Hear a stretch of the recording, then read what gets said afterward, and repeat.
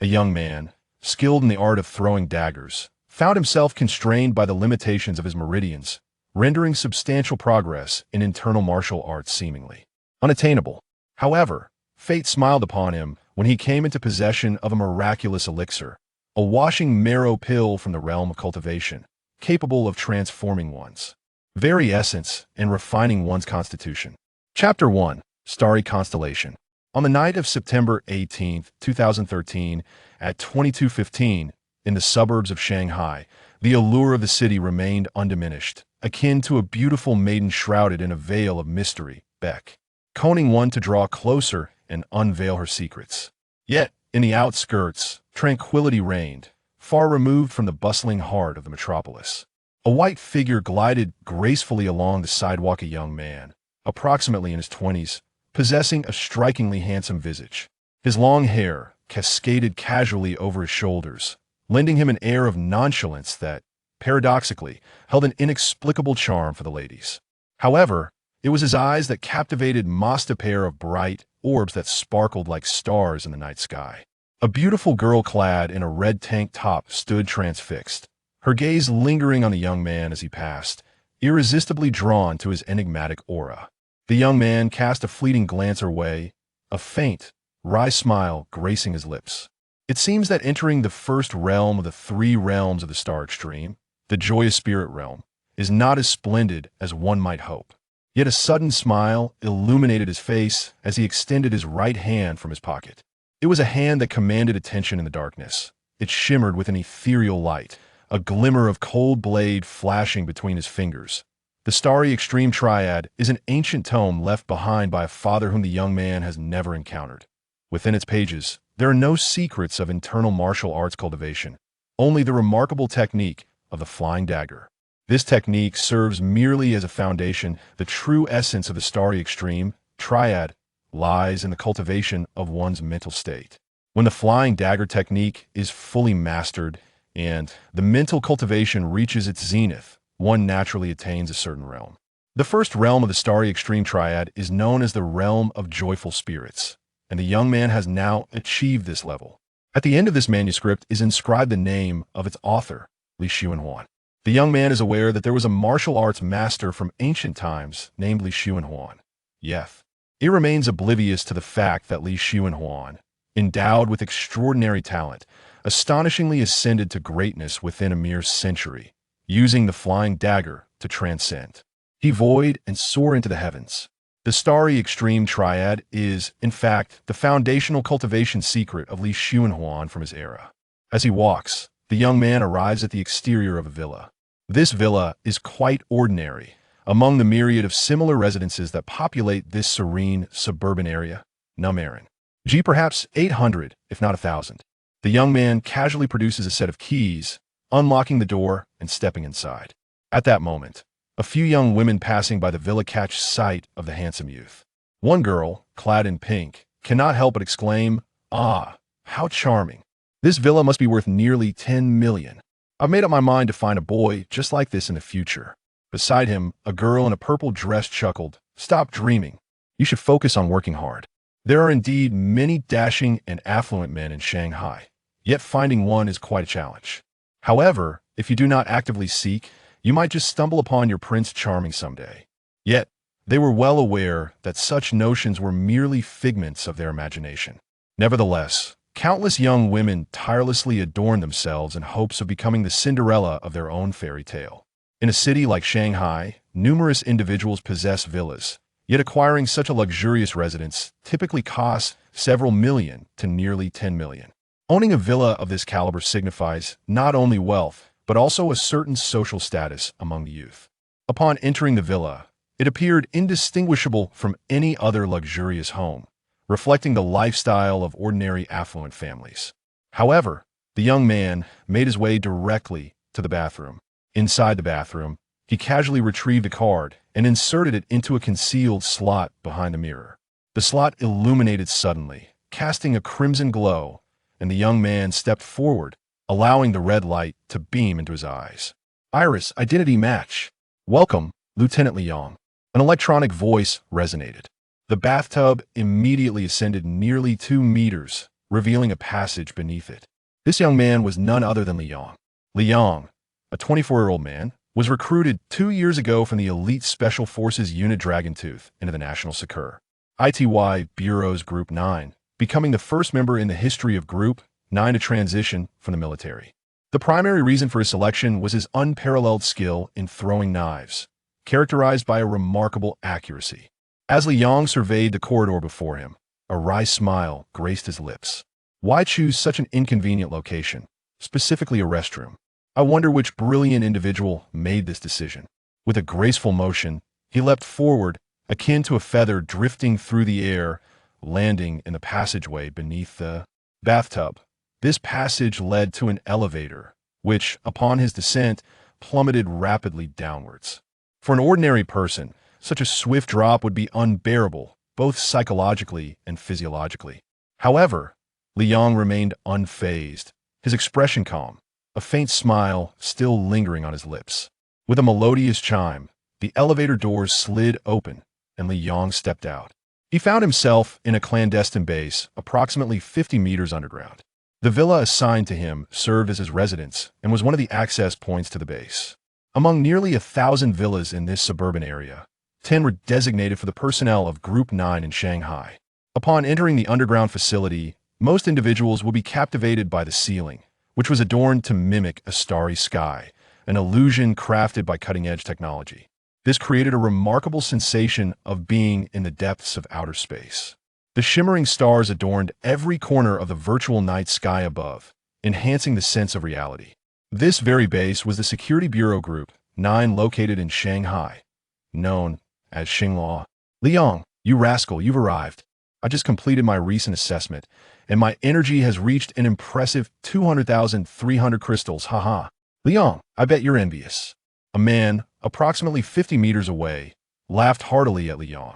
Whoosh, a flash of a blade sliced through the air, and the man froze, slowly reaching down to feel his lower body, suddenly wailing, "Ah, Liang, you scoundrel. You truly dared to go this far.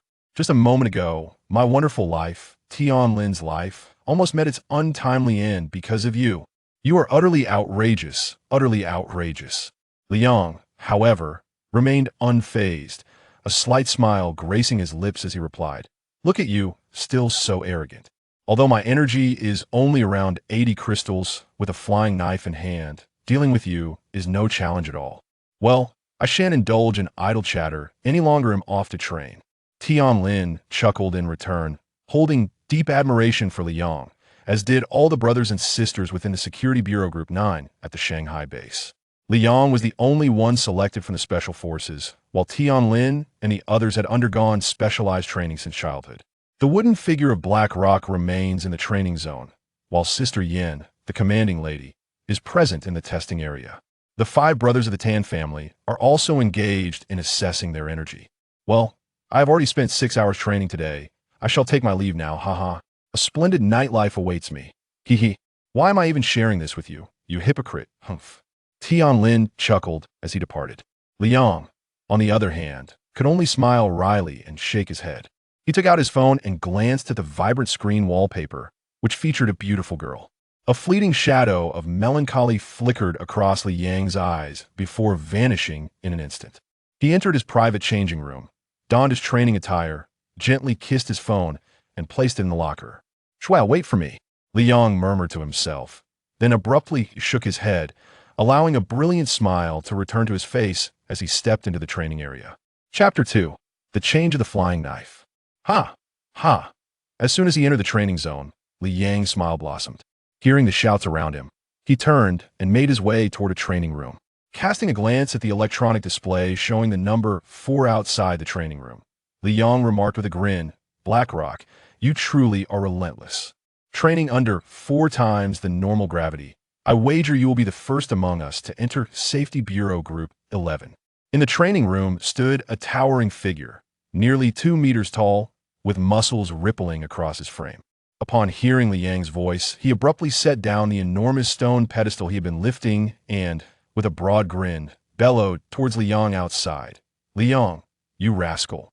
Do not feign modesty. Your flying knife technique is formidable enough that even the experts from the Safety Bureau Group 11 would not dare to underestimate you. I dare say, with this year's recruitment assessment, you are certain to be accepted into Safety Bureau Group 11. It truly baffles me He Yin, have been in Safety Bureau Group 9 for 8 years, while you have only been training for 2. Yet, despite my relentless dedication, I still cannot surpass you. He Yin's tone carried a hint of lamentation. Liang could not help but chuckle. He Yin, you insatiable fellow, it seems you remain unsatisfied. You have practiced your internal skills for over a decade, while I have only begun my journey 2 years ago. Moreover, I missed the optimal period for personal development, which has resulted in my meridians being set, rendering any significant breakthroughs nearly impossible. Under this fourfold gravity, I would struggle for even a minute, unlike you, who thrives in such conditions. At this, Liang sighed. Starting his internal training at the age of 22, it was unrealistic to expect substantial progress, particularly since his meridians had already solidified, making expansion exceedingly challenging unless aided by a gifted master willing to expend their internal energy to assist him in unblocking his pathways. Yang fixed his gaze on Liang, filled solely with admiration. Liang was the only member of the Safety Bureau's Group 9 who had come from a Special Forces background, while the rest had undergone training since childhood. Of course, Liang's entry was not solely due to his exceptional skills, but also his astonishing mastery of the throwing knife technique. Yang had witnessed this prowess firsthand. Liang had the uncanny ability to alter the trajectory of a flying knife mid-flight, striking his target with an accuracy that surpassed at even a most skilled marksman. The ability to change the direction of a flying knife, the sudden alteration of its path during its course. Such a remarkable skill was something Yang had never even heard of before. A knife that changes direction unexpectedly could, if the skill levels were not vastly different, result in instant death. Just imagine a master who has evaded the knife, momentarily at ease, only for it to veer suddenly as it approaches. This would indeed be a knife from the depths of hell. Liang was recruited from the outside and had not cultivated internal energy from a young age. Thus his meridians had already solidified, leaving little hope for significant advancement in internal martial arts. Yang reflected on their 2 years of camaraderie. A profound sense of brotherhood surged within him. Yang suddenly turned to Liang and declared resolutely, "Liang, do not worry. My 6 extremes pure yang skill has now reached the 3rd level, just a step away from the 4th level of the innate realm. Once I attain that stage, I shall undoubtedly assist you in opening your meridians." Liang felt a twinge of emotion in his heart, however. He was acutely aware that once He Yin attained the innate realm, he would immediately become a member of the Safety Bureau Group 11 and a guardian of the nation. At that point, even if He Yin wished to expend his internal energy to assist him, Liang would not permit such an act, for unblocking an heir's meridians would inevitably cause significant harm to their vitality. Thank you, but possessing the flying knife mastery means I do not necessarily require exceptionally formidable internal skills. Now, I must return to my training. He Yin, you may continue. Liang smiled as he walked into an empty training room. With a flick of his hand, he adjusted the gravity to double its normal weight and stepped into the training chamber. Liang stood silently within the training room, eyes closed and motionless. The doubled gravity posed no challenge to him, an elite among former special forces, especially after having cultivated his internal energy. Although Liang possessed remarkable innate talent, due to the fixed nature of his meridians, he could only hope to reach the 2nd tier after decades of effort. Yet, in just 2 years, he had achieved the Qi resonance and reached the 1st level of the 6 extremes pure yang skill, which was quite commendable. This alone demonstrated his exceptional aptitude.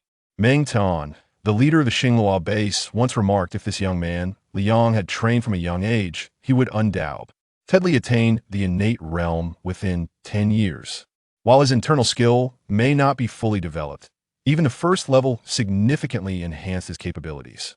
In fact, even under triple gravity, Liang could still maneuver. However, what he truly needed was to refine his skills and hone his combat techniques. Suddenly, a radiant smile blossomed on Liang's face. Since I find it challenging to achieve great accomplishments through internal strength, I shall fully harness the power of MYP physical form. Thus, honing my combat skills becomes the most effective means Liang gradually closed his eyes, his mind becoming a serene void. In an instant, vivid images began to materialize in his thoughts. Two formidable warriors engaged in a life-and-death struggle. One was a towering black man, approximately 2 meters in height, with muscles so developed they resembled granite. His legs, particularly formidable, struck the ground with such force that they produced a whooshing sound, forcing his opponent to retreat with each thundering blow. His adversary was a slightly shorter, equally muscular white man, who, unlike his opponent, displayed a cunning nature. He refused to engage in a direct confrontation, instead moving with the swiftness of the wind, gliding across the arena with remarkable agility. However, boom! With a sound reminiscent of a watermelon shattering, the white man was struck by a sudden kick from the black giant, resulting in a catastrophic explosion of his skull parachute. In the spot, if this image were to be revealed, affluent individuals in America would undoubtedly exclaim, "Isn't this the infamous Demon King battle that just transpired in the underground box?" Scene of New York. As the images in Li Yang's mind abruptly vanished, what emerged was the imposing figure of the black giant, whose legs resembled a tank, yet moved with the ing of a fox. The trajectory of his attacks replayed incessantly, each motion and variation meticulously unfolding in a slow and deliberate manner. Ultimately, every nuance, every action, including the lethal sidekick that marked the climax of the assault, was dissected by Liang, unraveling the formidable technique known AST. The killer's sidekick wielded by the black giant, also referred to as the Demon King. In truth, it was entirely feasible to analyze the Demon King's signature move through a computer. However, comprehending the technique did not equate to the ability to counter it.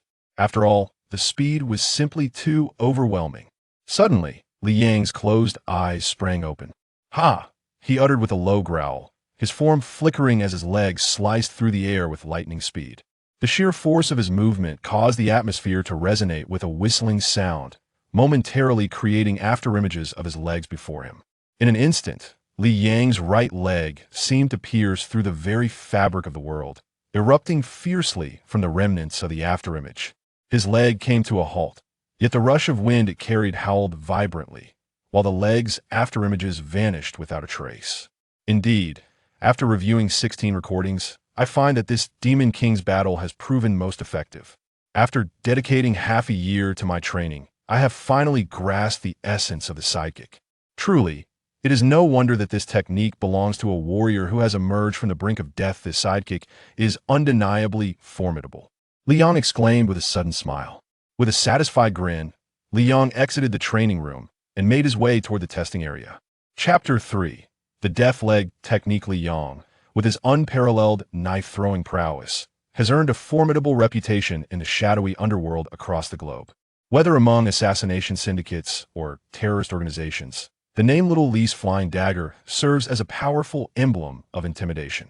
Since his induction into the 9th Division of the Security Bureau, Liang has successfully completed 13 missions, comprising 9 standard operations and 3 classified C-level tasks, culminating in 1 prestigious A-level assignment.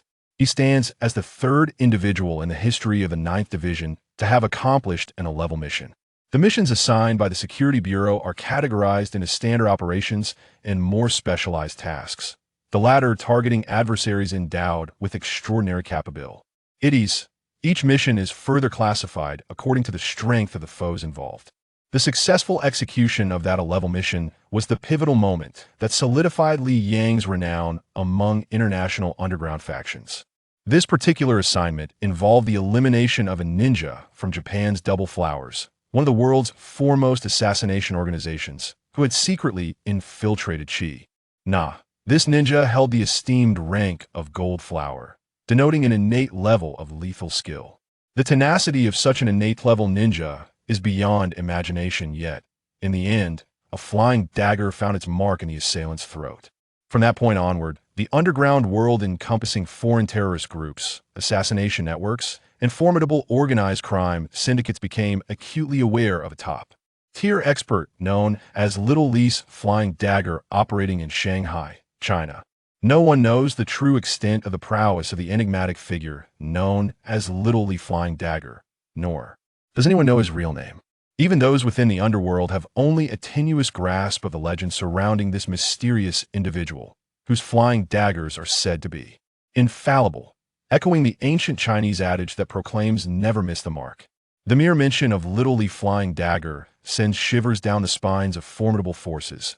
Yet who would suspect that this legendary figure is merely a nascent young man, just beginning to tap into his latent energy? With such humble beginnings, one can only wonder what heights he may reach as his abilities develop. Liang has long passed the optimal period for cultivating internal energy. His meridians have solidified. Thus, he resolved to enhance his capabilities through the strength of his physical form. The Dragon 2 Special Forces unit, the elite of China's military, is renowned for its unparalleled combat skills, and Liang stands out among them. Nevertheless, he remains dissatisfied with his fighting abilities, believing them to be insufficient. Liang recalls a conversation he had with Tan Jin, the eldest of the 5 Tan brothers from the Shanghai team of the Security Bureau's 9th Group. Brother Tan, in your opinion, which combat skills are the most formidable and lethal? Liang inquired. Tan Jin, upon hearing this, responded with utmost seriousness. The most formidable? The most lethal? Only those combat techniques born of life and death struggles, where one taps into their survival instinct and latent potential, can be deemed the most powerful. Techniques forged in the crucible of mortality represent true martial skill, and it is these very skills that hold the greatest capacity for destruction. Upon hearing this, Liang's eyes immediately sparkled with enthusiasm, as he too found merit in Tan Jin's words. Tan Jin, noticing the change in Liang's demeanor, chuckled and remarked, "The underground boxing arena." Indeed, it is the underground boxing arena where the combat skills are forged on the precipice of death. Prior to their entrance into the ring, these fighters endure relentless exploitation, repeatedly pushing the limits of human endurance, kicking wooden posts with their legs, and even striking stone and iron pillars with their feet. Time and again, they bear the burden of hundreds of kilograms while performing squats. Failure to meet the target results in brutal punishment, sometimes even death. The mortality rate during training soars to 50%. Liang, do you realize that upon entering the underground boxing arena, although these fighters improve their material conditions, their mortality rate escalates even further? Each bout is a fight to the death. Either you perish or your opponent does. The death rate in matches within the underground arena is an alarming 70%. To escape the underground boxing arena unscathed, one might not achieve this in 3 years. In such an environment, the combat skills developed are unequivocally designed for killing. The ferocity of their attacks is nothing short of terrifying, making them the most lethal of fighting techniques. Liang felt a surge of adrenaline. A 70% mortality rate in such brutal combat only heightened the thrill of the combat skills being cultivated, skills that were undeniable. Lethal. From that day forth, Liang embarked on mastering the so-called death leg techniques of the underground boxing arena. As he stepped into the testing area, Liang beheld the 5 brothers of the 5 elements, along with the formidable leader, Sister Yin, who was quietly meditating nearby. Before them stood a formidable figure, as imposing as a black boulder. Suddenly, his right leg surged forth in a powerful kick, the air seemingly compressed around him, producing a resounding whoosh. His leg left behind a series of afterimages, and with a thunderous crash, it struck a sandbag crafted from advanced polymer materials.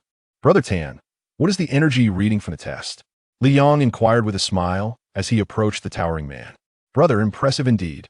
You've surpassed 500 crystals. That's truly remarkable. By the way, you often speak of that underground fighting arena. Can it truly compare to our Chinese martial arts? I advise you to abandon this so-called death leg technique and earnestly practice our Tan family's leg techniques. That is the essence. A youth with entirely dyed red hair, clearly a delinquent, shook his head and lectured in a tone befitting an elder. This was Tan Hua, the 4th among the 5 brothers of the Tan family. Hua, your perspective is misguided. The combat skills found in the underground fighting arena are far from simplistic. If you were to engage in a life and death struggle with a top fighter from that arena, and if your internal energy were comparable to theirs, I dare say you wouldn't even withstand a single blow, countered Tan Xue, the 3rd brother among the Tan clan. His expression animated as he spoke, yet his legs were relentlessly delivering powerful kicks against the spec-evilly designed sandbag. Beside him, A seemingly dull-witted man addressed Tianxue, saying, "Third brother, our Chinese martial arts boast a profound and ancient heritage. I believe you and elder brother should abandon the techniques of the underground fighting arena and earnestly study the leg techniques of the Tan family. Our Tan family's interconnected leg techniques are extraordinarily profound, with even a modicum of achievement. One could gain entry into Safe Bureau Group 11. Elder brother, third brother, I ask you both, who among you has attained the third level of interconnected leg techniques?" This man was Tan Mu, the second of the 5 Tan brothers. Tan Jin replied, "Second brother, while our Tan family's leg techniques are indeed profound, the interconnected leg techniques require internal energy to assist in their practice. Therefore, there is little conflict between training in the leg techniques of the underground fighting arena and mastering the interconnected leg techniques. Moreover, the energy levels I have measured are the highest among us brothers, indicating the effectiveness of my methods. Haha. Tan Jin is the eldest of the Tan brothers, while Tan Xue is the third. These 2 brothers are in agreement that the combat skills from the underground fighting arena are valuably indeed worthy of study. Tan Mu, the seemingly dull man, is the second among the Tan brothers. Tan Hua, the rebellious youth with dyed red hair, is the fourth. Both of them firmly believe that it is better to study the Tan family's leg techniques. The 5 Tan brothers are also referred to as the 5 Elements brothers, their names corresponding to metal, wood, water, fire, and earth. It is likely that their father chose such simple and memorable names to avoid the hassle of complexity. The woman beside, engrossed in her quiet meditation, suddenly opened her fiery red eyes and cast a disdainful glance at Tan Jin, who was boasting about his impressive energy levels. She scoffed, "Tan Jin, do you truly believe your 500 crystals are remarkable? Within our base, both He Yin and I surpass you. When it comes to genuine offensive prowess, Li Yang stands as our strongest." Tan Jin could not help but smile wryly. This Yin Jie was the matriarch of the base, fiercely competitive and often imposing on the flamboyant Tian Lin and the 5 brothers of the T and family. However, her demeanor towards Li Yang and He Yin was entirely different. He Yin was the individual with the highest energy levels in the base, having surpassed 800 crystals. With a little more effort to break through the acquired realm and reach the innate state, He Yin would undoubtedly become a formidable member of the Safety Bureau's Group 11. As for Li Yang, he was recognized as the most powerful attacker within the base. Although his energy was merely around 80 crystals, his extraordinary flying knife technique was nothing short of astonishing. Even He Yin, despite his prowess, could not match Li Yang's elusive flying knife skills after all. He Yin had yet to reach a level of invulnerability.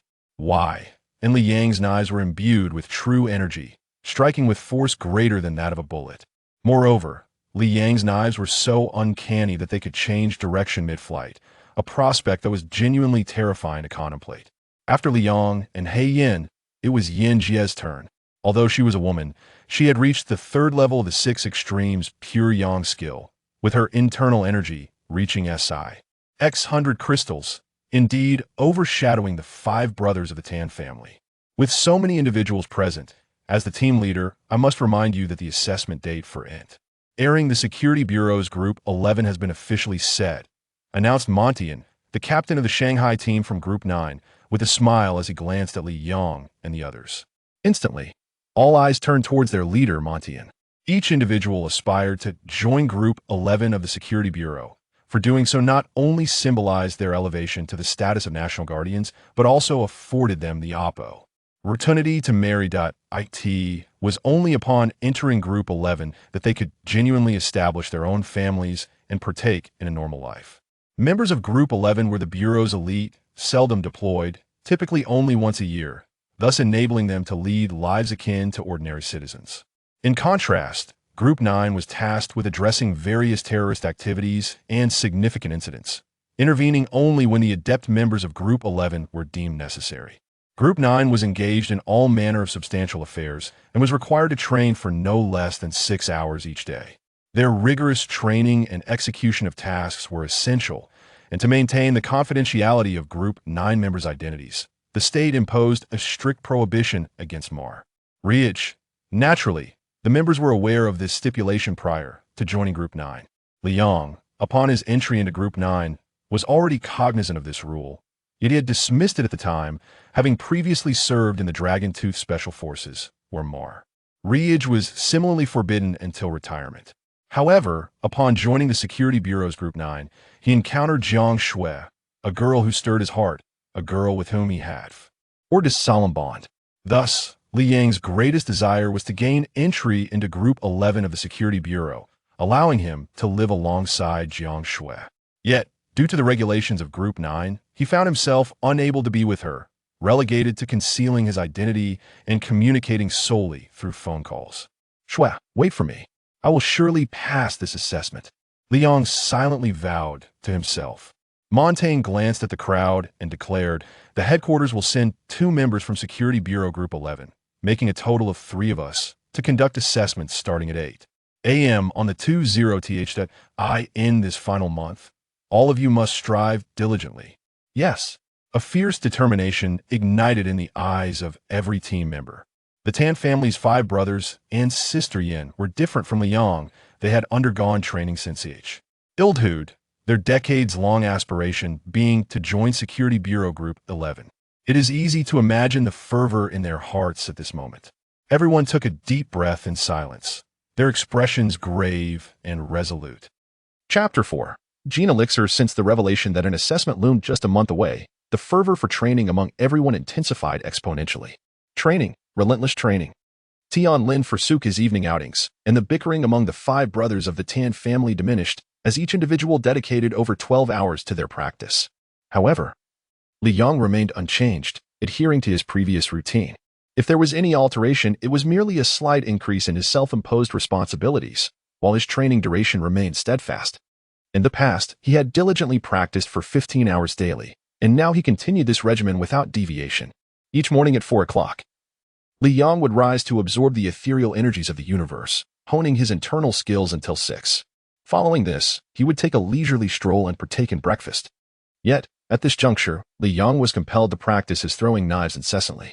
Each knife required the infusion of internal energy, and each must strike true at the center of a steel plate, specifically, the diminutive red dot, before he could deem it a success. Only after successfully piercing the target 3,000 times could he contemplate his midday meal. Every throw demanded the application of internal force, and the criteria for success were exceedingly stringent. With his internal power barely sufficient to execute a handful of throws, Li Yang found himself relentlessly pursuing his limits. Initially, as he completed the 3,000 throws, accounting for the time spent recovering his internal energy, the sun would often be setting. Yet now, after a year of such rigorous training, he concluded his 3,000 throws just past noon. This has resulted in Li Yang possessing a relatively low internal energy level, yet exhibiting an astonishingly rapid recovery rate. Within a mere 3 hours, he is capable of replenishing the internal energy required for 3,000 flying daggers, which speaks volumes about the swiftness of his recuperation. In the afternoon, he engages in meditation and internal cultivation from 1 o'clock to 3 o'clock, dedicating 2 hours to this practice. Following his internal training, Li Yang then devotes himself to honing his combat skills from 3 o'clock until 9 o'clock in the evening. A full 6 hours of rigorous practice. Subsequently, he takes time to rest and enjoy dinner. At 9:30, he engages in a half-hour phone call with Jiang Xue, a moment that brings him immense joy each day. After 10 o'clock in the evening, Li Yang takes a leisurely stroll within his community before entering the training facility to practice a little more or share light-hearted moments with his fellow team members. He officially retires for the night at midnight, accumulating no less than 15 hours of training each day. This relentless dedication has propelled Li Yang's energy levels to soar. Upon his entry into the 9th group of the Safety Bureau, his energy was merely 12 crystals, barely qualifying him as a second-level expert. In just 2 short years, he has ascended to an impressive 80 crystals, rendering him 5 to 6 times more formidable than before. Thus, Li Yang continues his relentless training. The major powers of the world universally acknowledge a standardized classification system for experts. The number of energy crystals determines the level of expertise, for instance. With Li Yang's current energy at 80 crystals, he remains classified as a second-level expert, as 80 is a 2-digit figure. It is noteworthy that even among experts of the same level, disparities can be vast. For example, a practitioner with 1,000 crystals is recognized as a 4th-level expert, while another with 9,000 crystals also holds the same classification, yet the difference in their energy levels is staggering. The 6th level Pure Yang technique is a universally practiced cultivation method within the Security Bureau. Each individual within the Bureau practices this technique, which contributes to the scarcity of women in the organization, as few women possess the ability to cultivate the Pure Yang method. This technique is divided into 6 levels. A practitioner who solely focuses on internal energy without rigorously training their physique will reach the 1st level, equivalent to a novice expert. Attaining the 2nd level corresponds to a secondary expert, and so forth, culminating in the 6th level, which denotes a 6th-tier expert. In the initial stages, physical training significantly enhances one's energy. With relentless training, the physical energy can reach several tens of crystals. Thus, although Li Yang currently possesses merely the 1st level of internal energy, his physical condition allows him to achieve approximately 80 crystals. However, as one's power increases, the benefits of physical training diminish. For instance, a 3rd-tier expert with hundreds of crystals finds that the additional tens of crystals gained from physical training are hardly beneficial. The same applies to 4th-tier experts or those of even higher ranks. For a top-tier expert possessing tens of thousands or even hundreds of thousands of crystals, the significance of a mere tens of crystals derived from physical strength becomes negligible. Li Yang stands at over 1.8 meters tall, with a well-proportioned physique that appears to weigh around 170 pounds. However, upon weighing, it becomes evident that he has reached 200 pounds when he removes his clothing. It is clear that Li Yang's body is predominantly muscle, sculpted in a streamlined manner, unlike the exaggerated bulk often seen in bodybuilders. This setting is the training room of the Starfall base of Group 9 of the Security Bureau in Shanghai. Li Yang was engaged in a rigorous sparring session with Tan under immense pressure, with Tan refraining from utilizing his internal energy, relying solely on his physical prowess. Both combatants were clad in black trousers, their upper bodies bare, revealing muscles that, though not overly pronounced, exuded a latent power. The sound of their legs colliding echoed repeatedly as sweat glistened on their torsos. Suddenly, they executed a simultaneous side kick, impacting each other and causing both to stagger back. "Not bad," Li Yang remarked. "You've managed to hold your own against me. The leg techniques from the underground boxing arena were indeed imparted by me, and I never anticipated you would catch up so swiftly. Alas, while you have honed your physique, your muscles do not protrude as prominently as those of bodybuilders. I, Tan, still find myself unable to surpass you and claim the title of the most handsome man in Shanghai Security Bureau's 9th Division." Tan sighed, shaking his head in apparent frustration. "Oh, so your intention in having me build muscle was to transform me into a hulking gorilla? Such treachery." Li Yang jested, however. "Those muscular fellows are often more show than substance. Take Hyan, for instance. His physical strength is undoubtedly the strongest among us, yet his muscles, while well-developed, do not bulge excessively." Tan nodded in agreement, stating, "A true expert's muscles could never be so exaggerated. Excessive muscle protrusion significantly affects movement, resulting in a reduction of speed, which is crucial in combat."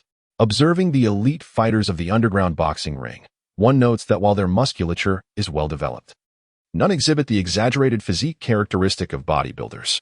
These top-tier underground boxers are not only remarkably swift but also possess astonishing strength. Curiously, they are all of considerable size as well. Li Yang smiled and remarked, "This is hardly surprising.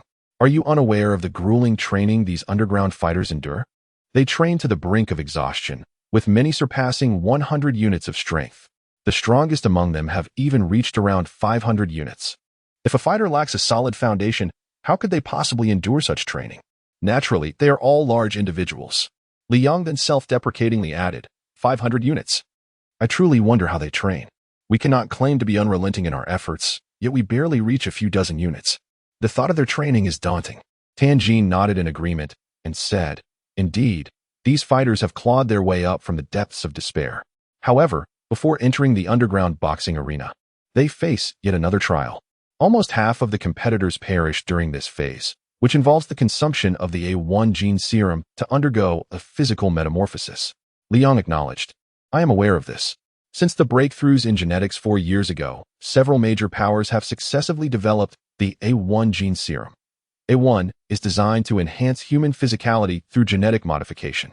However, it is far from perfect, with a mortality rate approaching 50%. It is said that a single dose of the A1 gene serum is valued at an astounding $500,000. Tan chuckled. "Indeed, soon after, A2 emerged, which is even more refined. its mortality rate for users is merely 10%. The price for a single dose skyrocketed to an astonishing $5 million. Last year, there were whispers that the United States had developed the nearly flawless A3, boasting a mortality rate of 0, guaranteeing a 100% success rate upon consumption. However, the cost of producing a single dose is exorbitant, requiring as much as $500 million. This is a 100-fold increase over A2. Nevertheless, many super-rich individuals still purchase it, reportedly to ensure their health and vitality, allowing them to extend their lives by several decades. The three tiers of gene serums, A1, A2, and A3, are becoming increasingly sophisticated and refined, yet their costs soar higher, with A3 reaching a staggering $500 million, making it utterly unaffordable for anyone but the ultra-wealthy. Currently, the strongest contenders in the underground boxing arena are all fourth-tier masters, initially endowed with several hundred crystals of energy. They consume A1, resulting in a metamorphosis that grants them over 1,000 crystals of energy. However, there are still many whose energy levels hover around 1 or 200 crystals. Even after consuming A1, they only attain approximately 7 or 800 crystals. Yet, those who survive are indeed fortunate, as many formidable fighters have perished during the process of consuming the serum, given that A1 remains imperfect. Liang sighed, seemingly mourning for those skilled fighters who met their demise while attempting to harness the potential of gene serums.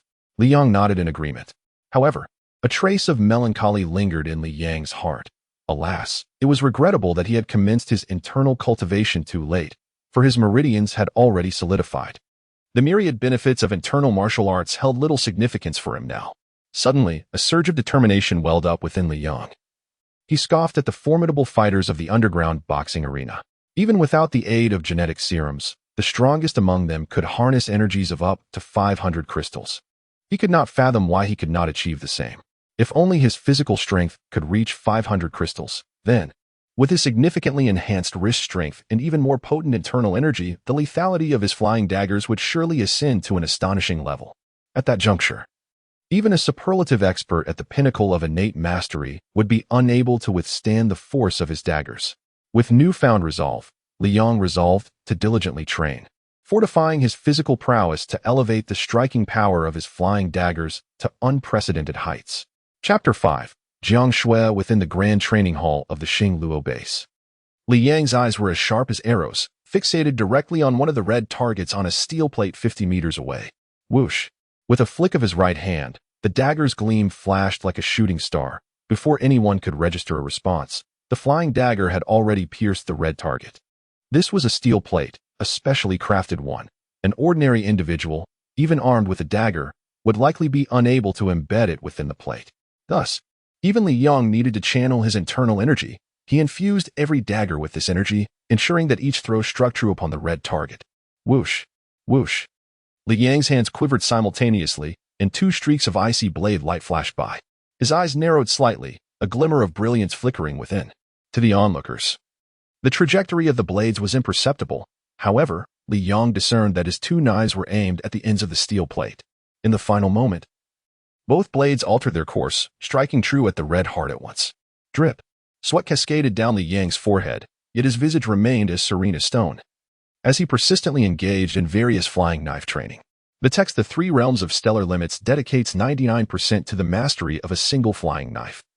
For if one can launch a single blade, one can indeed release two simultaneously, provided one trains both hands in unison. Little Li's flying knife, unerring in its flight. It is only by reaching the state where the knife is released. And even the gods and spirits are awed that one can attain true perfection and genuinely claim to be unerring. However, to achieve such a state, one must fully comprehend the three grand realms, the realm of joyful spirits, the realm of regret, and the realm of gloom. The final 1% of the three realms of stellar limits succinctly outlines these three pivotal realms.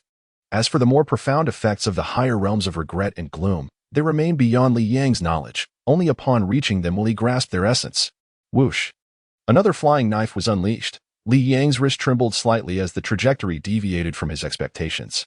Yet, relying on the enigmatic sensation of the realm of joyful spirits, he deftly adjusted the knife's path, allowing it to strike once more at the red heart of the steel plate. Li Yang promptly approached the steel plate, retrieving his flying knife from among the 30 red hearts affixed to it. He could only conceal 30 flying knives on his person without compromising his agility and speed. He resumed his training, positioning himself 50 meters away to continue his exercises. Around 3 o'clock in the afternoon, after 5 exhausting hours, Li Yang finally ceased his training. Today, however, he had performed rather poorly, failing with 7 of his flying knives. Despite his attempts to control their trajectories, 7 knives had still missed their target. Ultimately, he completed the daunting task of launching 500 flying knives, yet it was already 3 o'clock, leaving him 3 hours behind his usual pace. A frown creased Li Yang's brow. Tomorrow, he must succeed before 2:30 in the afternoon. With that thought, he turned to have his lunch. Why had Li Yang been 3 hours slower than usual today? Since his conversation with Tianjin the previous day, he had acutely felt the gap between himself and the elite fighters of the underground boxing arena, prompting him to intensify his training regimen. Today, he began to elevate his training load as planned. In the process of strengthening his arm and leg power, he replaced the 100-pound iron rod with a 120-pound one. Although the increase was a mere 20 pounds, the difficulty was markedly greater. He remembered that lifting 100 pounds for nearly 2 hours, even with his internal energy alleviating muscle fatigue, had been a significant challenge just a year ago. He had persevered through intense strain to barely complete it back then. But now he could execute frog jumps with 100 pounds relatively easily. Yet, with this sudden increase of 20 pounds, he once again experienced the agony he had felt a year prior. Nevertheless, he managed to endure. However, the time taken to complete the frog jump extended by an hour. The subsequent task was the flying knife, with the repetitions increased from 300 to 3,500. Just moments ago, Li Yang was engaged in the 3,500 flying knife repetitions. Due to the excessive strain on his wrists from previously lifting a 120-pound iron rod to enhance his wrist strength, he made an error during the flying knife practice. Furthermore, Li Yang's internal energy was continuously alleviating the pain in his wrists, which consequently intensified the consumption of his inner vitality. Typically, he would spend around 3 hours on flying knife training, but this time, due to the heightened task intensity and wrist issues, it took a grueling 5 hours. After dinner, he meditated to cultivate his internal energy, which also served as a respite for his body. In the afternoon, during combat training, the gravity was set to 2.5 times its normal weight. Because the flying knife and frog jump training consumed significantly more time than usual, the combat training lasted only 3 hours. Nevertheless, 3 hours under 2.5 times gravity proved to be far more arduous than 6 hours under double gravity. By the end of the session, Li Yang resembled a drenched chicken, soaked in sweat. Yet, despite the profusion of perspiration, he remained composed, diligently pursuing each training regimen. No matter how challenging it became, Li Yang persevered, driven by thoughts of the gentle and kind girl in his heart, spurred on by the phrase that made his heart flutter, which he had heard over 300 times. At 9:30 in the evening, Li Yang experienced the happiest moment of his day. This half hour belonged solely to him and Jiang Xue. On this particular evening at 9:30, Li Yang reclined on his bed, phone in hand. "Xue, it's me, Mui." Li Yang adhered to the regulations of the Security Bureau's Group 9, never revealing his true name, even to those he cherished most. He separated the name Yang and told Jiang Xue that he was called Mu. "Brother E, it is you. Today, while I was at the hospital, there was an adorable little girl who cried incessantly even during her vaccination." Jiang Xue exuberantly shared her joy with Li Yang. He listened intently on the phone, his face illuminated by a radiant smile, a manifestation of his profound happiness. Jiang Xue appeared lively, her words flowing with delight. However, Li Yang was acutely aware that she was usually quite serene and rarely so animated. Only when conversing with him did she seem to embody the spirit of a child. Meanwhile, in an economically modest housing unit on the outskirts of Shanghai, a gentle girl named Jiang Xue held the bedside phone. With a calm demeanor and a pleasant disposition, her flowing hair enhanced her beauty, and when she smiled, her eyes would narrow delightfully. Jiang Xue understood that her beloved brother Yi was a member of a special national department, one whose duties precluded their union. Yet, she was willing to wait for him. After witnessing Jiang Xue's unwavering determination, Li Yang finally confided in her. "Within 2 years, I shall marry you openly and proudly." This filled Jiang Xue's heart with anticipation. Within her room, the calendar was torn page by page. Now, nearly a year had passed. Initially, Li Yang had conservatively stated his beliefs, confident that this assessment would secure him a place in the 11th group of the Security Bureau. However, he feared that failure would disappoint Jiang Xue, which is why he mentioned 2 years. It was from that moment that he began to train relentlessly. "Brother E, Is your training arduous? After a considerable time, Jiang Xue recounted her day's events before hesitantly asking, her voice slightly trembling. Liang immediately offered a comforting smile, saying, "It's manageable, not difficult at all." Taking a deep breath, he continued, "Xue, wait for me. Soon, very soon, I shall marry you. Yes, brother Yi, I will always wait for you, no matter when. I will wait for you," Jiang Xue asserted resolutely. "It's getting late now, we should sleep. You have work tomorrow, and as a nurse, you must care for your patients. If you stay up late and feel unwell, it won't be good. All right, good night," Liang said gently. "Good night," Jiang Xue obediently replied. "Brother Yi, I will wait for you." After a long pause, Jiang Xue expressed her feelings deeply. Li Yang's heart trembled, and with a heavy resolve, he hung up the phone. Knowing that Jiang Xue would not have ended the call first, in the bedroom of the villa where Li Yang resided, he rose from his bed with a long sigh and glanced at the wall clock, which indicated it was already 10:05 p.m. He slowly exited the villa, shutting the door behind him, and strolled along the street. Around 10 o'clock in the evening, the suburbs lay in tranquility, with hardly a soul lingering on the streets of the community. The dim glow of the street lamps rendered the path ahead almost surreal. Li Yang strolled leisurely, his hands nestled in his pockets. Suddenly, a chill autumn breeze swept through, causing him to shudder as he became acutely aware that deep autumn had indeed arrived. "Brother Yi, I await your return." For over 300 days, this simple phrase had been the concluding remark of their nightly conversations, serving as the very essence of motivation that fueled Li Yang's 15 hours of daily training. It was both his sweet solace and his profound anguish. The lovers were unable to meet, nor could he even disclose his name to her. Who could fathom such torment? Chapter 6. The snowy night. The first encounter between Li Yang and Jiang Xue could be likened to a heroic rescue. It was a snowy night 2 years prior, where snowflakes danced through the air, draping the entirety of Shanghai in a silvery shroud, leaving only a world of silver. That day marked Li Yang's first assignment in the 9th Group of the Security Bureau, stationed in Shanghai.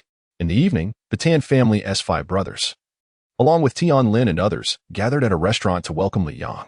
As the clock approached midnight, the brothers of the Security Bureau emerged one by one from the establishment. The restaurant was not far from their assigned community, prompting them to walk. The snow fell like goose feathers, blanketing the night sky, and at that late hour, the suburbs were nearly deserted. Among them, Li Yang remained the most alert. After all, every soldier from the special forces was a connoisseur of spirits. The modest amount of alcohol consumed at the restaurant was inconsequential for him. Li Yang suddenly discovered that a robbery was taking place in a narrow alley, and at that moment, the assailant had drawn a knife. Without hesitation, Li Yang threw a knife, piercing the robber's right hand. He immediately rushed over to assist the victim, lifting the person from the ground. It was only then that Li Yang realized the victim was a girl, one who appeared somewhat frail. "Thank you," the girl said, looking at Li Yang with gratitude. In response, Li Yang promptly dialed the emergency services and then engaged the girl in conversation. That day, he escorted her home. It was during this encounter that he learned her name was Jiang Xue. From that day forward, as Li Yang trained, the image of Jiang Xue frequently surfaced in his mind, prompting a self-deprecating smile. As a member of a special national department, having devoted his life to his country since embarking on this noble profession, he thought it unwise to entertain such distractions. Furthermore, such thoughts would bear no fruit. Yet, the young Jiang Xue often reminisced about her white knight who had saved her. Girls of her age tended to dream, and she too was lost in beautiful reveries. Their second meeting was marked by Jiang Xue saving Li Yang's life. On that night, much like the first, snow fell gently, and it was around midnight. Li Yang had ventured out to execute a mission targeting a member of the Double Flower, one of the world's 3 major assassin organizations, specifically a Golden Flower-ranked assassin from the group. Within the Double Flower, the Cherry Blossom group comprised warriors, while the group consisted of ninjas. The ranks within Double Flower were categorized as follows. Copper Flower represented second-tier experts. Silver Flower denoted third-tier experts, and Golden Flower signified fourth-tier experts. The Golden Flower level ninja is equivalent to an innate master. Moreover, ninjas are elusive, making them exceedingly difficult to confront. At that time, team leader Montian was engaged in a mission against another dangerous individual, thus entrusting this perilous task to the most formidable attacker, Li Yang. Furthermore, Li Yang had previously been an elite member of the Special Forces renowned unit Dragon Tooth, making him quite familiar with such situations. It was also due to the Security Bureau's delayed intelligence that they could not dispatch anyone else in time, and with Montian occupied with another assignment. The responsibility fell upon Li Yang, despite the high risk involved. To die for one's country is to fulfill one's duty. Li Yang accepted the mission without hesitation, fully prepared for the ultimate sacrifice, a resolve he had embraced since joining the Special Forces. The nation's tranquility necessitates that some individuals are willing to sacrifice, allowing others to lead peaceful lives. Around midnight, Jiang Xue had just finished her night shift and fortuitously witnessed a battle that exceeded her imagination.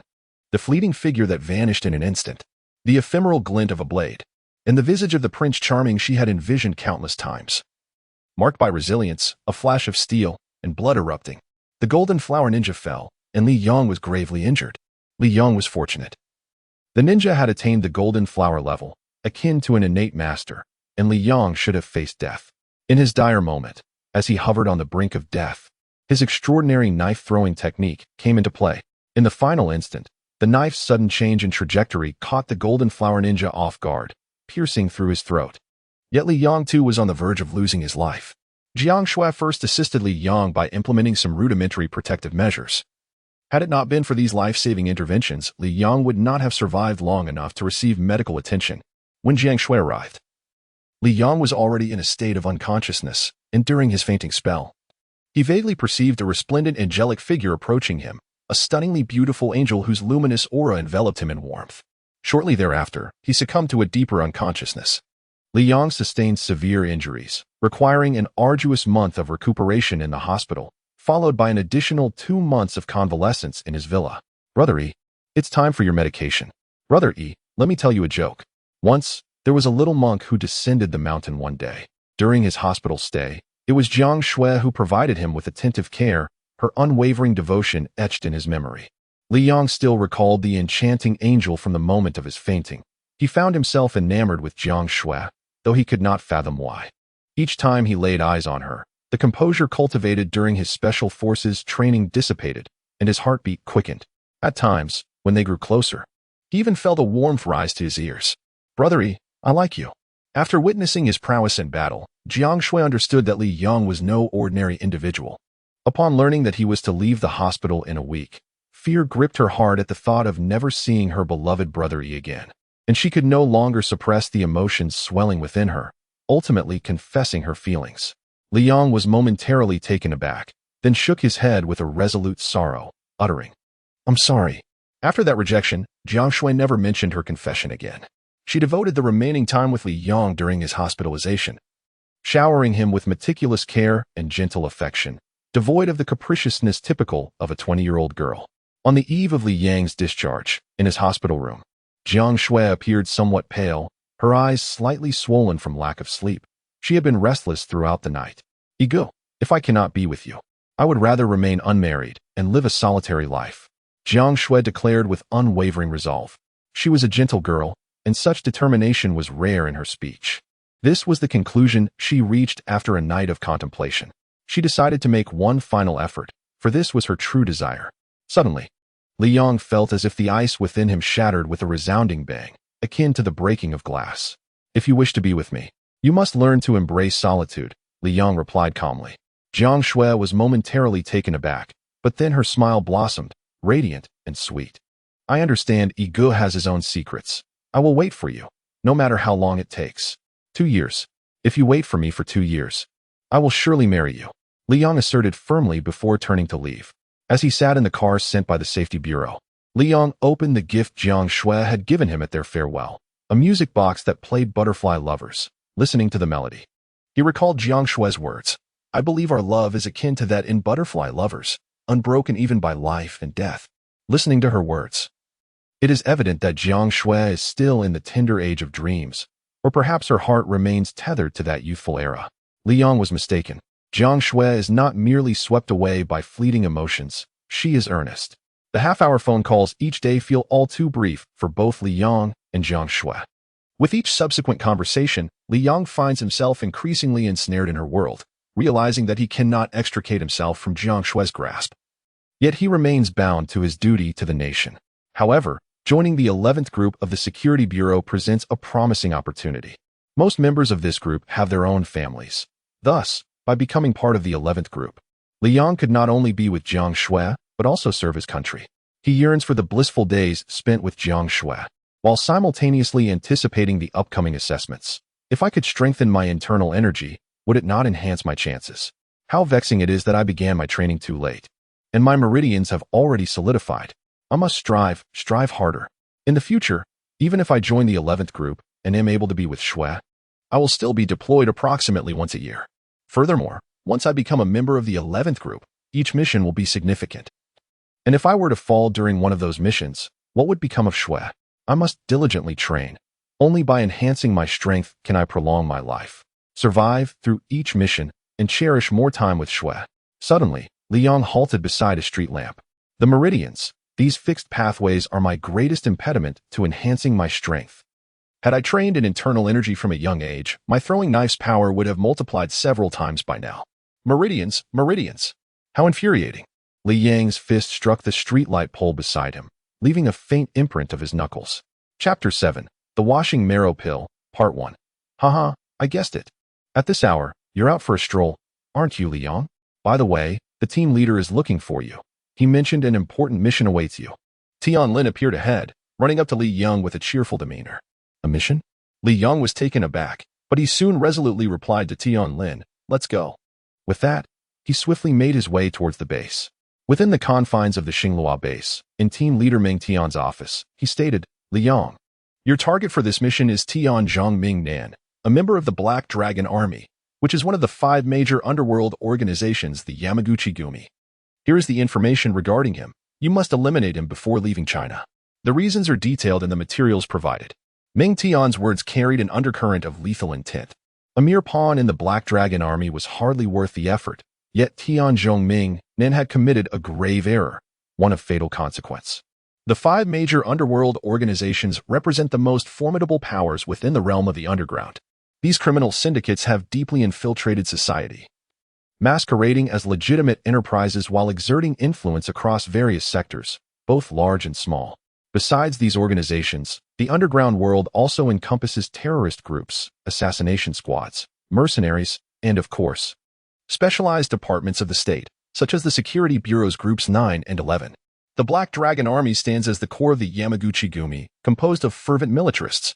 Indeed, Liang, this time the true bodyguard of Tian Zhongming Nan, is a master of the Qing Jianlu, one of the 4 schools of the renowned Matsushita Kenjutsu in Japan. It is estimated that his prowess is nearly approaching the innate realm, Montan reminded. Liang smirked slightly, saying, a samurai? How does he compare to a ninja? How does he measure up against the Golden Flower ninja I eliminated last time? Montan chuckled, certainly. He cannot be compared to a ninja, and besides, this fellow is merely close to the innate realm. Even within the Double Flower, he is only of the Silver Flower level. That is why I entrusted this B-grade task to you without hesitation. Liang confidently replied, last year at this time, I barely triumphed over that Golden Flower ninja by sheer luck. However, should I encounter him again now, I would ensure his swift demise. Liang brimmed with confidence. After a year of relentless training, exceeding 15 hours a day, his strength had multiplied several times. Last year, his energy was merely around 30 crystals. But now he has surpassed 80 crystals. I am aware of your tremendous progress over the past year. If you complete this task, coupled with the previous A-grade task, your chances in this assessment will be greatly enhanced. Last year, your strength was simply too weak, which is why you were not recruited. This year, you will undoubtedly succeed. Montan encouraged. Liang's eyes brightened. He understood that the evaluation for entering the 11th group of the Security Bureau would not solely depend on strength, but also on the tasks completed in the past. Last year, Liang completed the A-level task, which was sufficient for him to enter the 11th group of the Security Bureau. However, his abilities were rather insufficient. It is believed that this year, his strength has multiplied several times, and his attack power has significantly improved, making his entry into the 11th group of the Security Bureau a certainty. Group leader, this time I will undoubtedly achieve perfect success. Just wait for my good news. Liang smiled as he departed with the documents. The mission objective is Tanaka Akira, one of the 5 chief aides under the core leader of the Yamaguchi group, General Ario. Tanaka Akira is nothing short of a sycophant. His success is solely attributed to having an exceptional older brother. Of course, his skills in ingratiating himself with his superiors are also quite remarkable. The leader of the Yu army, General Yu, has a grandson who is naturally afflicted with obstructed meridians, rendering him incapable of mastering ninjutsu, swordsmanship, or knife techniques. General Yu is quite aged. During the Second World War, he was already an adult, and now he is at least over 100 years old. Nevertheless, even at this advanced age, the Yamaguchi group remains under his dominion.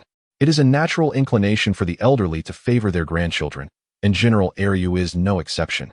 He cherishes his grandson.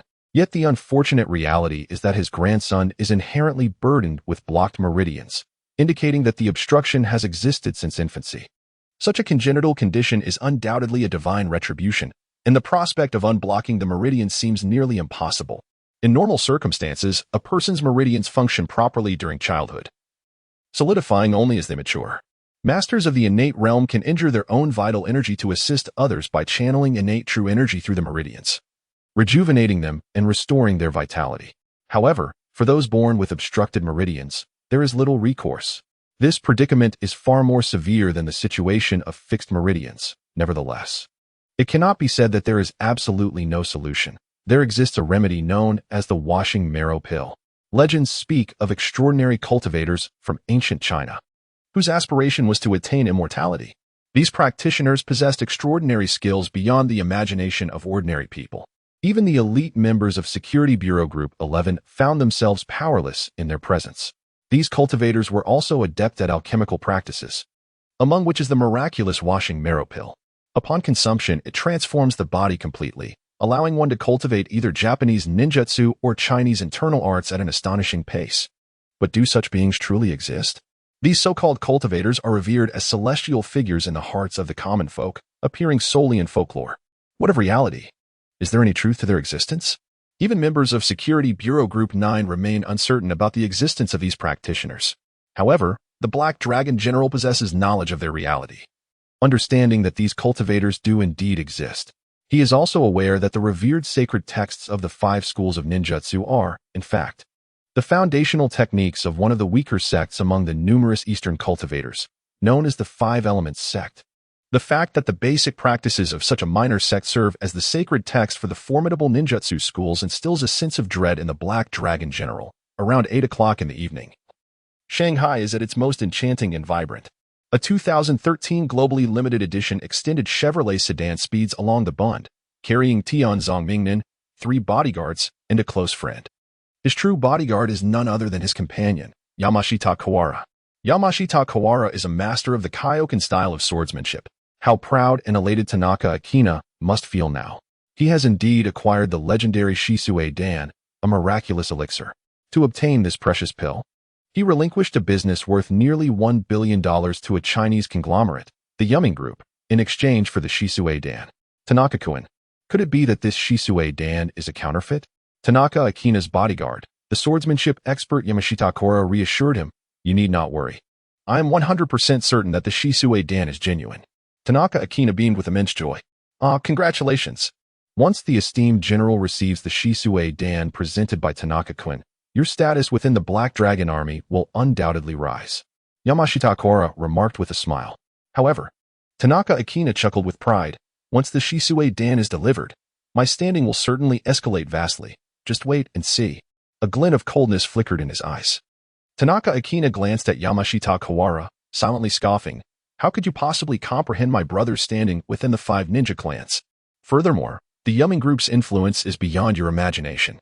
What could my brother's exorbitant investment in procuring this Shisue Dan truly signify? Is it merely to elevate my status? Tanaka Akina has always harbored a deep-seated fear of his brother. His brother, Tanaka Akira, serves as the vice leader of the Earth Ninja Clan, one of the 5 ninja clans, and is also one of the 5 trusted generals of the Black Dragon General. His character is unfathomable, insidiously cunning, and terrifyingly ruthless. He is willing to employ any means necessary to achieve his objectives. Mr. Tanaka, we have arrived at the hotel. The driver has halted the vehicle in front of the Shangri-La Hotel. There is no rush. The chairman of the Rainbright Group has graciously provided me with a VIP gold card, and I must explore the splendid club he mentioned. A flicker of joy graced Tanaka Mingnan's face. He was well aware of the nature of that establishment. Indeed, the driver promptly resumed the journey. Outside a luxurious villa on the western outskirts of Shanghai. Mr. Tanaka, this place truly is remarkable. However, I must preface my words by stating that I shall forego the indulgences here. Please do not drag me into it. Yamashita Kogen, a master of the Qingjian school of swordsmanship, remained steadfast in his principles. As disciples of Qingjian typically adhere to a vegetarian lifestyle and seldom venture into special places. Tanaka Mingnan chuckled. Yamashita Koen, I am aware of your dedication to the sword, but one must also embrace enjoyment. Fear not, I shall not pressure you. However, you must accompany me inside. Your task this time, Yamashita-kun, is to protect me, and you cannot stray from my side, so you must enter with me. Yamashita Kogen offered a wry smile before exiting the vehicle, fully cognizant that his duty was indeed to safeguard Tanaka Ming'an, and he could not abandon him. Let us proceed. Tanaka Ming'an declared, leading Yamashita Kogen, with 3 bodyguards trailing behind them. Their objective lay before the imposing entrance. Suddenly, a cold glimmer of a blade sliced through the air. Be careful. Yamashita Kogen's tranquil state of mind was momentarily disrupted as he detected the flying dagger. With a decisive shout, he swiftly drew his long sword, preparing to deflect the incoming threat. Yamashita Kohara, an esteemed master of swordsmanship, deftly wielded his longsword with a flick of his right wrist, unleashing a dazzling flash of sword light that illuminated the space, revealing the exceptional quality of his weapon. A subtle smile graced Yamashita's lips as he confidently intercepted the trajectory of the flying dagger. However, concealed in the shadows, Liang let out a cold chuckle. Swiftly entering a state of euphoric clarity, his senses keenly attuned to the dagger's movement. As the dagger approached within 2 meters of Yamashita, it suddenly veered off course. With Li Yang's formidable wrist strength and the infusion of his inner energy, coupled with the unique technique of the little leaf flying dagger, the 2-meter gap proved inconsequential against the lightning speed of the projectile. Yamashita's composure and swordsmanship faltered, but before he could fully comprehend the situation, the dagger had already pierced through his throat. Little leaf flying dagger. Yamashita's eyes widened in horror as he recalled the legendary Shanghai master associated with this technique. Yet, before he could grasp why the little leaf flying dagger was employed against the seemingly insignificant Tanaka Minami, his life was extinguished. At that moment, Tanaka Minami let out a terrified scream. In a flurry of movement, Li Yang's hands moved like lightning, launching 4 flying daggers in rapid succession. Tanaka Minami and the bodyguard behind him barely had time to draw their guns before the daggers pierced their throats. Tanaka Minami. Li Yang's thoughts turned dark as he recalled the heinous acts attributed to Tanaka Minami, who had brutally assaulted 3 Chinese female students studying in Japan, one of whom was the only daughter of a deceased comrade of a security bureau leader. Tanaka Minami's presence was a deliberate choice by Tanaka Mingxing, as Minami held a position of insignificance within the ranks of the Black Dragon Army. Although the Yamaguchi-gumi's Black Dragon Army is notorious for its numerous transgressions, it is evident that the Security Bureau would not dispatch elite assassins unless a significant figure entered China. A petty sycophant like Tanaka Akira would certainly not warrant such attention. A master from the Qing sword school would suffice. Yet, the inexorable web of fate has ensnared Tanaka Akira, and his past misdeeds have returned to haunt him. Little did he anticipate his downfall in this very place. Suddenly, a security guard at the entrance of the opulent villa barked an order. A dark-hued stone pendant hanging from Li Yang's chest flickered with a crimson light, stirring an impulse deep within him. His mind momentarily clouded. He swiftly dashed to Tanaka Akira's lifeless body, extending his hand. A flash of a throwing knife gleamed as he effortlessly sliced through Tanaka's clothing, retrieving a jade box concealed within the fabric. Upon grasping the jade box, the stone around Li Yang's neck glimmered red once more before dimming, restoring his clarity. Without a moment's hesitation, he channeled his inner strength, accelerating his movements like a wisp of smoke, vanishing swiftly from the street. When the small contingent of security personnel emerged from the lavish villa, they were met only with the sight of 5 deceased Japanese men and a stunt driver. Chapter 8. Transcendence, Part 1. In a secluded chamber. The Security Bureau's Group 9 had meticulously constructed 10 independent chambers within their base. Since the cultivation of inner power is particularly sensitive to disturbances, these chambers were secured by individual iris recognition, allowing only one person to utilize them. Iris, identity, compatibility. As the electronic voice resonated, the door of the chamber, crafted from a new alloy, gradually swung open. Li Yang immediately stepped inside. Within the secret chamber, there lay some provisions to satiate hunger, as well as bottled water. all of which had been prepared by the 9th Division of the Security Bureau for the members' cultivation and seclusion. The benefits of seclusion are numerous, yet for Li Yang, internal cultivation had always seemed rather superfluous, rendering the practice of seclusion rather ineffective. However, his perspective had shifted. He had just discovered a note within the jade box, detailing the method of consuming the marrow cleansing pill and how to fully harness its effects. The fragrant, softly glowing pill nestled within the jade box turned out to be the renowned marrow cleansing pill. Li Yang settled himself on the mat, gradually opening the jade box. A wave of fragrance instantly enveloped him, and as he inhaled deeply, he felt every pore in his body open up, an exquisite sensation indeed. The reputation of the marrow cleansing pill was truly well-deserved. It seemed that only those legendary cultivators could concoct such a marvel. Li Yang scrutinized the marrow cleansing pill within the jade box, which bore a faint green luster. He deliberately extinguished the lights in the chamber, and suddenly, the pill appeared akin to a luminous pearl, utterly captivating. He attentively perused the note, which outlined the precautions for consuming the marrow cleansing pill. Firstly, for one born with obstructed meridians, it was imperative to have a congenital-level expert safeguard the heart meridian. Otherwise, the formidable potency of the pill would overwhelm someone unable to withstand its impact. Secondly, for an adult whose meridians were merely fixed, enlisting the protection of a postnatal-level internal cultivation master would suffice, ensuring the heart meridian's safety.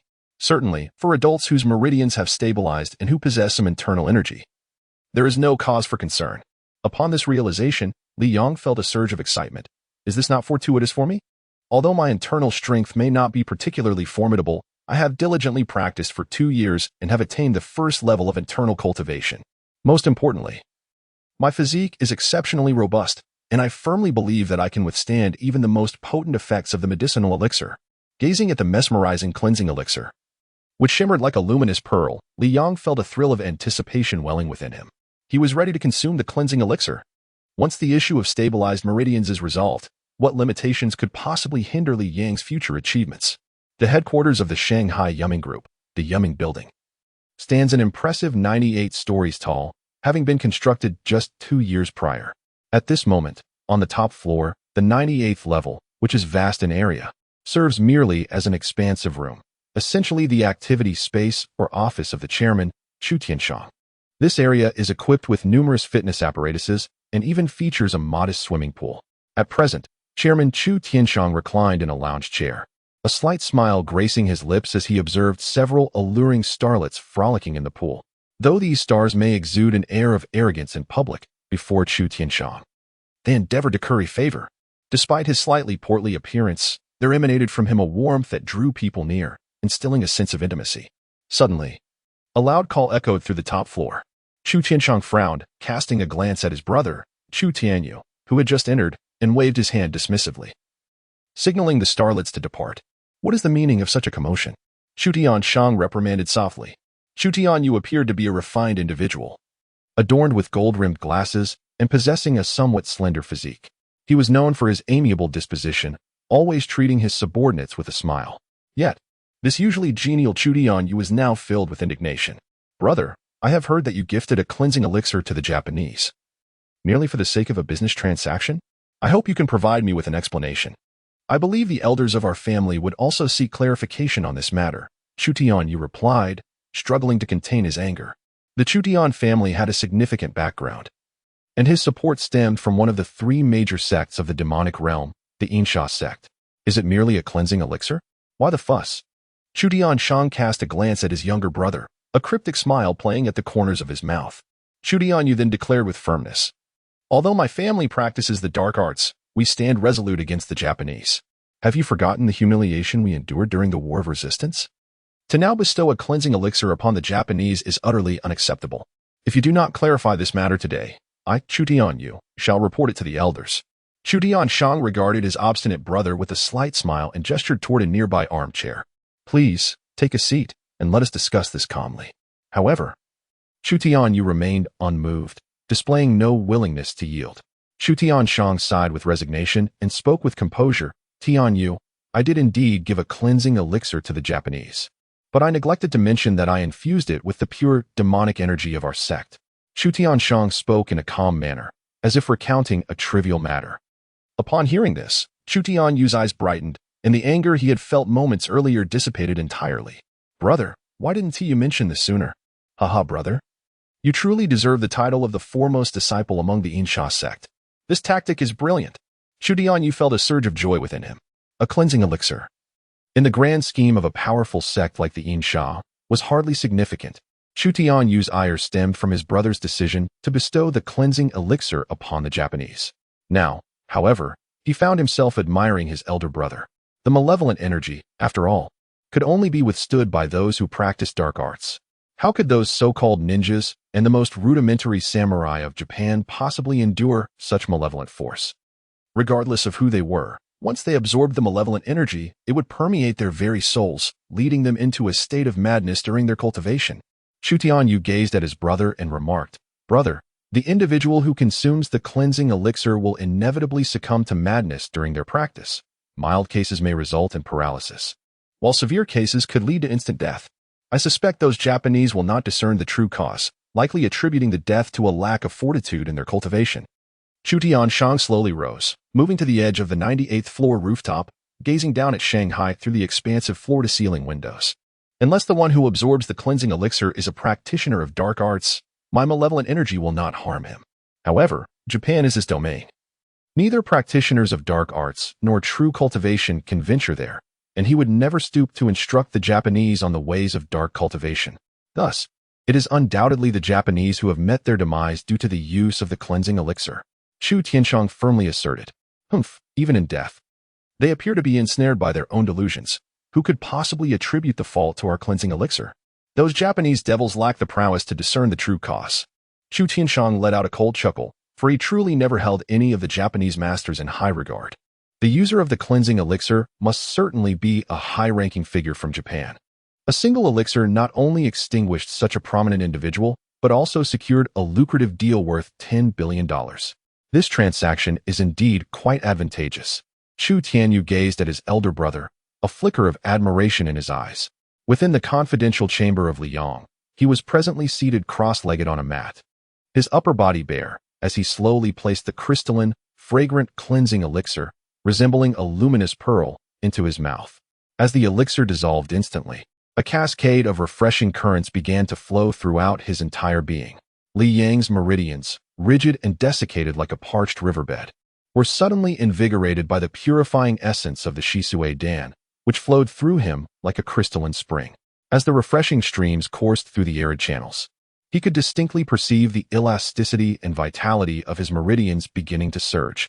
However, as the influx of this revitalizing essence increased, so too did the potency of the Shisui Dan accumulate within him. Its strength was overwhelming. In an instant, it was as if a dam had burst. Unleashing a torrent of water, the formidable energy of the Shisui Dan erupted forth. The gentle trickle transformed into a raging river, while Li Yang's meridians resembled mere stagnant ditches, besieged by the fierce currents of the potent elixir. In Immortal, the heart meridian holds paramount importance. Such an onslaught could prove fatal if no inner strength were employed to safeguard it. The heart meridian would surely rupture, leading to immediate demise. Yet at this moment, Li Yang concentrated all his inner energy around the heart meridian, shielding it. Although his reserves were modest, they sufficed to protect the delicate heart. Furthermore, Li Yang possessed an astonishing recovery rate for his inner strength, alleviating any concerns of insufficiency. This was the remarkable outcome of his earlier endeavor, where he had infused his inner energy into 3,000 flying knives over the course of 3 hours. His spirit was tranquil and ethereal, maintaining a sliver of clarity to control his inner energy in defense of the heart, while entrusting everything else to the extraordinary and potent magic of the Shisui Dan. Under the potent influence of the medicine, Li Yang's meridians began to pulsate with vitality and elasticity due to the initial absorption of the medicinal power, gradually expanding. However, this expansion was limited. The brief duration of medicinal absorption could not possibly lead to substantial vitality. Consequently, the meridians began to sustain damage. Unable to withstand the impact, they developed cracks. In that very moment, the medicinal energy of the cleansing pill aided in the recovery of the meridians. Yet the force of the cleansing pill itself caused the meridians to rupture, creating a cycle of fracture and repair. Simultaneously, every part of Li Yang's body, including muscles and bones, commenced absorbing the medicinal energy of the cleansing pill. His muscles became more vibrant, and their potential greatly enhanced. while the vitality of his bones also increased. Eventually, the medicinal power within Li Yang's body gradually subsided, with much of it absorbed by his muscles and meridians. His entire meridian system underwent a complete metamorphosis, transforming from a parched trickle into a vast river. With the meridians now solidified, Li Yang had finally overcome the greatest obstacle to enhancing his strength. However, unbeknownst to him, as the cleansing pill entered his body, a surge of dark red energy also flowed within, a force that far surpassed his internal strength, leaving him utterly oblivious to its presence. This dark red energy surged upward, penetrating directly into Li Yang's consciousness. Suddenly, the dark-hued stone that Li Yang had been wearing closely emitted a flash of crimson light, and a gentle radiance surged into his body, racing directly towards his mind. Simultaneously, the black stone transformed into dust, scattering upon the ground. A faint yet distinct laughter echoed in the depths of Li Yang's consciousness, gradually fading away. Li Yang abruptly opened his eyes. Was that laughter? It seemed as though a voice had resonated within my mind just moments ago. Uncertainty clouded his thoughts, for the sound had been ephemeral, vanishing almost as quickly as it had appeared. Perhaps it was merely an illusion. However, at this moment, he felt as if he had undergone a profound transformation, resolving the issues surrounding the shaping of his meridians. It dawned upon him that he had indeed been reborn. As his internal energy coursed through his meridians, he perceived their newfound expansiveness and resilience, an ephemeral sensation that evoked a slight dizziness within him. Ah, the troubles with my meridians have finally been resolved. Li Yang suddenly leaped up from the mat, letting out a thunderous roar. Ah, he howled towards the heavens, a frenzied outcry that seemed to release all the pent-up emotions and pressures he had endured. He had triumphed. His meridian issues were finally resolved. He had even undergone a rebirth, surpassing the physical and energetic conditions of ordinary practitioners. Once, the foremost expert of the Dragon Tooth Elite team had arrived at the 9th Division of the Security Bureau, yet he possessed the weakest abilities. 2 long years of suppression had rendered the shaping of his meridians a formidable chasm on his path to strength. Despite relentless training for 15 hours a day, encompassing both physical development and energy enhancement, he had only managed to attain around 80 crystals. Among the group members, the one with the least potential was Lin, a notorious dandy who seldom engaged earnestly in training, merely meeting the minimum requirement of 6 hours a day. Yet, due to his childhood practice of internal cultivation, he had amassed over 200 crystals of energy, nearly 3 times that of the weakest member in the Xinghua base. The underlying reason for this was his well-defined meridians. However, the pressure weighed heavily upon him. The arrival of Jiang Xue in his life intensified this burden, if he wished to live alongside her. He needed to join the 11th Division of the Security Bureau. His exceptional knife-throwing skills could potentially secure him a place there, but what lay ahead? It was crucial to understand that only missions deemed impossible for the 9th Division would necessitate the intervention of the elite in the 11th Division. Once in the 11th Division, even the simplest of tasks would be classified as A-level missions. With barely 100 crystals of energy to his name, relying solely on his knife-throwing prowess, he might succeed once or twice, but his adversaries were formidable masters boasting energy levels in the thousands. A single misstep could spell disaster, jeopardizing his chance to remain with Jiang Xue. Would Li Yang be willing to part ways with her? Could he bear the thought of leaving Jiang Xue to face a life of sorrow and solitude? Absolutely not. Once he was with Xue, he could never allow himself to perish prematurely on a mission, leaving her alone in grief. He was determined to bolster his strength, ensuring his survival through each mission, so that the days together with her would be prolonged. With unwavering resolve, Li Yang gazed ahead at the chamber, ceasing his earlier outburst of frustration. In the past, his energy had been feeble, and he had continuously borne the immense pressure of his future life with Jiang Xue. However, all of this has been resolved with the emergence of the cleansing elixir. Li Yang now possesses meridians that are more resilient and expansive than those of Haiyan and his peers, having undergone a complete transformation. In the future, his cultivation of internal energy will surely progress by leaps and bounds, and an enhancement of strength is just around the corner. Xue, await my return. I am determined to elevate my prowess, for I am preparing to grow old together with you. Those A-level missions and even tasks of higher rank will be flawlessly executed by me in the future with no unforeseen events. Li Yang was brimming with confidence and assurance in his future strength. A dragon confined to a shallow pool shall soar to the heavens, creating tumultuous waves and soaring through the skies. Who could possibly restrict the future of the transformed Li Yang? Chapter 9. Rapid Progress, Part 1. Where has my jade stone gone? Li Yang was astonished to discover that the jade he had always worn around his neck had mysteriously vanished. He had always been intrigued by this jade, which appeared to be an ordinary stone, yet it possessed a remarkably unique quality. Even lasers could not sever this stone. Could such an extraordinary stone truly be ordinary? Despite its seemingly mundane appearance, the extraordinary nature of this stone compelled Li Yang to refer to it as jade. Suddenly, he noticed the stone powder on the ground beside him. He realized that it was impossible for such powder to exist within this chamber. Glancing at his chest where the jade had once been, and then at the powder, Li Yang was convinced that this powder must be the result of the jade's shattering. How could a jade, impervious to lasers, suddenly transform into stone powder? Li Yang felt somewhat perplexed, yet he soon smiled and shook his head. His spirits were elevated. The process of rebirth held far greater significance for him than a mere special stone. Perfection is unattainable, having just undergone a transformation. The loss of a precious stone seemed trivial in comparison. At that moment, his upper body was drenched in sweat, smeared with dark impurities and ominous streaks of blood.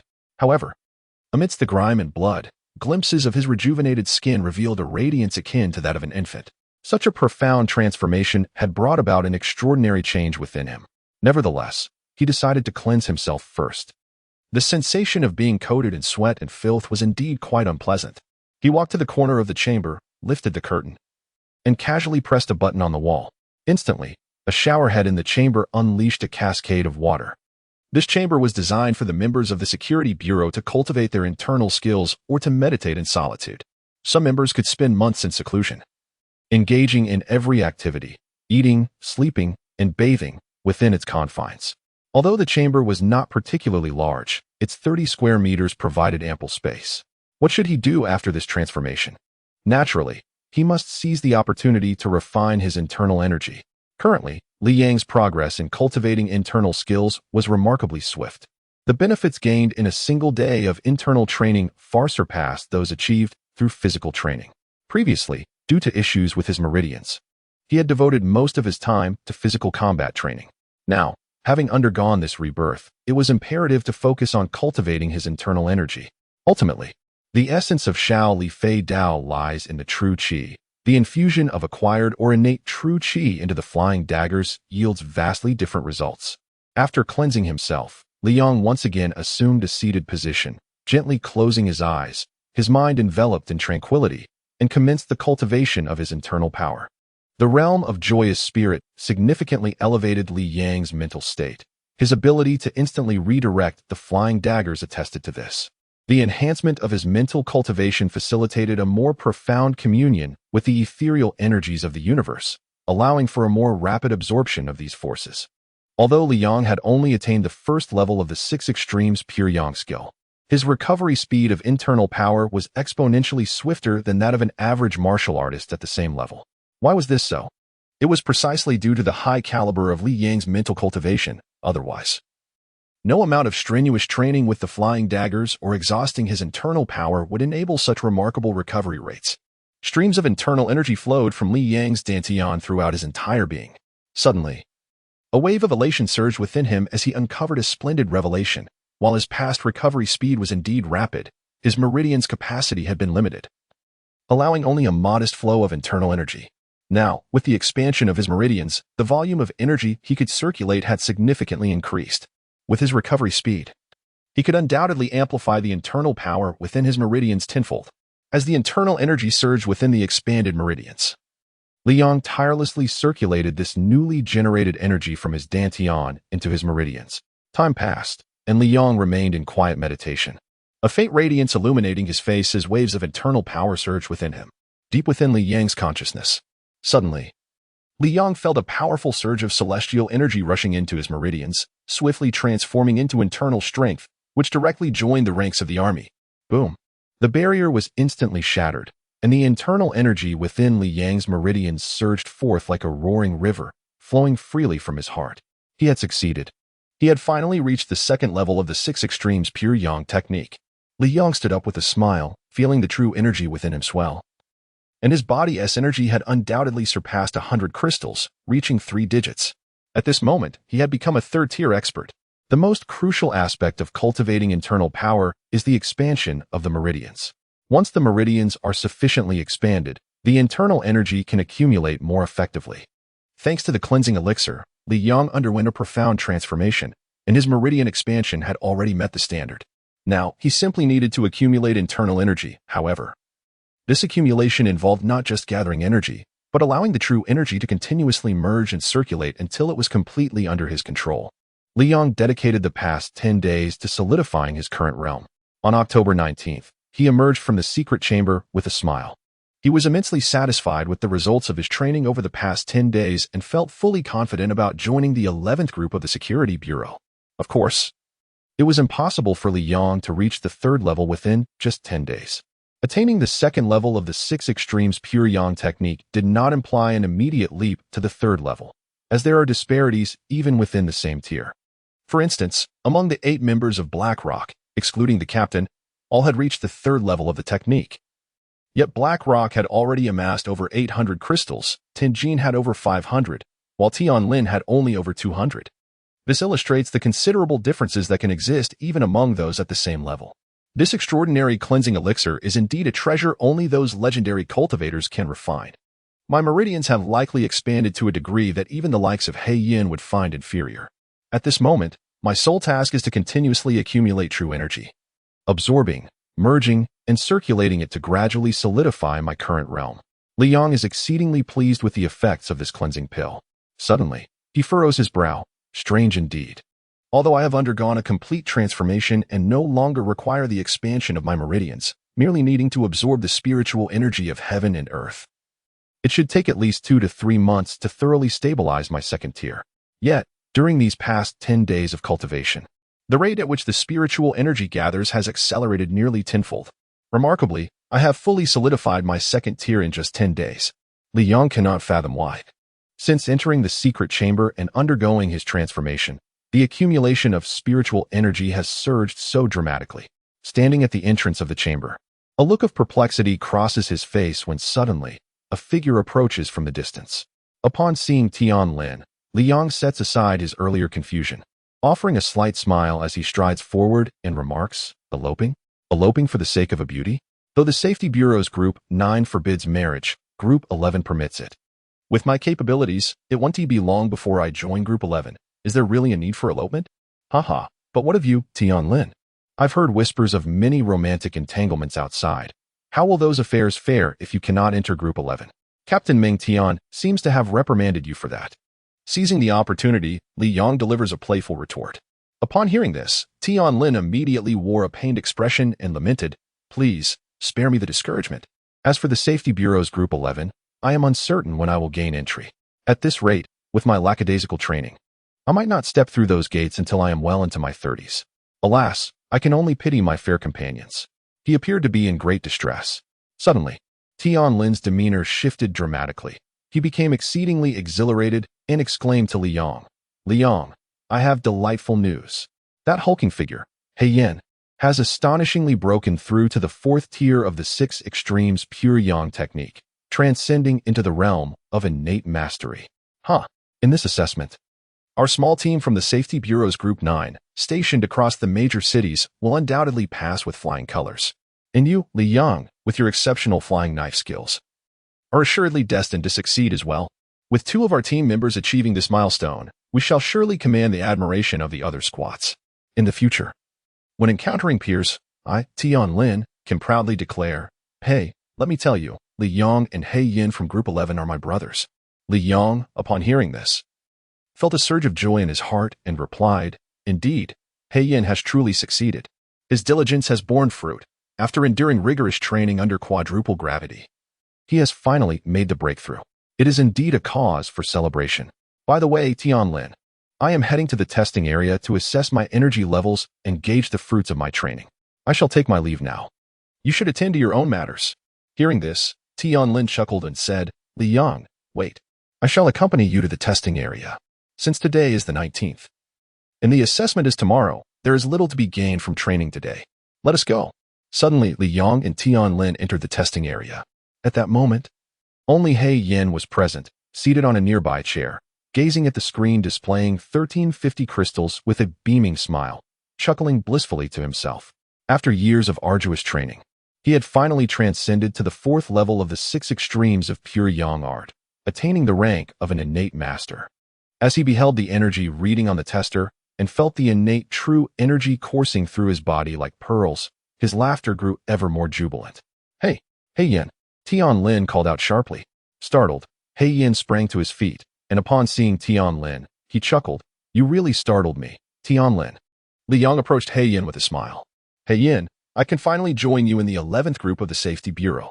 Yin exclaimed, from now on, as brothers, we shall not allow any enemy to encroach upon our homeland in the slightest.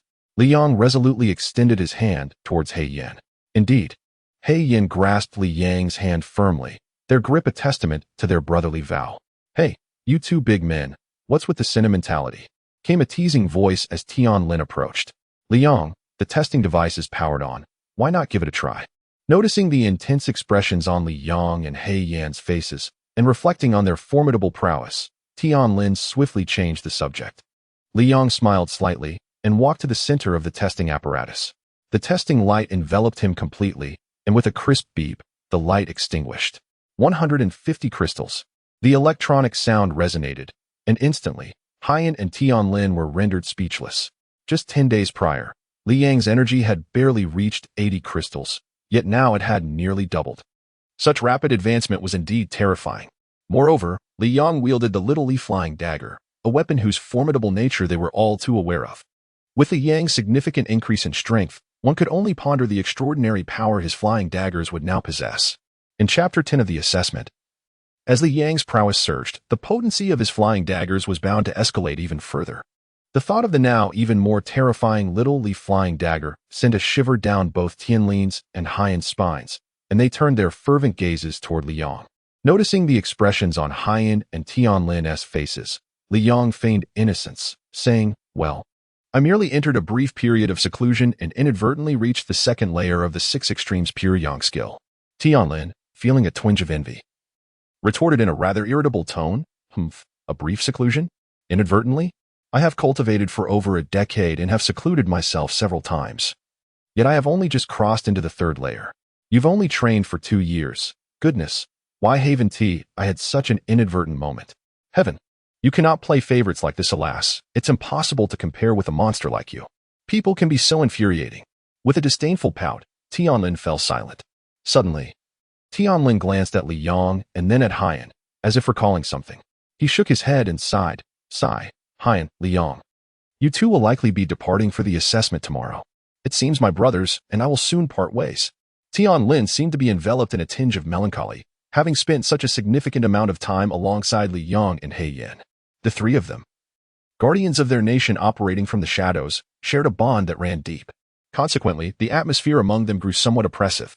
Haha, Tianlin. You actually shed a tear. How amusing. Li Yang suddenly exclaimed, pointing at Tianlin, while Yin looked on in bewilderment.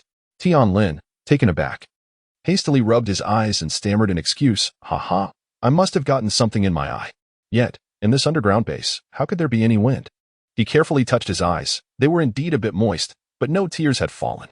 Irritated, Tianlin glared at Li Yang and retorted, Li Yang, you little rascal. You tricked me. I haven't cried at all. Li Yang chuckled. Did you not just claim to have something in your eye? Tianlin found himself momentarily at a loss for words, realizing he had been outsmarted. Embarrassed and indignant, he lunged toward Li Yang, who promptly raised his fist in playful defiance. Meanwhile, Yin let out a few playful growls and joined the fray. On the 97th floor of the Yuming building, Chu Tianshang, Chu Tianyu, and 3 senior executives of the group were engaged in a game of bowling. Chairman, Lin Tianyu, the heir of the Shanglin Group, arrived in Shanghai this afternoon via private jet. Behind Chu Tianshang stood a middle-aged man clad in a black suit, polishing the bowling ball while conversing. Chu Tianshang's hand trembled slightly, causing the bowling ball to slip from his grasp. He gazed at his loyal confidant, Chu Yu, furrowing his brow and inquiring, is St. Lin Group the 3rd largest conglomerate in the United Kingdom? Indeed, Chu Yu replied promptly. It is the very same prestigious conglomerate from Britain. From a distance, Chu Tianyu also set down his bowling ball and approached, questioning, elder brother. I have heard of the St. Lin Group as well. It ranks among the top 50 enterprises globally. But what precisely makes this conglomerate so formidable? Xiang Yu, enlighten me. Of course, President. Xiang Yu responded without hesitation. He gathered his thoughts and proceeded with a serious demeanor to elucidate. The St. Lin Group boasts an estimated asset value of approximately $600 billion, making it the third largest conglomerate in the UK, trailing only behind British Petroleum and Vodafone. The group operates under a familial system, wherein the head of the family can privately control $300 billion, while any significant asset decisions must be deliberated by the Council of Family Elders. The patriarch of the St. Lin Group is also a wealthy overseas Chinese tycoon, surpassing the second-ranked Li family of Hong Kong by nearly double. Xiang Tianyu shook his head in disbelief, exclaiming, "Is it truly the case that the St. Lin Group possesses total assets of only $600 billion? This is astonishing. Among the top 50 enterprises worldwide, only 3 are based in the UK, and each of these global giants boasts an annual revenue of nearly $600 billion at a minimum. The fact that the St. Lin Group, with its $600 billion in total assets, achieves an annual revenue exceeding $600 billion is indeed remarkable." Xiang Tianyu smiled faintly and remarked, "Indeed, the Xiang Lin Group stands as a colossal tree, while my Yumming Group can be regarded as a leading enterprise in China. However, when compared to Xiang Lin Group, we are but insignificant."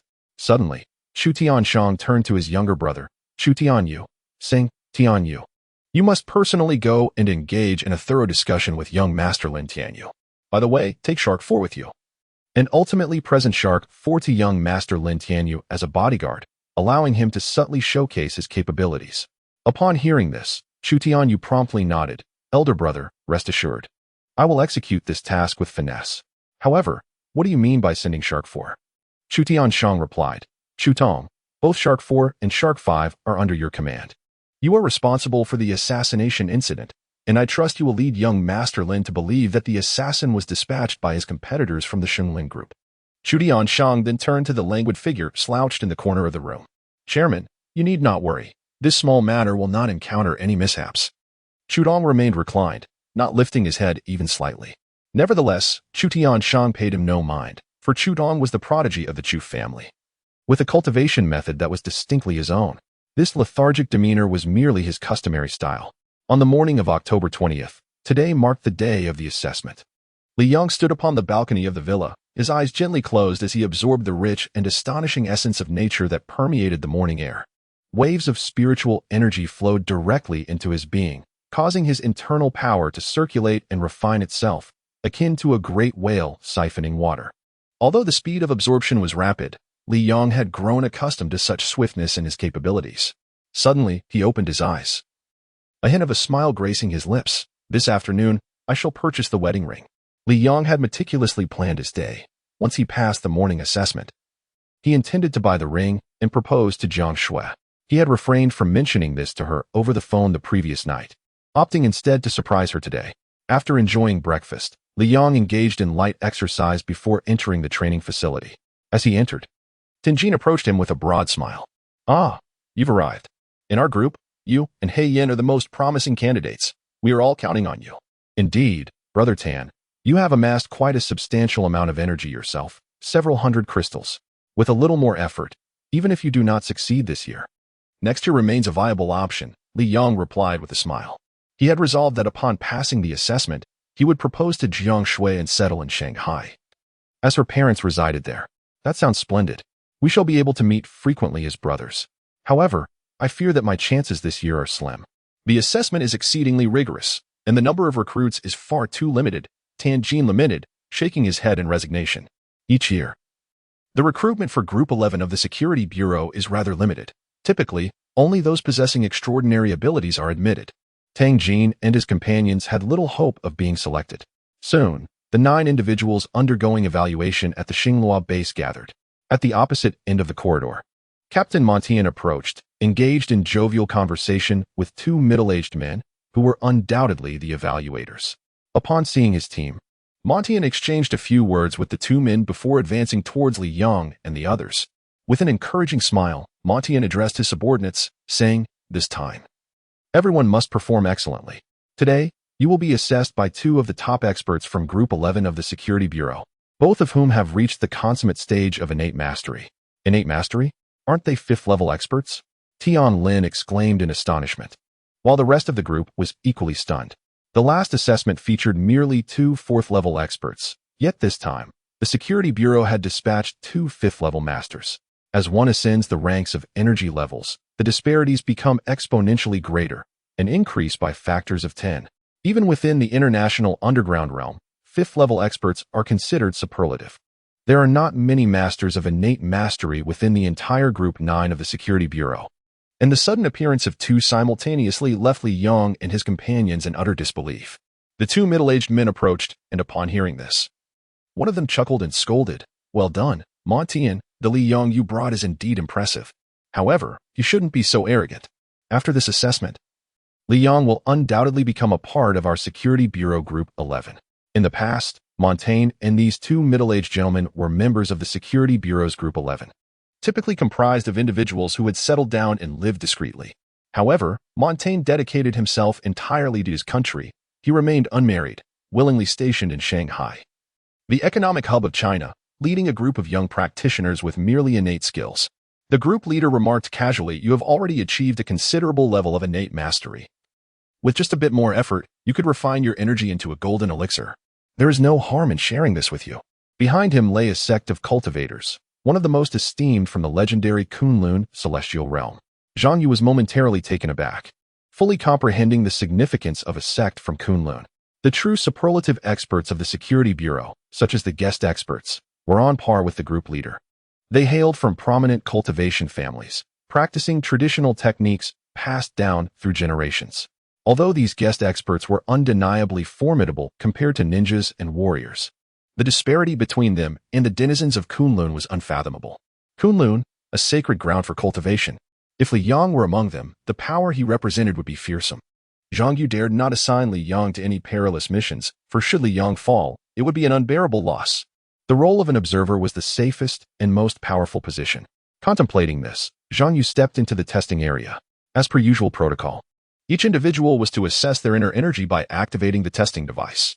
Modian casually activated the testing device for Lin, who, with a grin, approached the apparatus. He harbored no expectations regarding the assessment, which allowed him to approach the situation with a sense of ease. One at a time, Montian commanded. The first to step forward was the self-assured Hyan. As he entered the testing zone, a beam of light immediately shot towards him, only to extinguish in an instant. 1,350 crystals, announced a mechanical voice. Xiang Yu's eyes brightened, and a smile graced his face. Oh, what a delightful surprise. Chapter 11. The Ring, Part 1. According to the established protocol, anyone who achieved the standard of a Level 4 expert would be directly recruited into Security Bureau Group 11. Congratulations, congratulations. Tanjin and the others cheerfully congratulated Hyan. Hyan, too, was in high spirits, although he had anticipated passing. The official acknowledgement from the Security Bureau Group 11 still filled him with exhilaration. You lot should hurry and finish your tests. Monian chuckled as Tanjin and Yin Jie took their turns. As expected, yet somewhat disappointing, none surpassed 1,000 crystals. The highest energy reading was Yin Jie, who barely approached 700 crystals. 300 crystals. Haha. I've finally made a slight improvement. Li Yang, it's your turn. Make them astonished. Lin beamed as he approached Li Yang, who was the only one privy to the results of last night's test, along with Hyan. With a faint smile, Li Yang confidently stepped into the testing device's range. The radiant beam enveloped him completely, and with a beep, the light extinguished. 150 crystals. Li Yang felt somewhat disheartened. It appeared that the energy absorbed from the heavens and the earth this morning had not even reached a single crystal. The path of cultivation would indeed be a lengthy endeavor. A single crystal represents an immense amount of energy. An ordinary person's total energy barely accumulates to 1 crystal, while a specially trained soldier might possess a few crystals of energy after rigorous training. Though he felt disheartened, the others, however, a 3rd-tier master. Li Yang, how on earth have you trained in these 10 days? Last time you were at 80 crystals, and now you've leapt to 150. How could this happen so swiftly? Tinjin exclaimed in astonishment. Yin Jie's eyes widened in disbelief. Li Yang, you remarkable fellow, how impressive. I have trained tirelessly and barely increased my own energy by a fraction. Tianhua also stood there, mouth agape Li Yang, witnessing the astonishment of those around him, feigned ignorance with a grin. However, Xiang Yu's expression brightened. He had learned from Meng Tian that Li Yang's total energy was around 80 crystals. Even if Li Yang's throwing knives were powerful, his attack strength was comparable to that of a peak 4th-tier master at best. If he wished to elevate Li Yang to the status of an inspector, he would need to have a serious conversation with the leader of the 11th group of the Safety Bureau. Yet now that Li Yang had reached the energy level of a 3rd-tier master, the situation had changed significantly. The disparity between a 5th-tier master and a 4th-tier master was substantial. Although Li Yang could completely defeat a 4th-tier master, he would undoubtedly face utter defeat against a 5th-tier master, with no chance of victory. A master of the acquired realm cannot withstand bullets with their protective energy. However, those masters of innate level possess the ability to project their vital energy outward, transforming their acquired energy into innate essence. Their defensive prowess is astonishing, capable of withstanding bullets. Yet, they are unable to fend off the flying daggers imbued with inner strength from Li Yang. The most formidable opponents are those who have achieved complete mastery of the innate level. Their vital energy flows ceaselessly, and the protective energy enveloping their bodies is no longer referred to as protective vital energy, but rather protective formidable energy. This protective formidable energy boasts a defense far more potent than before, rendering Li Yang's daggers unable to penetrate. Li Yang's greatest strength lies in his flying daggers, and should they prove ineffective, he finds himself vulnerable. Unless Li Yang can acquire innate vital energy, his daggers infused with such energy would be capable of piercing through the protective, formidable energy. In fact, there remains another test, practical combat exercises. Now, we shall proceed with the practical exercises. As for Li Yang and He Yan, they may take this opportunity to rest, Montian announced. Li Yang, brimming with excitement, could hardly contain himself. After more than a year, with daily half-hour phone calls, happiness was now within his grasp, and the rapid beating of his heart left him feeling dizzy. Captain, judges, I have something of great importance to attend to. May I take my leave? Li Yang inquired anxiously, eager to depart and purchase an engagement ring. Montian chuckled. Li Yang, you have passed. This is a momentous occasion for our team, and we must celebrate tonight. Remember, at our usual spot, the Fushin restaurant. It is a tradition, whenever someone succeeds, the brothers celebrate that evening. Tian Lin, with a mischievous grin, remarked. Hee, Li Yang, what could be so urgent? Are you in a hurry to find your fiancée? It is quite normal. Although the Security Bureau's Group 9 prohibits the disclosure of identities and forbids marriage, love knows no bounds. Many individuals engage in clandestine romances with various girls over the phone, concealing their true identities. The Security Bureau turns a blind eye to this, provided that the members do not reveal their identities. Once a member successfully passes their assessment, their foremost desire is often to meet the girl they cherish. I am planning to purchase a diamond ring, Li Yang admitted, feeling somewhat bashful. Upon hearing this, Tian Lin's eyes widened in surprise. Ah, you rascal, that is quite rapid progress. You've already decided to buy a diamond ring? But do you even know what type to buy? Are you aware of where to find a quality diamond ring? Li Yang was left speechless. He had never purchased a diamond ring before and was utterly clueless about them. Li Yang, you should consult me on this matter, Tian Lin declared with pride. To be fair, despite his shortcomings, Tian Lin is undoubtedly the best among the crowd when it comes to the intricacies of diamond jewelry. Captain, you know my abilities. Even if I participated in practical exercises, I would certainly fail, so I shall withdraw. Tian Lin promptly turned to Meng Tian and announced. Meng Tian merely nodded with a smile. Given Tian Lin's capabilities and his training intensity, it would take at least another decade for him to qualify for Group 11 of the Security Bureau. Withdrawing is not a big deal. Come on, brother. I will take you to buy that diamond ring. With fervor, Tian Lin eagerly pulled Li Yang outside, as if he were about to purchase a diamond ring today. In the garage, Tian Lin exclaimed, Li Yang, you fool. Are you really planning to drive that Volkswagen today of all days instead of your Mercedes MB320? He was incensed to see Li Yang approaching the Volkswagen. Li Yang's younger brother, Li Shua, shared a deep love for their country, yet his path diverged from Li Yang's. While Li Yang joined the military, Li Shua chose a life in the underworld, becoming a member of one of the world's 5 major criminal organizations, the Hong Gang. After a while, Tian Lin returned, astonished. Goodness, Li Yang. This box even bears a signature. It's personally designed and handcrafted by the renowned Italian maestro, Clementi. My heavens. Such a piece is not something one can merely acquire with wealth. Who is Clementi? Even the wealthiest tycoons in our country would not dare to seek his audience. Lin gasped, staring at Li Yang in disbelief. Li Yang smiled faintly, unfazed by the commotion. His brother was reportedly thriving within the Hong Gang. Currently a close disciple of the contemporary elder of the organization, fully responsible for its operations in Beijing. Given the immense power of the Hong Gang, obtaining such attire would surely be a simple task. Li Yang even speculated that this garment might have been a gift to Li Shua, who casually passed it on to him. Having changed his clothes, Li Yang turned to Lin and remarked, Lin, how does this outfit look? I must say, it feels rather comfortable to wear. Li Yang was beginning to appreciate the craftsmanship of the Italian maestro. Lin stared in astonishment, then swallowed hard, saying, seeing is believing. Master Clement truly lives up to his reputation. The level of expertise that drives so many affluent individuals to frenzy is indeed remarkable. Li Yang, with this Mercedes-Benz MB 320 and your attire, who would dare refuse your marriage proposal? Just being around you makes me feel inferior, Li Yang.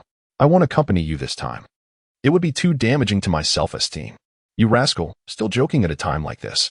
Get in the car. Let us be on our way. Li Yang chuckled, playfully reprimanding him as he pulled Lin into the vehicle, and soon they drove off together. Half an hour later, Li Yang and Lin arrived at the golden platinum jewelry store that Lin had enthusiastically recommended. An astute saleswoman immediately noticed Li Yang's suit, and her eyes lit up as she approached him with enthusiasm. Sir, what can I assist you with today? Li Yang smiled, replying, a diamond ring. What exquisite options do you have? Lin, aware of Li Yang's wealth, quickly instructed the saleswoman. Bring out your most expensive diamond ring for us to examine. Upon hearing this, the saleswoman's eyes sparkled with excitement. It is well known that jewelry salespeople earn commissions, and they eagerly hope to encounter affluent clients to enhance their earnings. The saleswoman promptly made her way to the counter, picking up the phone. Manager, we have 2 guests interested in viewing the diamond rings in the private room.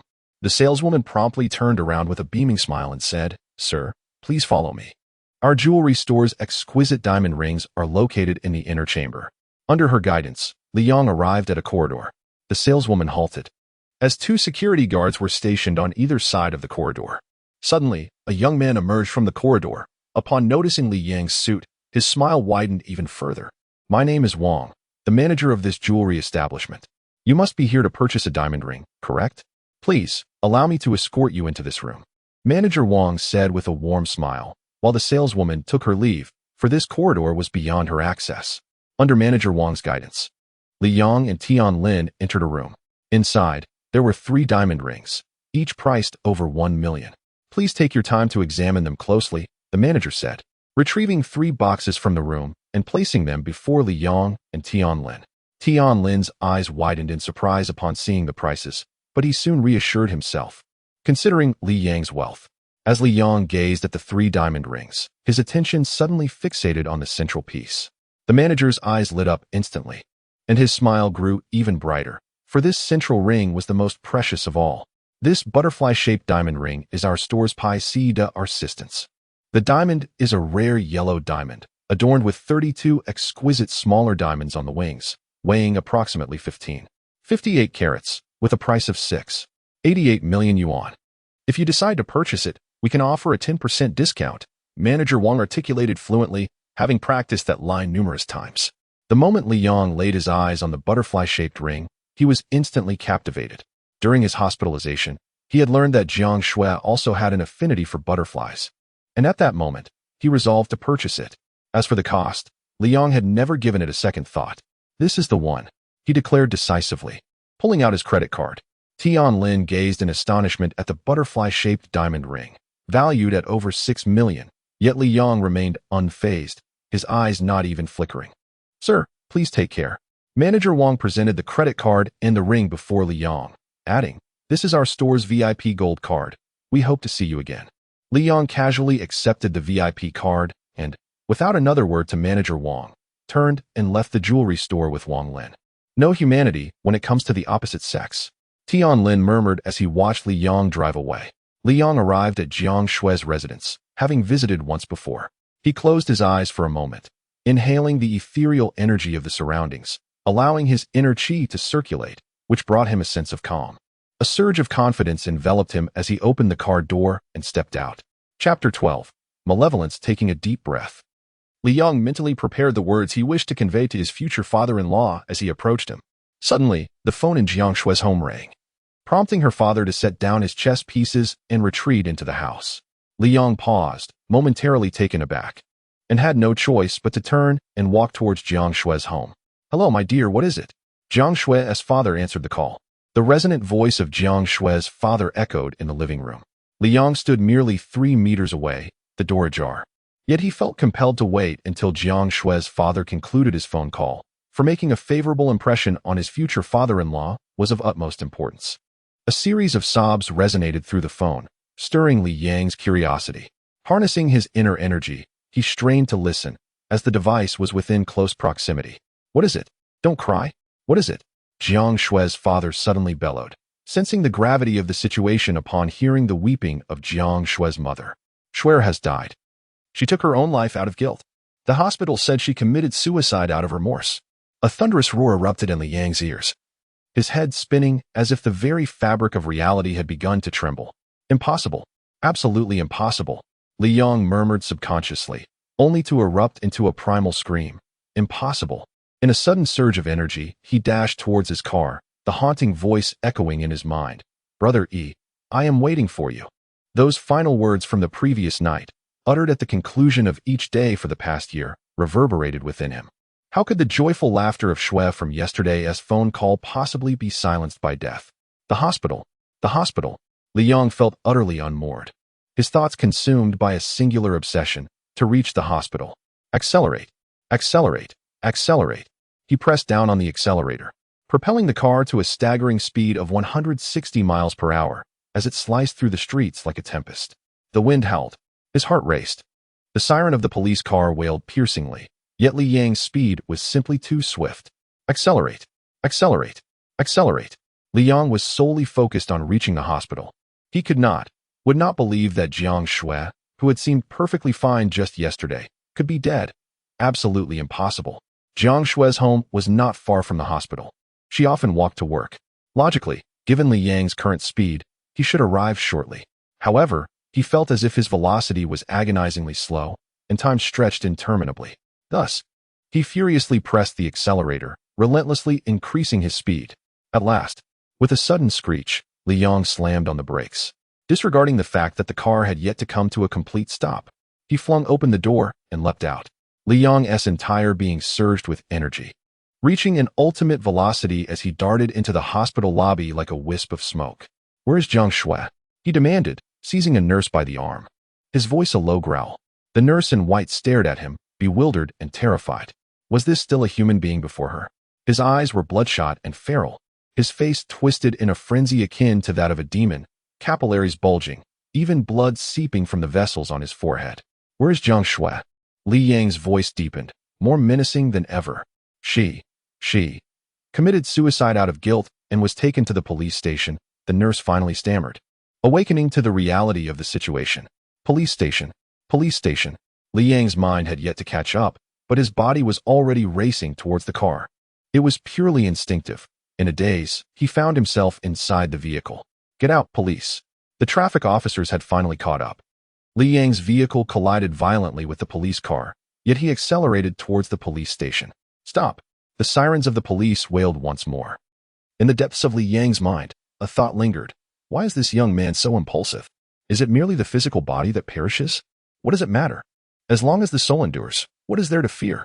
At worst, he would descend into the realm of spirits. With a flick of his prowess, he could ascend and reunite with that Jiang Xue of his. Moreover, she would age and eventually pass away in this world, whereas those in the ghostly realm are immortal. Wouldn't they be eternally together in the end? Accelerate! He pressed the pedal with reckless fervor, driven solely by the desire to see Jiang Xue again. Arriving at the destination, he slammed on the brakes and leapt from the car. Inside the police station's courtyard, dozens of armed officers were present, while amidst them, a woman in her 40s was wailing inconsolably. "Let me in. I need to see my daughter. Please, let me in." Her cries were desperate. Yet the officers barred her entry. "My daughter is dead. At least grant me a final farewell," she lamented, collapsing helplessly onto the ground. Li Yang surveyed the armed officers before him and suddenly shouted, "Get lost!" However, the officers merely leveled their weapons at him. Li Yang's gaze narrowed slightly. He sensed something amiss. Though his offensive capabilities were formidable, his defenses had yet to reach a level capable of withstanding bullets. Now is not the time for bravado. The composure forged during years of special forces training has returned. Young man, do you believe that driving a Mercedes allows you to speed recklessly? At last, a traffic officer has caught up with us. Li Yang coldly stated, call your director and inform him that the 9th unit wishes to see him. I don't care if it's the 9th unit or the 10th unit. I'm from the 8th unit of the traffic police. First, you need to come with me to make a record, the officer muttered, when suddenly one of the armed police officers pushed him aside. The officer turned, ready to scold, but upon recognizing his assailant, he broke into a broad smile. It's Captain Wang. This matter is now in my hands. Captain Wang is the head of the armed police unit, and having received a call from the police chief, he was aware of the gravity of the situation and had rushed over with dozens of armed officers. As the leader of the armed police unit, he was familiar with the 9th unit of the Security Bureau, as they often required cooperation for various matters. Here's my identification, Li Yang said, suppressing his rising anxiety as he presented his credentials. The moment Captain Wang saw it, his expression shifted, and he beamed. Oh, so you are from the military. Come, let us speak inside. Li Yang replied coolly. Take me to meet the nurse who was sent from the hospital. Captain Wang hesitated. Well, that might be a bit difficult. Is it not possible for me, Captain Wang? Li Yang said calmly, although he did not outrank Captain Wang.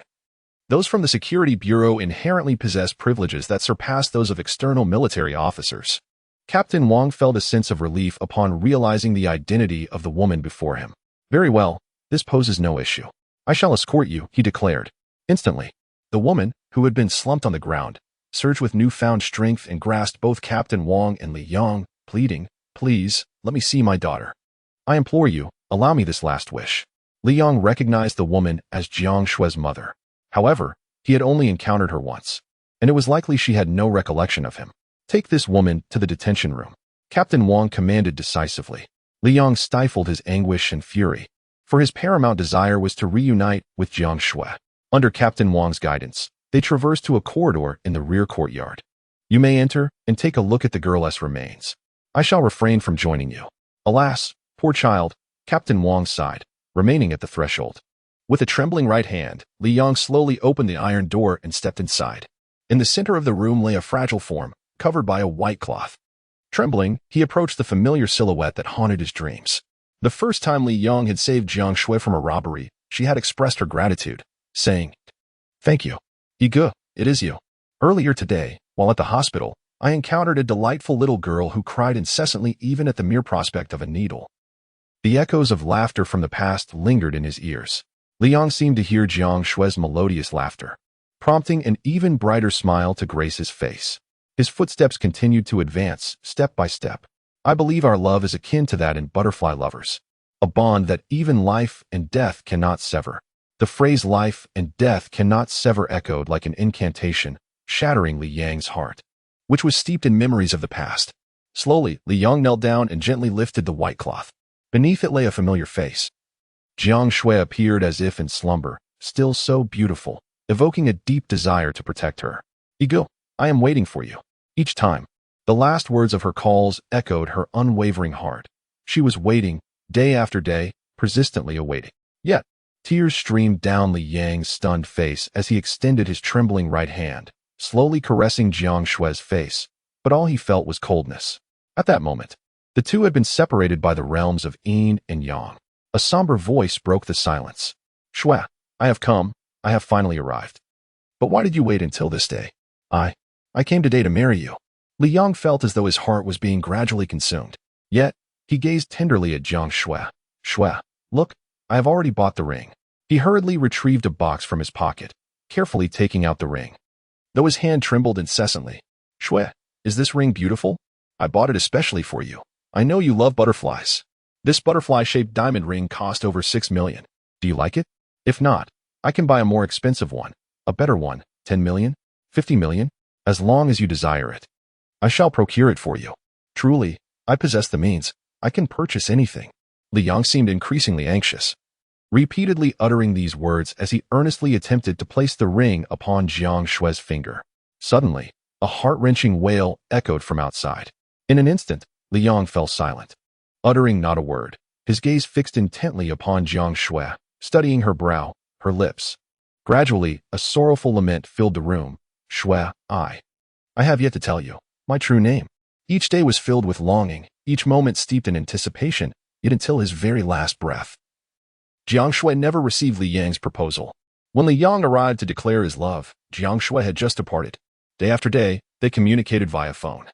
Having never met again, what tormented Li Yang the most was that he had failed to reveal his true name to Jiang Xue. Oh, the anguish! Deep within his soul, a sorrowful scream erupted. Was it pain? Guilt? Rage? Helplessness? Regret? Suddenly, a torrent of celestial energy surged into Li Yang's being, as if the waters of a dam had burst forth, merging with the essence within him. Yet, his heart remained ensnared in sorrow and remorse. To love someone so dearly, yet remain unknown to them even in death. He had not even been afforded the chance to bid his beloved farewell. The torment was unbearable, as though insects were gnawing at his spirit. The powerful celestial energy continued to flood in, but no matter how abundant it was, it could not alleviate the slightest trace of regret within Li Yang's heart. A thread of malice began to entwine within his heart. Ah, Li Yang, that foolish lad, is not so bad after all. He has finally reached the realm of regret. His cultivation speed shall surely accelerate now. Observing his torment, even this tyrant feels a twinge of compassion, contemplating revealing to him that his wife is not truly deceased, but merely traversing the netherworld. For cultivators, as long as one's soul has not been utterly shattered, death is but a transient state. Patience, patience, patience. I shall wait until this lad attains the realm of desolation before disclosing the truth. Otherwise, who knows when he shall transcend the third layer of his heart's realm. It is peculiar, this Li Xuanhuan, to delve into the path through emotion, yet he has forged a path of sorrow. Could it be that Li Xuanhuan once endured similar anguish? However, the current situation appears promising. Li Yang, this foolish boy, is now brimming with resentment. He shall no longer remain within this so-called security bureau. Humph. I have long harbored discontent towards their constraints, yet this foolish lad persisted stubbornly. Now, with his malice awakened, he will find it impossible to remain. Henceforth, he shall only cultivate the demonic path. Great Lord Xiang Yu, may you wield your unparalleled powers to guide this lost child into the realm of darkness. Li Yang's face was devoid of any expression, stripped of emotion. Humph. To comprehend the realm of regret at such a moment, his internal energy surged once more, breaking through to the third layer of the six extremes of pure yang. Yet, Li Yang felt no joy. Instead, a deeply rooted malice stirred within his bones. Li Yang had transformed. He opened the sealed iron door.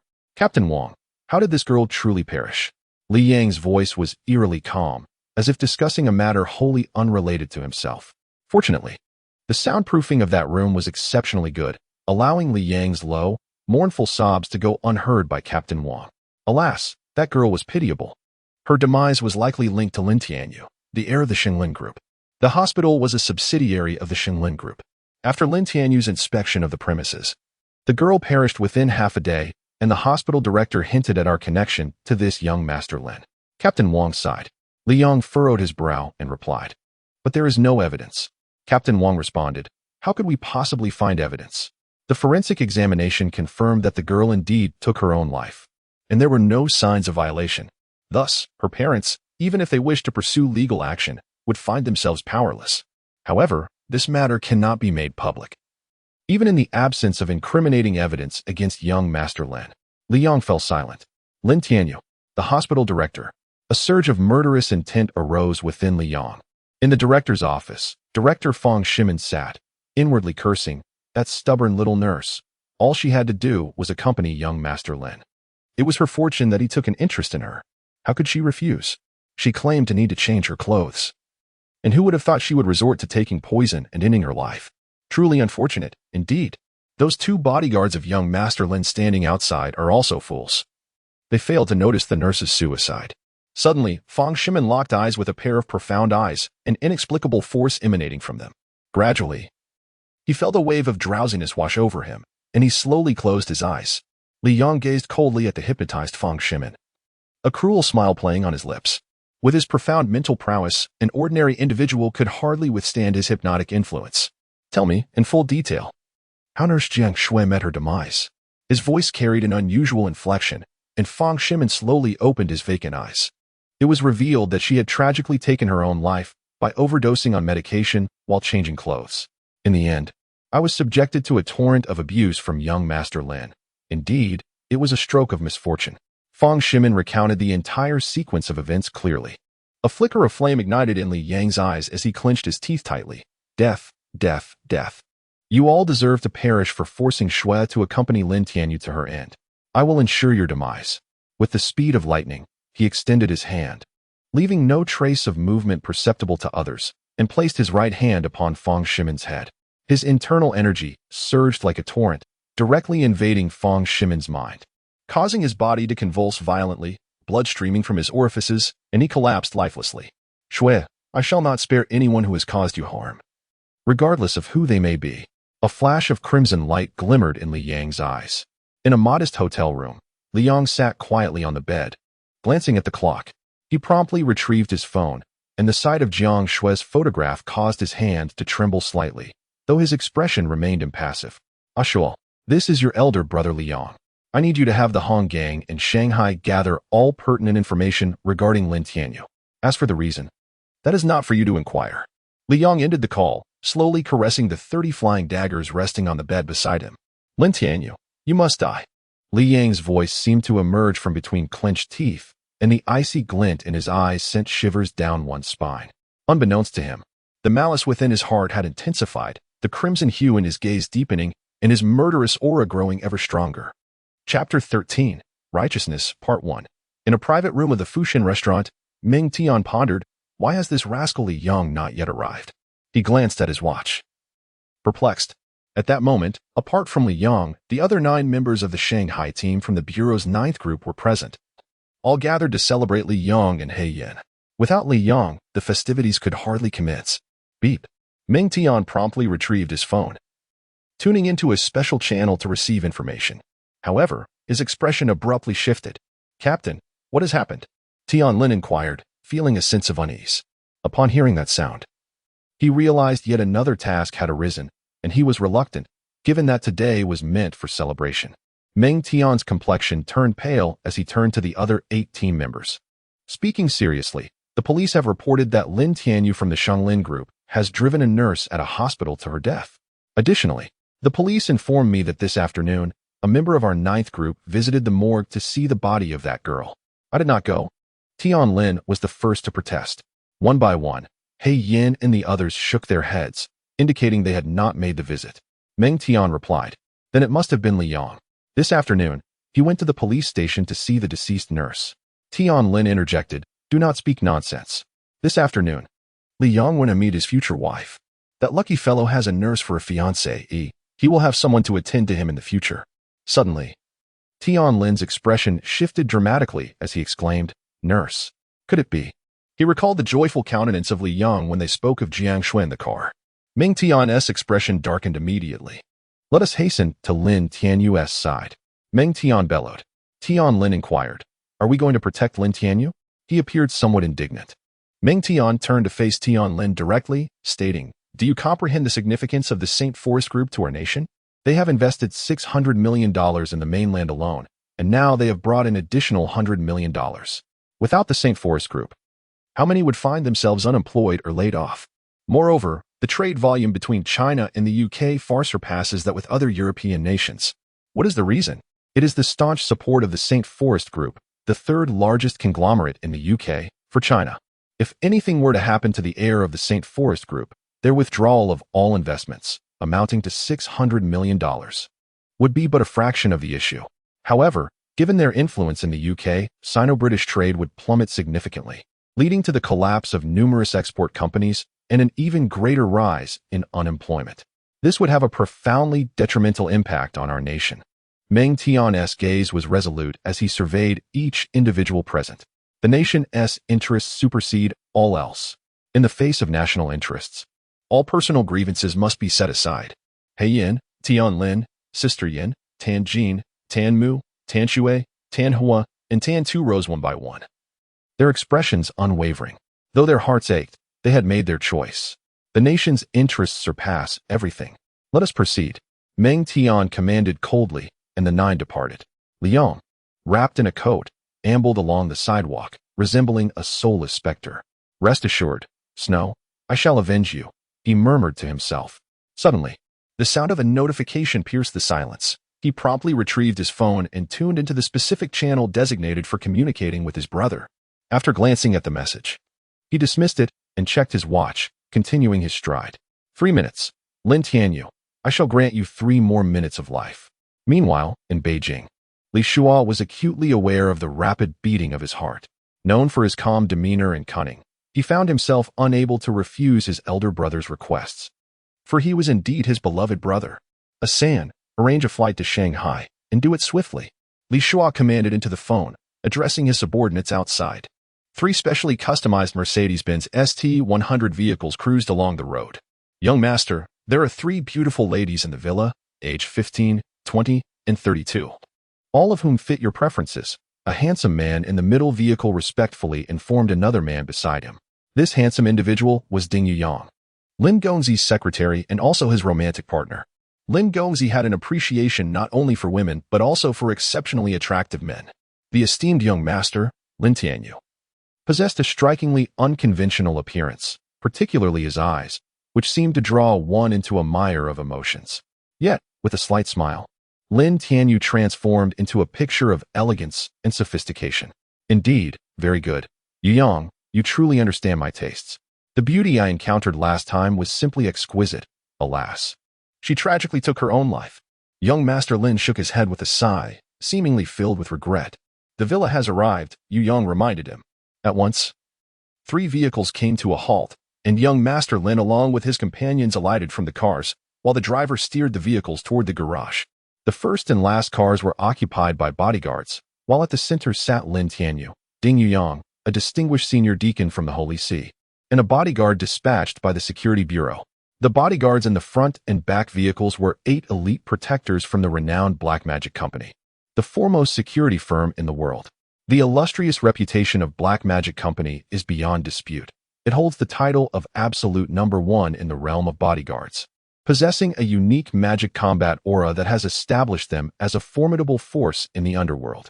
Under the protection of his entourage, Lin Tianyu approached the villa. Suddenly, a flash of cold steel glinted. A bodyguard from Black Magic, of African descent, swiftly turned his gaze, sharp as lightning, towards the bushes beside the villa. The others, however, appeared oblivious to the threat and continued their advance. With a fierce shout, the black bodyguard's massive fist erupted with swirling black energy indeed. The distinctive magic combat aura of Black Magic Company. In an instant, the trajectory of the blade shifted. As the flying knife faltered its course, young Master Lin instinctively halted. Turning to gaze at the bushes, a faint smile gracing his lips. The black bodyguard, incredulous, touched his throat before collapsing to the ground. At that moment, the bodyguard from the Security Bureau, the senior deacon from the Holy See, and the other bodyguards all turned their attention toward the bushes. Whoosh, whoosh. 2 beams of light shot towards Lin Tianyu like lightning. Upon perceiving the imminent danger to their employer, 2 senior bodyguards from the Black Magic Company bellowed fiercely, their bodies erupting with dark energy as their specially designed gauntlets struck towards the flying daggers. Having learned from the misfortunes of their comrades, they enveloped themselves entirely in their protective aura. Simultaneously, they positioned themselves in front of Lin Tianyu, shielding him completely. Their mastery of such formidable energy indicated that they were at least at the level of innate experts. Just as the daggers were about to collide with their fists, unexpectedly, the daggers changed course. The 2 bodyguards, renowned for their prowess within the Black Magic Company, found themselves unable to defend in time. For the speed of the daggers was astonishing. In the final moment, they concentrated their energy, tripling the density around their throats. However, these were daggers infused with true energy, capable of penetrating even the protective aura of innate experts. With disbelief, the 2 bodyguards crumpled to the ground, each impaled by a dagger lodged in their throats. "You fools! Allow me!" a burly man exclaimed in fluent English as he stepped forward. Concealed in the underbrush, Li Yang's expression shifted dramatically moments ago. This man had not been within his line of sight. Little did Li Yang know, this man was the head of the bodyguards sent by the Black Magic Company, though this time he was serving as Lin Tianyu's dedicated driver. This formidable figure was none other than L, one of the 8 elite bodyguards within the Black Magic Company. Yes, the remaining 5 senior bodyguards promptly stepped aside at his command. L smirked slightly. "Let us see how long you can hide," he suddenly roared. With a thunderous roar, A powerful aura of combat surged forth as El soared into the air, his legs slicing downwards like blades. Two streams of dark energy erupted from his limbs, hurtling towards the underbrush like meteors. Alarmed, Li Yong realized that this adversary was indeed a fifth-level master. As a member of the Security Bureau's 9th Division, he was well acquainted with the Black Magic Corporation, and he instantly recognized the level of that energy. As the two formidable energies rushed towards him, Li Yang's body flickered. Instead of retreating, he advanced directly towards Al, swiftly closing the distance between them. Boom! The two energies detonated, sending debris flying from the bushes. In the midst of the chaos, Li Yang's figure appeared like a wraith, a cold smile gracing his lips as he channeled his inner strength into two flying daggers, one in each hand. Whoosh! Whoosh! The daggers were launched simultaneously in opposite directions. You may block one, but you cannot evade the other, Lin Tianyu. Your demise is imminent. Li Yang's gaze was merciless as it fixed upon Lin Tianyu. However, Lin Tianyu scrutinized him with a discerning eye, his lips curling into a subtle, enigmatic smile. He casually patted the shoulder of a nearby blond man, who happened to be a special deacon of the church. At your service, Mr. Lin. The radiant smile of the church's special deacon, Fei Li, lit up as he observed the incoming daggers.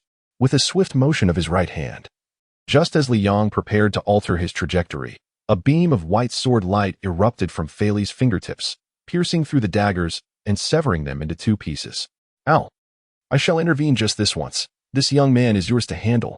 Fei Li flicked his shimmering golden hair and smiled at LL roared. Fei Li, you spineless wretch. Get lost. This trivial matter is none of your concern. With a fierce exhale, L unleashed a punch of astonishing speed, his dark magical combat aura surging like flames, hurtling directly towards Li Yang's flying dagger. In an instant, the dagger altered its trajectory, targeting L's throat.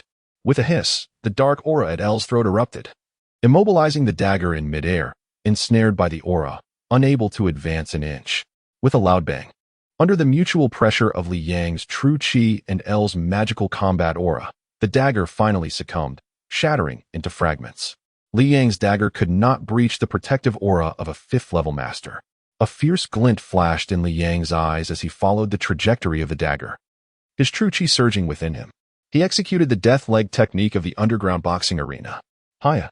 With a thunderous shout, Li Yang's right leg transformed into a bolt of lightning, striking directly at L's head.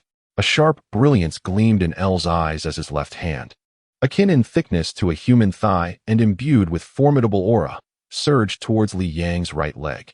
The collision of true chi and combat aura was thunderous. However, L's expression shifted as he realized he had not exerted much force, for Li Yang had no intention of genuinely attacking his head. Using the momentum, Li Yang executed a 180-degree aerial spinning kick. His right leg, reminiscent of a venomous serpent, whipped around with terrifying speed, striking L's lower limbs. The incredible velocity of Li Yang's counterattack left L with no time to react. Hello! With a sharp cry of pain, Iyer was fortunate that the kick landed on his hip rather than his lower body.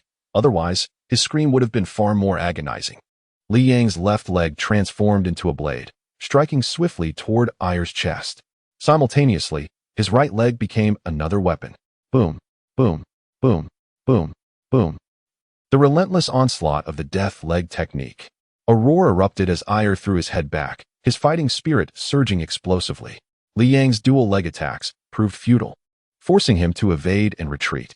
In that fleeting moment, a throwing knife gleamed in Li Yang's hand, aimed directly at Lin Tianyu. Fei Li, protect Mr. Lin. The sound of bones cracking echoed as Iyer's body unleashed a cacophony.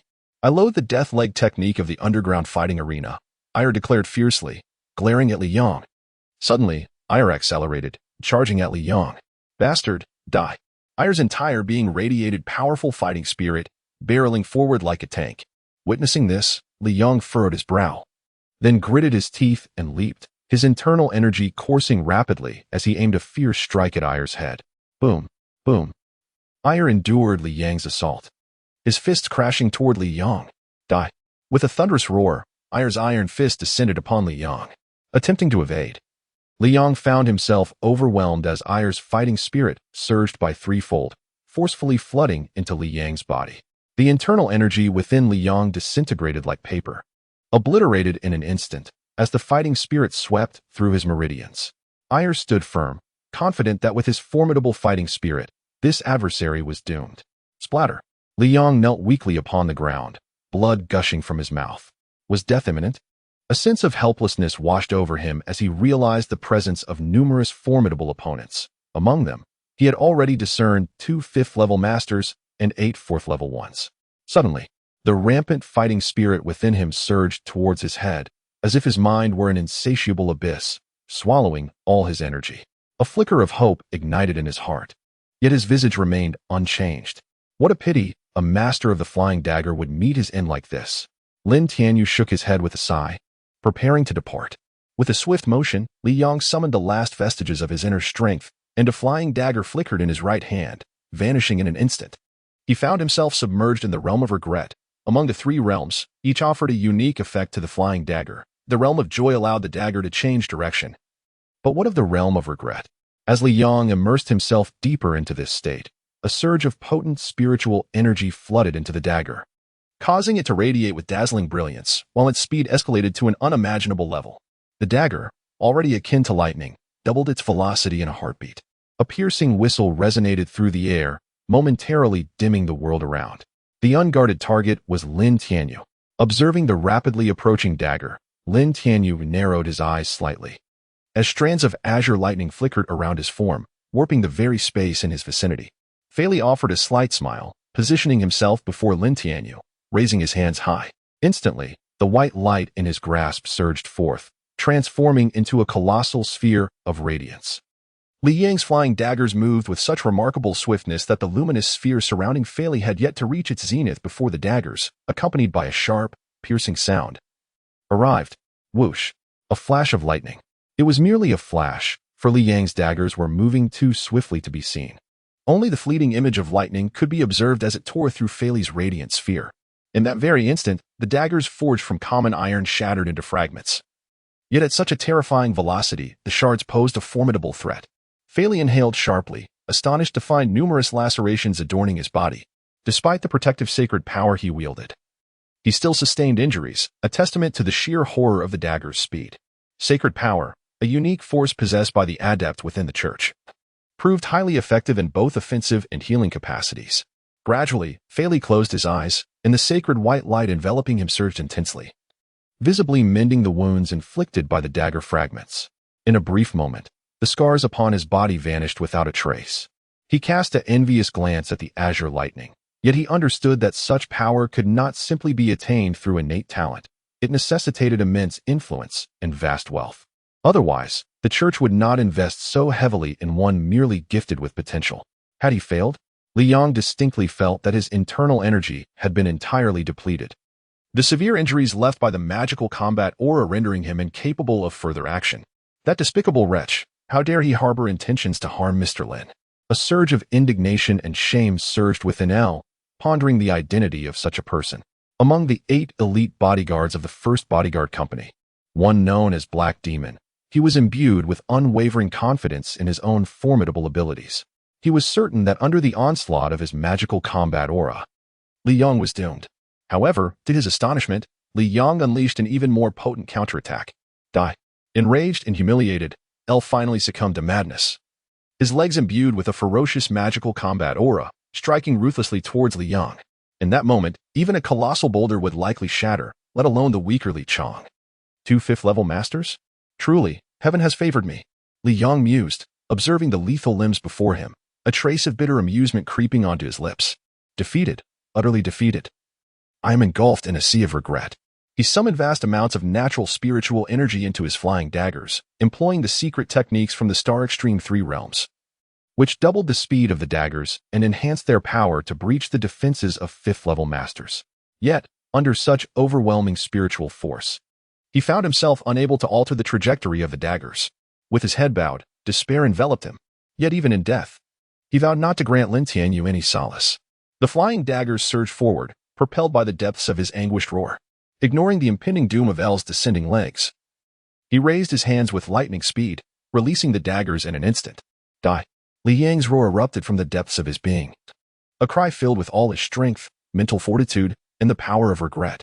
In that fleeting moment, The spiritual energy of the universe converged with terrifying velocity into the two flying daggers.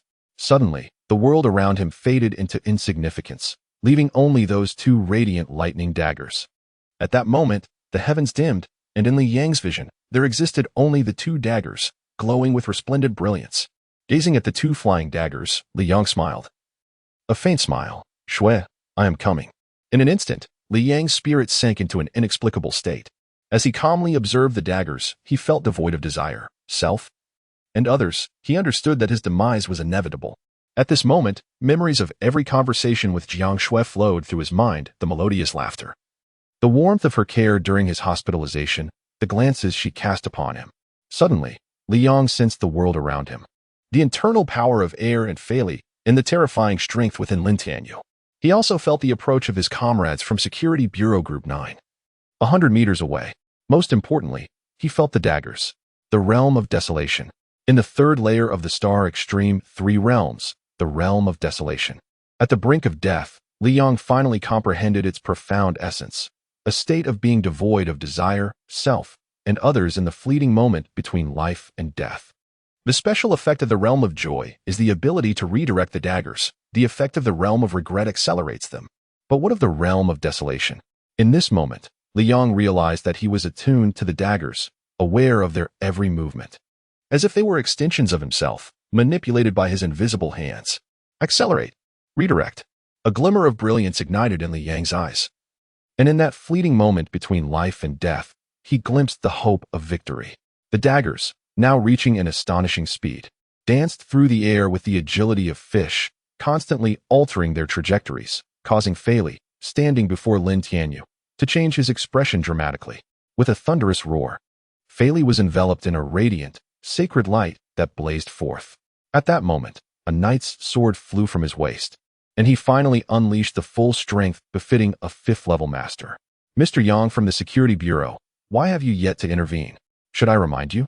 Lin Tianyu remarked coolly to the bodyguards dispatched by Group 11 of the Security Bureau. Xiang Yu responded calmly, do not worry. I will act when they can no longer withstand the situation, such as now. His face flushed, and his right hand ignited with a fiery hue. Like a bolt of lightning, Xiang Yu positioned his hand to intercept the flying knife, his body shielding Lin Tianyu. Liang, perhaps you are the lad from Group 9 of the Security Bureau. Alas, I am compelled to intervene, Xiang Yu sighed inwardly, having deduced the identity of the assailant upon witnessing the flying knife. In the underworld, there was no other who wielded the technique of the little Li flying dagger, especially not in Shanghai, and notably of a similar age. Xiang Yu's right hand began to shimmer with a metallic radiance as the crimson energy swirled around his body. Although Li Yang could manipulate the trajectory of the knife, the tremendous speed rendered him capable of only minor adjustments. He could not achieve a complete directional change of 90 degrees. Thus, the flying knife was intercepted, thwarted by the bodies of Fei and Xiang Yu. The blade did not even graze Fei's sword or Xiang Yu's palm, yet it veered off course, striking Fei in the abdomen and Xiang Yu on the shoulder. Boom! Earl's legs crashed violently against Li Yang's body, unleashing a ferocious surge of battle energy. Earl was sent sprawling to the side, yet Li Yang, who should have perished on the spot, rose to his feet. Remarkably, Earl's swift strike had left him unscathed. Instead, an invigorating force surged within him, propelling him to an unprecedented peak of power. Li Yang gently wiped the blood from the corner of his mouth. Lin Tianyu, it is now time for our true confrontation to the death. With a solemn expression, Li Yang regarded Lin Tianyu. In that fleeting moment of enlightenment, he discerned that the terrifying energy within Lin Tianyu far surpassed that of Earl and the others, indicating that Lin Tianyu was undoubtedly a super master beyond the 5th level. Even at this extraordinary pinnacle, Li Yang felt uncertain, hence his declaration of a fight to the death. Li Yang, cease this. Manshin's voice suddenly resounded. Chapter 14. The Overlord Xiang Yu, Part 1. Manshin's figure flickered and appeared before Li Yang. Captain, do not impede me. Li Yang spoke in a low voice, his hands emanating a soft glow as 2 throwing knives materialized in his grip, infused with torrents of spiritual energy that coursed into them, causing radiant light to shimmer upon their surfaces. Step aside, Captain, allow me passage. The turmoil within Li Yang surged, intensifying since the moment he learned of Jiang Xue's demise. Suddenly, wisps of crimson energy began to flow into his body, swirling within his mind, transforming his gaze into a bloodthirsty crimson hue. Do not force me, Captain. Do not compel me. Jiang Xue was my entire world. She is gone, and thus I must take the life of Lin Tianyu. It is imperative. Li Yang's expression bore a sinister grimace. Ma Tian, observing the bloodthirsty crimson in Li Yang's eyes and the twisted countenance upon his face, realized that Li Yang had transformed. His very nature had shifted. The once pure-hearted Li Yang, whose motives were solely for the nation, had succumbed to an overwhelming hatred. It was either his demise or mine. Li Yang spat out the final words through clenched teeth as he struggled to contain the tumultuous energy surging within him. The power of love is immense, indeed. Particularly for those who seldom allow themselves to feel. Once their heart is stirred, its influence surpasses all imagination. Li Yang exemplifies this truth. The force of love has begun to alter his essence. Through the avenue of emotion, one can ascend to the celestial realm, yet equally descend into darkness. With the clandestine support of a tyrant from the demon realm residing within Li Yang's mind, he has commenced his descent into the path of darkness. And thus a demonic nature has awakened within him. Ma Tian shook his head, his gaze resolute as he stated, Li Yang, Lin Tianyu has erred, and the state shall provide an account for you, as well as for Jiang Xue's family. However, you must not take the law into your own hands. You cannot act as the judge. You have already taken the lives of 3 individuals today. Do you comprehend the anguish of their loved ones? They were merely bodyguards. Yet they now lie dead, all because of your thirst for vengeance. Li Yang's body trembled. Bodyguards? Suddenly, Li Yang's expression grew even colder and more merciless. Humph. Those who serve as bodyguards have long accepted the inevitability of death. They protect scum like Lin Tianyu. Humph. Today, no matter who stands in my way to kill Lin Tianyu, I shall take their life. The true energy within Li Yang surged wildly, intensifying increasingly. The spiritual energy of heaven and earth was continuously drawn into his body. Having comprehended the realm of desolation, Li Yang's affinity for this energy had reached an extraordinarily high level. The tumultuous flow of spiritual energy was palpable, felt by Ma Tian, Fei Li, Xiang Yu, and even Lin Tianyu himself. The interests of the nation supersede all else. Li Yang, have you forgotten the oath you took upon entering the Security Bureau's 9th Division? What did so many fallen brothers of the Dragon Tooth Special Forces sacrifice their lives for? Are you unaware of the repercussions of killing Lin Tianyu? Ma Tian voiced his final counsel. A tremor coursed through Li Yang's heart at the mention of Dragon Tooth. Suddenly, he burst into laughter, his voice echoing through the ears of all present. Ha ha, ha ha, Dragon Tooth, Dragon Tooth. Captain, you speak well indeed. His laughter resonated with every individual present. At this moment, Haiyan, Tianlin, and the others also arrived one by one. Ma Tian and the others fell silent. This was an undeniable truth, an immutable reality that brought them great sorrow. Tears streamed down Li Yang's face. Yes, each of our Dragon Tooth brothers died, without regret. We knew it was for our country. Suddenly, Li Yang became somewhat hysterical, but now I do not comprehend. What did our countless brothers die for? Is it merely for these petty, affluent scoundrels? Ha! What are we fighting for? Ha! How absurd, how laughable. Noble cause? When our beloved have perished. What do I still cling to? Noble cause? To hell with noble cause. When I cannot even protect my own wife, and still speak of noble cause today. Lin Tianyu must die. No one can prevent this. Ma Tian remained steadfast, with Xiang Yu standing beside him. The scars from the flying knives still marked Xiang Yu's shoulder. Although the flying knives had pierced through his protective aura, their offensive power had diminished considerably thereafter. Ma Tian and Xiang Yu stood before Li Yang, with Haiyan and others behind them. Do you intend to obstruct me? Li Yang seemed to find the utmost amusement in the notion. But can you truly stop me? In an instant, Li Yang's body flickered, reaching the pinnacle of speed, and at that very moment, he hurled 2 flying knives. Lin Tianyu, perish. Ma Tian and Xiang Yu swiftly moved, their protective auras manifesting simultaneously. Whoosh, whoosh. 2 streaks of light, akin to meteors, pierced into Ma Tian and Xiang Yu's bodies. Li Yang's change of direction proved futile. As Ma Tian and Xiang Yu had utilized their bodies as shields, Li Yang merely adjusted his aim slightly. A new shallow scar appeared on Xiang Yu's body, while Ma Tian remained entirely unscathed. As Li Yang's knives shattered his protective aura, their strength had been utterly depleted. Ma Tian, you are indeed superior to me. You must have accumulated over 50,000 crystals of energy by now. Xiang Yu, observing the evident strength of Ma Tian's protective aura, could not help but chuckle lightly. My friend, relinquish your ambitions. Your abilities are woefully inadequate, with merely a few hundred crystals of energy. Even if you grasped the 3 great realms, you would struggle against the weakest of 5th-level masters.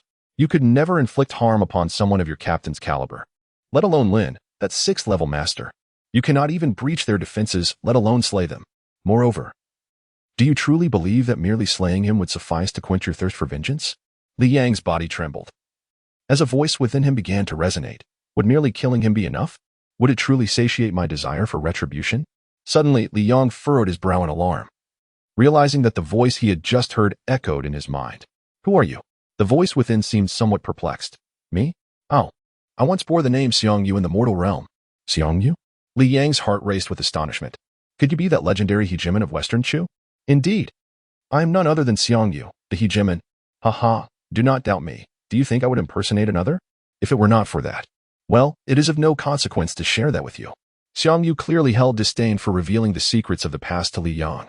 Li Yang scoffed inwardly. Xiang Yu? That figure belongs to a bygone era, thousands of years past. How could he possibly still exist in this world? It is utterly preposterous. Xiang Yu was momentarily taken aback, quickly following with indignation. What sort of figure do you think I am? You impudent brat, although I, the overlord, find myself ensnared in a shallow predicament. I am certainly not to be compared to a mere novice who has yet to attain even the most rudimentary stage of the golden core. Humph. Were it not for my intervention, how would you have come into possession of the cleansing elixir? Without my assistance, how would you have endured the malevolent energy within the elixir during your seclusion? If it were not for me, how could you have solidified your second stage within a mere 10 days? Do you truly believe that the heavens have favored you, allowing you to absorb the essence of the world at tenfold the speed of others? Good heavens, you are indeed a thankless scoundrel. Li Yang was momentarily taken aback, but soon comprehended that the inexplicable acquisition of the cleansing elixir and his accelerated absorption of spiritual energy were all due to the aid of this Xiang Yu. Very well, I shall momentarily place my faith in you. Yet, how can you expect me to relinquish my quest for vengeance when he has slain my beloved? Li Yang could no longer contain his wrath. Xiang Yu chuckled. You are not as unfortunate as you believe. Your Jiang Xue may have perished, but she was but a mortal. In the parlance of cultivators, true death is only when the soul has completely dissipated. Jiang Xue has merely succumbed to a physical death and has entered the realm of spirits. If you diligently cultivate and shatter the void, there will come a day when you can reunite with her. Li Yang's heart trembled at these words, and he stammered. You mean to say that she is not truly dead, that I can still see her and be with her? Xiang Yu arrogantly replied, Of course. Do you not realize who I am? The overlord before you is indeed a supreme master of the demonic realm. If not for certain circumstances, cough, cough. Suffice it to say, you must grasp one fundamental truth. Your snow has not truly perished. Should you dedicate yourself to rigorous training and shatter the void, opportunities shall present themselves. In his heart, Xiang Yu reveled in triumph, fully aware that Li Yang had taken the bait. Li Yang's simmering resentment began to wane, and clarity returned to his mind. The exchange between Li Yang and Xiang Yu, though rich in content, transpired in mere moments in the external world. As Li Yang gazed at the furious Montian before him, his eyes flickered towards Lin Tianyu, who regarded him with a look akin to that of a spectator observing a mere spectacle. Despite the azure lightning dancing around Lin Tianyu's form, it was evident that he had yet to unleash his full power. Was merely killing him sufficient? Li Yang recalled Xiang Yu's earlier words, a cold smile creeping upon his lips. Unbeknownst to him, his temperament had undergone a profound transformation, the essence of darkness fully entwined with his being. Kid, heed your captain's words. Regardless of what transpires, this overlord will handle it. Huh, these insignificant creatures are hardly worth my attention. By the way, Li Yang, if your intent is to eliminate Lin Tianyu, I can lend you my assistance. A chilling smile formed within Li Yang as he mused. No, you are mistaken. Merely ending his life will not suffice. I shall ensure he comprehends the meaning of despair, the very essence of a fate worse than death. Li Yang raised his gaze to his captain Montian and calmly declared, I shall follow you. Upon hearing this, Montian's heart soared with joy. He had no desire to engage Li Yang in combat, yet should Li Yang persist in his defiance, he would have no choice but to act. Now that Li Yang has acquiesced, he naturally feels a sense of relief. Young Master Lin, we will provide you with an explanation regarding today's events. Let us proceed. Montian decisively led Li Yang away, while Lin Tianyu remained silent, merely smiling. Lin Tianyu cast a glance at Xiang Yu, his smile growing even more radiant. Mr. Yang, 3 of my bodyguards have perished. As the saying goes, a life for a life. Hee, I trust you are aware of how this matter should be resolved. Yu Yang, inform General Wang of this situation. With that, Lin Tianyu turned and strode back towards the villa. Xiang Yu furrowed his brow deeply and then let out a long sigh. Li Yang was under house arrest. However, he himself was utterly unconcerned. According to Xiang Yu's words, if this overlord assists you, there is truly no one in this mortal realm on earth who can confine you. Yet, Li Yang remained unaware of Xiang Yu's unspoken thought. The Kunlun immortal realm should be considered another dimensional space, not belonging to Earth. Thus, this overlord's statement cannot be deemed incorrect. The Kunlun immortal realm is teeming with masters, and currently, Xiang Yu, relying solely on his primordial spirit power, is not invincible. In the confines of the house arrest room, Xiang Yu began to entice Li Yang. Li Yang, if you continue to cultivate in this manner, it will be impossible for you to shatter the void even until death. Li Yang nodded in acknowledgement. This 6 extremes pure yang technique can only reach the 6th level of mastery. It is impossible to transcend the void and ascend. However, I possess no alternative methods of cultivation. Li Yang refrained from mentioning his desire for Xiang Yu's assistance, understanding that Xiang Yu undoubtedly had his own motives. Xiang Yu, without any intention of being circumspect, addressed Li Yang directly. You rascal, very well. I shall now impart to you the supreme codex of the demon realm, the Moyang Dian, created by the esteemed Lord Qiyu. The Moyang Dian is divided into 3 tiers with a total of 15 realms. The first tier is illusory star tier, the second is demon moon tier, and the third is extreme sun tier. The first 6 realms belong to the illusory star tier, the next 6 to the demon moon tier, and the final 3 to the extreme sun tier. Pay close attention, for I shall now convey to you the techniques of the 6 realms of the illusory star tier. Xiang Yu commenced the transmission of the first 6 realms of the Moyang Dian to Li Yang. After a considerable duration, Li Yang found himself in disbelief, exclaiming, "How can this be possible?" The techniques of the 6 realms of the illusory star tier are identical to the incantations of the 6 extremes pure yang technique. The 6 extremes pure yang technique is a specific cultivation method designated for the Security Bureau, wherein members of Group 9 can acquire the first 4 realms, and upon entering Group 11, they can obtain the 5th and 6th realms. To my astonishment, the first 4 realms of the Moyang Dian are precisely the same as those of the 6 extremes pure yang technique. However, there are distinctions. The 6th realm of the Moyang Dian leads to the creation of the golden core and subsequently to the path of demonic cultivation, while the 6th realm of the 6 extremes pure yang technique solely encompasses the methods for forming the golden core, lacking any guidance for entering the demonic path. Li Yang, somewhat perplexed, inquired, How do you know the secret method for the 6th realm of the 6 extremes pure yang technique? Xiang Yu appeared slightly embarrassed, responding, Well, The 6 extremes pure yang technique is indeed a technique that I have disseminated. Do not inquire further. If you wish to learn, then learn. If not, cease your incessant chatter. In the end, Xiang Yu appeared somewhat irked. Chapter 15, Transformation, Part 1. Li Yang's days were exceedingly comfortable, blissfully so, as he had no pressing matters to attend to. His days were consumed with the cultivation of the magic sun scriptures, while the formidable Xiang Yu assisted him in enhancing the speed at which he absorbed the essence of heaven and earth. Within the confines of the Starfall base, a secluded chamber served as Li Yang's place of confinement. Xue, wait for me. I shall strive diligently in my training. Li Yang sat cross-legged on the ground, drawing in the energies of the universe. His internal strength grew steadily, becoming increasingly refined and profound. A faint smile graced Li Yang's lips. Ever since he realized he could be with Jiang Xue, his outlook on life had transformed, no longer devoid of hope. Li Yang, you must not be overly impetuous. The path of cultivation is inherently defiant against the heavens. Even with the assistance of this overlord, it is impossible to successfully transcend tribulations without a century of effort. To shatter the void and ascend to the demon realm, Xiang Yu cautioned, concerned that Li Yang's haste might lead to a shaky foundation, resulting in calamity when facing the trials of heaven. Li Yang reassured him in his heart, Do not worry, I shall not just with my own life. Moreover, I am not in a hurry, for there remains a task I must attend to. Li Yang was determined to let Lin Tianyu experience the bitter fruits of his actions. To drive Xue to her demise? Lin Tianyu, I shall make you understand the meaning of a fate worse than death. The animosity Li Yang harbored for Lin Tianyu remained undiminished.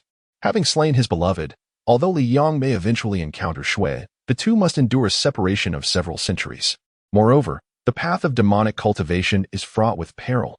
One can never anticipate the unforeseen calamities that may arise during this arduous journey. All of this burden rests upon Lin Tianyu's shoulders. Li Yang has undergone a profound transformation. His disposition has irrevocably changed. Whereas the former Li Yang was guided by the principles of national righteousness, the current incarnation, imbued with demonic traits, acts according to his own whims, expressing gratitude towards those who bestow kindness upon him and exacting vengeance upon his foes. Nonetheless, personal strength remains paramount. Thus Li Yang quietly closes his eyes and diligently engages in his cultivation. At Pudong International Airport, Li Shua has just disembarked from his flight. Mr. Li, please step into the car. A sharply dressed man approaches him with a hint of deference. Li Shua nods in acknowledgement and follows the man into the vehicle. Inside the car, listening to the notifications on his phone, Li Shua's brow furrows slightly. I have called over a dozen times. Why does my elder brother persist in ignoring my calls? He then instructs the man beside him, take me directly to Brother Zhang. In a villa on the outskirts of Shanghai, Zheng Honggang, the chief disciple of the Honggang's grand elder, reclines casually on the sofa, casting a smile at Li Shua. Did you come to Shanghai just to see me, or is it about your older brother? Li Shua nods and responds, yes, brother, has something happened to my elder brother? Zheng Honggang smiled faintly and remarked, is there a problem? It is far more than just a mere issue. Your elder brother is quite formidable, having audaciously assassinated Lin Tianyu, the heir of the Holy Forest Group. Upon hearing this, Li Shua's eyes widened in disbelief. The Holy Forest Group? The one from England? Zheng Honggang teased, oh, is this still my composed junior? How have you become so alarmed? Li Shua took a deep breath, calming his racing heart before inquiring, brother, how is my elder brother faring now? The matter concerning his elder brother made it exceedingly difficult for Li Shua to maintain his usual composure. I understand now, brother. I will take my leave. With a sense of urgency to learn what he needed, Li Shua departed swiftly. Zheng Honggang watched his retreating figure, a faint, cold smile gracing his lips. Little Li Flying Dagger? Li Shua, although I have never witnessed your dagger skills, I surmise you possess some proficiency. If that is indeed the case, then my plans to deal with you shall require some adjustment. In a hotel room, Lin Tianyu reclined comfortably in a chair, savoring a puff of his cigar as he glanced at the man across from him. General Wang, it is quite evident that your men have foolishly attempted to assassinate me. My 3 bodyguards are dead. As the saying goes, a life must be repaid for a life. How should we deal with Li Yang? Surely, this matter does not require prolonged deliberation. Monian immediately rose in response, stating, General Wang, young Master Lin coerced Jiang Xue to her demise through his own influence. Li Yang's actions stemmed from the grief of losing the girl he cherished. Ultimately, this situation is a reflection of young Master Lin's own issues. Li Yang's situation is somewhat excusable. I hope the general can show some leniency. General Wang, the highest commander of the station troops in Shanghai, Montaigne, please take a seat. I have already submitted this matter to Group 11 of the Security Bureau, and I believe a decision will be forthcoming. Although you operate under my direction, it is wise for the Security Bureau to deliberate on such matters internally. After all, Comrade Li Yang has successfully completed an A-level mission in the past. General Wang's words suggest he is clearly aiding Li Yang in stalling. Lin Tianyu chuckled lightly, then stood up, discarding his cigar with a casual flick. He gazed down at General Wang seated before him and stated, General Wang, let me clarify one point. I did not cause Jiang Xue's death. She took her own life. If you insist on claiming that I was responsible, we can settle this in court. Furthermore, a life for a life. Your people have killed 3 individuals. Should I find your decision unsatisfactory, I would not hesitate to seek a public trial.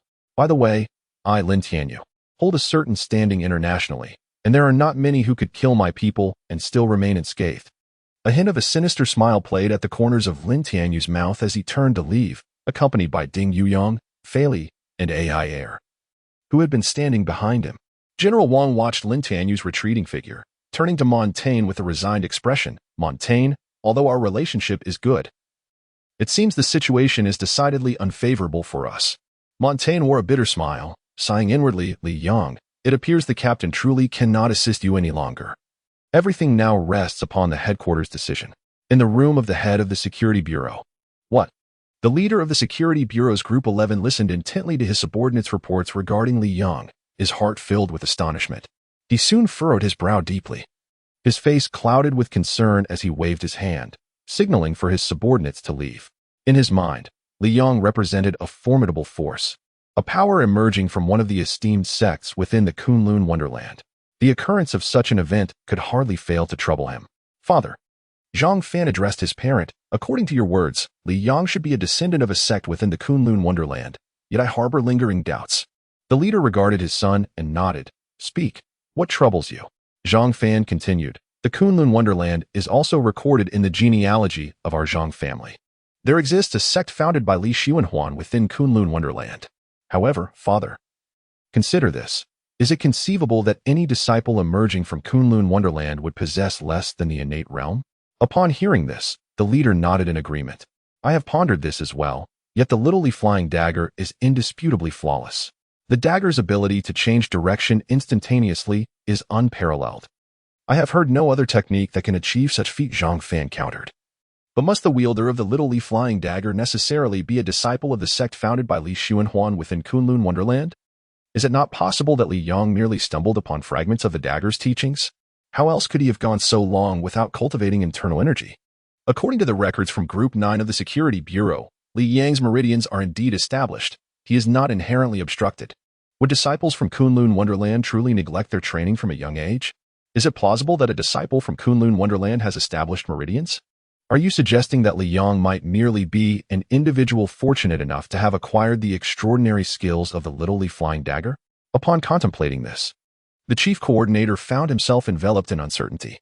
Zhang Fan, upon observing this, promptly added, Father, Lin Tianyu holds a significant position internationally, and the Shenglin Group has made substantial contributions to our nation. If we were to fall out with Lin Tianyu, and he were to withdraw all investments while publicizing this matter on the global stage, it would spell disaster. Upon hearing this, the chief coordinator became acutely aware of the potential ramifications should Lin Tianyu indeed take such actions, causing his brow to furrow deeply in concern. After a prolonged silence, ultimately, Lin Tianyu is no ordinary individual. He cannot simply be silenced at will. Should Lin Tianyu choose to bring this matter to light and escalate it to the courts, the situation would become exceedingly precarious. Moreover, whether Li Yang is truly a denizen of the Kunlun Immortal realm remained uncertain in the chief coordinator's mind, especially after his son's remarks. If it turns out that Li Yang is not associated with the Kunlun Immortal realm, then it would amount to a grievous loss, both in reputation and resources. The Kunlun Immortal realm is shrouded in immense mystery, and the Zhang family has only touched upon it lightly in their genealogy, which is why the chief coordinator is aware of it. Thus, his pretense of ignorance is, in fact, quite reasonable. Meanwhile, in the confines of the starry base, within the room where Li Yang was being held under soft confinement, Montian opened the door and sighed as he looked at Li Yang, who was seated in meditation. Li Yang, the captain can no longer assist you. Li Yang slowly opened his eyes, casting a glance at Montian, and smiled, saying, Have you decided to conduct a secret trial against me? Li Yang had anticipated this outcome for quite some time, yet he felt no trepidation. For he possessed the support of the formidable Xiang Yu, the overlord of Western Chu. Though Xiang Yu has lost his physical form, leaving only his primordial spirit, he remains a top-tier master of the demonic realm, capable of employing even the most minor of evasion techniques. Captain, you have come to escort me to my trial, have you not? Li Yang maintained his smile, eager to experience the flavor of this clandestine judgment. With the possibility of escape at any moment, why rush? Montaigne sighed deeply, his gaze lingering on Li Yang, his eyes glistening with unshed tears. He then managed a bittersweet smile and patted Li Yang on the shoulder, saying, Li Yang, it is the nation that has wronged you. One by one, He Yin and the others entered the room. Li Yang, you will always be my good brother. Always. He Yin exclaimed as he approached Li Yang, giving his shoulder a hearty slap, his eyes now glimmering with emotion. Meanwhile, Tian Lin, Yin Jia, and the 5 brothers of Tianjin felt a deep sorrow within. What kind of nonsense is this? That bastard forced Li Yang's girlfriend to her demise, and now he dares to play the victim. Tian Lin erupted in a furious roar, his rage propelling him toward thoughts of vengeance against Lin Tianyu. Tian Lin, silence. Montaigne scolded, his brow furrowed in disapproval. Ha, everyone, do not be like this. Smile, Tian Lin. He Yin, do not wear such grim faces. Let us laugh, for we are merely heading to a secret trial. Who knows what the outcome will be? Li Yang chuckled as he patted his brothers on the shoulders, seemingly dismissive of the impending judgment. Yet, the more Li Yang feigned nonchalance, the heavier the hearts of He Yin and the others became. Half an hour later, Li Yang was escorted to the courtroom for the secret trial. Lin Tianyu arrived at the courthouse early, accompanied by his subordinates and bodyguards. As he observed Li Yang being escorted in, he rose from his seat, his smile radiant. Li Yang, is it? I only learned your name afterwards. You are known as Little Li Flying Dagger in the underworld, aren't you? To be candid, your flying daggers are indeed formidable. Alas, you have crossed paths with me. Otherwise, with your potential, becoming a legendary master would not be an insurmountable task. Sigh, what a pity that you have offended me, Lin Tianyu lamented, seemingly regretful. As Li Yang was brought to the defendant's stand, a subtle smile lingered on his face. Suddenly, he cast a glance at Lin Tianyu. The corners of his mouth curling upward, his smile blossoming to such an extent that Lin Tianyu felt a tinge of unease. Lin Tianyu, Li Yang softly uttered his name, followed by a chuckle, choosing to remain silent thereafter, his laughter sending tremors through Lin Tianyu's heart, instilling a sense of disquiet. With the judge taking the bench, the trial commenced. Li Yang is found guilty of murder and sentenced to death. Even upon hearing the final verdict, a faint smile persisted on Li Yang's face. Meanwhile, Meng Tian, He Yin, and Tian Lin gazed at Li Yang with teary eyes, each saluting him solemnly in turn. Subsequently, 2 special police officers placed handcuffs and shackles on Li Yang, leading him away from the courtroom. In that fleeting moment of the death sentence being pronounced, the past me has perished, the present Li Yang is a transformed being, reborn anew. From this day forth, I shall no longer live for the country. I live for myself, I live for my snow. As Li Yang stepped out of the side door of the courtroom, the resolute declaration echoed in his mind. Chapter 16, B1 Gene Serum, Part 1. Li Yang, a 24-year-old man, enlisted in the army at the age of 16. Due to his exceptional performance, he was recruited into the Special Forces by the end of that year. At 20, he joined the elite unit Dragon Tooth. 2 years later, owing to his remarkable achievements and his unparalleled knife-throwing skills, he was admitted to the Security Bureau's Group 9, stationed in Shanghai. Over the course of 2 years, he completed an A-level mission. However, tragedy struck when his girlfriend, Jiang Xue, was driven to her death by Lin Tianyu, the heir of the Holy Forest Group. In a fit of rage, Li Yang attempted to assassinate Lin Tianyu but failed. Lacking evidence to prove that Lin Tianyu had caused Jiang Xue's demise, Lin Tianyu was acquitted. While Li Yang faced the death penalty for treason, his physical energy was assessed at approximately 70 to 80 crystals. An elderly man with a white beard examined the report in his hands, murmuring, a physical energy level of 70 crystals, quite impressive. He then picked up the telephone on his desk and said, General Wang, please send someone to bring Li Yang to me. Without waiting for General Wang's response, he abruptly hung up the phone. Meanwhile, General Wang, at home, stared blankly at the telephone for a while before coming to his senses, excitement coursing through him. He immediately called his subordinate, instructing, escort Li Yang directly to the Life Research Institute. Base 2. Li Yang felt a sense of bewilderment. Upon learning that his execution was imminent in a few days, he had initially planned to employ a tactic reminiscent of the legendary warlord Xiang Yu to escape. Yet now, he found himself inexplicably transported to an underground facility. How much will this underground base actually cost? If it were a high-rise building, then the Xinglua base would merely resemble a humble thatched cottage. Li Yang surveyed his surroundings, feeling no qualms about the comparisons he was making. He had yet to ascertain the exact dimensions of the underground facility, but he was aware that it comprised 3 levels, each significantly larger than that of Xinglua. Furthermore, the construction materials employed were of a unique steel alloy. Elderly men clad in white and young individuals sporting spectacles passed by Li Yang as he was escorted by 2 special police officers into an office. Upon entering the room, he was greeted by the sight of a venerable old man with a white beard. A master, without a doubt. Although Li Yang had yet to attain a high level of skill himself, his understanding of the 3 realms was profound enough to sense the formidable energy emanating from the old man before him. Ah, Li Yang, my young friend. You have finally encountered a genuine cultivator. This old man before you is a master at the mid-stage of the golden elixir. The white-bearded elder regarded Li Yang with a radiant smile, as if he were observing an innocent little rabbit. You must be Li Yang, correct? Today, I am honored to present to you our nation's groundbreaking research achievement, the B1 gene elixir. As he spoke, a small blue vial materialized in the elder's hand. Li Yang furrowed his brow, perplexed. The B1 gene elixir? How does it relate to the A1, A2, and A3 gene elixirs? Upon hearing this, the old man's face lit up with joy. Excellent. You are familiar with the A series of gene elixirs. That makes our discussion far simpler. First and foremost, allow me to solemnly declare that in the realm of life sciences, our nation has consistently stood at the pinnacle of the world. Consequently, the A1, A2, and A3 gene serums were developed by us long before other countries, albeit shrouded in secrecy. Li Yang inquired, indeed. What effects does the A series of gene serums have on physical strength? From A1 to A3, the mortality rate has decreased from 50% to 0. What about the B1 gene serum? The elderly man with a white beard proudly proclaimed, the effects of the B series gene serums far surpass those of the A series, elevating them to an entirely different echelon. While the A series can typically enhance physical energy by several hundred crystals, the B series can augment it by several thousand.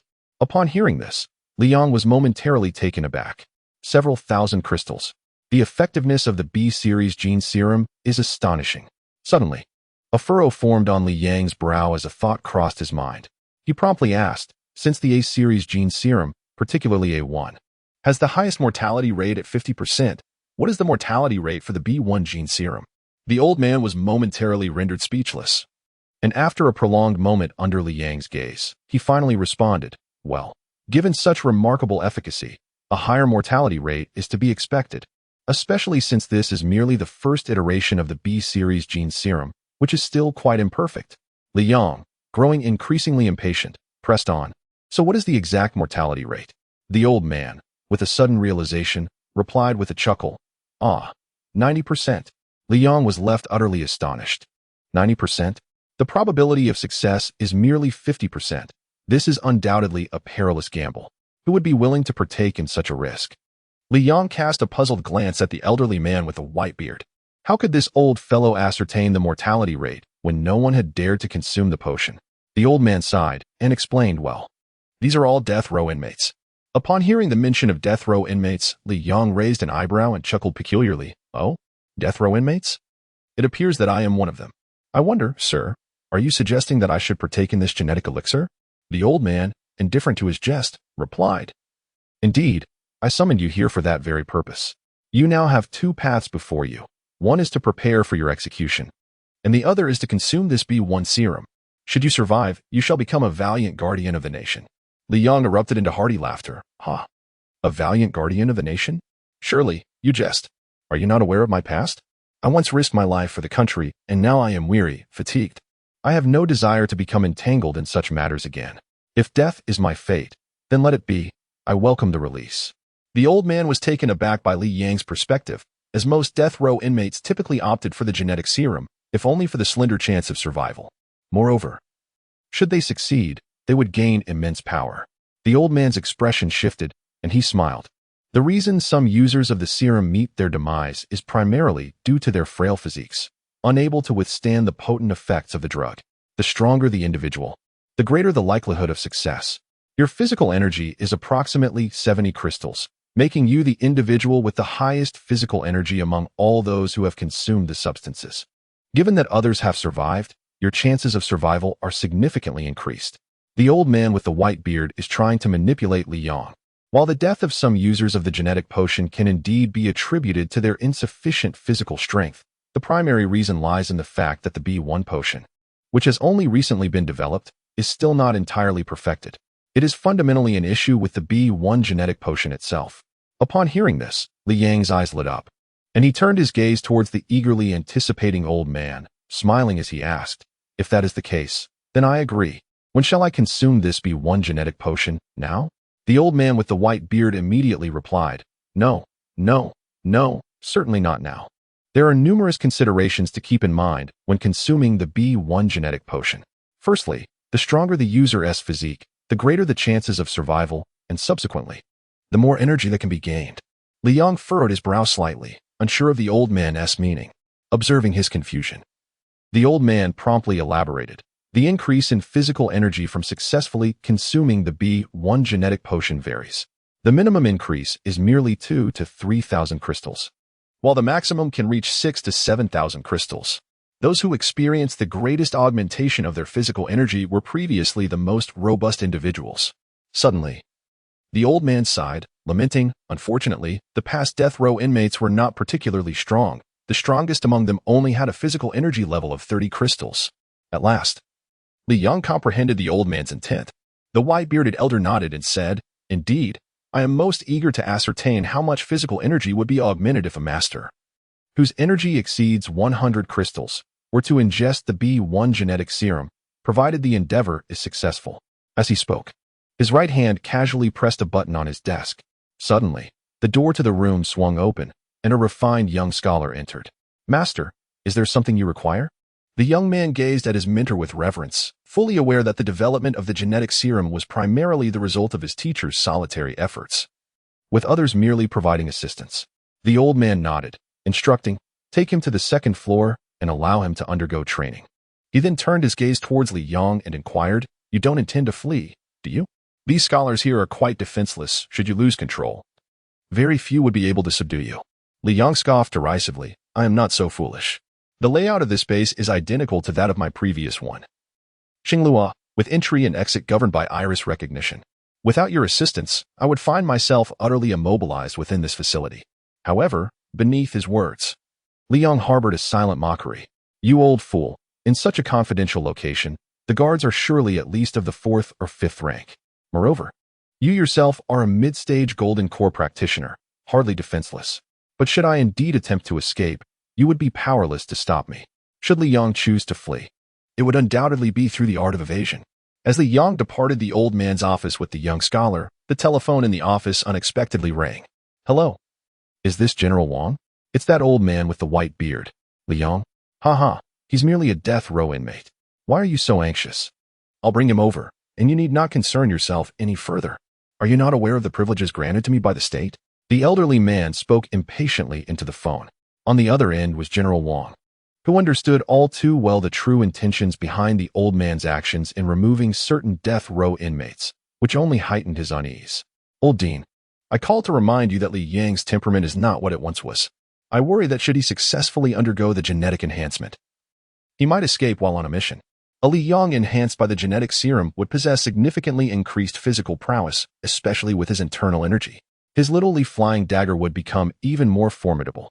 As it stands, he can easily eliminate a 4th-tier expert. What would happen to Li Yang after taking the B1 genetic serum? I dare not imagine the chaos if he were to break free from control." General Wang cautioned. "Yes, I understand. However, I still feel a twinge of unease. I am merely reminding you, old Dean. Since you are confident, I shall not fret unnecessarily." With that, General Wang reluctantly ended the call. While the old dean was undoubtedly remarkable in his academic pursuits, his prideful demeanor was a significant flaw, perhaps a quirk common among those with exceptional achievements. The white-bearded elder gently hung up the phone, a self-assured smile gracing his lips as he murmured, "A mere child without even innate abilities? Controlling him will be a simple task. Erasing his memories will be a breeze. General Wang, as a mere mortal, how could you possibly comprehend the prowess of a cultivator?" As the days passed, Li Yang continued his relentless training within the expansive training room located on the 2nd level of Base 2 at the Life Research Institute. With each leap, he counted aloud, 479, 480.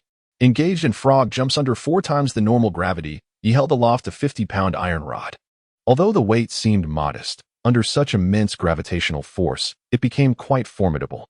Fortunately, Li Yang had attained the 3rd level of inner strength, and his energy, now enhanced to several hundred crystals, was significantly more potent than before. His internal energy surged, and despite being drenched in sweat, he persevered. This dual-purpose training not only sculpted his muscles but also accelerated the advancement of his inner power. With a sudden exertion, he cast the iron rod aside and casually strolled to a corner of the training room. Feeling at ease and indifferent, he settled against the cold wall, allowing his nearly depleted inner strength to circulate vigorously within him as the ethereal energies of the universe flowed into his being. He remained oblivious to the transformations occurring within. In the corner lay several bottles of potent liquor, specifically the high-proof Erguo that he often consumed during his time in the Dragon Tooth Brigade.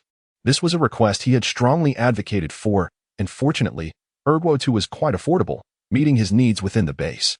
With a twist of the cap, he poured the fiery spirit into his mouth, relishing the searing warmth that filled his chest. In one swift motion, he tilted back his head and consumed an entire bottle in a single gulp. Training. Only through relentless training can one numb oneself. Li Yang inhaled the essence of heaven and earth with fervor, instantly converting it into vital energy within his body. Seizing a colossal stone, he began to practice vigorously. Chapter 17. Innate, Part 1. As time flowed by, Li Yang immersed himself in his training, tirelessly honing his skills. In the blink of an eye, half a year had elapsed. Drip, sweat cascaded down Li Yang's face, and his muscles exuded an almost surreal quality. This haze was a result of his inner vital energy clashing against the immense gravitational forces. With the energy swirling around the surface of his muscles while beads of sweat trickled down. 120. Li Yang raised the massive stone with both hands, continuously lifting and lowering it. The explosive power of his arm muscles surged forth, while his legs remained steadfast in a horse stance, unyielding despite the stone's weight. Waves of formidable gravity surged from the stone to his arms, relentlessly pressing upon his grounded legs. Li Yang's muscular resilience was remarkable. Perhaps it was due to the essence of the cleansing elixir that had permeated his muscles. His physical strength was ever increasing, and the intensity of his training escalated correspondingly. The inner energy within him was continuously consumed and replenished, reaching the pinnacle of the third tier. Li Yang comprehended the third realm, drawing closer to the natural state. As his integration with the essence of heaven and earth reached unimaginable heights, the formidable figure of Xiang Yu tirelessly assisted Li Yang in enhancing the speed at which he absorbed the essence of the universe. Now, for Li Yang, absorbing the celestial energy was as effortless as drinking water. Drink! With a thunderous roar, Li Yang exerted his strength, casting the colossal stone aside with a sudden force. Gurgling, he seized a bottle of mineral water from the training room, tilting his head back to pour its contents directly into his mouth, not pausing for a moment until the bottle was drained. The depleted vital energy within him began to surge anew, as if the natural essence of the world were flowing into his being like an inexhaustible stream. Under the circulation of his inner force, his energy rapidly replenished, and, remarkably, it even surpassed its previous level slightly. Testing. Li Yang casually picked up a small bottle of Erguo, the potent spirit, savoring it slowly as he ambled out of the training facility. The weight display within the training room boldly indicated 5. Under 5 times the normal gravity. What did that immense stone, weighing over 100 pounds, signify? Moreover, Li Yang bore the burden of his own weight. Without the frenzied support of his internal power, his physical form would scarcely endure. Yet, it was only through such rigorous training that he could numb the ache of his lonely heart. In the testing area, Li Yang activated the testing device and stepped into its range, whereupon beams of light penetrated his being.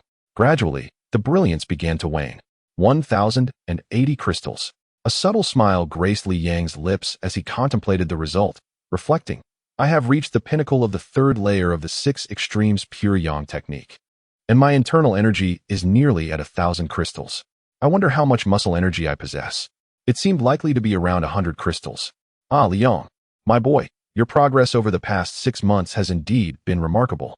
According to my meticulous assessment, your internal energy should be approximately 950 crystals, with your physical energy reaching 130 crystals. Ah, how astonishing it is. This technology is truly remarkable, capable of altering gravity. Such prowess. The voice of Xiang Yu resonated in Li Yang's mind. Li Yang smiled faintly, pondering, My lord, this is no extraordinary feat. It is merely a manipulation of the magnetic field. However, he found himself perplexed, despite the frenzied nature of his training over the past 6 months. His physical prowess had escalated from over 70 crystals to an astonishing 130. Surely, such rapid advancement is unprecedented. Xiang Yu chuckled, saying, You rascal. Who else possesses training conditions like yours? Under 5 times the gravitational force, it should be impossible for one of your caliber to endure. Yet, you recklessly harness your internal energy. Fortunately, your capacity to absorb the essence of heaven and earth is swift, and with this Lord's assistance, your internal energy replenishes rapidly, enabling you to withstand such consumption. Additionally, the Shisui Dan, a spiritual medicine utilized by cultivators, initially merely infused into your body. Now, through your training, it has begun to manifest its true potential. Without the Shisui Dan, your progress could not have been so swift. The training chamber, imbued with 5-fold gravity, was the Yang sanctuary, where he even harnessed his internal energy during slumber to counteract the immense weight. Thankfully, during his sleep, he refrained from clutching heavy stones. His own weight alone was manageable for his internal energy. Days turned into weeks, and Li Yang's existence remained entrenched in that training room. A week later, Li Yang was found with closed eyes, diligently cultivating his internal skills, immersing himself entirely in the practice, witnessing a significant surge in his true energy. Thunderous roars echoed around him. A torrent of true energy surged wildly within Li Yang's body, swiftly converging in his dantian. Previously, this dantian had felt like an abyss, but today it seemed on the verge of overflowing. Waves of true energy continuously merged into it, causing the energy within the dantian to compress and condense relentlessly. As the fourth layer of the incantation from the Demon Sun Classic coursed through his mind, also the fourth layer of the Six Extremes Pure Yang technique. In a moment of inspiration, Li Yang guided the true energy within his dantian to rotate along a specific trajectory. The compression intensified, the condensation deepened. Suddenly, a droplet resembling water formed, followed by more droplets, each a product of the compressed true energy. As these droplets materialized, they began to transform into a new type of true energy. This novel energy was none other than innate true energy.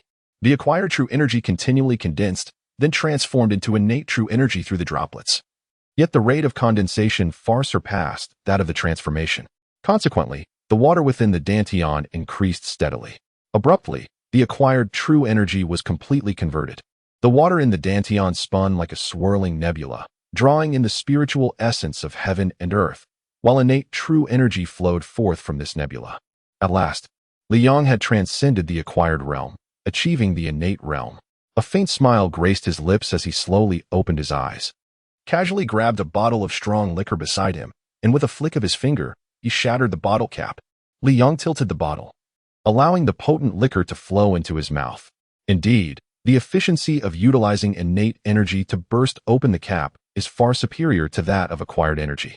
Last time, when I relied on acquired energy, it seemed I needed to attempt it 2 or 3 times before succeeding. Li Yang murmured to himself. In the testing area, the result read 1550 crystals. A faint smile appeared on Li Yang's face as he contemplated the outcome. The voice of Xiang Yu echoed in his mind. Li Yang, you have only just stepped into the innate realm and have yet to fully solidify your foundation, which is why your internal energy currently measures just over 1,000 crystals. In the future, if you diligently absorb the spiritual energy of heaven and earth at your rate of absorption, while others may require 7 to 8 years to break through, you could likely achieve the fourth layer in merely 6 months. Li Yang couldn't help but smile and responded. I am aware that my rate of absorbing the spiritual energy is nearly 10 times that of others, and with your assistance, Ba Wang, my speed increases to several dozen times theirs. However, if that is the case, I should reach the 6th layer quite swiftly, shouldn't I? Xiang Yu immediately scoffed. You are simply being greedy, trying to swallow an elephant whole. The 6th layer represents the realm of the golden core, a hallmark of true practitioners. The internal power transitions from innate energy to demonic energy, and there exists a vast chasm between the 5th and 6th layers. The 4th and 5th layers both utilize innate energy, allowing for rapid breakthroughs. However, as for the 6th layer, without a decade or more of effort, it is utterly unattainable. Li Yang was taken aback. A decade? Xiang Yu elaborated. Very well, I shall clarify for you. The mortal realm is divided into the stages of acquired, innate, golden core, nascent soul, tribulation, and great accomplishment. The transition from innate talent to the golden core stage is a formidable hurdle. Likewise, ascending from the golden core to the nascent soul stage presents its own challenges. However, the most arduous journey lies in progressing from the nascent soul to the tribulation stage, where cultivators often expend nearly half of their time.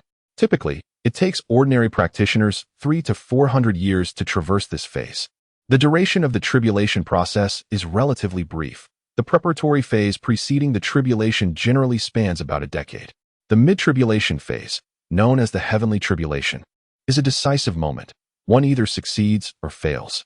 Upon successfully overcoming this tribulation, one enters the latter stage, during which the energy within begins to undergo a transformation, shifting from demonic force to demonic essence. When one fully metamorphoses into demonic essence, mastery is achieved, and one must then await the summons of the demon realm. After listening to this, Li Yang finally grasped the intricacies of the cultivation world. Ultimately, he realized that he was merely on the threshold of becoming a practitioner. Despite his relentless efforts, attaining the golden core stage still seemed an arduous endeavor. Suddenly, Li Yang nonchalantly remarked, "Never mind, with your assistance and my comprehension of the 3 great realms, along with my unprecedented speed in absorbing the spiritual energy of heaven and earth, I believe I shall reach the golden core stage swiftly. I mustn't be overly ambitious." In truth, Xiang Yu aimed to temper Li Yang's confidence. He wished for Li Yang to remain humble and patient.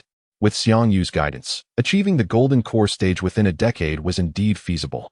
Li Yang continued his training.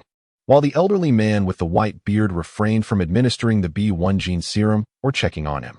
Liang leaned against the cold metal wall, numbing himself with strong liquor while his physical strength surged uncontrollably.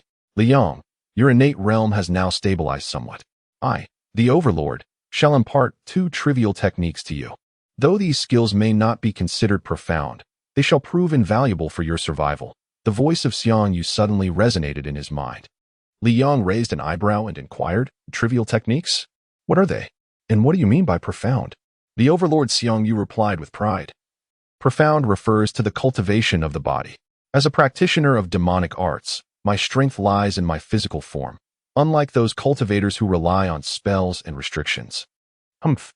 Those celestial beings possess such frail bodies. Consider me, the revered Xiang Yu of the demon realm, whose corporeal form has attained immortality.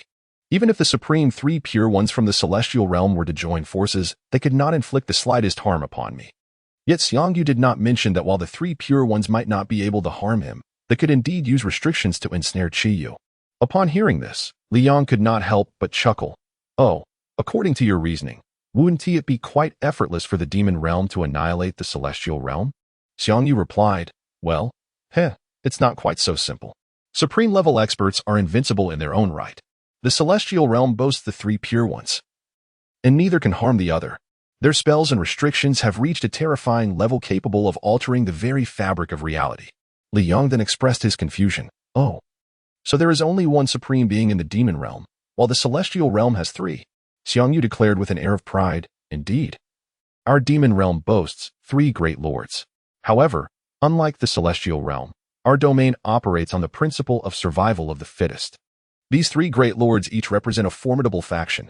Liang, when you enter the demon realm, you shall undoubtedly be a part of my esteemed Xiang Yu's dominion. Furthermore, while my cultivation may not rival that of the other 2 lords in terms of years, my influence and power are by no means inferior to theirs. Curiosity piqued, Liang inquired about the identities of the other 2 lords. Xiang Yu, growing impatient, replied, it's best not to dwell on them, for we shall be adversaries in due time. Suddenly, a question struck Liang. My lord, which realm is ultimately superior, the demon or the celestial? After pondering for a moment, Xiang Yu responded, in solitary combat, particularly at a distance, the celestial beings wield formidable spells and are undoubtedly powerful. However, in close-quarters combat, our demon warriors, with their robust physiques, excel. If a large-scale battle were to ensue, our demon realm would prevail, as our warriors grow stronger through conflict. Though we are not experts in the arcane, we possess a basic understanding of restrictions. Alas, our internal strife has kept us in a state of equilibrium with the celestial realm. Otherwise, well, that's a discussion for another time. Now, I shall impart to you 2 minor techniques. Whether you choose to learn them is up to you. Of course I wish to learn, Liang replied eagerly. Recognizing that the seemingly trivial skills of the great Xiang Yu were anything but ordinary, Xiang Yu appeared pleased and said, very well. I will transfer all of this knowledge into your mind. Take your time to comprehend it. Though these techniques may be minor, they will still require your diligent practice. In an instant, a surge of knowledge flooded into Liang's mind, as an abundance of secret incantations and techniques materialized within him. After a considerable duration, he felt a significant clarity return to his thoughts, prompting him to organize the 2 so-called trivial arts of Xiang Yu, the breath-concealing technique and the escape technique. A smile emerged on Liang's face as he contemplated the breath-concealing technique, a method to suppress one's presence, rendering oneself undetectable, a quintessential manual for stealthy ambushes and assassinations. This technique, at its most elementary level, allows one to obscure their own power, while at a deeper level, it can completely erase one's life force. Naturally, mastering such depths becomes increasingly arduous and demands exceptionally high levels of internal energy. However, even at the most basic level, practitioners at the innate realm can learn to conceal their prowess. As for the escape technique, its merits were self-evident. Upon recalling it, Liang's mind sparked with curiosity, and he turned to Xiang Yu, inquiring, by the way, those Japanese ninjas seem to possess a similar escape technique. Are they not akin to this one? Xiang Yu scoffed. Youngster, I observed your encounter with that golden flower level ninja. It was all too clear. Their escape technique is the most rudimentary and simplistic. In my estimation, the ninja's technique is merely the foundational method of the 5 elements sect within the Kunlun fairyland. My escape technique, however, was seized from the celestial realm. and thus it surpasses even the supreme manuals of that cultivation sect. How dare you compare the trivial arts of a mere ninja with the techniques I have imparted to you? Humph, do you not recognize my stature? Xiang Yu's indignation was palpable, his identity assured that what he offered could never be inferior. Li Yang promptly replied with a chuckle, "My lord, there is no need for anger. I merely sought clarification." After Li Yang concluded his discourse, he turned his attention away from Xiang Yu and immersed himself in the cultivation of two techniques that surpassed even the supreme scriptures of the Five Elements sect in the Kunlun Immortal realm. Chapter 18, Covert Struggles, Part 1. Within the Security Bureau, aside from Groups 9 and 11, there exists a force that is scarcely known. This is Group 13. Groups 9 and 11 primarily harness internal energy, serving as the Bureau's absolute mainstay. In contrast, Group 13 operates from a physical standpoint, with many members having achieved success through the consumption of A1 and A2 serums. Although the A3 serum has also been developed, its exorbitant cost has precluded its widespread application. While Group 13 boasts nearly 100 formidable third-level experts, the disparity between them and Groups 9 and 11 is significant. Historically, Group 13 has been overlooked. But the advent of the B1 serum has shifted this dynamic. A fourth-level expert, even in the underground world, is regarded as an elite, belonging to the innate echelon. The B1 genetic serum, albeit perilous, is tested on death row inmates, who are subsequently stripped of their memories and re-educated to become unwavering loyal soldiers. The emergence of fourth-level experts has greatly elevated the status of Group 13, bringing it nearly on par with Group 11.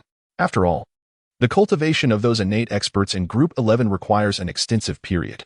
Within a mere year, Group 13 has produced over 30 fourth-level warriors. However, the pace of generating these elite fighters has now begun to decelerate. The cost of the B1 gene serum is equivalent to that of the A2 gene serum, with a single dose priced at approximately $1 million. Within the United States, selling it for $5 million yields a profit that is not particularly substantial, typically. Such commodities command a profit margin exceeding tenfold. Currently, a mere fourfold profit is hardly impressive. The B1 gene serum boasts a mortality rate of 90%. Having produced 30 fourth-level experts while resulting in the deaths of nearly 300 death row inmates. The demise of these inmates is inconsequential, as they were already destined for execution.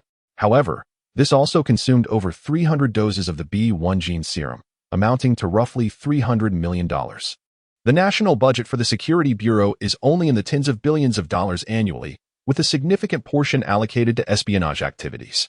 Although the 13th Division of the Security Bureau has demonstrated commendable efficacy, it receives only $500 million, primarily directed towards life sciences research, which is notoriously expensive. To maintain normal operational funding, this research alone requires an annual expenditure of $200 to $300 million. Consequently, the 13th Division can produce a maximum of 30 fourth-level experts each year. Given that these fourth-level experts rely on physical strength, their peak performance is short-lived, lasting around a decade. The 13th Division can thus maintain a maximum of 300 fourth-level experts concurrently. In contrast, the 11th Division possesses dozens of fifth-level experts and 300 to 400 fourth-level experts. More critically, those who cultivate internal energy tend to grow stronger with age. Some of the older members of the 11th Division have even reached the level of 6th-level experts. This entire scenario compels the 13th Division to seek breakthroughs. For without such advancements, it is impossible to truly compete with the 11th Division, let alone surpass it. The leader of Security Bureau Group 13 is none other than the esteemed former president of the Life Research Institute, known as Bai Yang, the venerable elder with a white beard. In his office, he seethes with indignation, proclaiming, "I refuse to believe that my Security Bureau Group 13 pales in comparison to your Group 11, Zhang." His eyes narrow as he scrutinizes the documents in his hand, revealing a stark comparison of the performance between Security Bureau Groups 11 and 13 over the past year. It is evident that Group 11 has significantly outperformed Group 13. Who is Bai Yang? He is an ancient sage, having lived nearly a century, hailing from a lineage of cultivators. In his youth, he developed a profound interest in life sciences, dedicating himself entirely to this pursuit. His fervor for research was so intense that it consumed him day and night. In his early years, he attained the innate realm, boasting physical capabilities superior to the average individual, often requiring only 2 to 3 hours of sleep. Upon reaching the Golden Core stage, he transcended the need for sleep altogether. In the realm of life science research, there exists no one who can rival his expertise. Indeed, the contemporaries of Bai Yang, who once delved into life sciences alongside him, have long since passed away, and those who remain are in their 80s or 90s. Their faculties diminished. It is only cultivators like Bai Yang, whose powers deepen with age, that defy the passage of time. He now possesses the uncanny ability to forego sleep entirely, with a mind sharper than that of many youthful scholars. With such an extraordinary figure dedicated to the nation's research, how could the country's advancements in life sciences not ascend to the pinnacle of global achievement? In the present day, Bai Yang has gleaned valuable lessons. He now entirely oversees the B1 gene serum, ensuring that each experimental subject is administered the serum only after his personal approval. Consequently, upon learning of the existence of B1, numerous agents from various nations have been dispatched, yet none have succeeded. After all, wresting the gene serum from a cultivator's grasp is a feat beyond the capabilities of these operatives. They would likely be detected by Bai Yang's keen spiritual awareness before they even approached him. Previously, subjects with 30 crystallized units of physical energy achieved over 7,000 units of physical strength. If a possessor of 100 crystallized units were to consume B1, could they attain over 10,000 units of energy? Bai Yang has been contemplating the creation of level 5 masters. Given that the annual output of masters is fixed, the focus must shift to enhancing their quality. The value of a level 5 master undoubtedly far exceeds that of a level 4 master. Li Yang has undergone training for a year. He must be nearing 100 crystallized units by now. Bai Yang stroked his white beard thoughtfully and pressed a button on the table. Shortly, a young man entered. "Teacher, is there something you require?" The young man inquired respectfully. Gazing at Bai Yang smiled slightly and said, "Bring Li Yang here." The young man's eyes sparkled with excitement. The teacher has finally decided to summon him. This is wonderful. He is currently the strongest among us in terms of physical energy. I wonder if he can exceed 10,000 crystallized units after taking the B1 gene serum. If he does, it would signify our ability to produce level 5 masters. Bai Yang regarded his student with a smile and nodded, saying, "This moment could determine the future of our 13th group. Go quickly." A wave of exhilaration surged within Bai Yang's heart. For decades, he had been suppressed by the Security Bureau's Group 11. With Bai Yang's lofty and proud heart, how could he possibly acquiesce? Now, with the rise of Group 13 on the horizon, how could he not feel a surge of excitement? His calm demeanor was merely a reflection of the composure cultivated by a practitioner. "Li Yang, prepare yourself to accompany me into the 3rd level of the base for the experiment." Leaning against the cold metal wall, Li Yang's heart jolted at the command, soon replaced by a smile. After a year, he had finally awaited the opportunity to consume the genetic serum. Casting aside the liquor in his hand, he slowly rose to his feet. "Li Yang, it has been a year since we last met, and your inner strength has already reached the pinnacle of the 3rd level. Excellent, excellent." The elder Bai Yang stroked his white beard, a sense of indescribable contentment enveloping him. Upon hearing this, Li Yang felt a rush of exhilaration. "Bawang, your technique of concealing one's aura is indeed impressive. I suppressed the innate energies present so effectively that even this mid-stage golden core master was unable to discern it. Truly remarkable." In response to Li Yang's praise, Xiang Yu scoffed dismissively, "What sort of figure do you think I am? That old man is merely a novice practitioner. Golden core cultivators are the weakest among practitioners. The 2 techniques I imparted to you are derived from the celestial realm. How could he possibly penetrate their veil?" Over the past 6 months, Li Yang had devoted nearly half of his time to mastering the techniques of aura concealment and teleportation.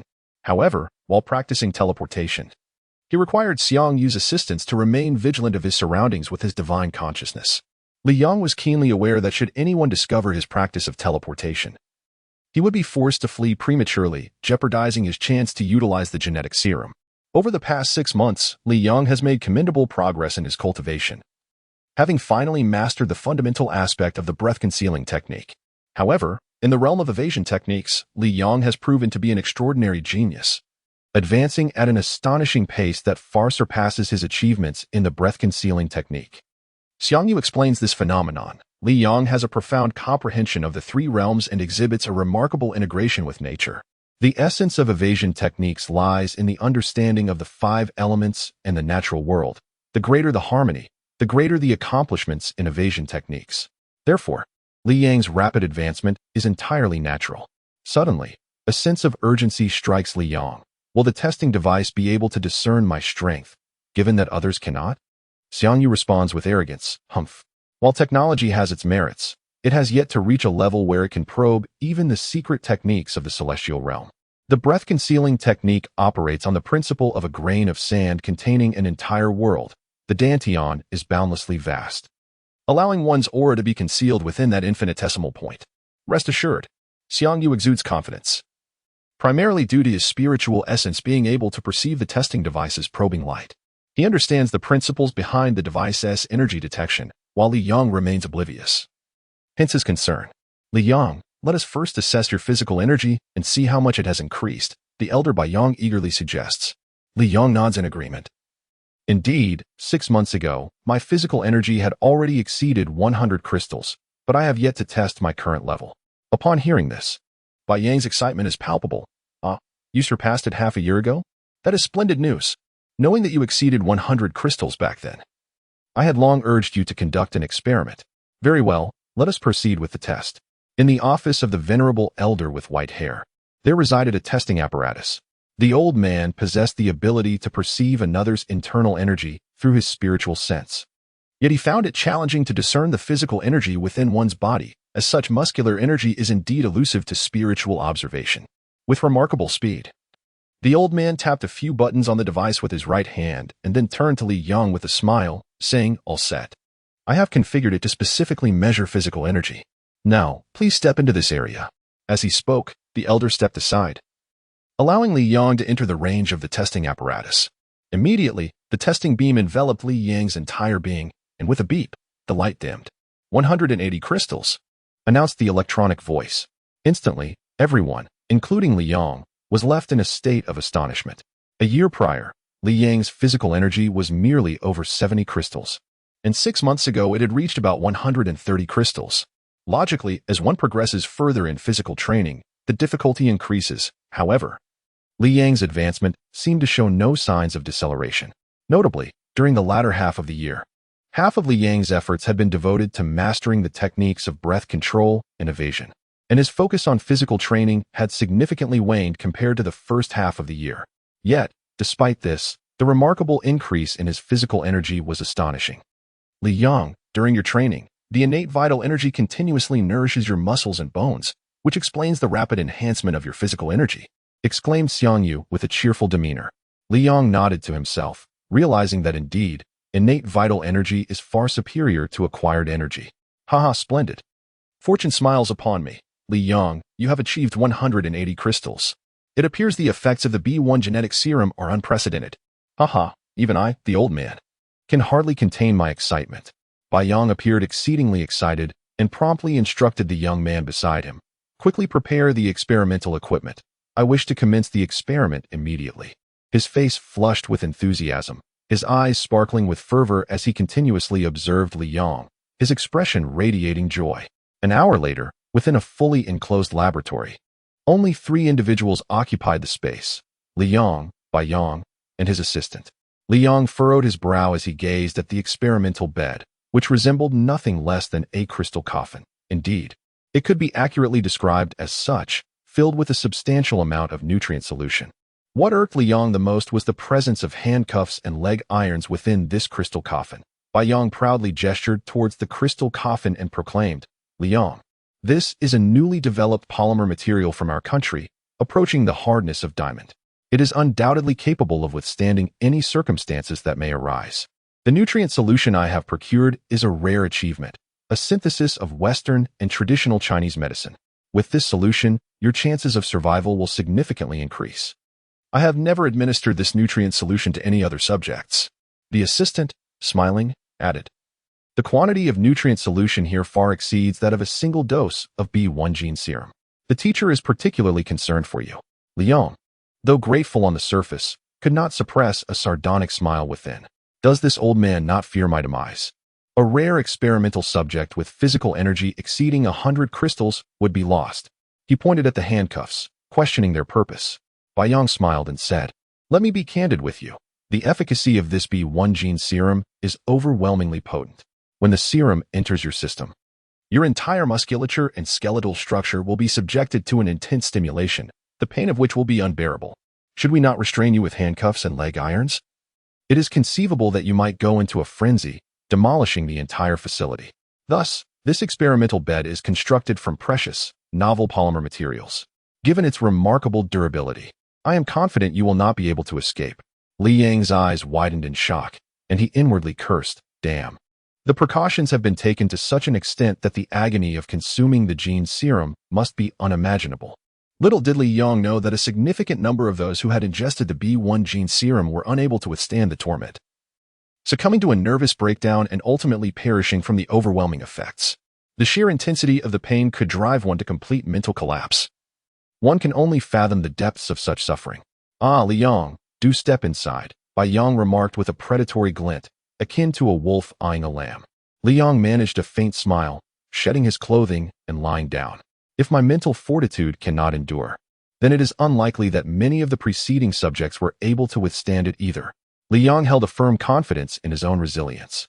Bai Yang cast a glance at his assistant, who, after securing Li Yang's limbs, discreetly exited the laboratory.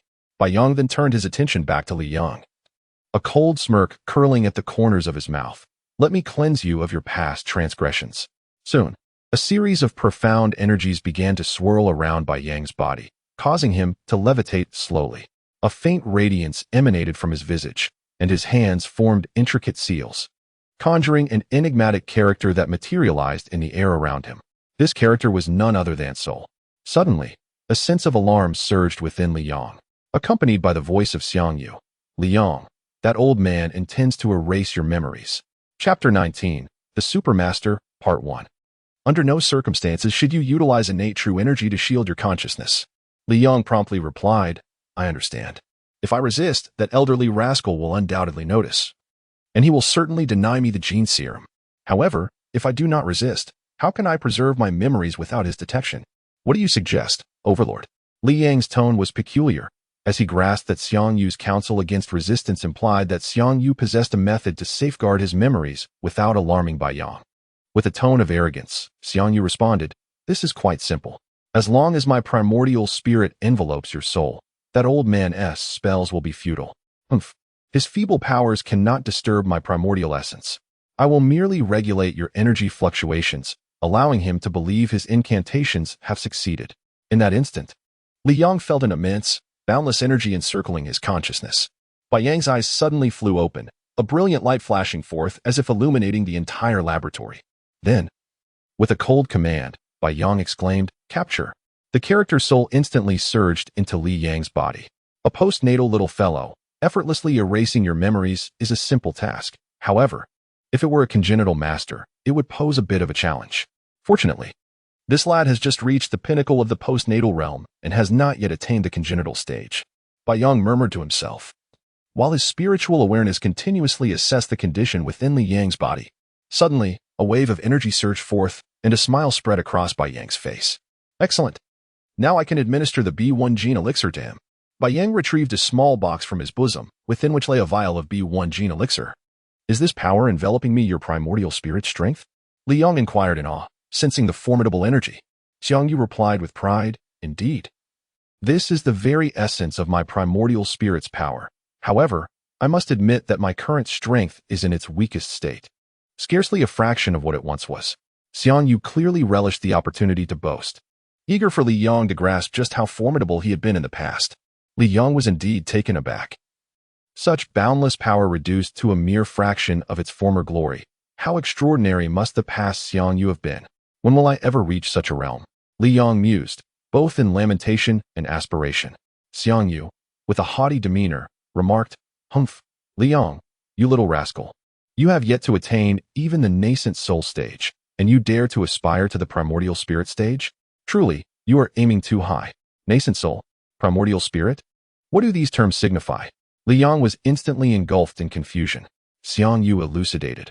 Regardless of who it may be, the most fundamental power resides within the soul, which can be categorized into 3 distinct levels. The first level pertains to one's current state, embodying the consciousness of a mortal, wherein the soul possesses little to no strength. However, as one's cultivation progresses, the soul gradually gains potency, and upon reaching the golden core stage, the strength of the soul will engender spiritual awareness. The second level is that of the nascent soul. Upon attaining this realm, the soul undergoes a qualitative transformation, evolving into the second level, the nascent soul. The nascent soul possesses the ability to autonomously absorb energy and can even exist independently of the physical body, whereas consciousness remains tethered to it. The third level corresponds to the state of this overlord, the primordial spirit. The primordial spirit can only begin to take form once one has reached a state of great accomplishment. The power of the primordial spirit will give rise to divine awareness, which far surpasses the efficacy of spiritual awareness. Upon hearing this, Li Yang was suddenly enlightened. A thought struck him, prompting him to inquire, Overlord, since you have cultivated the primordial spirit, why do you still reside in this realm? The nascent soul can autonomously absorb energy. Why does the Overlord not do so and break through into the demon realm? Most significantly, the nascent soul can exist independently. Surely the primordial spirit can as well. Why, then, does the Overlord remain with me? Am I truly so irresistibly captivating? Li Yang finally vocalized the doubts that had lingered in his mind. Upon hearing this, Xiang Yu pondered for a long while before responding. The primordial spirit of this Overlord possesses the ability to autonomously absorb energy. However, the primordial spirit ought not to exist within this realm. When a cultivator reaches the stage of great accomplishment, their primordial spirit gradually forms, attracting the attention of the upper realm, which subsequently summons them. This is what is referred to as breaking through the void. Nevertheless, I cannot manifest in the external world. Why? Indeed, the power of my primordial spirit is but a fraction of what it once was. Could this be related to the matter at hand? Li Yang felt a stir within and inquired further. Xiang Yu sighed and replied, Indeed, that was a cataclysmic battle within the mortal realm. Alas, if it were not for. Never mind, you would not comprehend the intricacies. In summary, I, as the representative of the demon realm, was defeated in that war, leading to the dominion of Earth, one of countless planets in the mortal realm, falling into the hands of the celestial realm. Should I ever reveal myself in this world, they will undoubtedly discover me and pursue my life relentlessly. This is precisely why I refrain from absorbing power to enhance my primordial spirit. Once my primordial spirit's strength reaches the limit of the mortal realm, it too will be detected. Thus, I initially tethered my primordial spirit to a stone, never daring to emerge. Later, when you don that stone, I seized the opportunity to enter your body, within your mind's domain. As long as my energy does not reach the threshold of the mortal realm, the celestial realm will remain oblivious. Therefore, I can only hope that you successfully navigate the tribulation. At that juncture, the demon realm will automatically absorb you, and I shall seize the chance to enter as well. Upon hearing this, Li Yang was filled with even greater confusion. Since this is a planet governed by the celestial realm, once I transcend the tribulation, will the celestial realm not send someone to eliminate me, a practitioner of demonic arts? Li Yang, you are mistaken. There exists an accord among the realms. Anyone who ascends, regardless of whether they practice demonic, celestial, Buddhist, or even monstrous cultivation, cannot be obstructed. This is the rule established by the realms. However, I, the Overlord, do not belong to those who ascend, thus I shall undoubtedly be pursued and hunted by them, Xiang Yu proclaimed. Li Yang queried in bewilderment. Since the Overlord does not ascend, can he take the opportunity to enter the demonic realm alongside me? The notion that one person's enlightenment could elevate even dogs and chickens is quite astonishing. Suddenly, a wave of excruciating pain sent tremors through Li Yang's very soul. This was due to the genetic serum that had already entered his body. Once the serum infiltrated his system, it transformed into a dark energy, which surged violently throughout his entire being. His muscles seemed to be catalyzed, undergoing relentless evolution, with their strength continuously amplifying. While one would expect muscle fortification to occur gradually, the genetic serum clearly aimed for immediate results, seeking to enhance muscle energy within a fleeting moment. Although this accelerated the increase of energy, the accompanying agonizing torment rendered Li Yang nearly incapable of enduring it. The pain penetrated to the very marrow, striking at the deepest cells of his muscles. The agony surged through his nerves, profoundly impacting his soul. Endure. Li Yang persisted inwardly. Damn it, this is no ordinary pain. Li Yang distinctly sensed the rupture of his muscle cells, only to witness the emergence of new ones. His sinews began to tremble, with every moment heralding a transformation.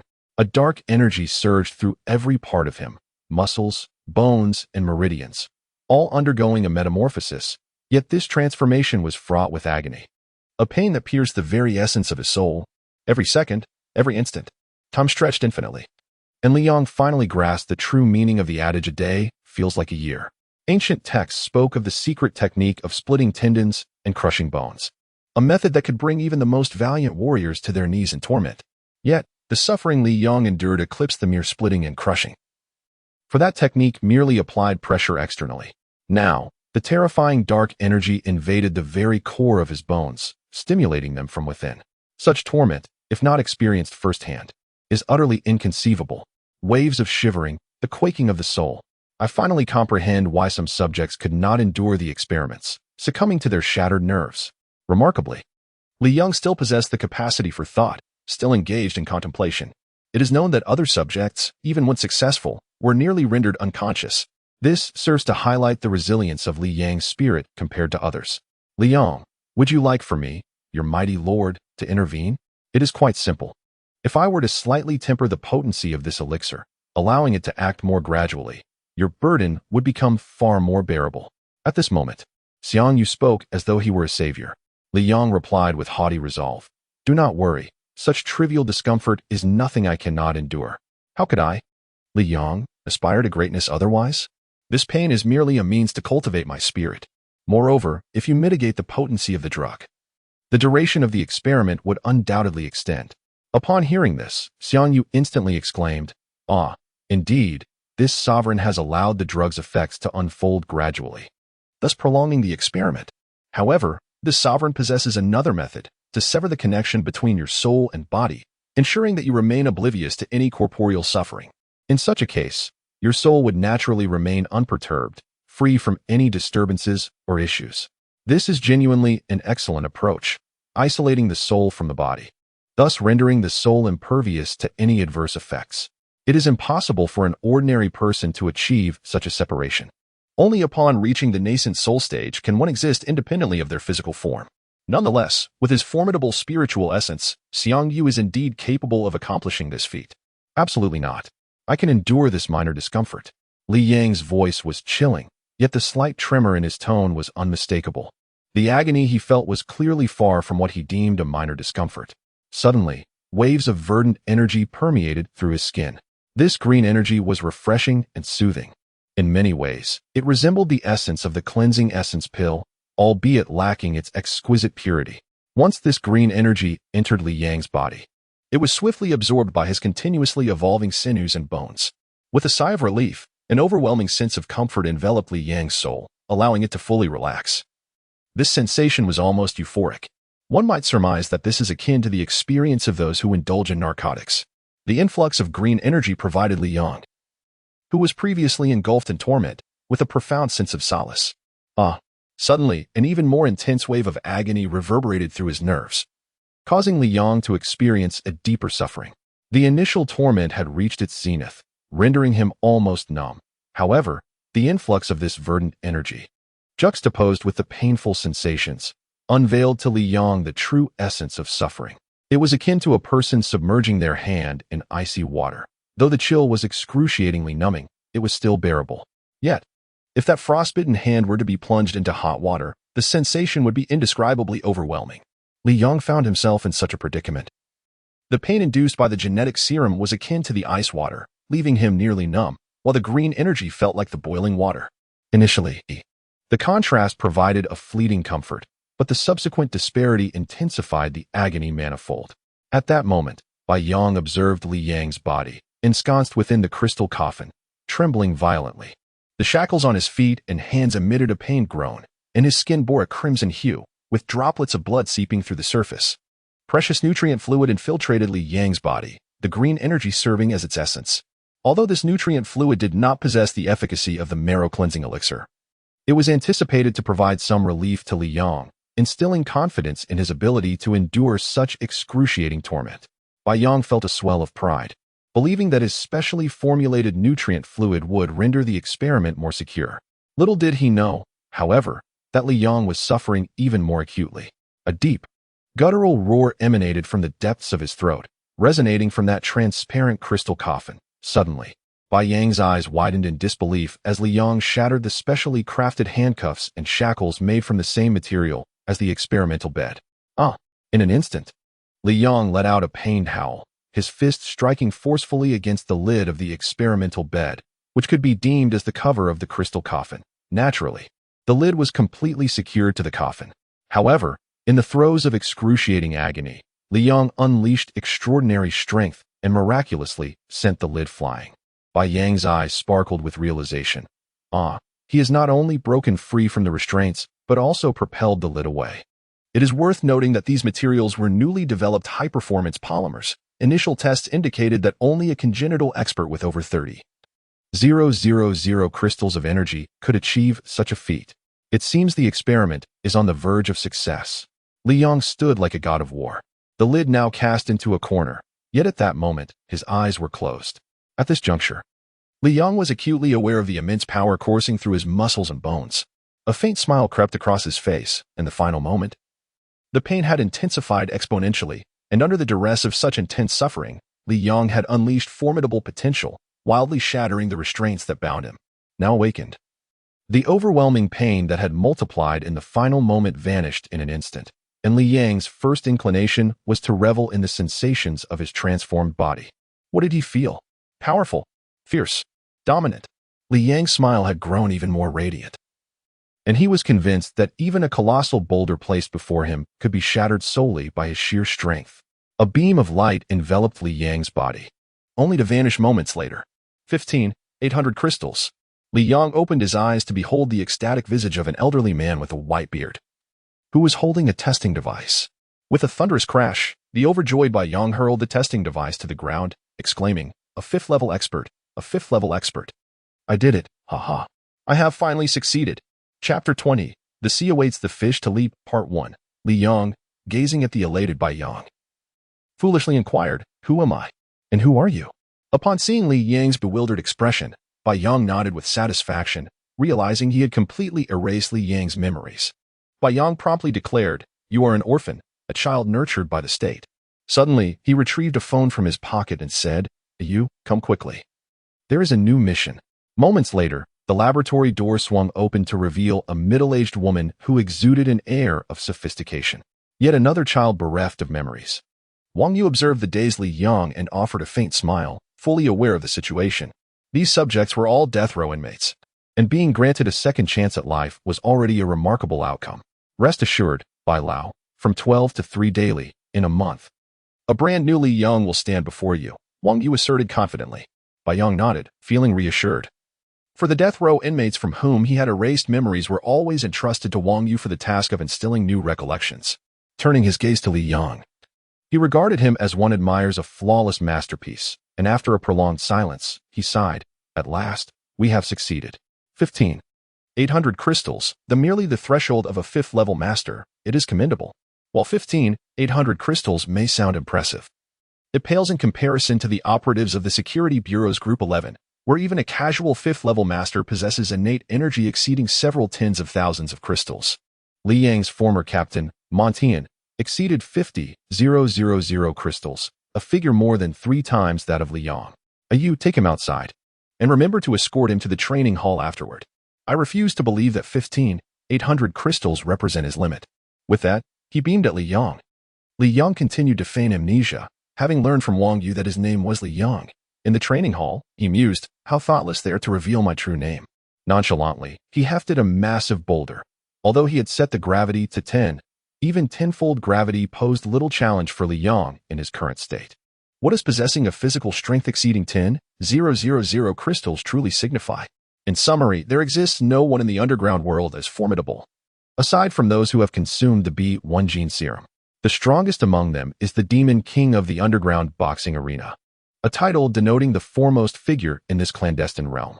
His physical energy is merely over 1,000 crystals. However, he can lift weights of approximately 1,000 pounds. Li Yang is 10 times stronger than him and is further augmented by true energy, so even under 10 times the gravitational force. The massive stone weighs only around 2,000 to 3,000 pounds, with his own body weight being about 2,000 pounds. It truly is a mere plaything for him. Tomato provides a detailed introduction to the strength of underground fighters. Without the use of A1, underground fighters typically possess an energy level of around 200 crystals, with the legendary maximum being 500 crystals, while the lower end can be as little as 100 crystals. The energy of 200 crystals is achieved through their arduous training. A fighter of intermediate skill can squat approximately 500 kilograms and bench press around 150 kilograms. After successfully consuming A1, their energy level normalizes to about 900 crystals, with squats reaching an impressive 900 kilograms and bench presses around 300 kilograms. After achieving a squat of 500 kilograms, each incremental increase in weight demands a doubling of energy. Thus, it is entirely reasonable that after taking A1, their energy multiplies nearly fourfold, and their squat performance nearly doubles. The gravitational force required to lift the massive stone is comparable to that of the bench press. The Demon King stands as the pinnacle among elite fighters, possessing an energy level close to 500 crystals before consuming A1, which then surges to over 1,000 crystals, far exceeding that of ordinary fighters.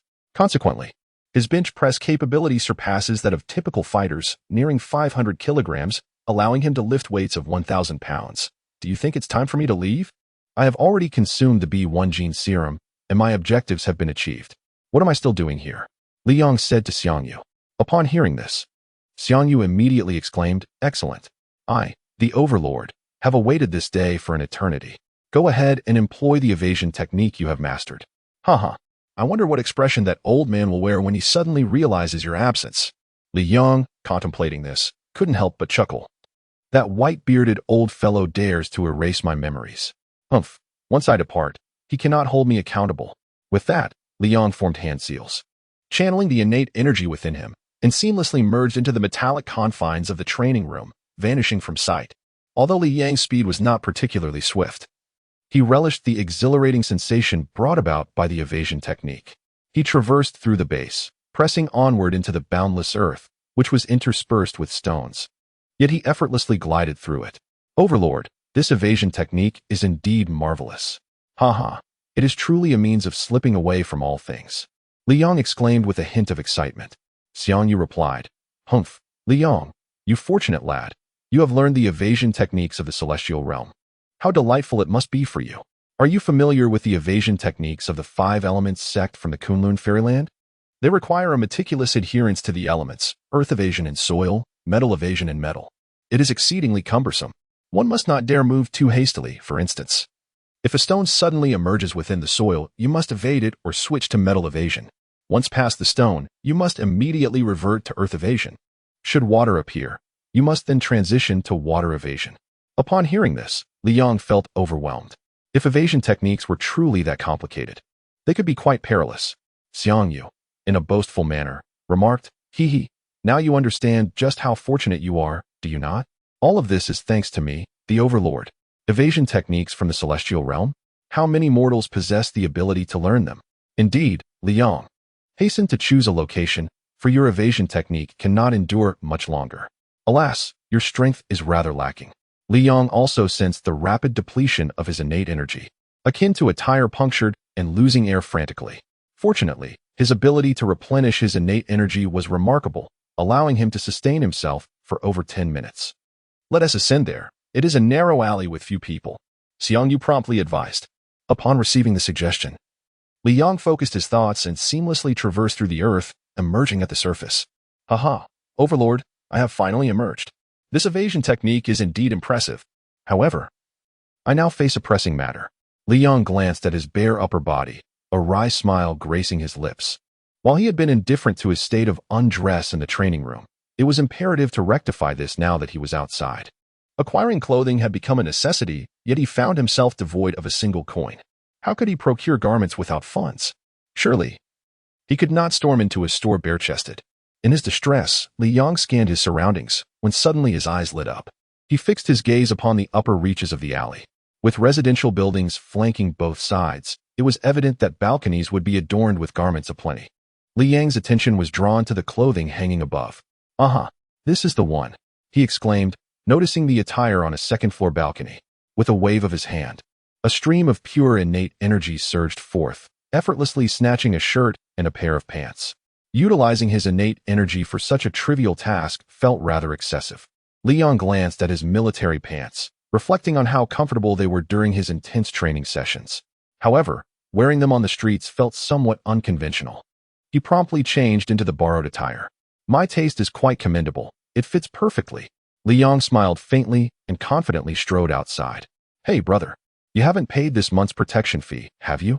A robust man with bare arms bellowed at the entrance of a small restaurant. Immediately, a portly man in his 40s, sporting a slight paunch, emerged from within. Upon seeing the sturdy man, the portly figure exclaimed, "Ah, isn't this Brother Yang? Come, come, what would you like to eat? The protection fee can wait. After your meal, Brother Yang can take care of it, ensuring you are well taken care of." Hearing this, Brother Yang's face broke into a grin as he followed the rotund proprietor into the restaurant. "Hey, Brother Yang, hold on a moment." Suddenly, a familiar voice called out warmly. Brother Yang turned, curious to see who it was, wondering if it might be an old acquaintance. "Who are you?" Brother Yang inquired, somewhat perplexed as he regarded the man before him. He had made many friends along this path, and several faces were difficult to recall. However, upon closer inspection, he felt a sense of recognition, though he could not quite place the individual. The man was none other than Liang, who cheerfully tapped Brother Yang on the shoulder and said, "We used to drink together, don't you remember?" Yang, a man who imbibes daily, naturally forges brotherly bonds over drinks. Upon hearing Li Yang's words, Yang found himself in a state of confusion, struggling to recall. "Alas, I still remember you, Yang, yet you seem unable to remember me." Li Yang gazed into Yang's eyes, disappointment evident to the corpulent boss observing the scene. However, to Yang, Li Yang's eyes appeared as bottomless pits, waves of dizziness flooding his mind. Li Yang, noticing the imposing figure before him, smiled gently. His heightened mental acuity made the act of hypnosis effortless. "Yang, may I borrow your phone for a moment?" Li Yang's smile radiated warmth. In a daze from the hypnosis, Yang retrieved his phone and handed it to Li Yang. Immediately, Li Yang dialed his brother Li Shua's number. "Hello, Shua, it's me. I'm here. Hurry and send someone over." The phone's satellite positioning would easily reveal Li Yang's location to Li Shua. "Hey, Yang, why don't you head inside for a meal? I need to wait for someone." Li Yang returned the phone to Yang, who was just emerging from his hypnotic state, though still somewhat dazed. Yang found himself compelled by Li Yang's words and entered the restaurant. Li Yang stood at the alley's entrance, awaiting Li Shua's arrival, relying solely on his brother for assistance. 5 minutes, merely 5 minutes later, a black sedan halted before Li Yang, and a familiar figure rushed out. "Brother." The news drove Li Shua to the brink of madness, a torment that consumed him. Since childhood, he and Li Yang had been inseparable. Although they had a mother, she was a workaholic, perpetually immersed in her tasks, leaving little room for communication with her children. In such an environment, the two brothers lived for 16 years, forging an exceptionally deep bond. They shared a profound love for their country and harbored aspirations to contribute to its welfare. However, while Li Shua ventured into the underworld, Li Yang chose the path of the military. "Ah, Shua," Li Yang exclaimed as he embraced his brother tightly. Around 8 o'clock in the evening, at the second base of the Life Research Institute, a white-coated researcher gazed in shock at the empty training room. "What? Li Yang is missing?" The elderly Bai Yang glared at the researcher and bellowed. Despite nearing 100 years of age, his fierce gaze and booming voice were still quite formidable. "Indeed, we have searched thoroughly, even the second floor of the base, but to no avail. Should we also conduct a complete search of the first and third floors?" The researcher appeared anxious. Those involved in the genetic serum project understood well the significance of Li Yang. He was the first master they had created whose power exceeded 10,000 crystals. "Fool. This base is entirely monitored through iris recognition. How could Li Yang possibly access the first and third floors?" Bai Yang reprimanded loudly, leaving the researcher in stunned silence. Yet, if Li Yang could not leave the second floor, how could he possibly be missing from it? After a prolonged silence, the researcher mustered the courage to speak. Upon hearing this, Bai Yang was taken aback, realizing the absurdity of the situation. If one could not exit the second level, how could the second level fail to locate anyone? He promptly commanded, "Immediately search the first and third levels of the base. Instruct all researchers to seek diligently. We must find him." As he observed the frightened researchers depart, Bai Yang's impatience intensified. Suddenly, a moment of clarity struck him, and he smacked his forehead. "Ah, how could I have been so flustered? I can simply utilize my spiritual awareness to investigate."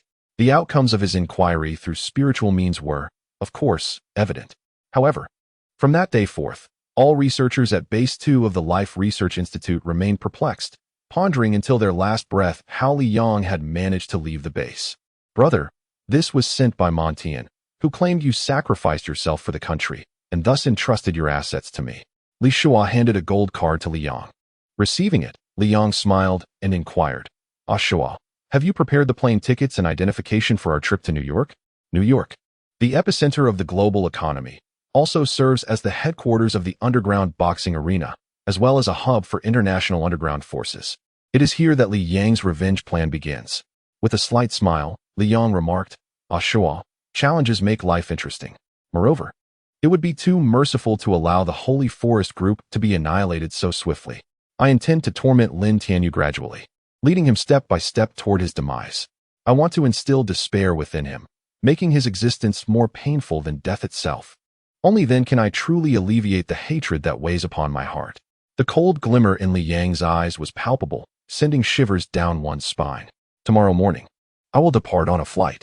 For now, let us, as brothers, indulge in some fine spirits and merriment. Oh, do not wear that expression. Very well, I concede. Should I encounter failure, dear Ashua, I trust you will leverage the influence of your formidable Hong gang to assist me. Is that agreeable? Li Yang said with a smile. Upon hearing this, Li Shua was satisfied. Come, let us drink. The two brothers, Li Yang and Li Shua, laughed heartily, completely oblivious to the impending separation awaiting them. With the vastness of the sea inviting fish to leap and the boundless sky beckoning birds to soar, one cannot help but ponder what tumultuous events Li Yang may provoke amidst the concentrated underground forces of New York City. In the arrivals hall of New York's Kennedy International Airport, a young man with short hair, clad in black, was dragging a suitcase through the bustling corridor.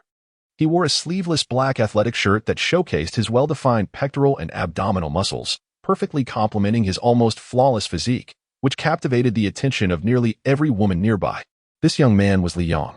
Li Yang had transformed. After a year of intense training at the Life Research Institute, coupled with the effects of the B1 gene serum, his facial features had grown more resolute. Yet, it was not just his visage that bore this newfound determination. His gaze and overall demeanor radiated a compelling aura. Perhaps it was the departure of Xue that catalyzed Li Yang's true maturation, marking his evolution from boyhood to manhood. This transformation was not merely superficial. It was a profound shift in his spirit that shaped the essence of his present character. Li Yang's hairstyle had also undergone a change. His once sunny and distinctive long hair had been trimmed to a mere inch in length, presenting a sharp, modern look. With his short hair and resolute facial features, complemented by a physique that is robust and nearly perfect, Li Yang would undoubtedly elicit gasps from countless women. Yet, within the entire airport, not a single woman approached him. This was due to the aura he exuded, an icy demeanor that repelled others from a distance.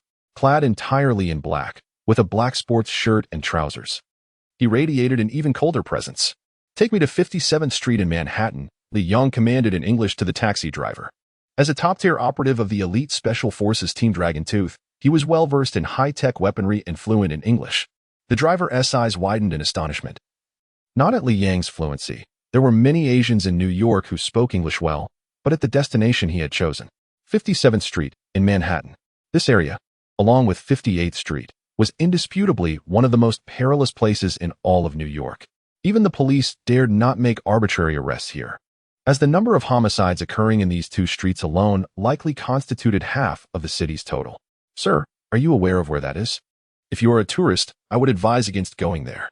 New York has many delightful attractions, such as the renowned Broadway, the Metropolitan Opera, and various art galleries. You could also venture to Chinatown for some delectable Chinese snacks, which are quite enjoyable.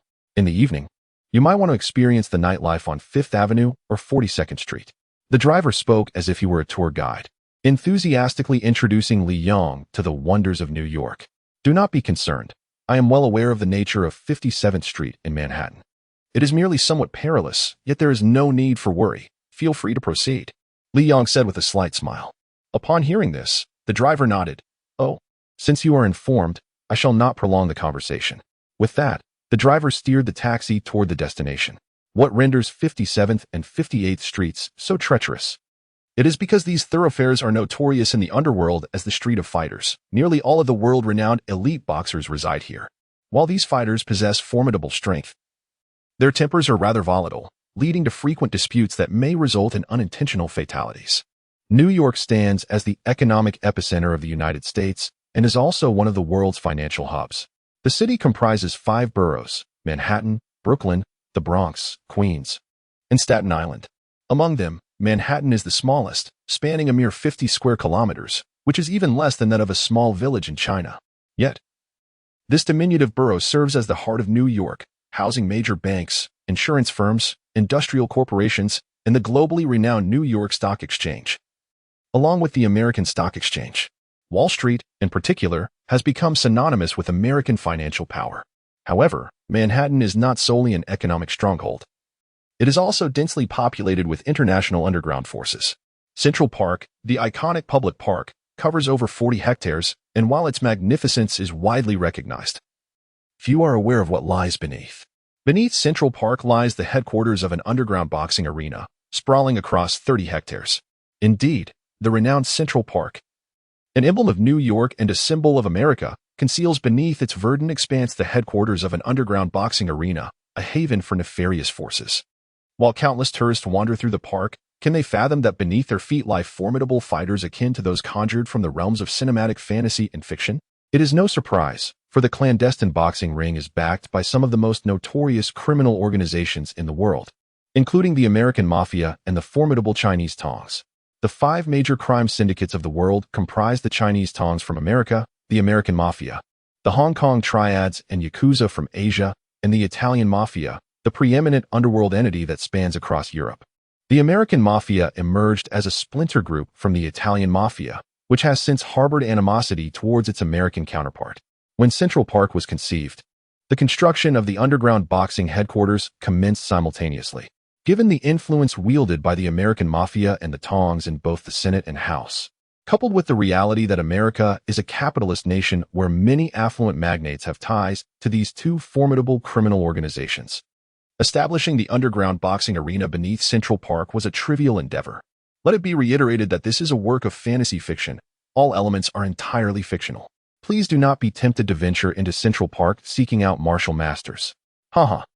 On Manhattan's 57th Street, Liang arrived at a residential area, where, naturally, the residences are opulent villas, each bearing a staggering price tag.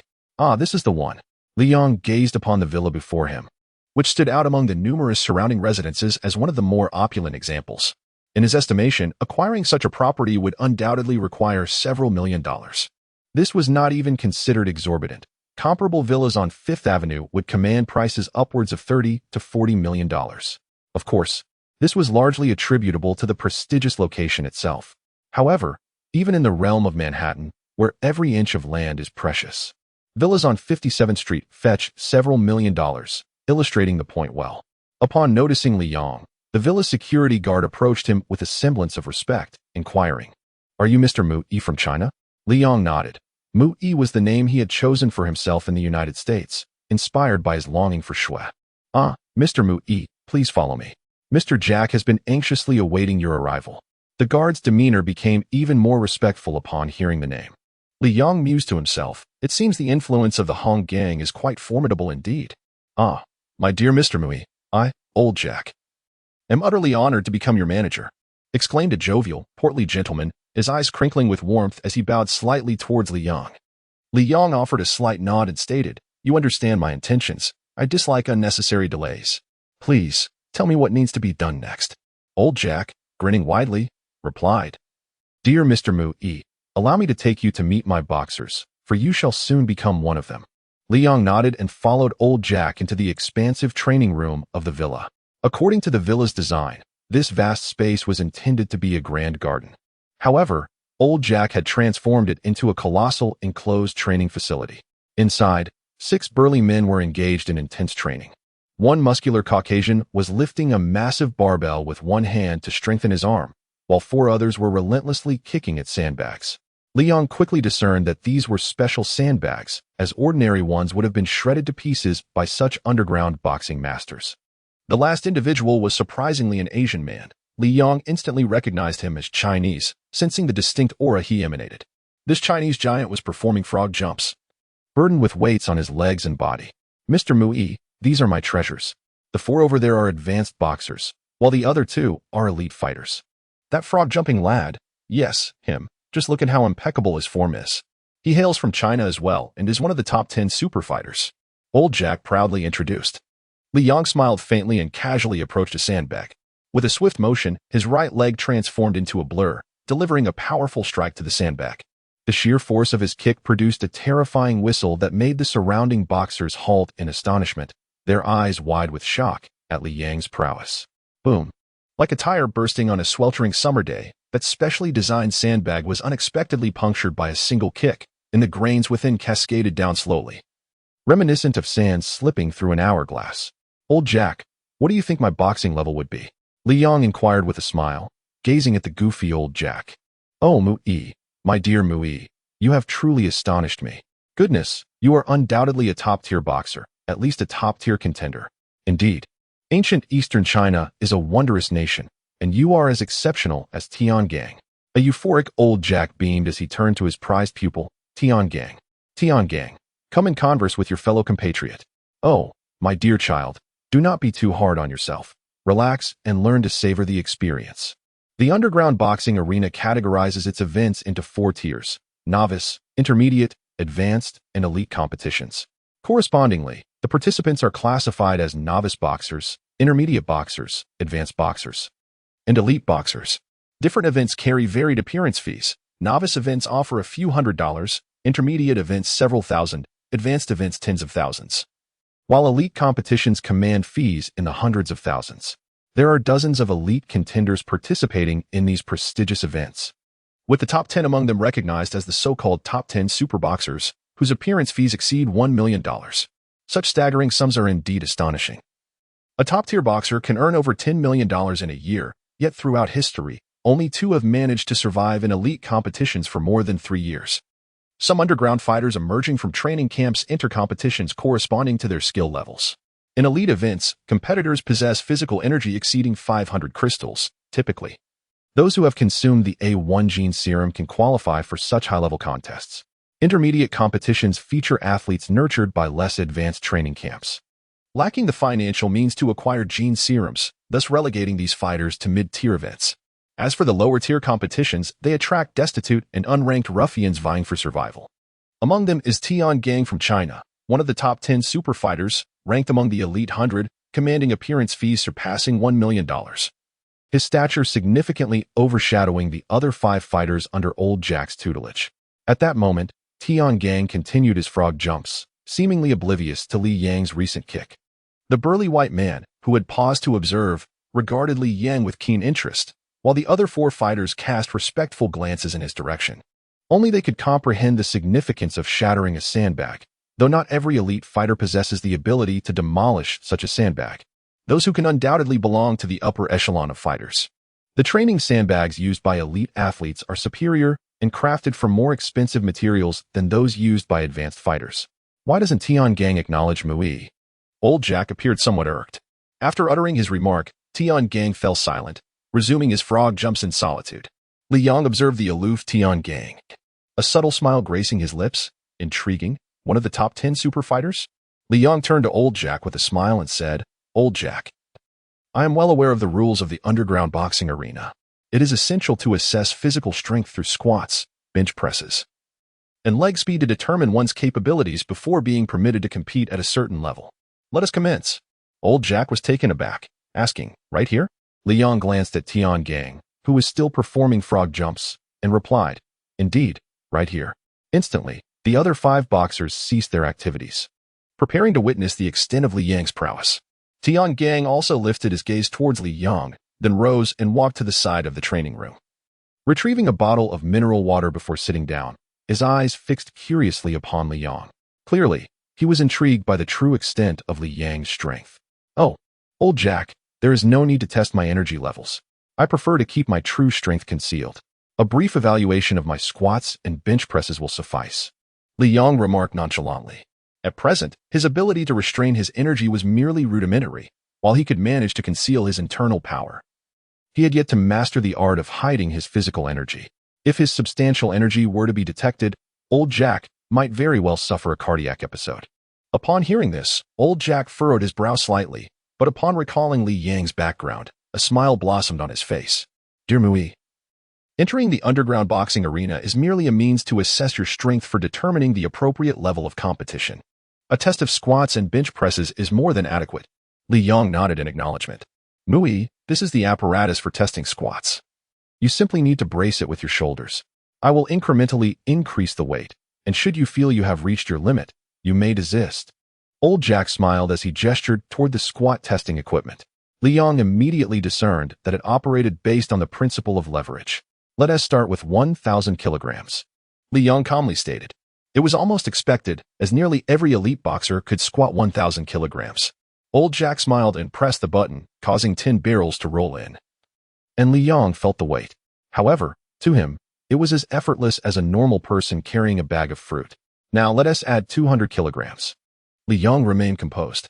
Yet, the others were visibly unsettled. As the squat weight increased, it became increasingly challenging, with increments of 10 kilograms in the later stages of testing. Moreover, a weight of 1,200 kilograms was indeed formidable among top-tier boxers. Liang effortlessly completed a squat with 1,200 kilograms, and then smiled slightly, saying, add another 200 kilograms. At this moment, even old Jack was taken aback. What did a 1,400 kilogram squat signify? Among elite boxers, the weakest could manage about 1,000 kilograms, while the more formidable ones could reach 1,200 kilograms. However, as the weights escalated, the difficulty intensified. The top 10 superboxers typically squatted above 1,300 kilograms, but none surpassed 1,500 kilograms. As for the most formidable champion of the underground boxing circuit, the Demon King, his squat reached an astonishing 1,500 kilograms. Liang suddenly requested 1,400 kilograms, indicating that he was undoubtedly among the top 10 elite boxers. Mui, perhaps you should take it slow. Start with an additional 100 kilograms, then add another 100, suggested old Jack. Liang offered a slight smile and shook his head. With resignation, old Jack added 2 more barrels, and once again the weight increased significantly. Yet, Liang effortlessly performed a squat, subsequently lowering the weight without regard for the astonished onlookers. He approached old Jack and said, Old Jack, I believe my squatting strength sufficiently demonstrates my capabilities. Don't you think we can forego the bench press test? Old Jack stood in a daze for a moment before exclaiming in astonishment, Oh my God, thank you for your blessings. He understood the wealth that a superboxer could bring to him as manager. Moreover, it was evident from Li Yang's ease that his squatting ability far exceeded 1,400 kilograms. Tiangang rose and walked toward Liang, while the other 5 boxers, including the burly Caucasian, remained frozen, utterly astounded. Their amazement did not stem solely from Li Yang's ability to squat 1,400 kilograms. Rather, it was the fact that his complexion remained unflushed throughout the ordeal. What did this signify? It indicated that Liang had not exerted his true strength. What, then, was his actual power? The 5 boxers, including Tiangang, were left in uncertainty, yet they grasped one undeniable truth. Even the reigning champion of the underground boxing realm could not perform a squat of 1,400 kilograms without breaking a sweat. Li Yang's effortless demeanor throughout the exercise left them profoundly shaken. Oh God, has a new champion arrived in the underground boxing arena? This is the fervent cry of the 5 foremost fighters. Yet it is Tiangang who strides resolutely before Liang, his gaze fixed intently upon him. His normally icy eyes now burn with fervent intensity, a powerful aura emanating from him. I, Tiangang, challenge you. His voice, resolute and unwavering, reverberates throughout the expansive training room. Liang, observing the fiery determination in Tiangang, glimpses a flicker of intrigue in his eyes and responds with a smile, certainly. You are always welcome. Old Jack, upon witnessing this exchange, is immediately alarmed. Oh, Tiangang, Mu-yi, my dear children, do not harm one another. Save your strength for the match when you can teach others a lesson instead. You are both so formidable. A single strike could lead to either your demise or severe injury. If either of you were to get hurt, it would grieve me deeply. Old Jack, seasoned in the ways of underground boxing, understands all too well that a careless blow can result in catastrophic consequences. And he has no desire to see his 2 prized fighters turn against one another. Liang, smiling faintly, remains silent. Should their strengths be evenly matched, it is indeed possible for fatal accidents to occur in their clash. However, Liang's prowess far surpasses that of Tiangang. Such an unfortunate incident is out of the question. Tiangang casts a cold glance at old Jack and retorts fiercely, Old man, I am not merely a trainee lacking freedom. I have come to the underground boxing arena to battle with the elite. If you continue to interfere, tomorrow my manager will be Miss Mary. She has approached me several times already. Old Jack was instantly rendered speechless. The fighters in the training camp were devoid of freedom. Upon entering, they entered into a contract with the camp, binding them to earn $3 million to regain their liberty. Under Old Jack's supervision, the 5 other fighters were unlikely to escape his grasp. However, Tiangang was different. Hailing from China, he was resolute in his quest for challenges within the underground boxing arena. Due to his renown, Old Jack became his manager. But there was a stipulation in the contract. Tiangang could leave Old Jack at any time, a clause that Li Yang was also about to sign. It was rumored that Tiangang belonged to an ancient family in China, and even the gene serum he consumed was of the A2 category.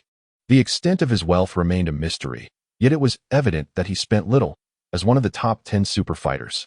His appearance fee exceeded $1 million, and the profits he accumulated were substantial. Nonetheless, he was exceedingly frugal, rarely indulging in expenditures. Let the competition begin, but be cautious. My dear children, Old Jack feigned concern, perhaps solely for his financial interests. Tiangang's gaze returned to Li Yang, ablaze with fervor and combat spirit. Mui, let us battle here. Tiangang's muscles surged with anticipation. He felt an irresistible urge to engage, for only by confronting the strong could one grow stronger. It was this very impulse that drove him to leave his family behind and venture abroad in anger. Li Yang smiled slightly and replied, "Very well. This space is quite ample." At that moment, Tiangang and Li Yang took their positions, gazing at each other intently. Bang! Tiangang removed a weighted lead block from his leg and cast it onto the ground with a resounding thud. As he discarded his sweat-soaked shirt, it was revealed that he donned a vest made of lead, at least 10 centimeters thick. The onlookers were left in utter astonishment as Tiangang produced such an astonishing quantity of lead weights from his person, surely amounting to several hundred pounds. The other 5 boxers were baffled. How could someone of his stature possibly bear such a burden? Yet, amidst their bewilderment, they were equally struck by the realization that they had never witnessed Tiangang throwing lead blocks before, indicating that he must have been carrying this immense weight in his daily life. It is one thing for fighters to bear weight during training, but to do so in everyday life was beyond comprehension. After all, enduring such pressure could easily lead to muscular injury. I respect you, and thus I have resolved to unleash all my strength in this battle, Tiangang declared, pride evident in his gaze as he looked at Li Yang. His ability to endure such weight without fear of injury stemmed from the unique internal energy of traditional Chinese martial arts, which nourished his muscles, keeping them vibrant and resilient. However, while his internal energy had just reached the 100 crystal level, it paled in comparison to the physical strength he possessed at the 1000 crystal level when it came to combat. Make your move, Li Yang sighed, feeling disinclined to explain further. If he were to tell others that he had placed a gravitational restraint upon the legendary Xiang Yu, bearing a constant weight of 5,000 pounds, they would likely dismiss it as unbelievable. The gravity restriction is perhaps the most prevalent form of constraint within the demon realm, where the cultivation of the physical body is paramount.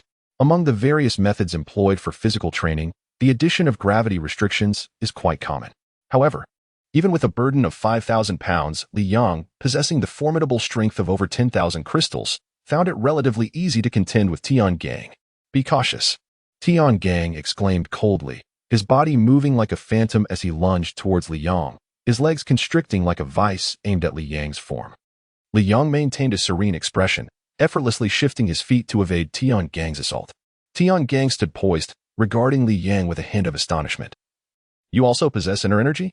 Tiangang's earlier speed had been the result of a combination of lightness skill and explosive physical power. Li Yang had only moved at the last moment to escape the attack, clearly demonstrating that his speed far surpassed that of Tiangang, leading him to this conclusion. With a smile, Li Yang replied, "You are correct.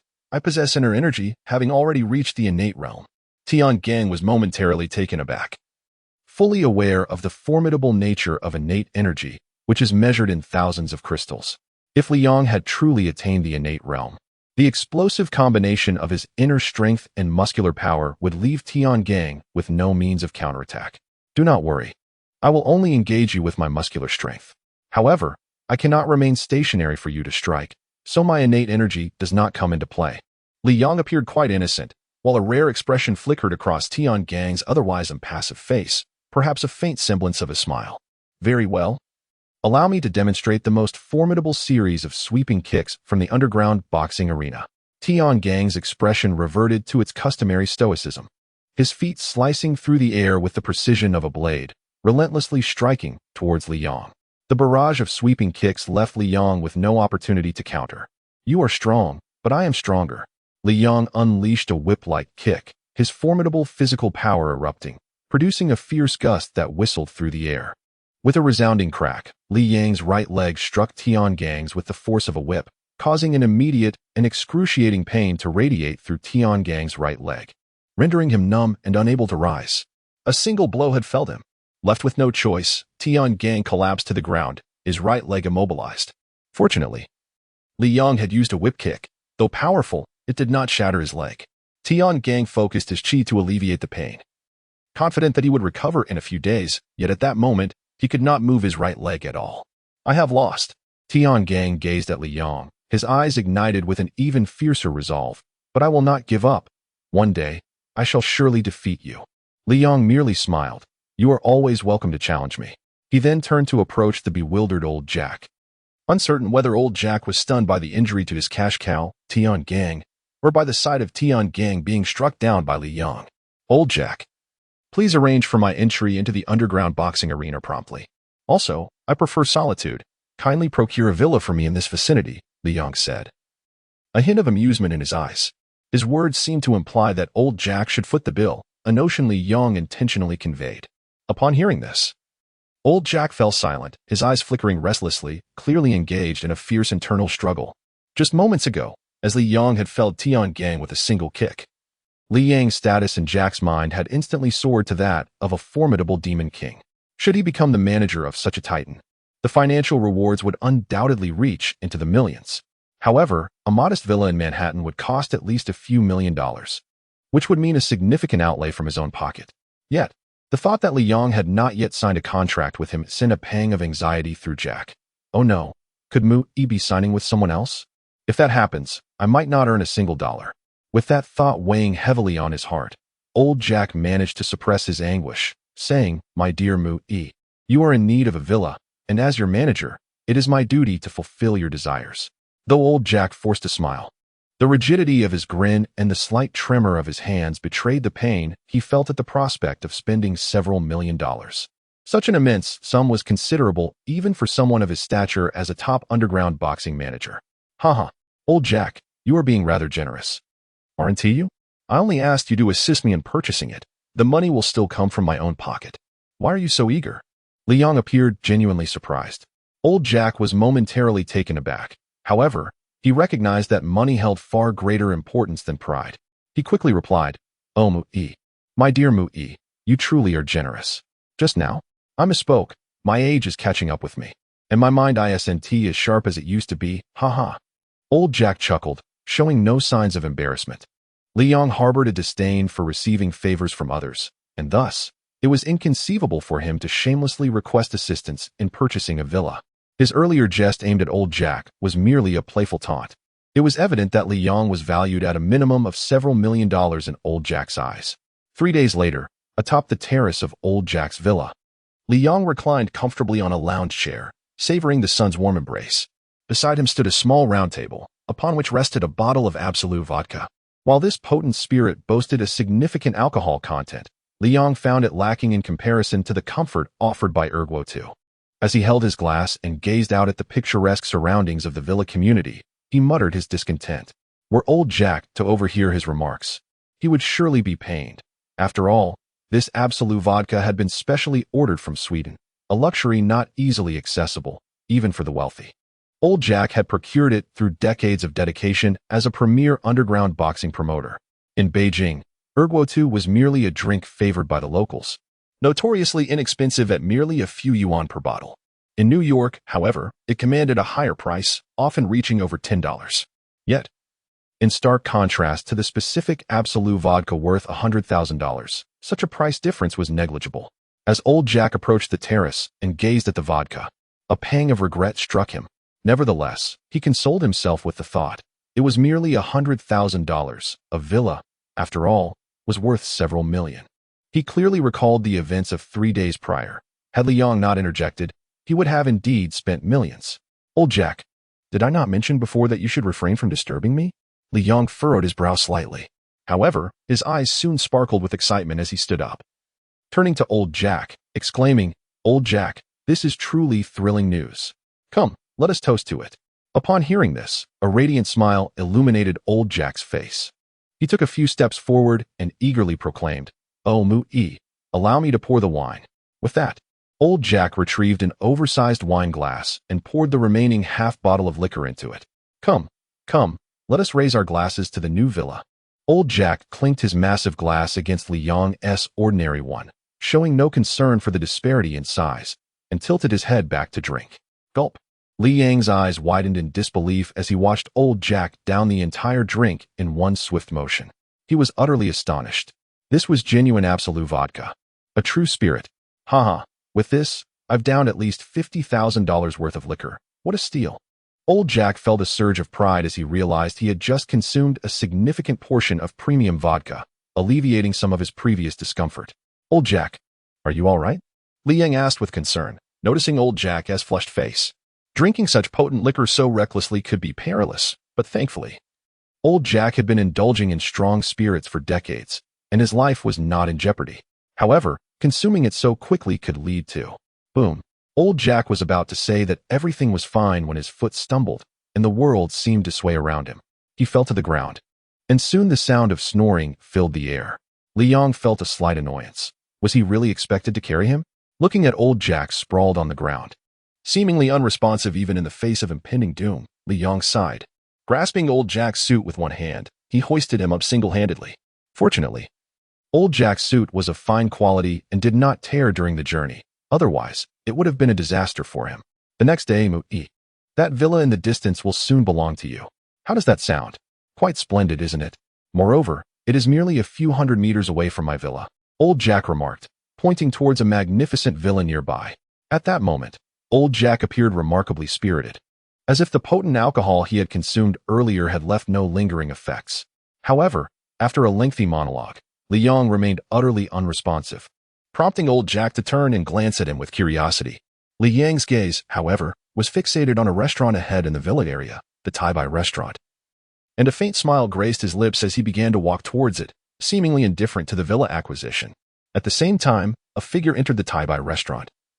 None other than Tian Gang.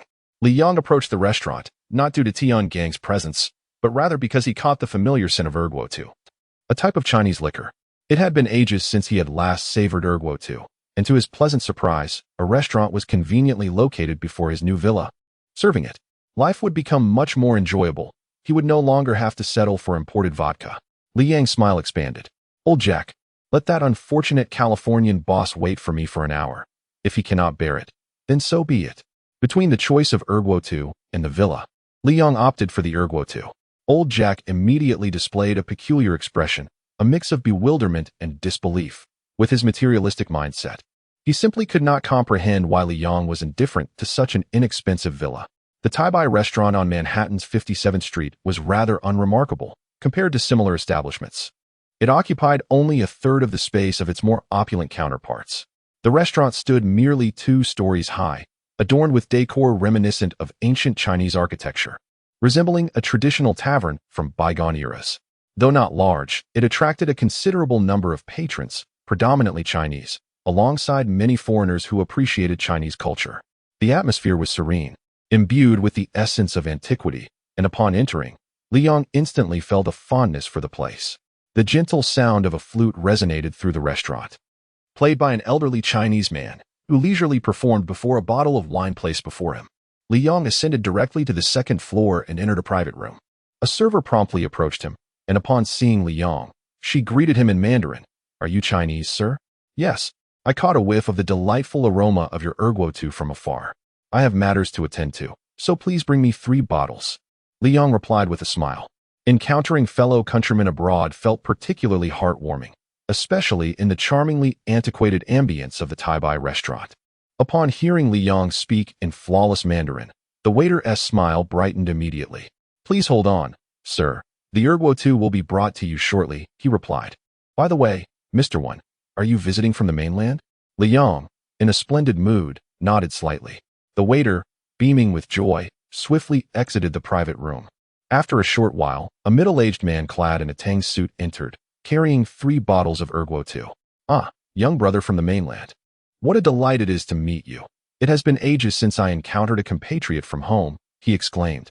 "Forgive my enthusiasm. I neglected to introduce myself. I am Gupu, the proprietor of this establishment." As he spoke, the middle-aged man placed the 3 bottles on the table. Li Yang picked up a bottle of Erguo-2 and remarked, "This is 57th Street in Manhattan. Generally, tourists are advised against venturing here, and most Chinese patrons tend to frequent Chinatown. It is understandable that there are fewer Chinese here, particularly those from the mainland. Mr. Gu, it is truly admirable that you have the audacity to establish a restaurant on 57th Street, Li Yang continued. Gupu shook his head with a smile, saying, "I am aware that this area carries its risks. However, as long as we exercise caution, we should encounter no significant issues." For over a year, Li Yang had relentlessly trained, numbing himself through sheer exertion, allowing sweat to pour down like rain. Yet, whenever he paused, memories of snow would flood back to him. In an attempt to drown his sorrows, he turned to strong liquor, but he soon discovered that drinking only deepened his despair. As the saying goes, one becomes intoxicated not only by drink but also by the heart. If the heart remains sober, how can one truly become intoxicated? From that moment onward, Li Yang never succumbed to intoxication again. Whenever the potent liquor coursed through his chest, the fiery sensation intensified, deepening his longing. He rose with a sense of melancholy, turning to the window of the elegant room, observing the ebb and flow of passers-by. Suddenly, he softly murmured, leaning against the precarious tower, "The wind whispers gently." Gazing far into the spring sorrow, dimly born at the horizon, in the fading light of grass and mist, who can grasp the unspoken sentiments as I lean on the railing? I intend to indulge in reckless abandon for a moment of drunkenness, to sing in revelry. Yet the joy remains tasteless. My garments grow loose, yet I do not regret. For her sake, I have withered away. The strains of butterfly lovers deepened the sorrow within Li Yang. He repeated, "My garments grow loose, yet I do not regret. For her sake, I have withered away." Li Yang murmured to himself, then burst into laughter thrice, tilting his head back to pour half a bottle of liquor down his throat. Perhaps it was the laughter that caught him off guard, for he soon found himself choking, racked with painful coughs that seized his lungs. After the coughing fit subsided, he continued to laugh heartily, picking up 2 bottles of Erguo-2, casually asking Gupu, "How much for these?" Gupu regarded Li Yang with a complex expression, replying, $30. "Since it's the first time meeting you, consider it my treat. Young man, don't take offense, but I'm in my 40s, and I've been through much. One must learn to take life as it comes, not to dwell too heavily on the past. For living in perpetual pain is not worthwhile." Li Yang casually produced a $100 bill, placing it on the table. He glanced at Gupu, then shook his head and departed from the tavern. As he left, a subtle, ineffable smile graced his face, a blend of bittersweetness and wistfulness. Upon the conclusion of the contract, Li Yang took residence in the new villa without delay. "My dear Mui, is this Erguo-2 truly as delightful as they say? Why did you neglect to peruse the contract during our signing, choosing instead to indulge in drink while uttering phrases in Chinese?" Old Jack gazed at Li Yang with evident perplexity. Li Yang merely smiled subtly, conveying to the elderly American that comprehending Song Ci might indeed prove more challenging than attaining the golden core stage. "Old Jack, I signed with you several days ago. You are now my agent. Have you prepared everything regarding my identity as an underground fighter? I am eager to explore the epicenter of the underground world." At last, Li Yang unveiled his true intentions. Why had Li Yang chosen New York as his destination? Why not proceed directly to England? The St. Lin Group wielded considerable power and influence, and if Li Yang were to venture alone to their headquarters in England, he would likely accomplish nothing. As for his brother Li Shua's suggestion to seek assistance from the Hong Gang, it was worth noting that Li Shua was merely a regional manager within the gang and had yet to penetrate its upper echelons. It was improbable that the Hong Gang would take decisive action at this juncture. The only viable path lay in infiltrating the underground realm, becoming an integral part of it, and leveraging its strength against the St. Lin Group. Even if it did not lead to the collapse of the group, it could certainly instill a sense of dread within the Lin family. Moreover, witnessing the Lin family perish in fear would satiate Li Yang's thirst for vengeance. However, entering the underground world was no simple feat, and becoming an underground fighter was one of the most straightforward methods to gain entry into this clandestine domain. Li Yang now faced 2 objectives: to dismantle the St. Lin Group and eradicate the Lin family, and to diligently cultivate his skills, striving to transcend and reunite with Jiang Xue. To extinguish the Lin family, one must possess formidable power. The underworld's epicenter, New York, serves as the most advantageous locale. Here, alliances with various factions can be forged, and the latest intelligence can be obtained. It is only in this environment that the formidable Liang can truly thrive. As for cultivation, progress is accelerated solely through combat with the strong, and where better to seek such prowess than within the stronghold of underground forces.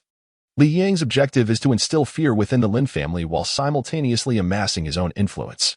The Holy Forest Group operates in the light, while Liang navigates the shadows. Every aspect of his plan is meticulously crafted, and the first step has now commenced. Mui, your identity as an underground fighter has been expertly arranged. Old Jack still holds a degree of influence in the underground boxing circuit. With that, Old Jack produced a card resembling a credit card.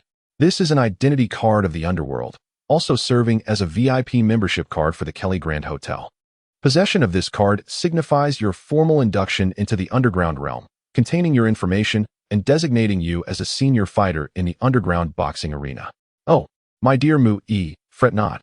I am well aware of your capabilities. Being a top-tier fighter is assured. However, there are rules within the underground boxing world. To participate directly in senior events, one must first endure 30 high-level matches, regardless of one's strength. Old Jack, concerned that Li Yang might be displeased, hastily explained. Yet, Li Yang merely smiled as he accepted the seemingly ordinary card. He understood the significance of this card. Without it, his grand scheme would remain unfulfilled. Old Jack. I am indeed well-versed in the regulations of the underground boxing arena. Individuals may ascend to lower, middle, or upper-tier competitions based on their prowess. Yet direct entry into the elite matches remains unattainable. Only after participating in a full 30 bouts can one aspire to reach a higher echelon, provided, of course, that the fighter remains alive. With a smile, Liang addressed Old Jack, who chuckled in response. His concern stemmed from the possibility that Liang, being a newcomer, might be oblivious to the nuances of the underground boxing scene. However, upon realizing that Liang was indeed knowledgeable, his apprehension dissipated. Choosing to come to New York, Liang had painstakingly familiarized himself with the intricacies of this clandestine world. Moreover, during his tenure with the Special Bureau's Group 9, he had dealt with extraordinary individuals whose capabilities transcended ordinary imagination. Such figures were often integral to the underground realm. How could Liang possibly be unaware? Nestled between 57th and 58th Streets in Manhattan stands the opulent Carey Hotel. This establishment is renowned worldwide, yet it possesses an intriguing peculiarity. It caters exclusively to VIP members. Gaining membership to the Carey Hotel is no simple feat. Many affluent newcomers, believing their wealth would suffice, find themselves unable to breach its exclusive gates. In essence, the membership card for the Carey Hotel is not merely a token of wealth, but rather, it signifies the mysterious stature of those who possess it. The VIP card serves as an identification within the underground world, while the Carey Hotel itself acts as the portal to various regional bases of this shadowy domain. Initially, the Qing gang and the American Mafia constructed the Kylie Grand Hotel merely to establish a more secure entrance to the underworld, without any intention of generating significant profit. However, the affluent patrons who frequented the Kylie Grand Hotel were among the elite of the world, and the revenue generated by this establishment was indeed substantial. Many of these wealthy individuals from the underworld possessed fortunes that far surpassed those of the so-called richest individuals listed on the Forbes rankings. The figures presented by Forbes are merely superficial. How could they genuinely represent the world's wealthiest? Take, for instance, the royal families of the Middle Eastern nations, whose wealth far exceeds that of Mr. Gates, the individual ranked as the richest by Forbes. Furthermore, consider the powerful figures such as the leaders of the Italian Mafia and the heads of its 5 prominent families. These families have been the most formidable forces in Europe since the Middle Ages, and their wealth today is beyond imagination. Is it conceivable that the assets of the Italian Mafia's chief family amount to trillions of dollars? It is uncertain, as their depths are unfathomable. They are titans of the underworld, shrouded in mystery. In essence, these colossal forces emerging from the shadows are undoubtedly incomparable to enterprises that have merely flourished for a few decades. Gates? Can one who has earned wealth over a span of decades truly be compared to a lineage that has dominated Europe since the Middle Ages? Backed by the formidable Italian Mafia? At 8 o'clock in the evening, Manhattan dazzled with its vibrant lights and myriad colors as countless tourists leisurely strolled about. The allure of nighttime New York was undeniable. Yet, amidst the bustling crowd, Li Yang, clad in black, stood out conspicuously, for within a 1-meter radius around him. No one dared approach. He ambled along the streets of 57th Street, an aura of coldness emanating from him, causing passers-by to instinctively part ways as they neared him. This created a rather peculiar scene. Despite the clamor and throngs of people on 57th Street, there was a solitary space encircling Li Yang. From his pocket, he retrieved a small bottle of Erguo 2, containing 2 ounces, and took a gentle sip, savoring the warmth spreading through his chest. He then lifted his gaze northward, where a luxurious establishment, the Kyrie Hotel, loomed before him. Tucking the small liquor bottle back into his pocket, he set off toward the Kyrie Hotel. "Sir, please present your VIP card." A striking blonde woman at the entrance of the hotel inquired, her keen eye recognizing that Li Yang was no ordinary individual. Li Yang cast a glance at the alluring figure before him, nonchalantly producing his VIP card, his identification in the underworld. The blonde woman extended her hand with a monitoring device, and upon contact with the card, a small green light illuminated. "Welcome, sir," she exclaimed sweetly, fully aware that those entering the Kyrie Hotel were far from ordinary, and she dared not offend him. With his VIP card secured, Li Yang entered the hotel lobby. In the lobby of the Kylie Grand Hotel, there were more than a dozen newly developed IBM T99 computers yet to be launched on the market. Li Yang gazed at these machines, a faint smile gracing his lips as he approached one of the computers. With a few taps on the screen, a map of the underground world materialized before him. The New York Underground base was situated directly beneath Central Park, covering an area of approximately 30 hectares. This subterranean complex comprised 2 levels. The upper level served as the headquarters for the global underground boxing arena, boasting numerous fighting venues. The lower level was divided into 2 sections, one designated as the headquarters for the assassin community, and the other as the largest black market auction house in the world. "This must be the passage I need," Li Yang recalled the map displayed on the computer moments ago. He stepped into the corridor, where 10 elevators awaited him. Without hesitation, he boarded one, descending to the second underground level. The vastness of the second level was striking, particularly in the section designated for assassins, where only a handful of service personnel were seen moving about. "Welcome to the headquarters of the assassin community. May I inquire whether you wish to assign a task or accept one?" A beautiful mixed-race woman addressed Li Yang. A hint of ruthlessness flickered across Li Yang's face. "I am here to assign you a task." The mixed-race beauty promptly responded, "Please follow me." She led Li Yang to a wall-mounted computer.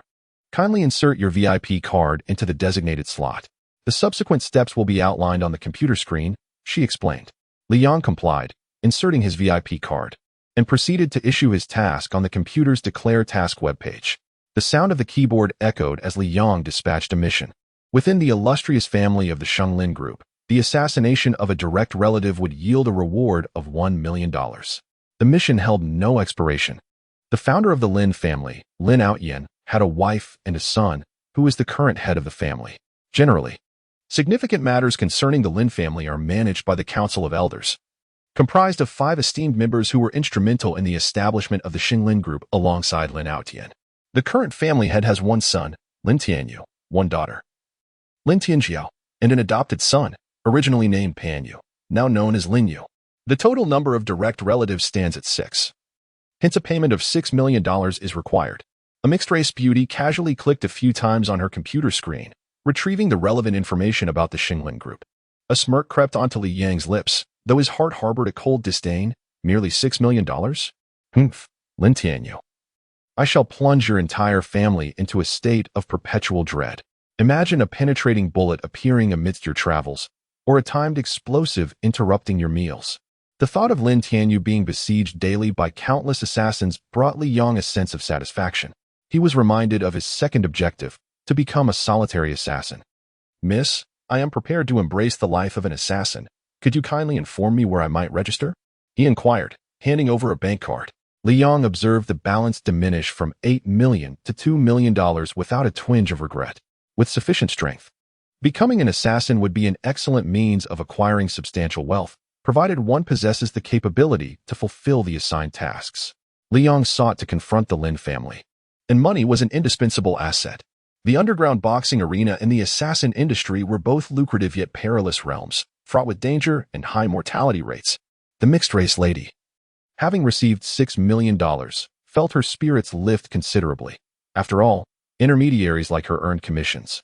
Upon learning that Li Yang aspired to become an assassin, she eagerly declared, "In the assassin world, there are three truly formidable organizations: Japan's Shuanghua, Russia's Misha, and the legendary Chinese Tiansan. Shuanghua is divided into the Juhua group and the Sakura group, comprising ninjas and samurais, respectively. Russia's Misha is predominantly made up of Siberian snow werewolves, who rival the werewolves of the Dark Council, albeit in far lesser numbers. As for the Eastern assassin organization Tiansan in China, it is shrouded in mystery. It is said that no target ever marked by Tiansan has survived. Tiansan is indeed the legend of our assassin realm." Upon hearing this, Li Yang raised an eyebrow. Japan's Shuanghua, Russia's Misha, and China's Tianqian? The mixed-race lady continued, "Of course, our assassin world is not limited to just these three. There are many lone wolves. Sir, if you choose to register on your own, you would be classified as a lone wolf. The registration process is quite simple. Just sign up with a VIP card and pay a registration fee of $10,000, and you will officially become an assassin, able to accept tasks directly online. The gentleman has just registered and may not be well versed in the affairs of the assassin world. I would like to gently remind him about the issue of weaponry. Generally, lone wolves tend to employ firearms, while only those possessing exceptional strength resort to melee weapons. Allow me to offer a word of caution. The adversaries encountered in assassin missions are typically not ordinary individuals. Standard ammunition will not suffice. One usually requires armor-piercing rounds or other projectiles with substantial penetrating power," the half-breed lady kindly advised. However, Li Yang remained unfazed. With his flying daggers, what need had he for firearms? Yet, he soon furrowed his brow, contemplating, "If I were to gain notoriety in the underworld through my flying daggers, might there be those domestically who would suspect my identity? Furthermore, what of Lin Tianyu? Would he suspect that I am indeed Li Yang? Currently, Lin Tianyu's prowess has reached at least a 6th-level mastery, and I am far from his match. Now is not the time to confront him directly. If he were to uncover my identity, it would spell trouble. I must at least surpass him in strength first. Indeed, I cannot resort to using flying daggers. The name Little Li Flying Dagger is quite renowned in the underworld, and should Li Yang employ them, many would undoubtedly question his identity. Yet, what alternative weapon could he wield if not the flying daggers? Firearms. During his time in the Dragon Tooth Special Forces, Li Yang had indeed mastered firearms. However, he understood that true top-tier assassins do not rely on firearms. After all, their noise is too pronounced, making them easily detectable. Moreover, when facing genuine masters, firearms are often inferior to melee weapons. Upon hearing the half-breed lady mention armor-piercing rounds, Li Yang's heart stirred with intrigue. Armor-piercing rounds? A sudden thought surged into Li Yang's mind, igniting a wave of excitement within him as he envisioned the weapon that would define his transformation into an assassin. "Miss, please assist me with my registration. Let my moniker be Bullet." Li Yang's smile held an air of mystery. The mixed-race woman appeared somewhat bewildered, murmuring to herself, "Bullet? Bullet? What a peculiar name indeed." 5 minutes later, she presented him with his assassin account and password. "From now on, you may accept tasks online, and the payment will be directly deposited into your bank account." She handed Li Yang the registration documents. Assassin Bullet C-Class. Within the confines of his villa, Li Yang chuckled. "Huh? My flying daggers can kill, bullets can kill. But what if I wielded the bullet as if it were a flying dagger?" His mind raced with possibilities. No, why must I rely solely on bullets? Steel marbles would suffice. Moreover, in terms of force, steel marbles wield even greater power. Back when he was in the 9th Division of the Security Bureau, Li Yang's internal energy was merely at the 1st level.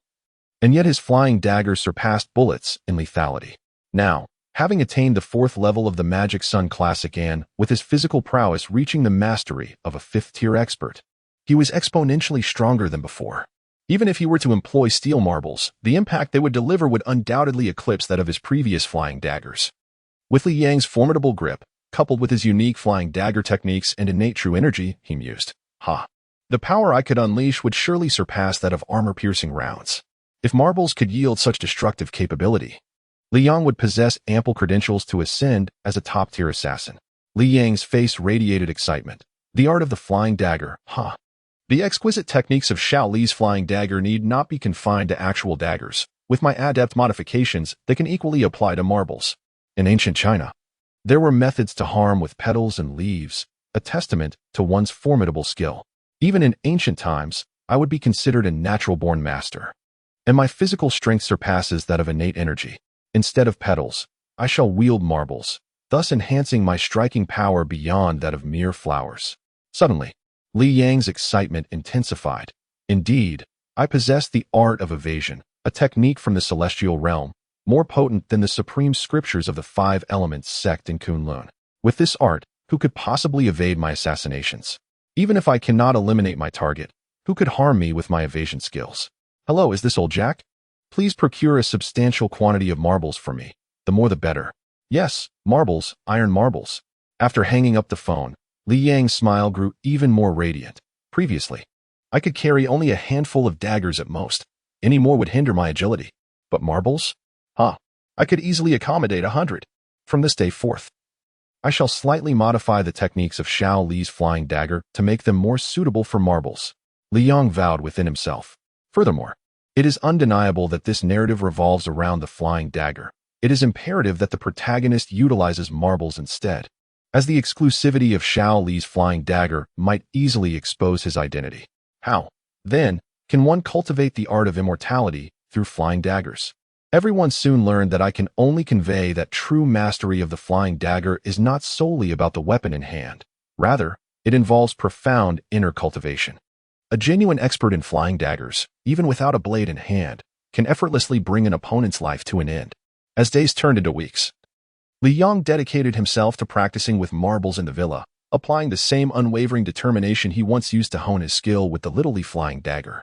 Li Yang's gaze was unwavering, his eyes fixated on the steel plate before him. Suddenly, his right hand moved, becoming a blur in an instant. Whoosh! The deep sound of air being sliced through echoed briefly before being extinguished, followed by a resounding thud as the marble embedded itself completely into the steel plate.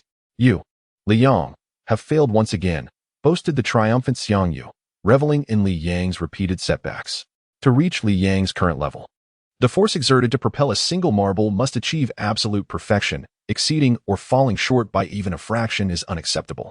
While Li Yang's marble shooting cannot yet be deemed successful, he could clearly recall the exquisite sensation accompanying his flying daggers, particularly the profound and enchanting feeling that would leave one entranced.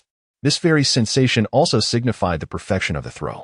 I refuse to believe that my ability with marbles cannot reach the level of a flying dagger. Li Yang's pride swelled as he immersed himself in relentless training, each steel ball piercing the metal plate with precision.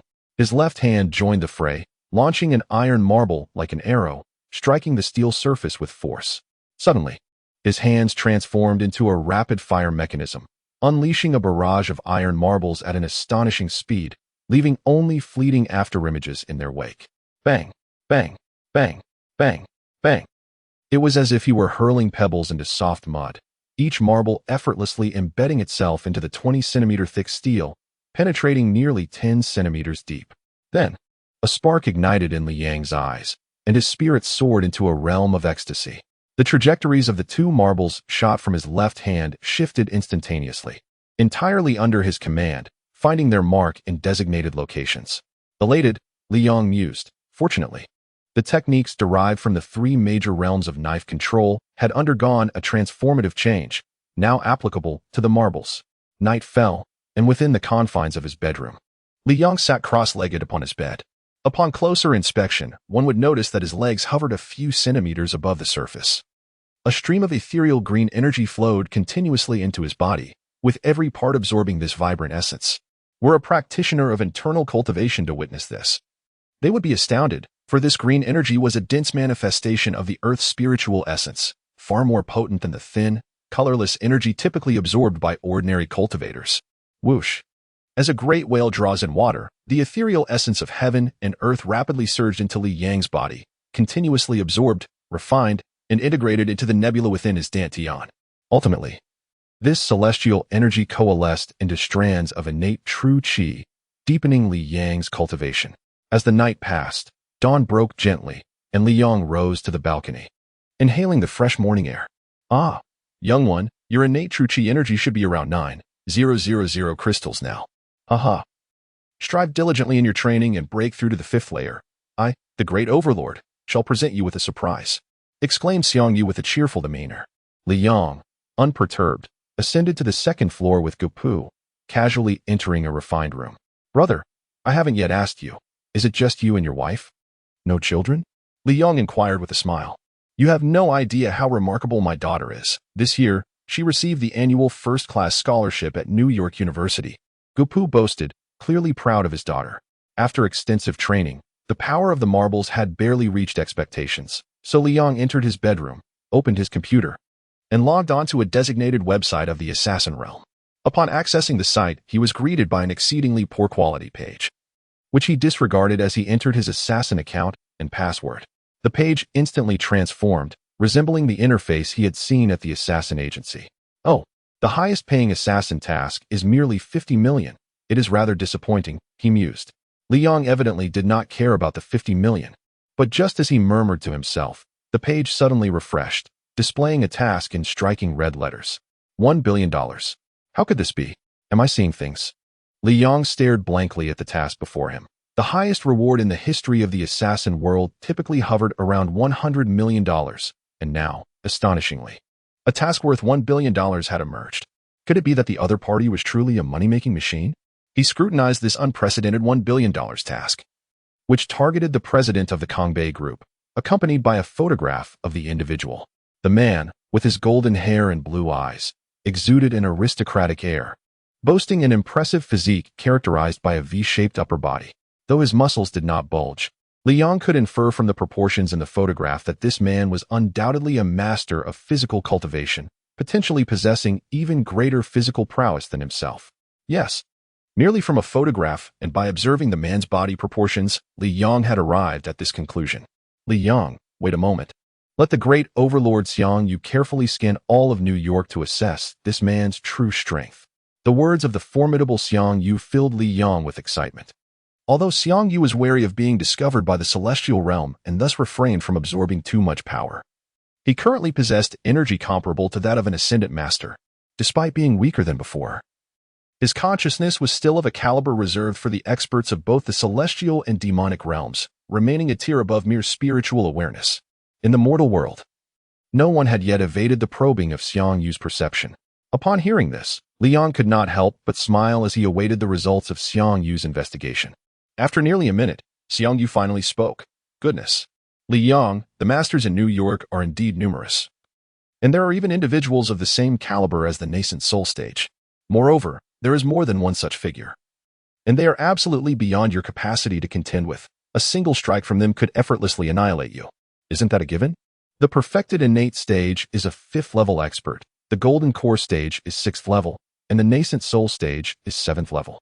7th level, indeed, represents energy in the millions of crystals, 100-fold greater than what Li Yong possesses, and of course, he cannot be compared. A single blow could easily obliterate 10 Li Yangs. However, Li Yong grew anxious. "Xiang Yu, have you discovered the strength of the individual who is under bounty?" This was what Li Yong yearned to know the most.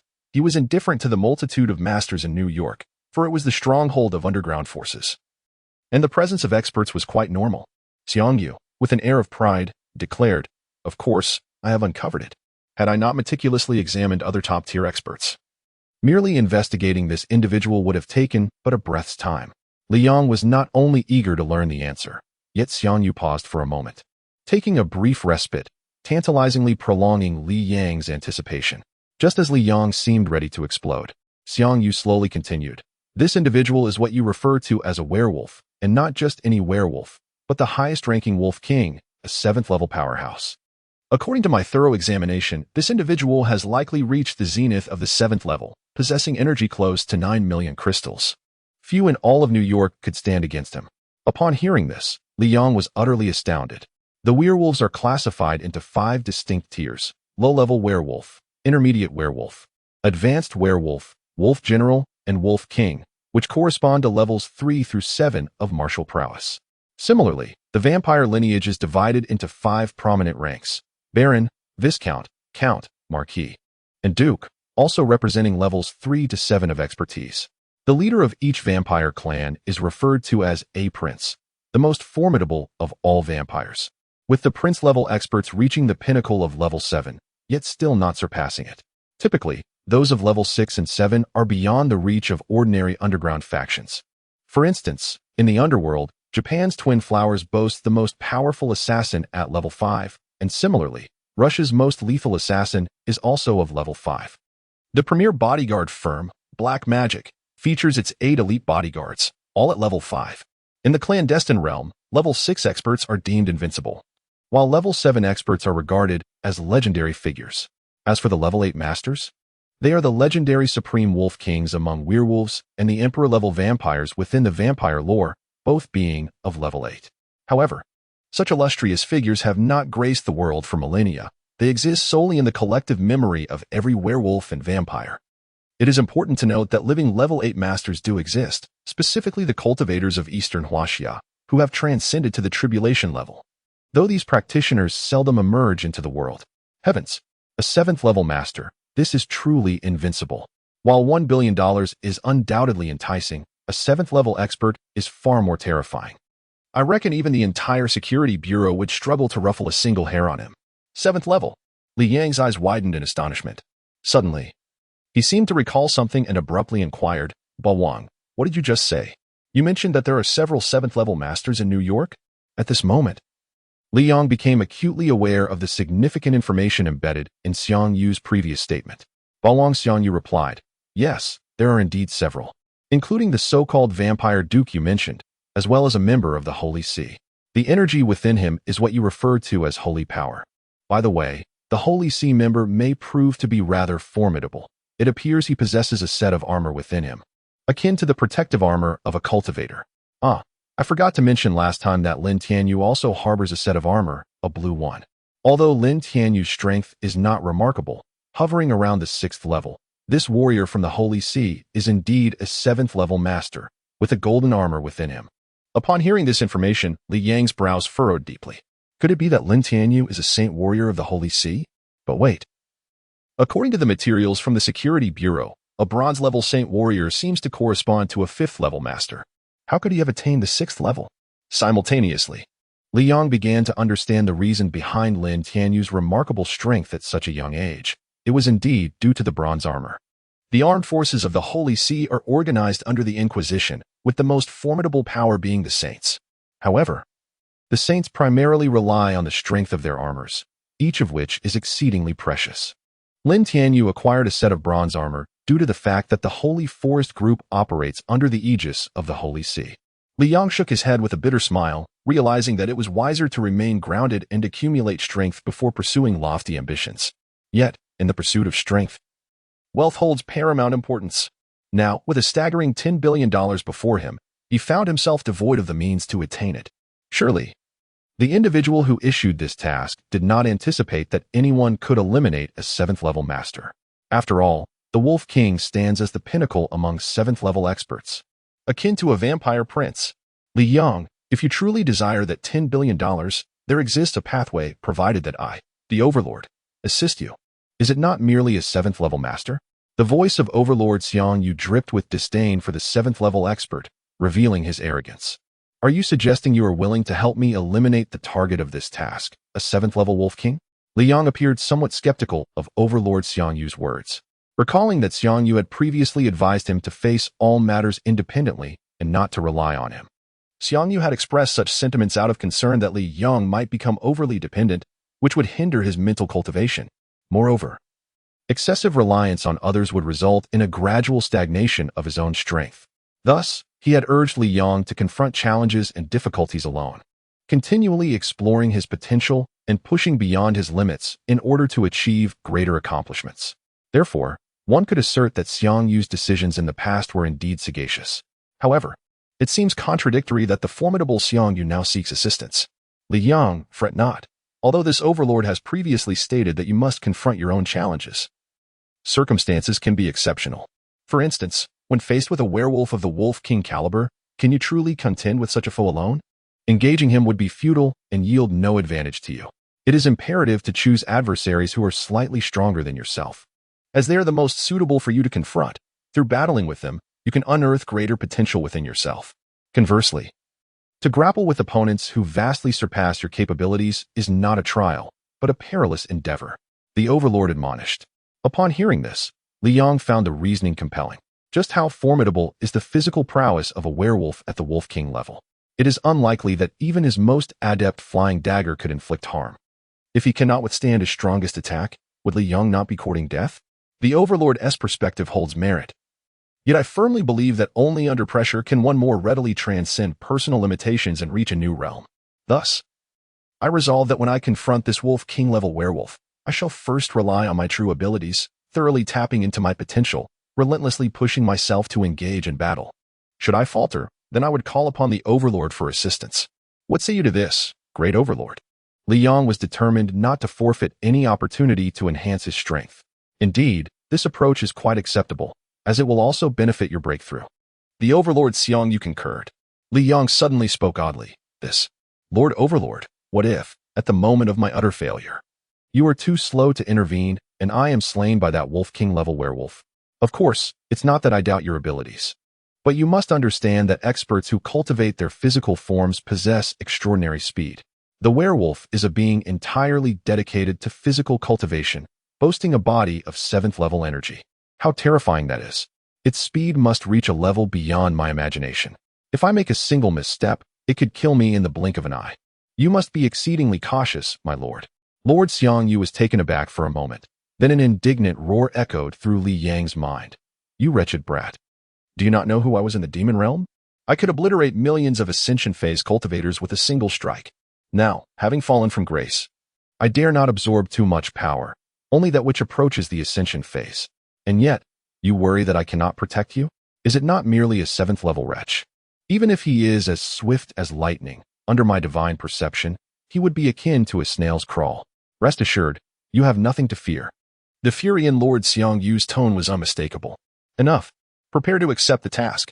Li Yang, not daring to retort in the face of Lord Xiang Yu's wrath, turned his attention to the computer screen and clicked Accept Task with the mouse. Suddenly, a prompt appeared on the screen. Your level is insufficient to accept this task. Stunned, Li Yang's expression was one of utter bewilderment. He was rendered speechless. The assassination missions are categorized into 4 distinct levels. Level C tasks range from 100, 000 to 990. 000. Level B tasks span from 1, 000, 000 to 9, 990, 000. Level A tasks encompass from 10, 000, 000 to 99, 990, 000. And Level S tasks exceed 100, 000, 000, including tasks valued at exactly 100, 000, 000. Similarly, assassins are classified into levels C, B, A, and S. A level C assassin is permitted to undertake only C-level tasks, while a level B assassin may accept tasks of level B and below, including level B tasks.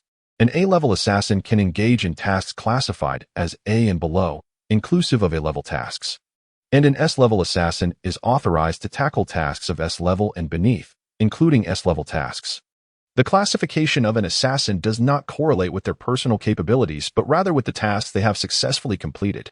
Upon accomplishing 10 C-level tasks, an assassin's rank ascends from C to B. Completing 10 B-level tasks elevates their status from B to A. Similarly, 10 completed A-level tasks promote them from A to S. Li Yang stared at the information for a considerable time, only to utter a frustrated curse. A sense of discontent washed over him, akin to being toyed with. As he anticipated the imminent acquisition of $1 billion, in his mind, with the assistance of Xiang Yu, the formidable Wolf King would undoubtedly be vanquished. However, he was now confronted with the disheartening news that his rank was insufficient. Li Yang finally grasped the true implication of the label Assassin Bullet C-level on his account. Ultimately, this predicament was unavoidable, for S-level tasks are exceedingly rare. When one does arise, countless individuals vie for the opportunity to undertake it. With so many contenders, whom should such a task be assigned to? Moreover, given the formidable nature of S-level tasks, it is virtually impossible for an ordinary assassin to succeed.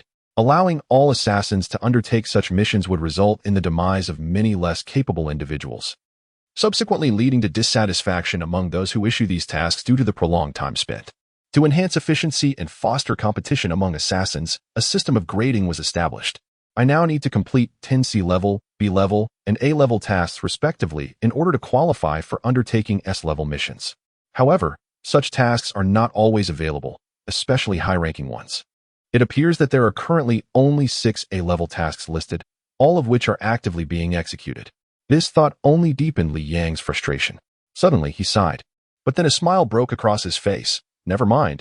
I refuse to believe that a Wolf King-level werewolf could complete the task while others fail. If I cannot take it, then others are doomed to the same fate. Just then, his phone buzzed, prompting Li Yang to answer it immediately. Dear Mui, this is Old Jack. Your first underground boxing match has been scheduled for the day after tomorrow at 8 in the evening, at the Underground Boxing Arena, ring number 3. Oh, and by the way, when I reported your squat and bench press results, I lightly understated your performance. I imagine others will perceive you as an average competitor. Additionally, the betting houses for the Underground Boxing Arena will be opening soon. Shall we indulge in a bit of gambling? I am confident you will emerge victorious.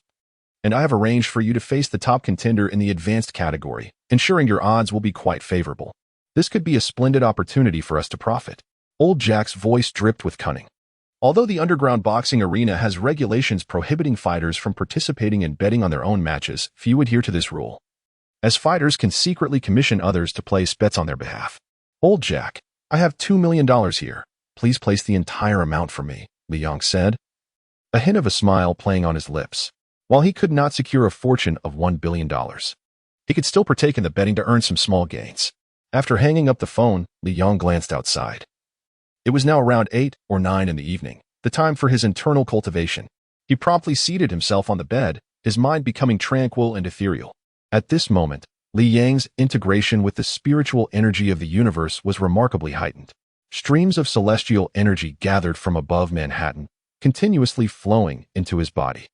With the assistance of the great General Xiang Yu, Li Yang's absorption of this energy was astounding, as tendrils of ethereal azure mist coiled around him like ribbons.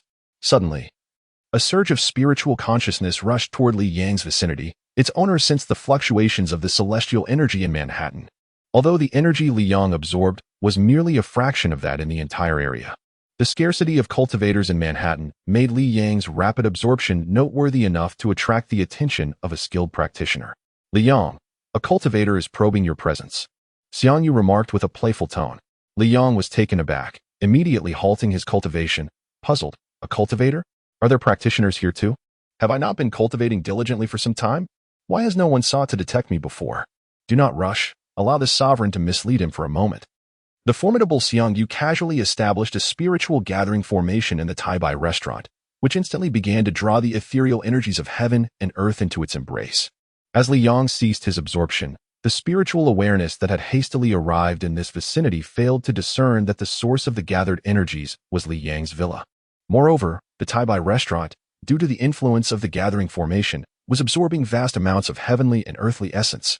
It is worth noting that the Tai-Bai restaurant was adjacent to Li Yang's villa, leading to the inevitable conclusion that this cultivator's spiritual awareness had been misdirected. In a quaint room within an ancient building on Chinatown, an elderly man clad in a cerulean robe sat cross-legged upon a mat. Suddenly, his eyes snapped open, and a piercing gaze, sharp as a blade, illuminated the chamber. The elder appeared somewhat perplexed, shaking his head as he muttered to himself, "How strange, how strange. I have visited the Tai-Bai restaurant, yet I have never noticed such a marvelous gathering formation. The individual who arranged this formation possesses knowledge that far surpasses my own. Indeed, within this gathering formation, the speed of cultivation must be significantly accelerated, and even ordinary individuals within its vicinity would experience prolonged lifespans. I must make a point to visit more frequently." Though the mighty Xiang Yu lacked extensive knowledge of formations, his relative unfamiliarity was only in comparison to the adept masters of the celestial realm.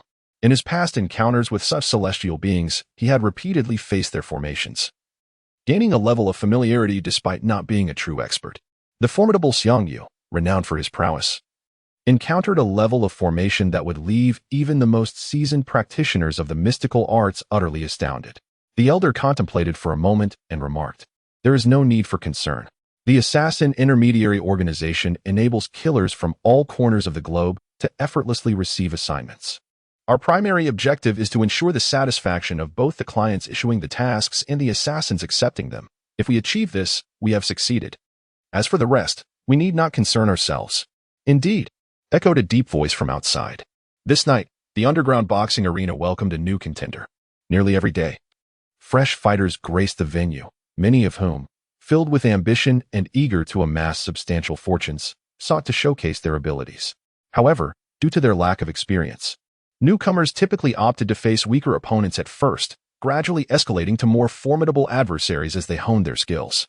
Yet tonight was different. This night, the advanced boxing tournament saw the arrival of a new fighter whose sights were set on none other than the current champion, the soon-to-be elite fighter known as Madman Shaq. Madman Shaq possesses formidable strength, and even among the elite, he stands out as a remarkable force. Within the advanced boxing circuit, he faces no rivals. According to the regulations of the underground boxing arena, regardless of one's strength, the utmost one can achieve is direct entry into the advanced tournament. Although Madman Shaq possesses the capabilities of a top-tier fighter, he is constrained by the arena's rules, which dictate that one must compete in 30 consecutive matches within a single level before ascending to a higher tier. Each fighter is required to participate in at least 10 matches annually.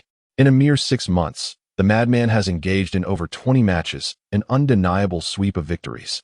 The public firmly believes that Madman Shaq will accomplish the formidable task of 30 bouts within a year, securing his place in the elite boxing realm. A thunderous roar reverberates as a robust African-American stands triumphantly in the ring, bellowing at the audience below. Shaq, take down that newcomer. Show him what it truly means to be a fighter. Eliminate him. Shaq, teach that rookie a lesson. Obliterate his ego. Let him know your prowess. The crowd erupts in a cacophony of shouts, affluent patrons discarding their ties and bursting the buttons of their shirts, their voices hoarse from fervent cheers, brandishing their betting slips. In this moment, they shed their noble facades, revealing themselves as mere beasts craving the thrill of carnage to satiate their inner desires. Groups of elegantly clad women exhibit flushed faces, joining in the fervent chants, their refined demeanor evaporating into the air. After a few triumphant roars, Shaq casts a proud glance at Li Yang in the audience before settling into a corner of the ring. The referee, standing atop the boxing platform, proclaims loudly, "Ladies and gentlemen, allow me to introduce today's combatants. This gentleman needs no introduction. He is the harbinger of carnage, the source of our excitement, Shaq, the Madman." The referee's voice crescendos, and Li Yang cannot help but wonder if this man's pitch surpasses that of the world's finest tenors. The wealthy socialites erupted in jubilant cheers, fervently waving their tickets. His opponent was a newcomer from China, Mu Yi, a fledgling in the underground boxing arena. Though inexperienced, his true prowess remained unbeknownst to many. His manager, Old Jack, was no stranger to formidable fighters, and it was believed that this novice was indeed formidable. Thus, many felt inclined to place their bets on him. The referee's voice seemed to falter, clearly lacking confidence in Li Yang, especially considering his adversary was the battle-hardened and formidable Madman Shaq. "Oh, the odds were astonishingly 4-1 against me." Li Yang raised an eyebrow, his expression a curious blend of delight and resignation. It was disheartening that none recognized his true skill, yet exhilarating to anticipate a windfall of dollars. Clad in a black tank top, he ambled toward the boxing ring, seemingly indifferent to the audience surrounding him. With the resonant chime of the bell, the match commenced, and the referee dashed forward like a cunning rabbit. "Prepare to meet your end, little one." Shaq, towering at 2 meters, cast a cruel grin at the shorter Li Yang. Within mere strides, he closed the distance, and suddenly, his powerful thigh generated a fierce gust as he launched a devastating blow toward Li Yang. From the moment he stepped onto the boxing ring, Li Yang maintained a cold, unwavering gaze upon Xiang Yu. Even when Xiang Yu's muscular thigh came crashing towards his head, Li Yang remained composed, his eyes suddenly widening, a glimmer of icy resolve flashing through them. In Xiang Yu's eyes, a bloodthirsty desire ignited, and the force behind his powerful leg intensified, stirring a whirlwind of excitement among the affluent women in the audience, who erupted into delighted screams. Xiang Yu smiled, for his leg was now mere centimeters from Li Yang's head. Throughout the encounter, Li Yang stood proudly, unyielding on the ring, until in an instant, he moved. His body became an elusive phantom. He effortlessly ducked beneath the incoming kick. In a swift motion, he lunged forward, his right knee crashing violently into Xiang Yu's abdomen. The impact was thunderous. Li Yang's knee struck with ferocity, leaving Xiang Yu's expression twisted in disbelief, as though grappling with the surreal nature of the event. How could this be? Just moments ago, my iron leg was only inches away from him. How could he move so swiftly? No, it cannot be. Panic surged within Xiang Yu's mind. Before he could fully comprehend the situation, Li Yang accelerated once more. Using the force of his knee's impact as a pivot, a sharp, whistling sound filled the air as his left leg spun around with terrifying power, executing a devastating 180-degree kick that collided with Xiang Yu. The momentum of Li Yang's powerful left leg, imbued with immense strength, slammed into Xiang Yu, who was still reeling from the previous shock, leaving him with no time to react. The sound of impact echoed through the arena. Like a mere sandbag, Xiang was sent flying by Li Yang's powerful spinning kick. Indeed, he was propelled through the air. The force of Li Yang's might catapulted Xiang several meters away, forcefully ejecting him from the ring. Blood erupted from Xiang's mouth like inexpensive tap water, spraying through the arena. In an instant, the wealthy elite and their ladies fell into a stunned silence. Not a sound uttering from their lips. They were momentarily paralyzed, their previous screams caught in their throats. It was as if they had collectively reached a peak of astonishment, trembling and wide-eyed, unable to fathom the spectacle before them. With a thunderous crash, Xiang's massive form collapsed onto the ground, igniting a frenzy among the spectators. The wealthy men and women erupted into ecstatic shouts. In that fleeting moment, Li Yang became the focal point of their adoration. They had forgotten the madman Xiang they once revered, now consumed by fervor for Li Yang and his astonishing kick. Had there ever been such a feat in underground boxing? Perhaps, but none quite as decisive and exhilarating as Li Yang's triumph, especially considering he had seemingly been on the brink of defeat just moments before, only to turn the tide with such elegance. Oh, the victor is our newcomer from the prestigious boxing arena, hailing from the incredible East, Moody of China. Oh, he is a prodigy, an unequivocal genius of the underground boxing arena. I have never witnessed anyone wielding a spinning kick with such ferocity and power. A seismic shift is destined to occur in the underground boxing world, and our days will be infused with even greater fervor due to the presence of Mu Yi. Ladies and gentlemen, let us raise our voices and cheer for Mu Yi. Let us herald his promising future. The referee swiftly ascended to the ring, loudly proclaiming into the microphone, his voice echoing throughout the venue. Instantly, the arena resonated with cheers and applause, with no audience member casting a glance at the once mighty lunatic. Xiang Yu. The underground boxing scene is indeed ruthless. In one moment, one may revel in the adoration of the crowd, basking in a wealth of dollars. Yet in the next, one could lose everything.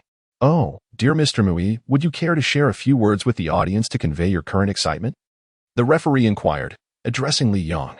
A peculiar smile appeared on Li Yang's face. Excitement? He found it perplexing.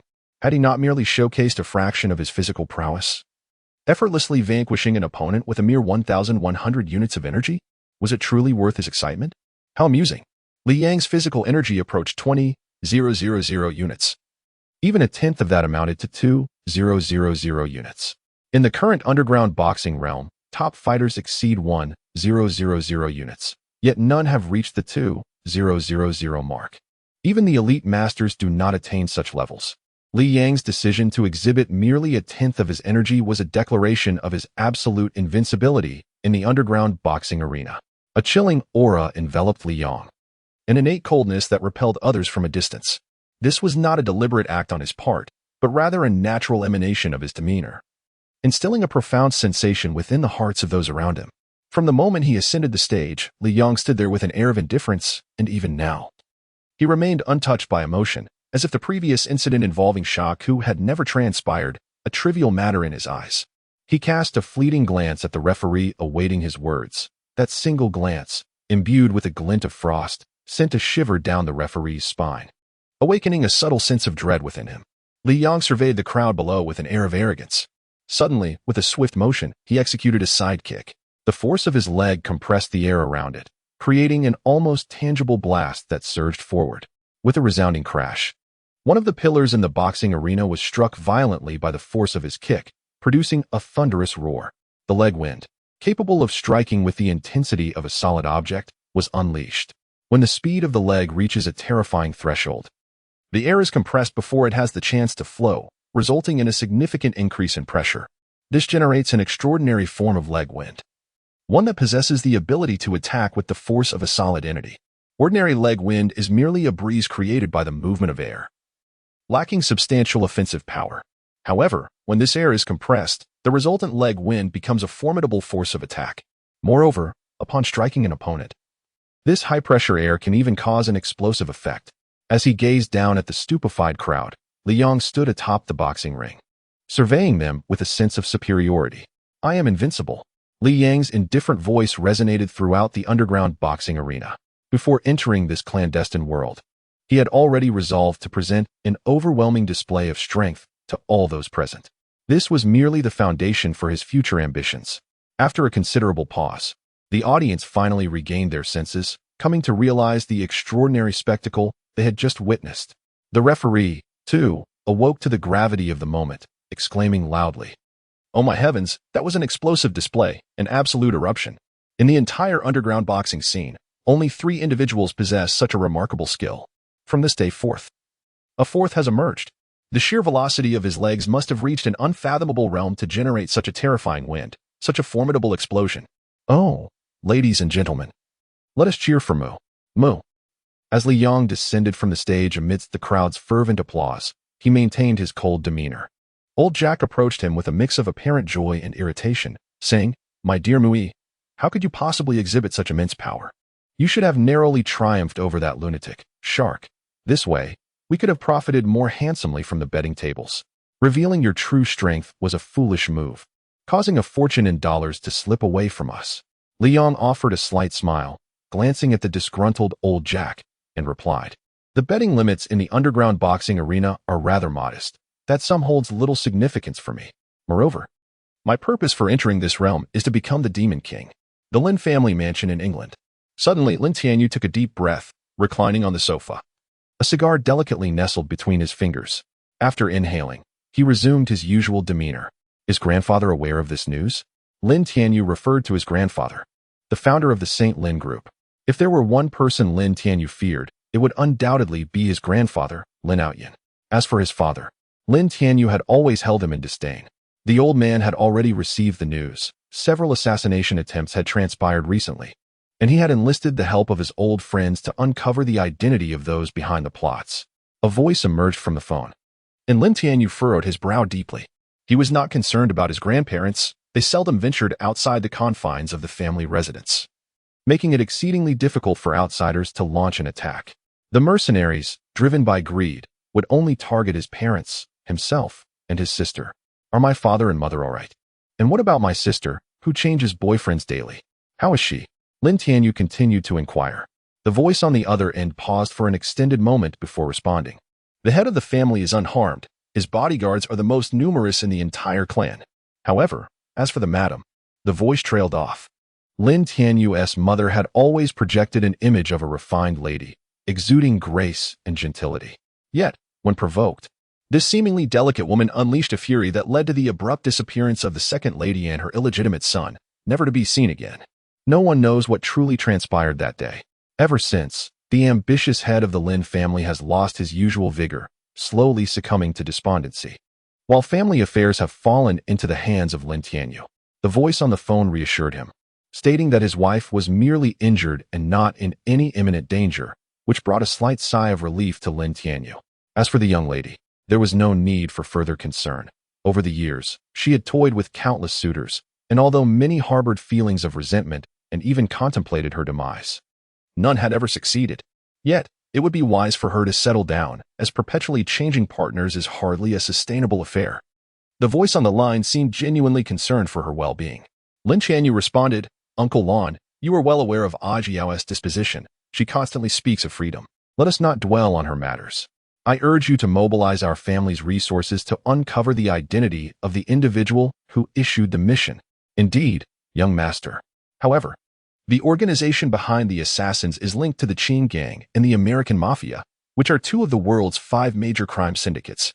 Given the influence of our St. Lin Group, they are unlikely to regard us with any significance, nor would they breach their code to divulge client information.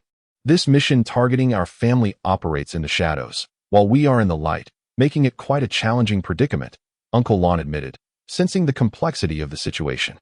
Lin Tianyu understood all too well. Although the St. Lin Group was a substantial entity, it paled in comparison to the world's foremost criminal organizations, any one of which could easily obliterate his family's standing. Indeed, our Xinglin Group contributes a substantial sum to the Holy See each year, and it is only fitting that they take action. Should the Vatican intervene, neither the Qing Gang nor the American Mafia could afford to dismiss our request. Uncle Lon wholeheartedly concurred with Lin Tianyu's sentiments. "Uncle Lon, please proceed with this matter. I shall terminate the call for now." Having hung up, Lin Tianyu took a deep draw from his cigar, exhaling slowly. No matter who you are, if you dare to oppose me, Lin Tianyu, or my family, I will undoubtedly track you down and exact vengeance. His gaze resembled that of a great python lurking in the African wilderness, cold and menacing. In the bedroom, a computer sat idle. What had become of that $10 billion mission? It seemed that just days prior, an S-ranked assassin had accepted the task. Li Yang had long coveted that $10 billion, yet he felt helpless regarding his own assassin ranking, as he was unable to secure even a single opportunity for a mission.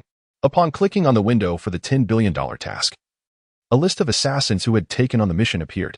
On September 3rd, the S-ranked assassin Shan accepted the task, only to perish 3 days later. Mission failed.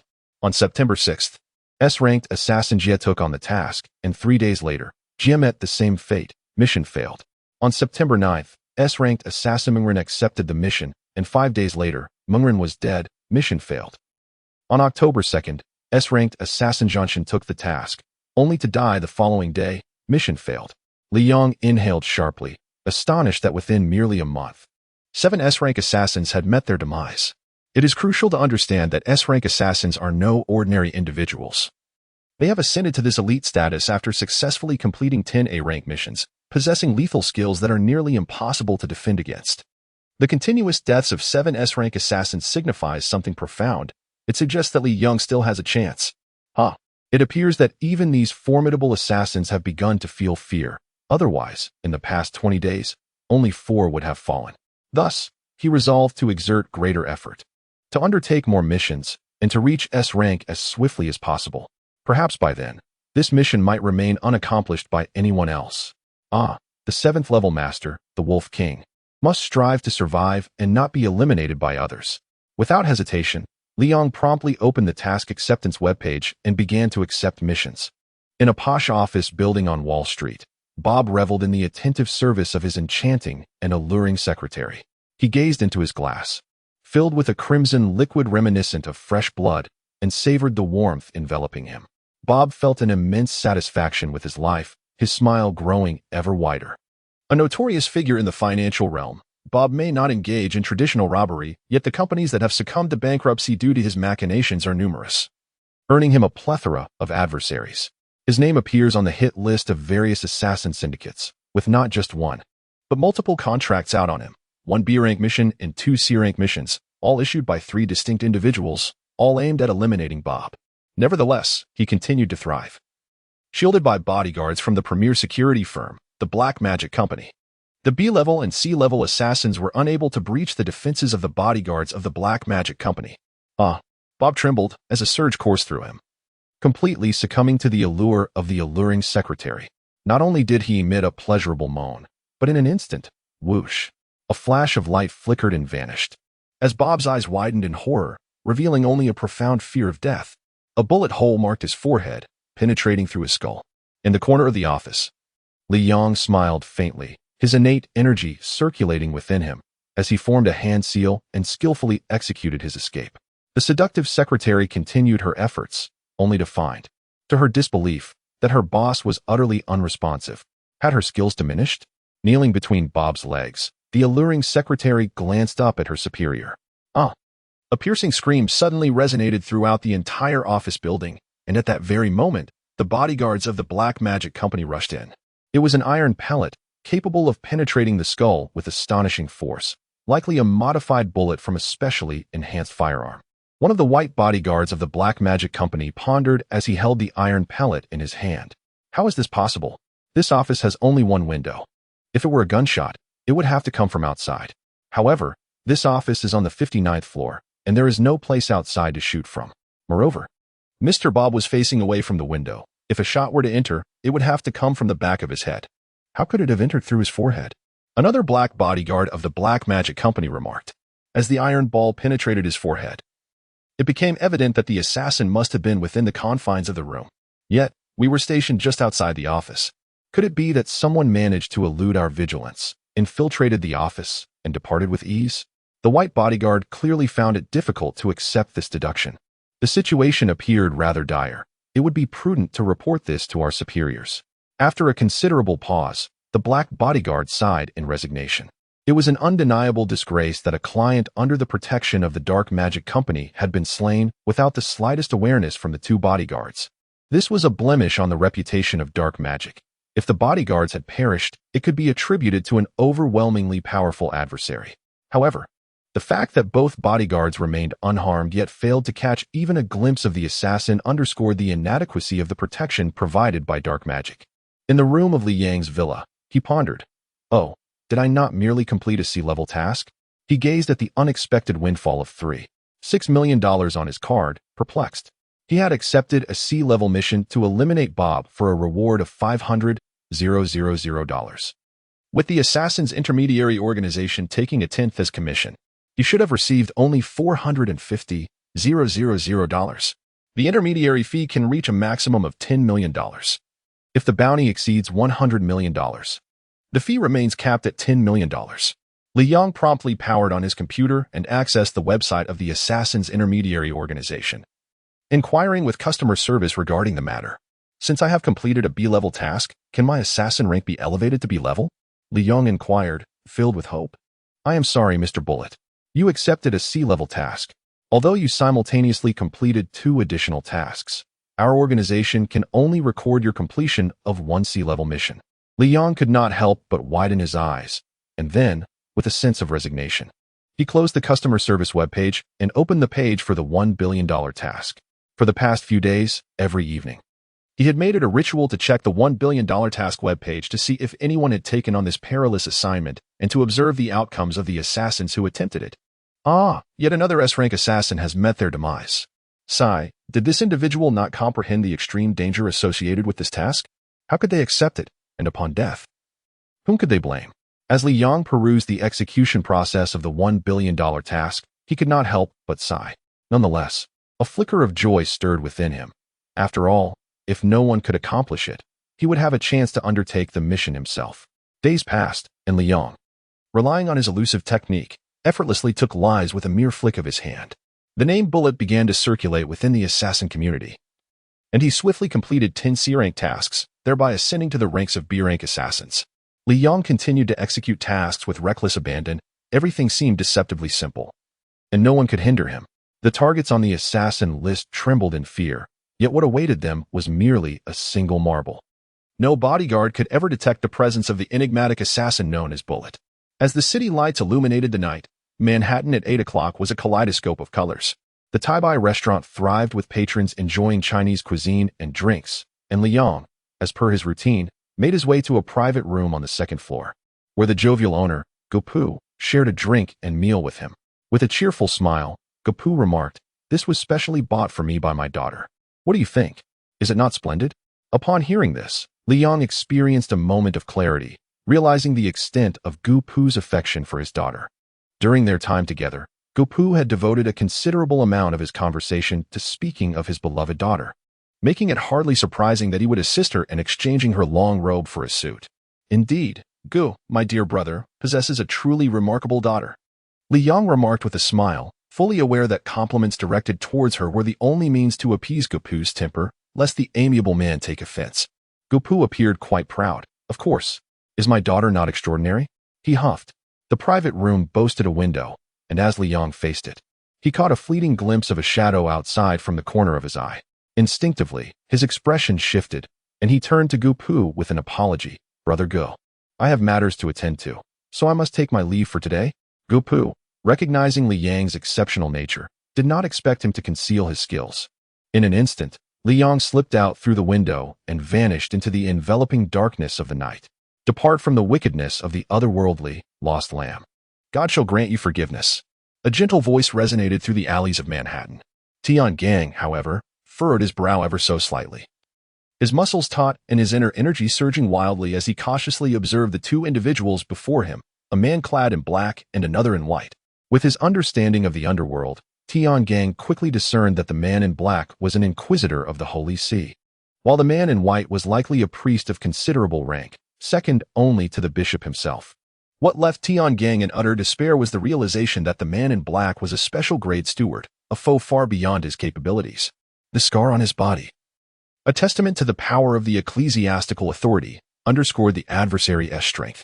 had it not been for the mysterious lightness of his movements and intrinsic skill from China.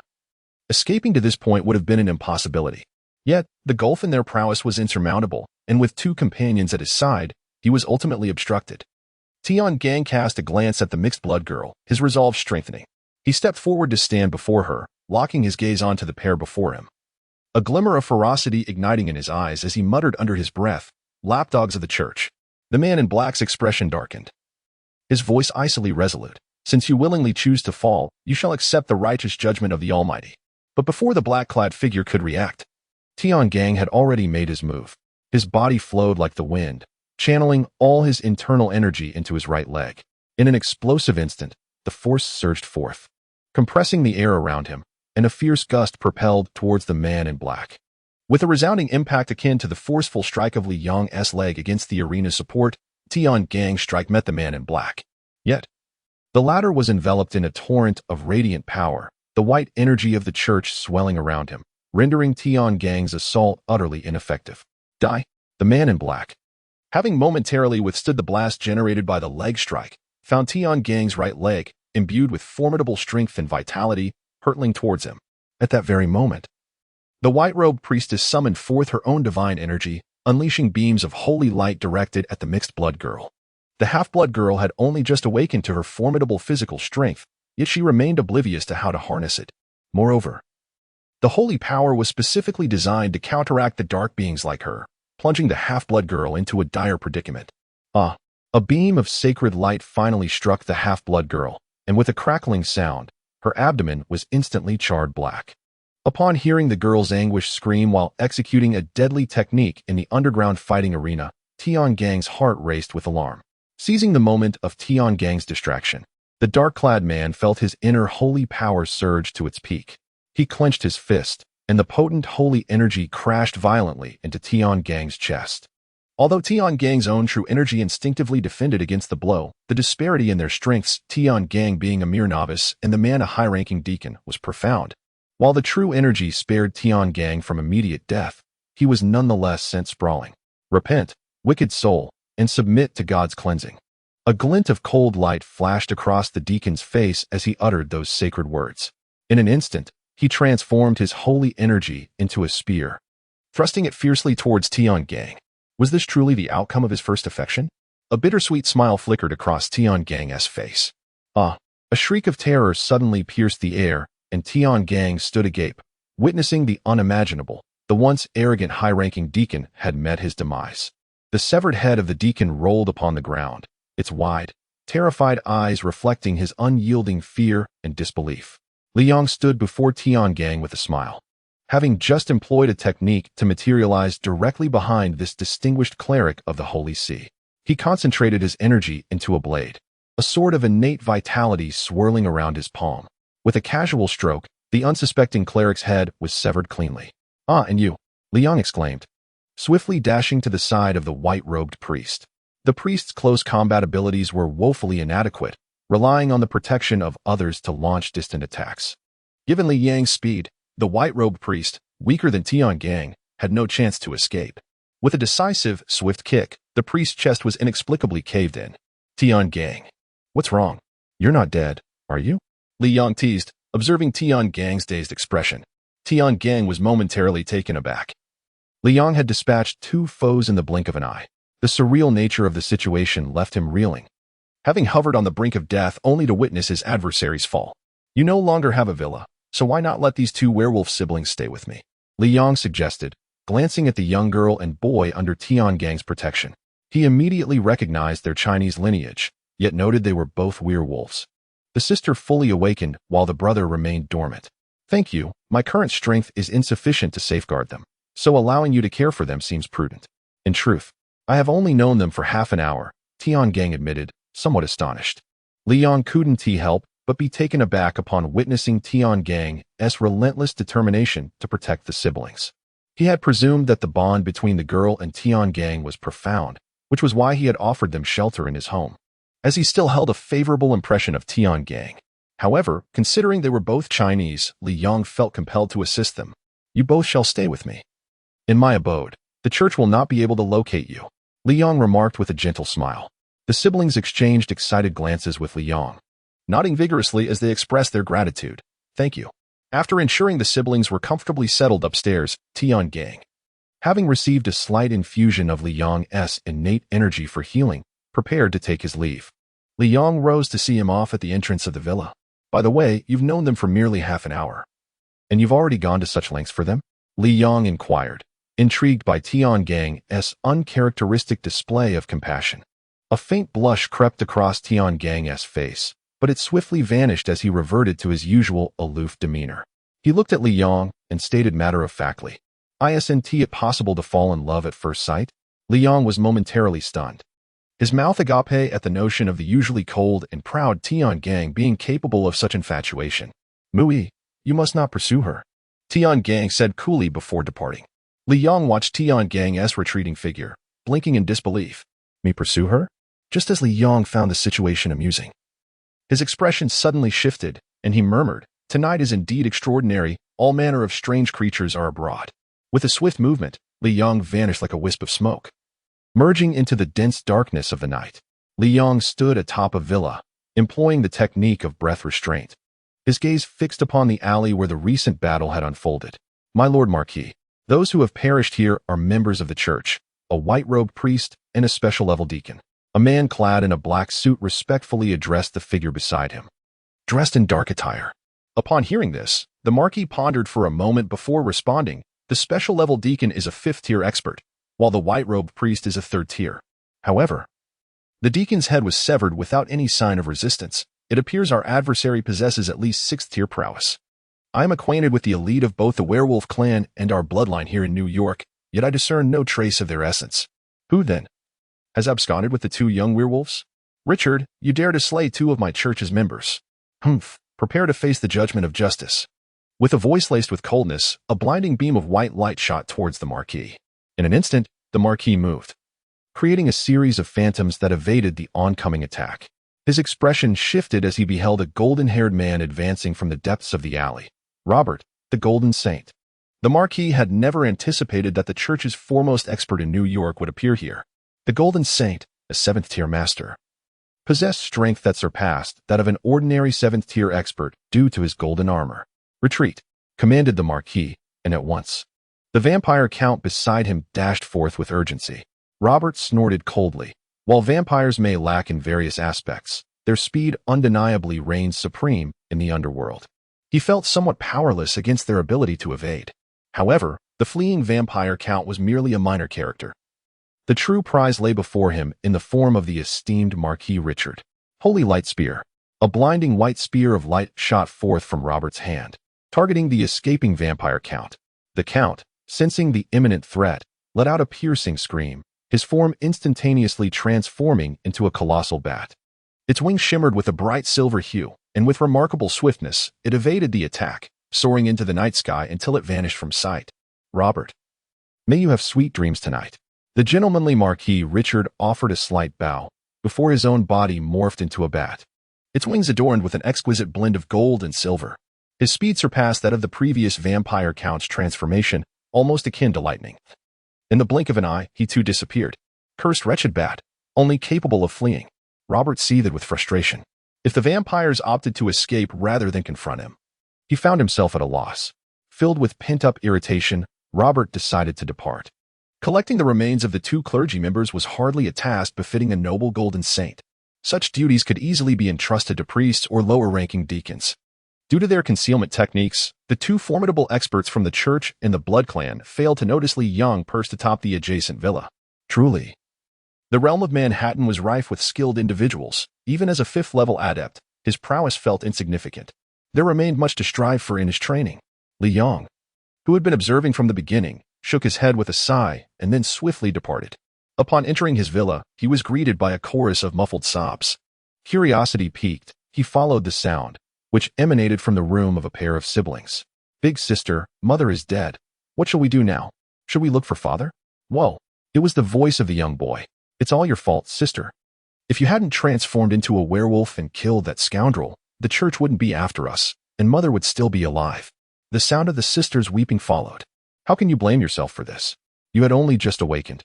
And it was because that man from the villa tried to force you that you lost control and transformed. You couldn't help it. The true villains are those from the church. Did we do something wrong? The moment they sensed our presence, they came after us. The boy spoke through gritted teeth, clearly filled with rage. Standing outside the door, Li Yang grasped the unfolding situation. It appeared that the girl had been employed by someone associated with the villa. When that man attempted to assault her, she had unconsciously transformed and killed him, drawing the ire of the church, resulting in their mother being killed while protecting them. Do you possess any secrets from the demon realm that are suitable for werewolf training? Please provide them with a set. Li Yang addressed the formidable Xiang Yu. The mighty Xiang Yu remarked, werewolves belong to a clan from the demon realm, and I am well aware of the most suitable cultivation method for them. Very well. I shall reveal it to you. This cultivation technique is known as the Wolf Emperor's art. Mastery of this technique can summon the heavenly tribulation, after which one may transcend and become a celestial demon, thereby gaining access to some of the profound practices of the demon realm. Now, I shall impart to you the Wolf Emperor's art. Instantly, a set of cultivation techniques manifested within Li Yang's mind. This method starkly contrasted with human cultivation practices, primarily due to the dissimilarities between the meridians of werewolves and humans. Werewolves can only reshape their meridians after transcending the tribulation, allowing them to cultivate the intricate secret arts of the demon realm. After all, many mystical techniques from the demon realm were designed specifically for humans. Indeed, this technique was extraordinary, focusing entirely on the enhancement of the physical body. Upon reaching the pinnacle of the Wolf Emperor realm, one would fear not even the heavenly tribulation, truly formidable. Li Yang could not help but exclaim in admiration. Meanwhile, the formidable Xiang Yu murmured within the depths of Li Yang's consciousness, "Humph. The Wolf Emperor's art is merely a low-tier cultivation method. At its peak, it only leads to the tribulation. My own techniques can elevate one to the realm of the Demon Emperor. This disparity is far beyond comprehension." The following day, Li Yang awoke early, surprised to find that breakfast and everything else were prepared meticulously. The brother and sister pair stood nearby. "This is a set of cultivation techniques for you," he said. "And remember, it must not be divulged to others." He placed 2 sheets of paper on the table and began to eat his breakfast. "Bear in mind that I share this cultivation method with you because of your Chinese heritage. Memorize it well and then destroy it." The siblings meticulously examined the cultivation manual before them, and upon finishing, they could not suppress their elation. "Thank you, sir. Thank you, sir," they exclaimed excitedly. With this manual in hand, their aspirations for vengeance seemed within reach, and their objectives became increasingly clear. "Do not fret about my urging you to leave. Feel free to stay and cultivate at your leisure. However, if your strength proves inadequate, do not seek out the church." After finishing his breakfast, Li Yang uttered these words before rising to depart. In the deep of night, swirling streams of azure energy enveloped Li Yang, and the innate true energy within him surged like tumultuous waves. The spiritual essence of the world continued to be absorbed, drawn into his dantian, where it transformed into strands of innate true energy. The liquid innate true energy coalescing within him formed a nebula that grew ever larger. Boom. In an instant, all of Li Yang's innate true energy surged into the dantian simultaneously, causing the nebula within him to swell threefold, only to contract back to its original size in the blink of an eye. This ebb and flow persisted, as countless strands of innate true energy were absorbed. Yet, the seemingly unchanged nebula appeared to rotate with newfound swiftness. After hundreds of cycles of expansion and contraction, the innate true energy within him was entirely assimilated. After a considerable time, purer strands of innate true energy began to flow slowly from Li Yang's nebula, coursing throughout his entire being. Li Yang had finally attained the pinnacle of innate mastery, reaching the 5th level of internal power. Li Yang, the great overlord, had declared, "Once you achieve innate mastery and reach the 5th level, a surprise awaits you. I am a man of my word, and now I shall fulfill the promise made long ago." Li Yang remained immersed in the exquisite realm of innate true energy, where the cultivation of internal power, once attained to a profound degree, would result in an unceasing flow of innate true energy. This energy could even manifest as a protective aura around the body, a remarkable phenomenon indeed. The sensation was nothing short of splendid. How could Li Yang not feel exhilarated at this moment? Suddenly, he heard the voice of Xiang Yu echoing in his mind, leaving him momentarily stunned before a wave of joy washed over him. The Overlord, what delightful surprise awaited him. He believed that any action taken by the Overlord would undoubtedly send a mere mortal like himself into a frenzy of ecstasy. Li Yang, with rare enthusiasm, lavished praise upon him. Xiang Yu, accepting the flattery with grace, had contemplated this delightful surprise for quite some time. After all, his revered master, the great Lord Xiyu of the demon realm, had commanded that the 6 absolute techniques of the demon god should not be disclosed to outsiders. However, sharing it with his own brother could hardly be considered a breach of this command, he reasoned. Yet, he was genuinely unconcerned about any potential repercussions from the great Lord Xiyu, for although the 6 absolute techniques of the demon god were significant, they could not simply be comprehended at will. Moreover, the 3 great lords of the demon realm possessed these techniques, and most importantly, he was the beloved disciple of the great Lord Xiyu. Li Yang, do you know which type of cultivation technique is most essential in the realms of immortals and demons? Xiang Yu suddenly inquired. Upon hearing this, Li Yang pondered for a moment before responding. It must be the cultivation technique itself. For nurturing one's own abilities is the fundamental essence. Upon hearing this, the mighty Xiang Yu could not help but burst into laughter, exclaiming, "Indeed, you are not entirely mistaken. The mastery of cultivation techniques is undeniably significant, particularly for those minor figures within the realms of immortals and demons, who lack the support of sects and schools. For such individuals, a single cultivation technique holds immense importance. However, for supreme experts like the Immortal Emperor and Demon Emperor, it is the mastery of offensive techniques that reigns supreme." Techniques? Li Yang responded with a look of astonishment. "Yes, techniques," Xiang Yu affirmed, "refer to the art of unleashing the most formidable attacks using equivalent levels of power." Li Yang began to grasp the concept. "For instance, in the mortal realm, you were merely a 2nd-level expert. Yet you managed to slay a 4th-level ninja using the exceptional skill of Little Li's flying dagger. Your dagger technique can be regarded as a rather rudimentary form of offensive skill." Xiang Yu elucidated. Li Yang understood, albeit feeling a sense of indignation at Xiang Yu's dismissal of the dagger technique as lowly. Do not take offense. While the flying dagger is indeed considered an offensive skill in the mortal realm, in the demon realm, it is merely viewed as a peculiar weapon, hardly qualifying as an offensive technique at all. The true essence of offensive techniques lies in the ability to rely solely on oneself, unleashing attacks that are 10-fold or even 100-fold stronger than those of an ordinary person, all while utilizing the same amount of power, Xiang Yu declared with pride. At that moment, Li Yang felt a profound jolt within. The notion of delivering attacks 10 or 100 times more potent with the same level of power. If such a feat could truly be achieved, it would undoubtedly serve as a lethal technique for experts of the same rank. For supreme beings like the Immortal Emperor and Demon Emperor, who have nearly reached the pinnacle of power, the mastery of such offensive techniques becomes paramount. For those with lesser prowess, such attacking techniques are equally of paramount importance. Now, I, the Supreme Ruler, shall impart to you the sacred tome of the highest assault techniques in the demon realm, the 6 supreme techniques of the demon god." The voice of the mighty Xiang Yu resonated with a divine quality. Upon hearing this, Li Yang felt his heart race uncontrollably. The sacred tome of the highest attacking techniques of the demon realm.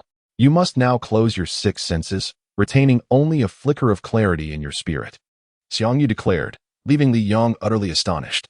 Even when consuming the B1 elixir, the Supreme Ruler had never directly instructed him to close his senses. Do you comprehend what the 6 supreme techniques of the demon god entail?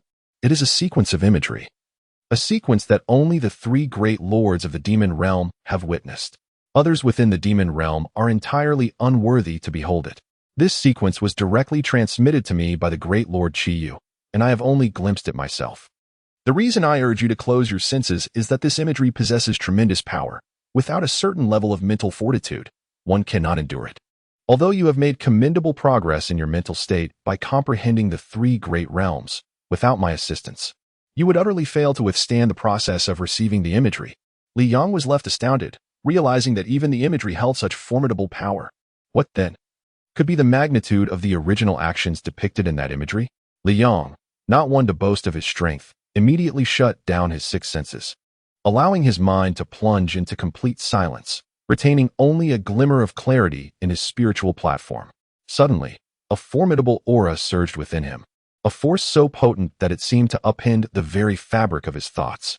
This overwhelming presence swept through every corner of his consciousness, leaving Li Yang both astonished and resolutely clinging to that faint trace of clarity.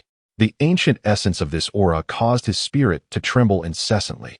Li Yang persevered, finding himself devoid of the luxury of fear, desperately holding on. His soul felt as though it had entered the realm of the ethereal, drifting in a haze. Such a remarkable lad, to endure to this extent, His mental fortitude has undoubtedly multiplied several times over. The potency emitted by the image of the demonic god's 6 extremities is indeed formidable. No wonder the esteemed Xiang Yu never permitted me to witness the true scene, merely allowing me to glimpse this representation. After being baptized by the imagery of the demonic god's 6 extremities, Li Yang's mental prowess now likely parallels that of a newly ascended celestial demon, echoed Xiang Yu's voice in Li Yang's mind. However, at that moment, Li Yang's soul was ensconced in the solitary depth of his spiritual platform and could not hear Xiang Yu's words. The demonic god's 6 extremities is a collection of images, originating from the heart of the sacred land of the demon realm, accessible only to the 3 great lords of that realm. After cultivating for thousands of years within the sacred land, Xiang Yu, the revered lord, finally gleaned his own insights and recorded the scenes according to his understanding. Yet, the recorded scenes differ slightly from the primal images within the sacred land. To be precise, they represent the interpretations forged by Xiang Yu himself. For a long time, Li Yang awakened. A call jolted Li Yang from his slumber. In an instant, he was fully alert, and his consciousness delved into the vast expanse of his mind, which resembled an endless starry sky. Within it lay a secret tome radiating an extraordinary brilliance, and Li Yang's spirit promptly entered this realm. An ancient, primordial force enveloped his being, an aura so profound it felt timeless. Fortunately, Li Yang's spirit had undergone a trial of refinement, enabling him to withstand this overwhelming presence. Suddenly, within the confines of the tome's space, a breathtaking scene unfolded before him. Amidst swirling mists, a golden light darted through the clouds, its trajectory mysterious and arcane, akin to the celestial dance of stars, defying comprehension. Abruptly, the golden light transformed into a majestic golden-winged rock, accelerating further, like the wind, like lightning, like light, like mist. This was indeed the first technique of the 6 supreme techniques of the demon god, piercing the clouds and traversing the mist. In that moment, Li Yang's spirit became entirely engrossed in the enigmatic flight path, as visions of the golden-winged rock weaving through boundless clouds continuously emerged. The first technique of the 6 supreme techniques of the demon god, piercing the clouds and traversing the mist, is a remarkable movement technique originating from the sacred heart of the demon realm, the pinnacle of movement arts. When perfected, this technique achieves an astonishing speed, allowing one to traverse hundreds of thousands of miles in the blink of an eye, its profundity far exceeding Li Yang's imagination, akin to presenting advanced algebra to an elementary school student. However, this is but a memory. The continuously unfolding scenes gradually instilled in Li Yang a profound understanding, akin to fish leaping from a stream before the rain. His realizations emerged one by one from the depths of his heart. The lightness technique he learned in the 9th group of the Security Bureau paled in comparison to this spectacle, resembling an elderly woman pitted against a sprinter in a 100-meter dash, an insurmountable disparity in speed. Through Li Yang's insights, a new lightness technique slowly took shape. Bit by bit, his comprehension evolved the technique from a state of utter disarray, albeit in comparison to the mastery of the piercing clouds and traversing mist, to one that could be deemed fairly commendable. Li Yang, indeed, accomplished quite a feat. This piercing clouds and traversing mist technique reached its first level in a mere 10 days. However, with his current physical condition, he could only utilize this first layer, as his body lacked the strength to withstand the velocity of the second layer.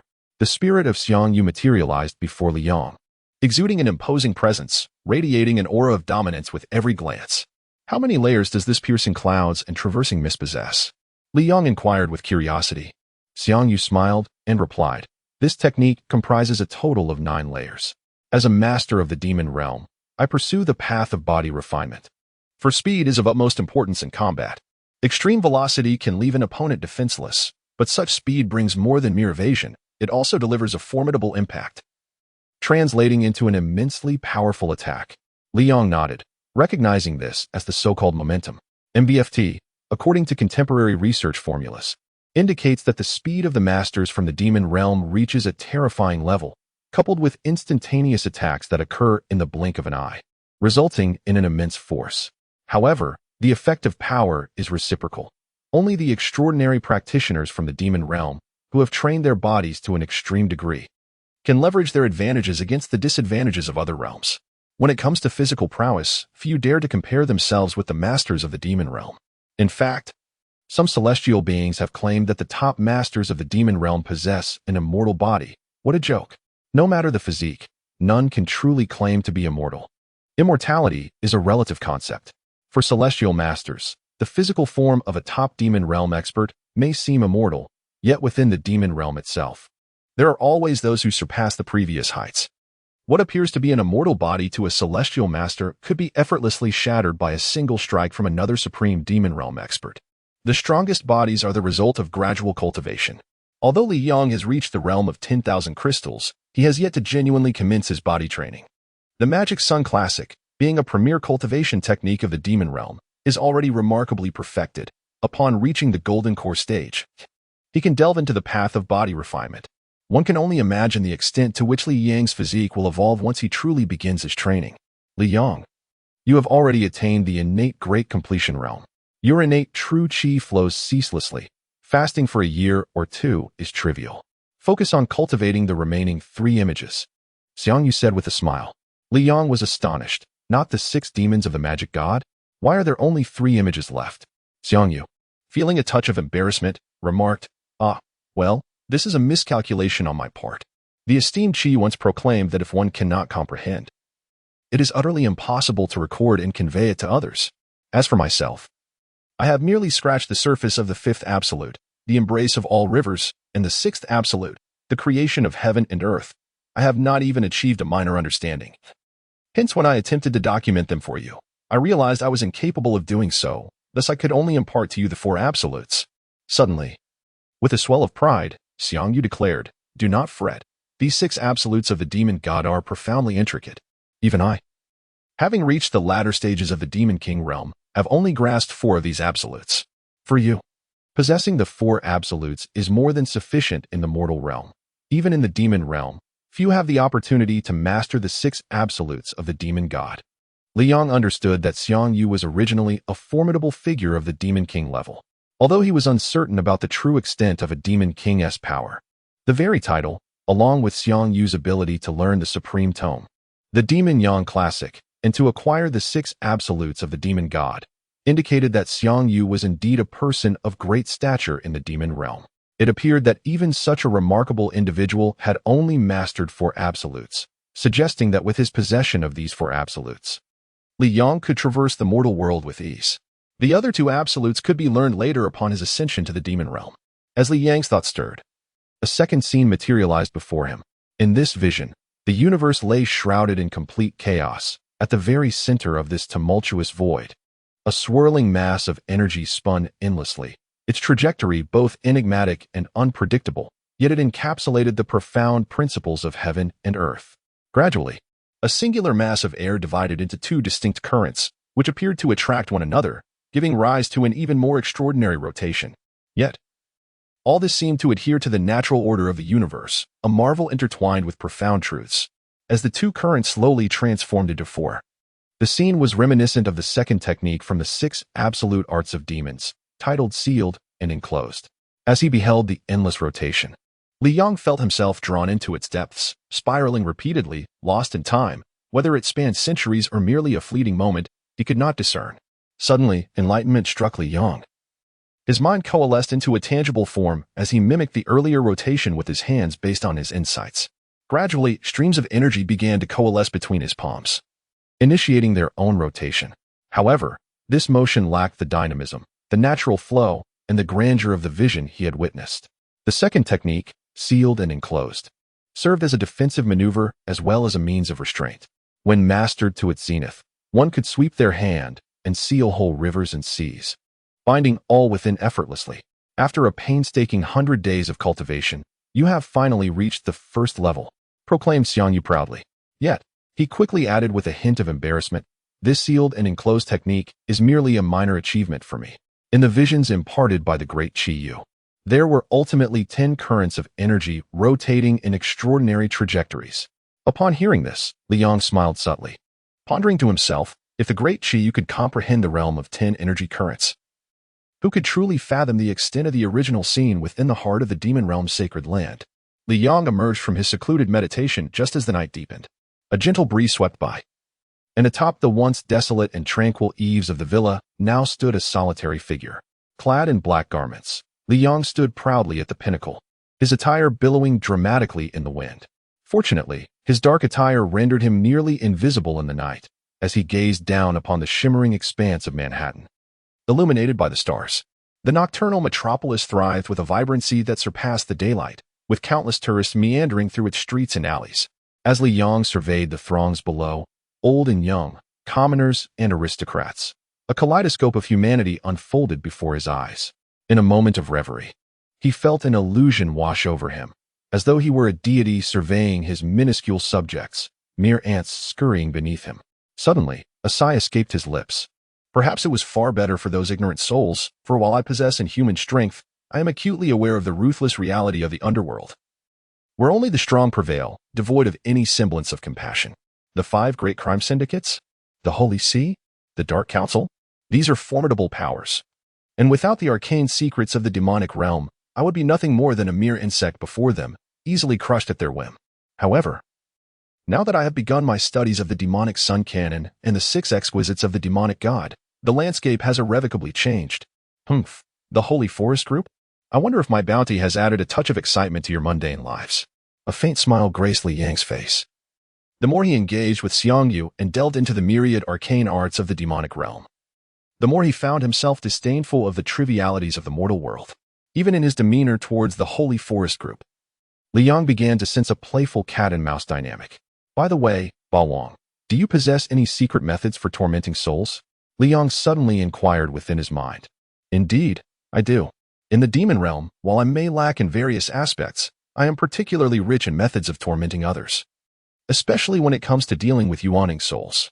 For instance, there is the ghostly soul devourer, which employs 999 malevolent spirits to torment a single soul driven by desire, subjecting it to relentless assaults by countless vengeful apparitions, leaving it yearning for life yet unable to escape death. Ultimately, after enduring years of agonizing torment, the soul's power gradually diminishes until it disintegrates, forever barred from ascension. Of course, you may also choose to imbue this soul with vitality, allowing it to persist through suffering, dying only at your discretion. This is relatively simple. There is also the slightly more formidable 100 Flames soul refinement. Upon hearing this, Li Yang shivered involuntarily. Good heavens, the demon realm is indeed formidable beyond measure. It seems I must acquire such insidious methods as well. Lin Tianyu, I am learning these treacherous techniques solely for you. Li Yang smiled faintly, and in an instant, his form vanished like a whispering breeze from the rooftop of the villa. The following morning, our beloved old Jack arrived at Li Yang's villa as usual. What a pity it is, over 100 days have passed. And how much appearance fee has been squandered. Mu-Yi has not made a single appearance in all this time. Otherwise, my charming yet vexatious Mu-Yi would likely have entered the Premier Boxing League by now. At the very least, old Jack would have earned $1 million. Money. Oh, the dollars would have been in abundance. Old Jack lamented in agony, and with no particular engagements each day. His morning exercise had become a routine visit to Li Yang's villa. Hello, little Jack, he greeted with a smile upon seeing the youth within the villa. This boy was none other than the younger brother of the werewolf siblings, his sister named Qinli and the brother named Qianyu. The sister's English name was Lily, while the brother was called Jack. Old Jack held a special fondness for young Jack, and visiting him daily had transformed into a delightful pastime. Little Jack, this afternoon I shall take you to Broadway, old Jack began.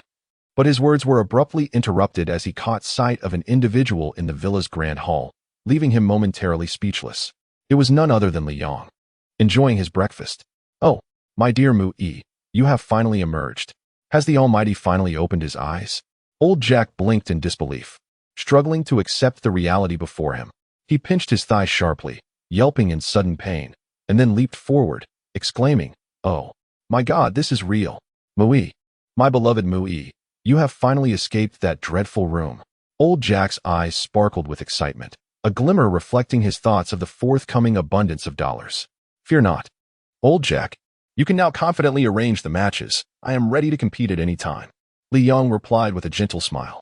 Instantly, old Jack's eyes lit up, and he rose, preparing to depart. Mu-Yi, I shall take my leave now. Little Jack, we will wait for Broadway another time. Do not worry. I promise to take you next time. Old Jack is now eager to arrange a multitude of boxing matches for Li Yang. He simply cannot wait any longer, for time is indeed money. After breakfast, Li Yang smiled and inquired, Little Jack, how is your training in the Wolf King technique progressing? Little Jack, seated on the living room sofa, wrinkled his nose and proudly proclaimed, "I am a genius. In just over 100 days, I have already reached the second level, while my sister is still at the first." Seeing little Jack's lively demeanor brought joy to Li Yang. He did not wish for a young boy to remain engulfed in hatred. However, little Jack's swift transformation to ease was attributed to his youth and the fact that the perpetrator who had slain his mother had already been eliminated by Li Yang. Suddenly, the phone buzzed, and Li Yang immediately answered. "Mui, I have arranged the boxing matches for you. They are set for 8 p.m. tonight." Old Jack's voice left Li Yang momentarily stunned. It had been such a short time since Old Jack had departed, merely the duration of a breakfast. The allure of wealth is indeed profound. "Old Jack, could you send over a few servants? Otherwise, Tiangang, that brute, is bound to erupt in anger," Li Yang remarked, glancing at Lily, who was busily attending to tasks in the kitchen. "All right, no problem," Old Jack readily agreed. He had always wished for Li Yang to find a servant for himself, yet Li Yang's lifestyle lacked any semblance of routine. When alone, he was uncertain of when he would eat. Upon reaching the innate realm, one could indeed fast for 10 days or even half a month. Therefore, it was not unusual for Li Yang to refrain from hiring help. However, with Lily and little Jack present, he felt it inappropriate to burden Lily alone with the chores. "Mui." The voice of Tiangang resonated at the entrance, and he soon appeared before Li Yang, his gaze fixed intently upon him, exuding a faint aura of menace. Li Yang was momentarily taken aback, observing Tiangang with confusion. This man rarely spoke to outsiders and was known for his clear sense of enmity and loyalty. Logically, after Li Yang had saved him last time, their relationship should have improved. Yet, he now appeared as though he were ready to kill. "Why do you not hire any servants?" Tiangang finally articulated, having pondered for quite some time. Li Yang quickly grasped the underlying sentiment. It seemed Tiangang was reluctant to part with Lily. It appears I possess a certain foresight," he mused, recalling that he had just instructed Old Jack to hire a few servants. "Well, let us keep this young lad on his toes."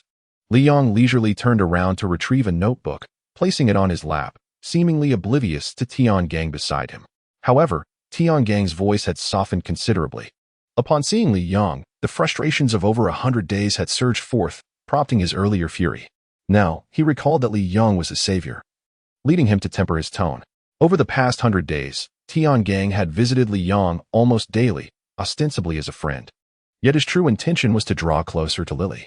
While he confessed his feelings for her to Li Yang, he found himself utterly unable to voice a single word to Lily herself. Watching her toil daily with household chores pained him, igniting a desire to hire help for her. However, Lily refused, stating that this was Mr. Mu Yi's residence, and Tiangang had no authority to invite anyone inside. When you inquired why he did not hire a servant, Li Yang, seemingly just hearing Tiangang's words, glanced up at him, a faint smile gracing his face. "Then why don't you invite one?" Upon hearing this, Tiangang immediately became vexed, exclaiming, "Why do you think I haven tea?" "It's because Lily insists this is your villa. I lack the power to hire a servant for you." His words were laden with frustration, though his voice was so soft that even Chun-Li, elsewhere in the villa, could not hear him. Understanding the situation, Li Yang chuckled lightly. "Do not worry. I've just asked Old Jack to come." As he spoke, his gaze fell upon the screen of the laptop resting on his lap. Opening the homepage of the assassin brokerage. "I apologize for my earlier behavior," Tiangang said, turning away without awaiting Li Yang's response, making his way towards the kitchen. "Haha. This stubborn bull can apologize?" Li Yang was momentarily taken aback, then shook his head with a smile, opening the webpage for the billion-dollar mission. For over 100 days, he had refrained from online browsing, as he used to check it almost daily. He silently hoped it had not been completed by someone else. Upon opening the webpage, Li Yang was immediately elated. Indeed, this task is a monstrous challenge. Not a single S-class assassin has succeeded. It seemed he still had hope, though he lamented the loss of the past 100 days of training. Otherwise, he would have at least attained A-class status. With a sigh, Li Yang scrutinized the profiles of the failed S-class assassins. Without exception, every S-rank assassin who attempted the task was systematically eliminated by the formidable Wolf King, a being of the 7th level. Indeed, the prowess of a 7th level master is exceptional. However, the number of S-rank assassins who have accepted this task over the past 100 days is insufficient compared to the count of assassins in the first month. In total, only 3 S-rank assassins have emerged in this span, indicating a newfound clarity among them, particularly in the last month. Not a single one has dared to take on the challenge. Suddenly, the webpage for the $10 billion task lit up, indicating that yet another S-rank assassin had taken on this monumental task. Li Yang immediately checked the records of the assassin. The S-rank assassin, known as C, stands as the foremost among the lone wolves in the assassin community. He has successfully completed 2 S-rank missions, one of which involved a target of the 6th level, and he achieved victory. This assassin is indeed formidable. Having previously slain a 6th level master, one must ponder what level he himself occupies. Would he be capable of facing a 7th level master? A sudden pang of anxiety struck Li Yang. This assassin must possess extraordinary skill. The prospect of confronting a 6th level master would be beyond his current capabilities. The words of Xiang Yu struck Li Yang with a heavy blow, leaving him momentarily dumbfounded. Was there truly no glimmer of hope? After all, I have attained the 5th level in both physical prowess and true energy. Not to mention my mastery of the flying knife technique and the 6 divine skills of the demonic god. Li Yang found it difficult to accept this reality. Despite his previous lower rank, he had managed to transcend level limitations through his flying knife skills. Xiang Yu continued to assert, A 6th level master is equivalent to a golden core expert. The transformation of power within their body is profound. The disparity between a 6th and a 5th level master is staggering. If you were to launch a surprise attack when they are unprepared, there might be a glimmer of hope, but facing them head-on, you stand no chance whatsoever. The defensive capabilities established by a golden core master using true essence are beyond your ability to breach. Unless, of course, your flying daggers are magical artifacts. What about the 6 demons of the dark realm? Li Yang inquired, unwilling to relent.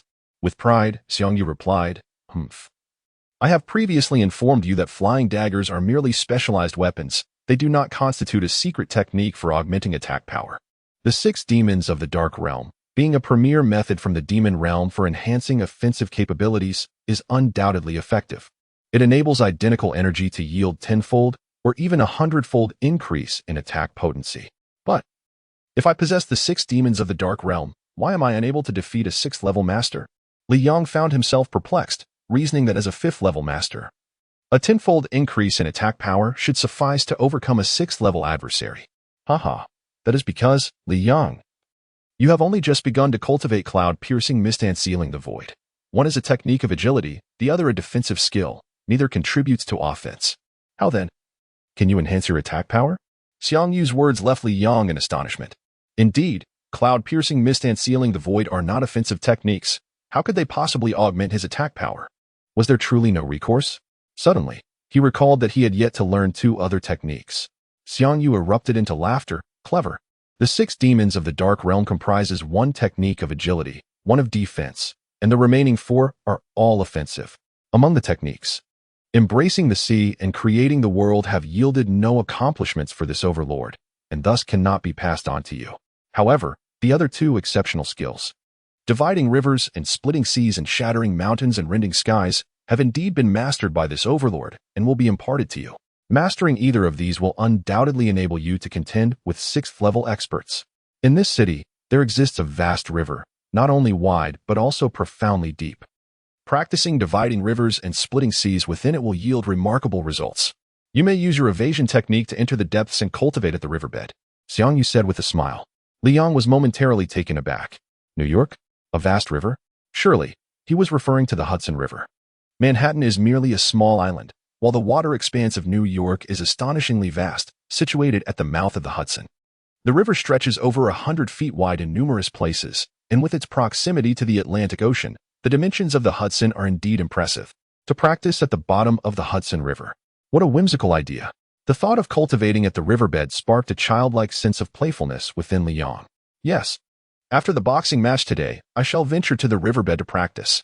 A rare smile of ease graced Li Yang's face. At 8 o'clock in the evening, the underground boxing arena in Central Park was bustling with activity. The #1 venue of the underground boxing circuit was packed with attendees, affluent individuals, elegant ladies, and even nobles from various European nations, all congregated at this premier arena. It was widely acknowledged that the #1 venue typically hosted the most significant events, most often featuring top-tier competitions. However, today, the venue hosts a prestigious event, and the audience's enthusiasm surpasses the usual fervor. This marks the first match in 100 days for Mu from China. After competing in over 20 bouts, Mu, whose reputation even eclipsed that of some elite fighters, suddenly withdrew from the arena. The wealthy onlookers found themselves powerless, for underground fighters are not compelled to appear more than 10 times a year, and the underground boxing realm lacks the authority to exert coercive pressure. Yet today, Mu returns to the ring. Mu, Mu, Mu, Mu, Mu, Mu, Mu, Mu. This is their Mu, cold and ruthless, capable of taking a life in the blink of an eye. Ladies and gentlemen, Mu's opponent is none other than the prodigy from the Siberian training camp, known as the Ripper Carter. Hailed as the greatest talent of the past 50 years, Ripper Carter emerged in the underground boxing scene during Mu's absence, and his bloodthirsty reputation is well known. In these 100 days, Ripper Carter has demonstrated what true madness entails, unleashing a storm of carnage upon the underground boxing circuit. In just 100 days, he has fought 25 matches, averaging one every 4 days, with an unblemished record of 25 victories, leaving his opponents utterly annihilated. Can he rip apart our Mu today? A towering figure with the fierce gaze of an eagle, the white giant's rock-hard muscles instill terror in all who behold him. His hands possess a strength capable of tearing a man apart with a single blow. Who is stronger and who is weaker? The answer shall soon be revealed. The referee exclaimed with palpable excitement. Suddenly, a man clad in a black suit approached. Upon noticing him, the referee promptly bowed and handed the microphone to the gentleman in black. Ladies and gentlemen, I trust you are well aware of the formidable prowess of our two contenders, as evidenced by their performances in the past 20 matches. It is clear that both have reached the echelon of the top 10 super fighters. Therefore, our underground boxing league has decided to elevate each competitor's appearance fee to $1 million as a gesture of support for these exceptional athletes. Furthermore, we have raised the betting cap for this match from $50 million to $100 million. We invite all of you to increase your stakes once more. After delivering his speech, the man in the black suit bowed slightly and exited the ring. Instantly, the affluent patrons of the underground scene erupted in fervent shouts, eager to amplify their wagers. Mu is enigmatic and unfathomable. Any contender facing him is swiftly dispatched with a single kick. The Ripper Carter is fiercely powerful, tearing apart his opponents with relentless ferocity, leaving no one unscathed. Both possess an impeccable victory rate of 100%, defeating their adversaries in the blink of an eye, one cold and calculating, the other brutal and bloody. Each wealthy spectator harbors a favorite fighter, and they once again raise their bets, as both Mu and the Ripper are rare super fighters, their supporters nearly indistinguishable in fervor. Meanwhile, on the battlefield, Li Yang was preoccupied with strategizing his own wager, paying little heed to the Ripper before him. Suddenly, the sharp clang of the bell resonated, signifying the commencement of the match. The eyes of the Ripper Carter widened like those of a hawk, and in an instant, he materialized before Li Yang, who found himself retreating several steps in a fleeting moment. Astonishing. As Li Yang piloted the Ripper Carter, a wave of alarm washed over him. The opponent's speed had caught him entirely off guard. Had it not been for his training in the cloud-penetrating mist, Li Yang feared he would have collided head-on with this formidable foe. Caution was imperative, for he was a 5th-level expert, and an orc at that, though he did not appear to be a werewolf. The voice of Xiang Yu echoed in Li Yang's mind. A jolt of realization struck him. Ah, not a werewolf? A snow werewolf, hailing from Siberia. Even more terrifying than a werewolf, a snow werewolf. Snow werewolves, a faction of orcs from Siberia, are among the only known types of orcs on Earth, alongside werewolves. In terms of individual combat prowess, snow werewolves surpass their werewolf counterparts, albeit their numbers are exceedingly scarce, barely constituting 1/10 of the werewolves under the Dark Council. Russia's special division known as Blood has identified numerous dormant snow werewolves throughout the country and employed various specialized methods to awaken them, training them as elite operatives for the state. This special division Blood is akin to the 9th and 11th groups of the Security Bureau. Additionally, one of the 3 major assassin organizations in Russia, the Annihilation Organization, boasts a core strength comprised of these snow werewolves. Collectively, these 2 organizations account for over 90% of the snow werewolf population, with the remainder scattered across various locales. The most formidable aspect of the snow wolf lies in its claws, which explains why this creature delights in tearing its opponents asunder. Li Yang stood in a corner of the boxing arena, a subtle smile gracing his lips. After spending a considerable amount of time in the underground boxing scene, he had finally encountered a worthy adversary. Very well, let us engage in a proper contest.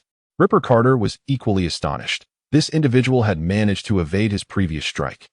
It seemed his speed was on par with his own. Yet, How could a mere human possess such swiftness? Could it be that he belonged to the bloodline? Carter cast a glance at the all-black-clad Liang, nodding to himself, for the bloodline indeed favored the color black. Humph. Regardless of whether you are of the bloodline or not, even if you are, your swiftness will only serve as an advantage in terms of strength. You are undoubtedly no match for me. A glint of ferocity flashed in Carter's eyes as he sprang into action. His powerful muscles erupted with energy, propelling him to a terrifying speed, rendering the small boxing arena almost a blur. A psychic whoosh. The sound of rushing wind accompanied Carter's right leg, as thick as a tree trunk, slicing towards Li Yang's head with the ferocity of a blade. Carter, bloodthirsty, extended his tongue in anticipation.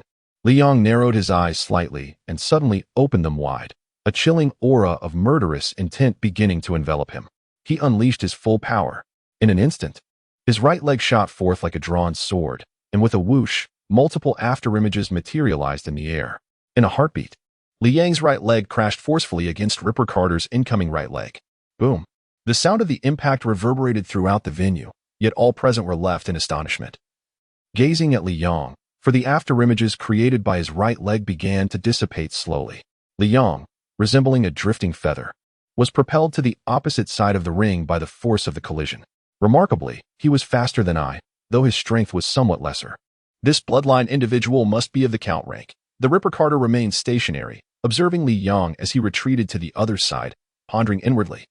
The strength of a werewolf is indeed monstrous, and this fellow is equally extraordinary. My own physical energy exceeds 20,000 crystals. Yet I have failed to overpower him with sheer strength and find myself at a disadvantage instead. Li Yang's brow furrowed slightly. Carter, Carter, Carter, Carter, Carter. As Carter gained the upper hand, the audience supporting him erupted in cheers, while Li Yang's supporters began to chant as well. Moo, moo, moo, moo, moo, moo. In an instant, the atmosphere of the arena reached a fever pitch. The Ripper Carter was exhilarated, his eyes gleaming. He thrived on the adulation of the crowd. Meanwhile, Li Yang stood composed, as tranquil as ancient ice. Die.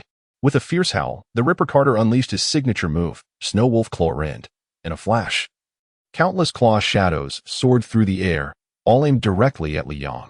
Most competitors in the underground ring relied on their legs, yet the Ripper Carter was a rarity, utilizing his hands.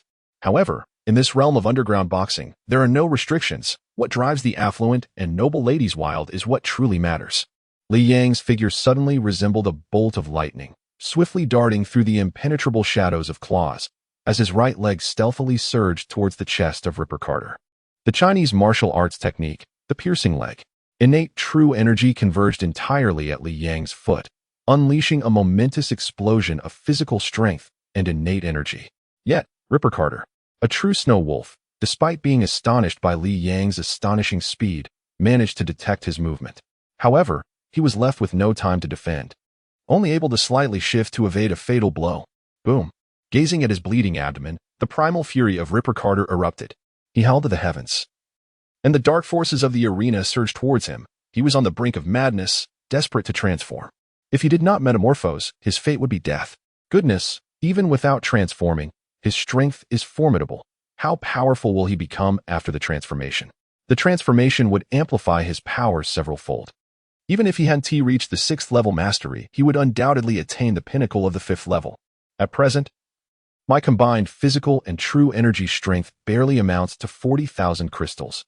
I must not allow him to transform. With a fierce glare, Li Yang unleashed the fusion of the Chinese internal leg technique and the death leg technique. The death leg technique unleashed a series of sweeping kicks. His legs spun like guillotines, creating a whirlwind aimed at Carter, the innate true energy surging from within, overwhelming in its might. At this moment, Carter was utterly incapable of withstanding such force. His reaction significantly dulled during the transformation process. Bang, bang, bang, bang, bang, bang. Carter resembled a mere punching bag, relentlessly battered by Li Yang's legs, blood streaming from his body. Fortunately, the snow wolf possessed remarkable vitality and, at that moment, was undergoing a transformation, absorbing dark energy and visibly healing his wounds. The essence of Chinese martial arts was unleashed through a series of 5 powerful leg strikes. Boom, boom, boom, boom, boom. The arena resonated with the thunderous sounds of impact, each strike more potent and ferocious than the last. With a violent outburst, The Ripper Carter spewed forth a torrent of blood, a gaping hole astonishingly carved into his chest by Li Yang's relentless assault. The dark energy he desperately attempted to harness surged within him, yet it was insufficient. Without it, Carter's transformation abruptly ceased. A fierce glint flashed across Li Yang's face. The death leg technique unleashed a crushing downward kick.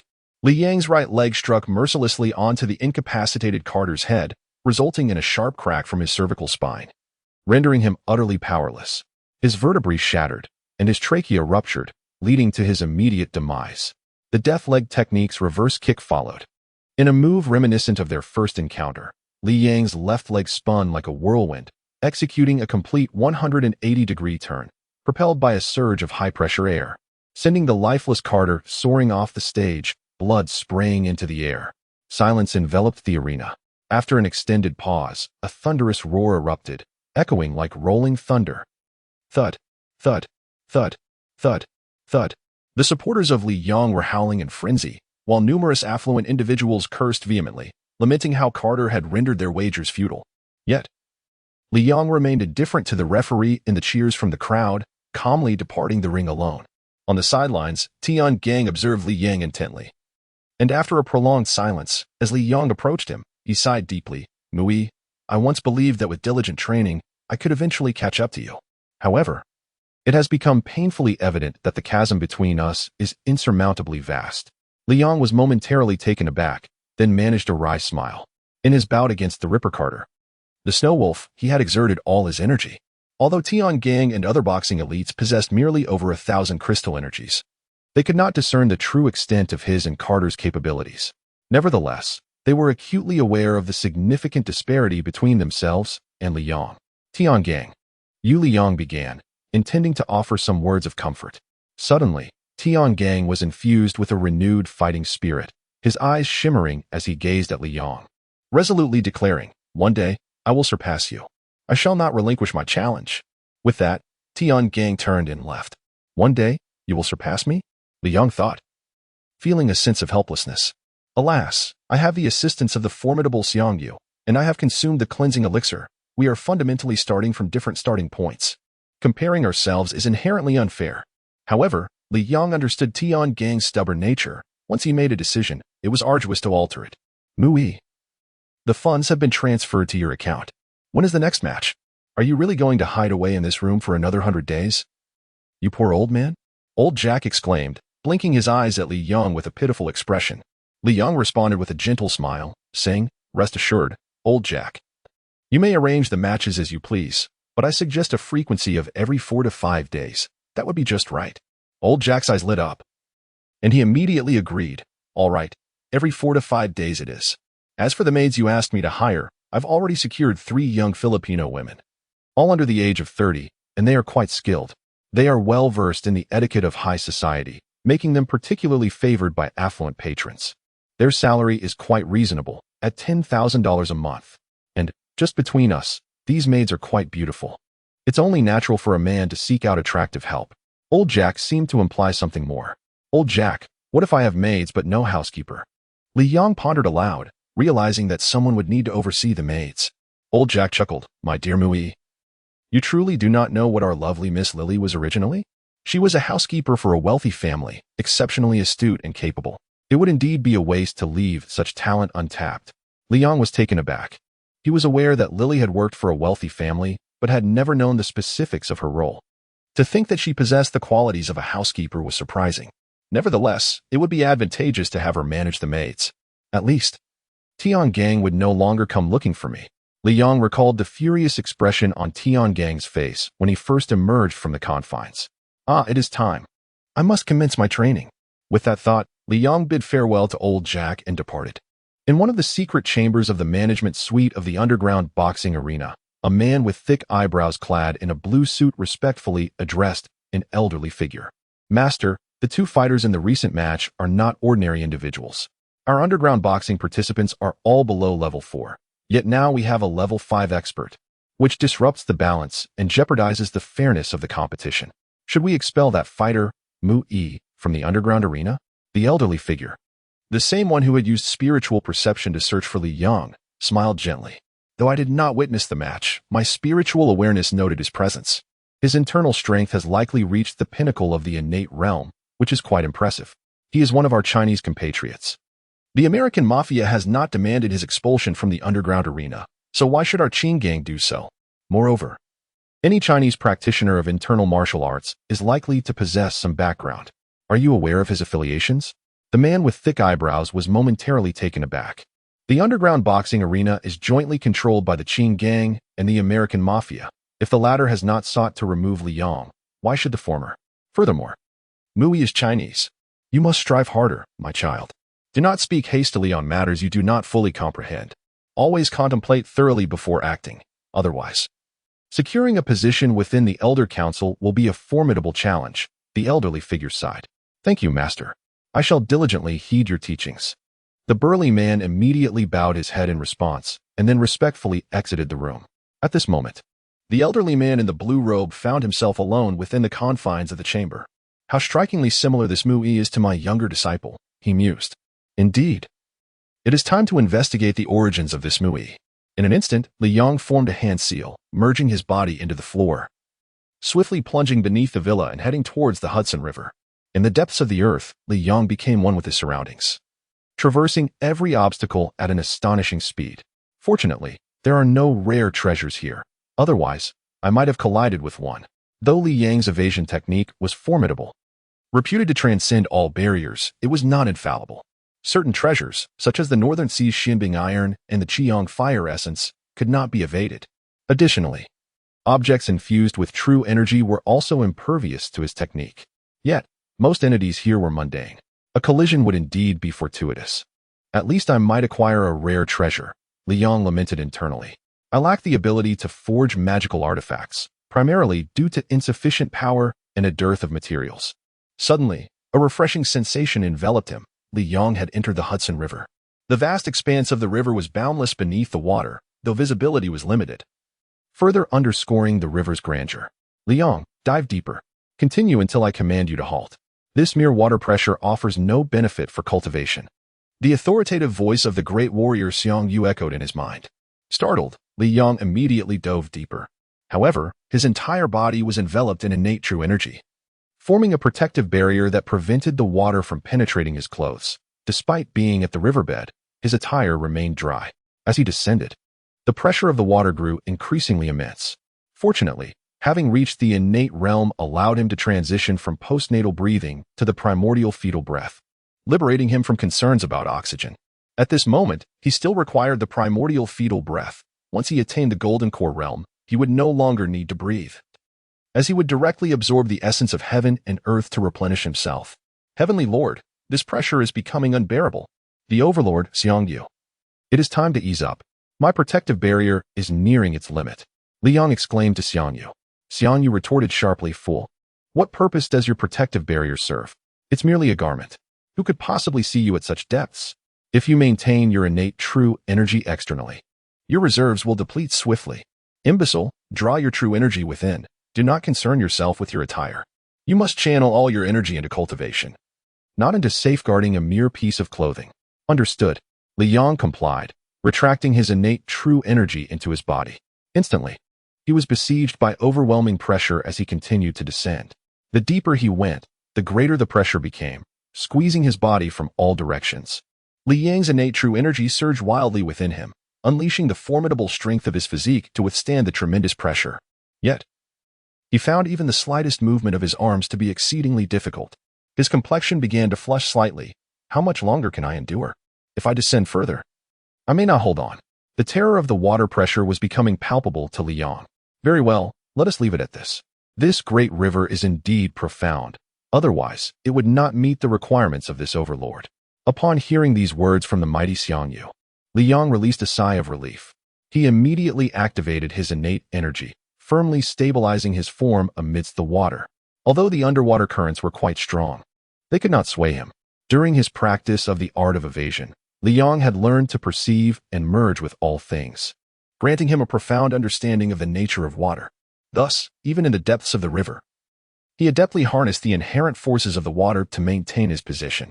With his legs crossed and eyes gently closed, the noble overlord Xiang Yu took on the role of protector. After all, one could never predict what might emerge from the depths of the river. Li Yang entrusted his safety to Xiang Yu, allowing his internal energy to circulate and counteract the water pressure, while his mind delved into the vast expanse of his consciousness. Within this boundless mental realm, the radiant 6 secrets of the demon god tome drew Li Yang's attention. Just as before, his consciousness seamlessly entered the text. And with a focused intent, he activated the 3rd secret, severing rivers and parting seas. At last, Li Yang beheld the scene of severing rivers and parting seas. A waterfall. The waters of the galaxy cascade from the heavens above, forming a boundless and magnificent waterfall, its height immeasurable. Though merely an apparition, Li Yang seems to hear the thunderous roar of the cascading waters.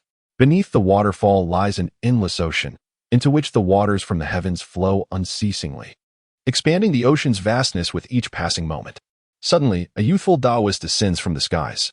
With fingers that glimmer like crystal, he effortlessly gestures towards the infinite sea. And astonishingly, the ocean parts into 2 halves at his command. With a mere flick of his sleeve, the divided waters vanish, leaving only the tumultuous cascade of the waterfall.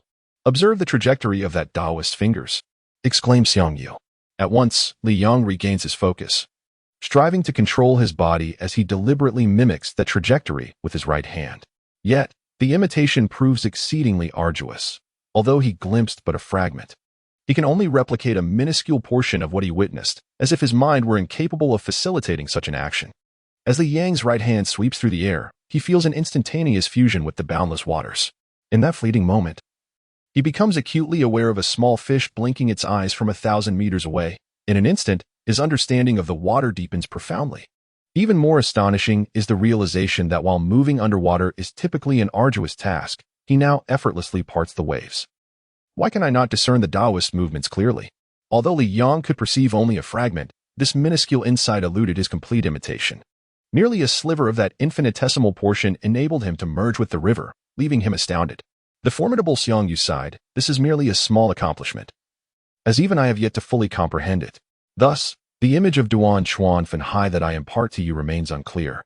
You are only able to discern the aspects I have grasped. In a certain sense, Duan Chuan Fan Hai is an external manifestation of the chaotic Tao of the Great Luo." The chaotic Tao of the Great Luo? Li Yang's heart quivered at the thought. Indeed, it is the chaotic Tao of the Great Luo. Xiang Yu's tone brimmed with an insatiable yearning.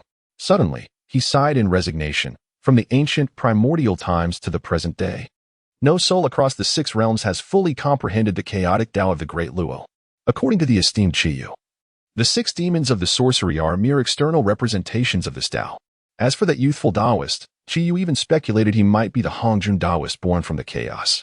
In the beginning, the Panga deity and the Hongjun Taoist emerged from the chaos, transcending the 6 realms. They were born with an innate understanding of the chaotic Tao of the Great Luo. After Pangu created the world and gave rise to various realms, he vanished. And so did the Hongjun Taoist. Curiosity sparked within Li Yang as he inquired, how did the esteemed Qiyu deduce that the youthful Taoist is the Hongjun Taoist? Xiang Yu replied, "Who, apart from the Panga lineage and the Hongjun Taoist born from chaos, could ever attain the chaotic Tao of the Great Luo? The legend of the Great Lord Qiyu reveals that my 6 demons of magic remains incomplete. For the Great Lord Qiyu has only attained the realm of supreme ultimate perfection, which is second only to the chaos great Tao of the luminous sky. Within the 6 realms, the supreme figures of each domain have reached the supreme ultimate perfection realm, including the 3 pure ones of the celestial realm, the 3 supreme beings of the demon realm, and other exalted entities. The cultivation levels within the demon and celestial realms are as follows: Celestial Immortal, Celestial Demon; Luo Tian Superior Immortal, Demon General; Great Luo Golden Immortal, Demon Commander; 9 Heavens Profound Immortal, Demon King; Immortal Sovereign, Demon Sovereign; and Immortal Emperor, Demon Emperor, 6 distinct tiers. Above the Immortal Emperor and Demon Emperor lies the realm of Great Perfection, formerly termed Supreme Ultimate Perfection. To attain great perfection is to become a supreme being of a realm, exemplified by the 3 pure ones of the celestial realm and the 3 supreme beings of the demon realm. Beyond this is the legendary chaos great Tao of the luminous sky. Only those born from the chaos, such as the Taoist Hongjun and the Panga lineage, can comprehend the chaos great Tao of the luminous sky. The Taoist Hongjun, having grasped this profound truth, performs actions imbued with the essence of the heavenly Tao. For those of lesser aptitude, like ourselves, the only recourse is to imitate the trajectories of Hong Jun's movements in hopes of grasping the principles of the heavenly Tao. Although we may never achieve true understanding, such imitation can nonetheless elevate our spiritual cultivation. Xiang Yu sighed and remarked, "Indeed. If no one in the six realms has comprehended this, who dares to claim they can?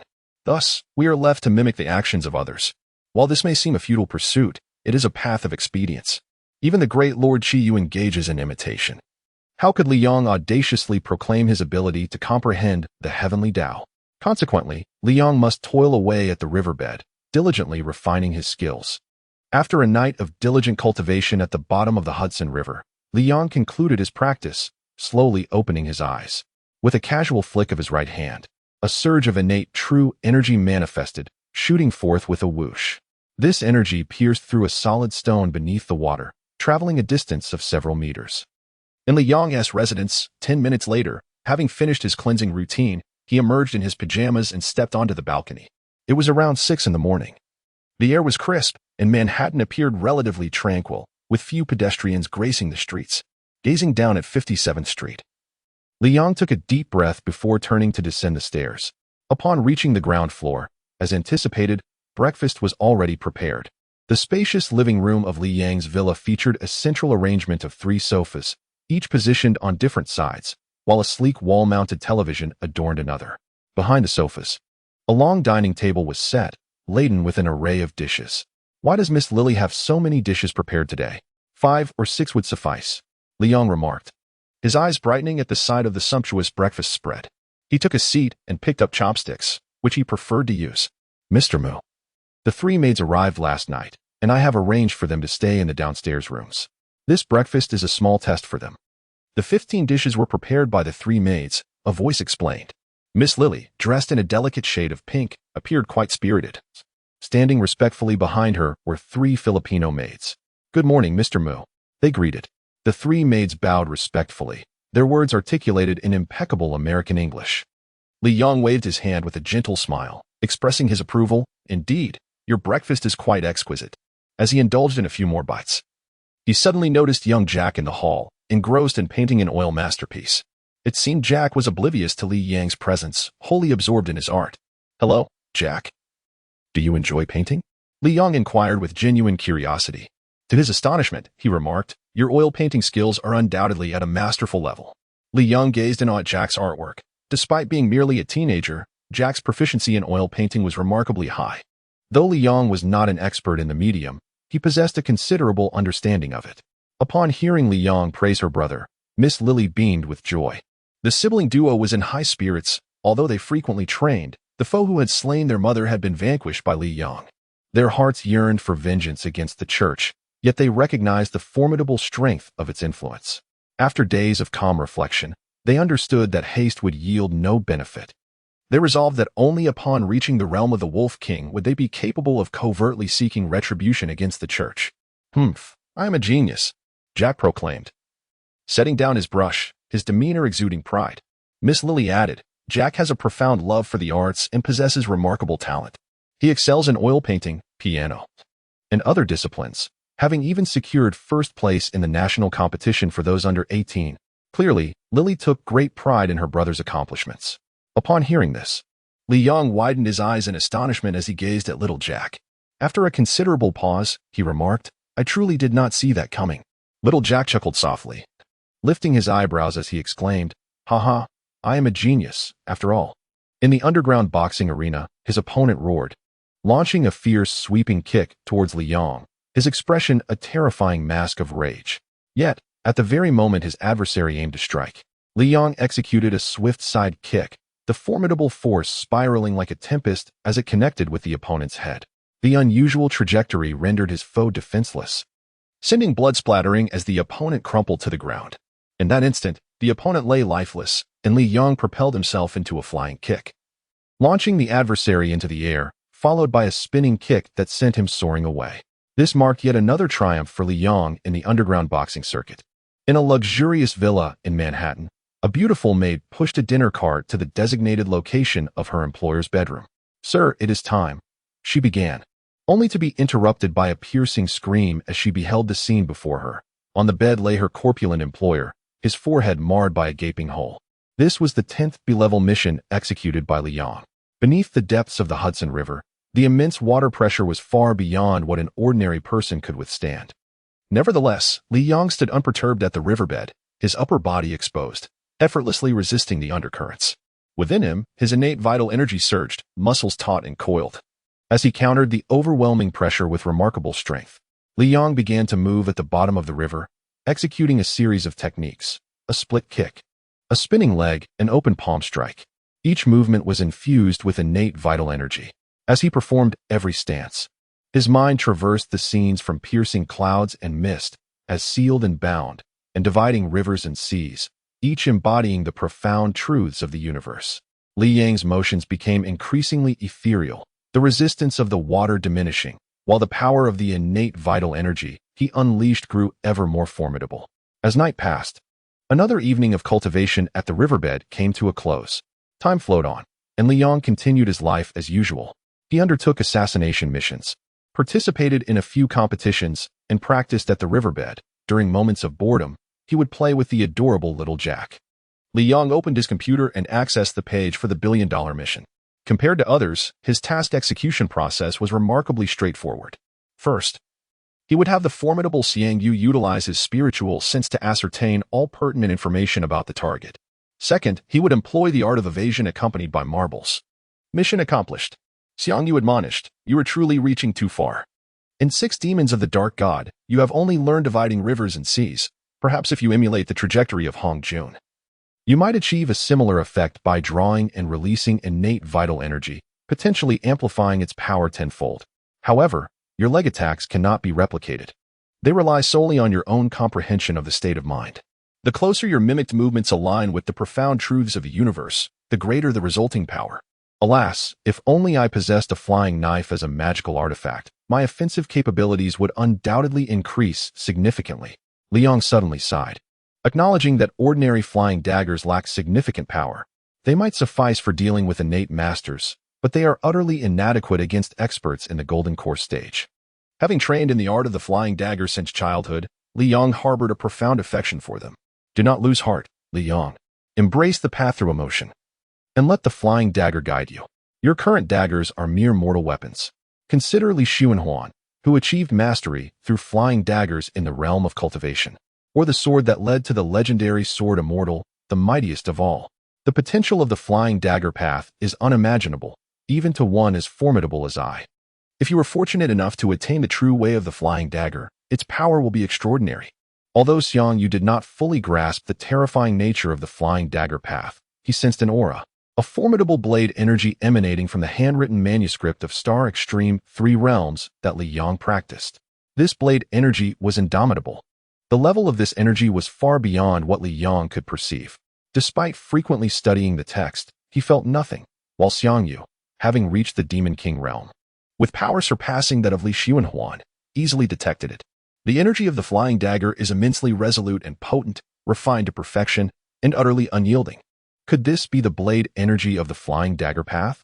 Ever since Miss Lily arranged for his meals, Liang had frequented the Tai Bai Tavern less often. And when he did go, it was merely to enjoy a drink of erguo tu. Inside the Tai Bai Tavern, he strolled in and immediately spotted Gupu, sitting alone at a window-side table, leisurely savoring some appetizers and sipping on aged wine. "Hey, brother Gu, don't you find it dull to drink alone? Let me join you for a couple of drinks." Liang approached Gupu without any hesitation, disregarding Gupu's reaction as he poured himself a drink from the flask and swiftly grabbed a pair of chopsticks. "You rascal, Mui," Gupu chuckled, lightly scolding him, before joining in the merriment and feasting alongside Liang. Suddenly, the buzzing of a mobile phone interrupted the atmosphere. Gupu retrieved his phone from his pocket and answered the call. "This is Gupu from Tai Bai Restaurant. May I ask who is calling?" "Ah, it's Xian's teacher." "Greetings, esteemed teacher." Gupu's expression shifted dramatically upon hearing the news, his face paling as he exclaimed, "What?"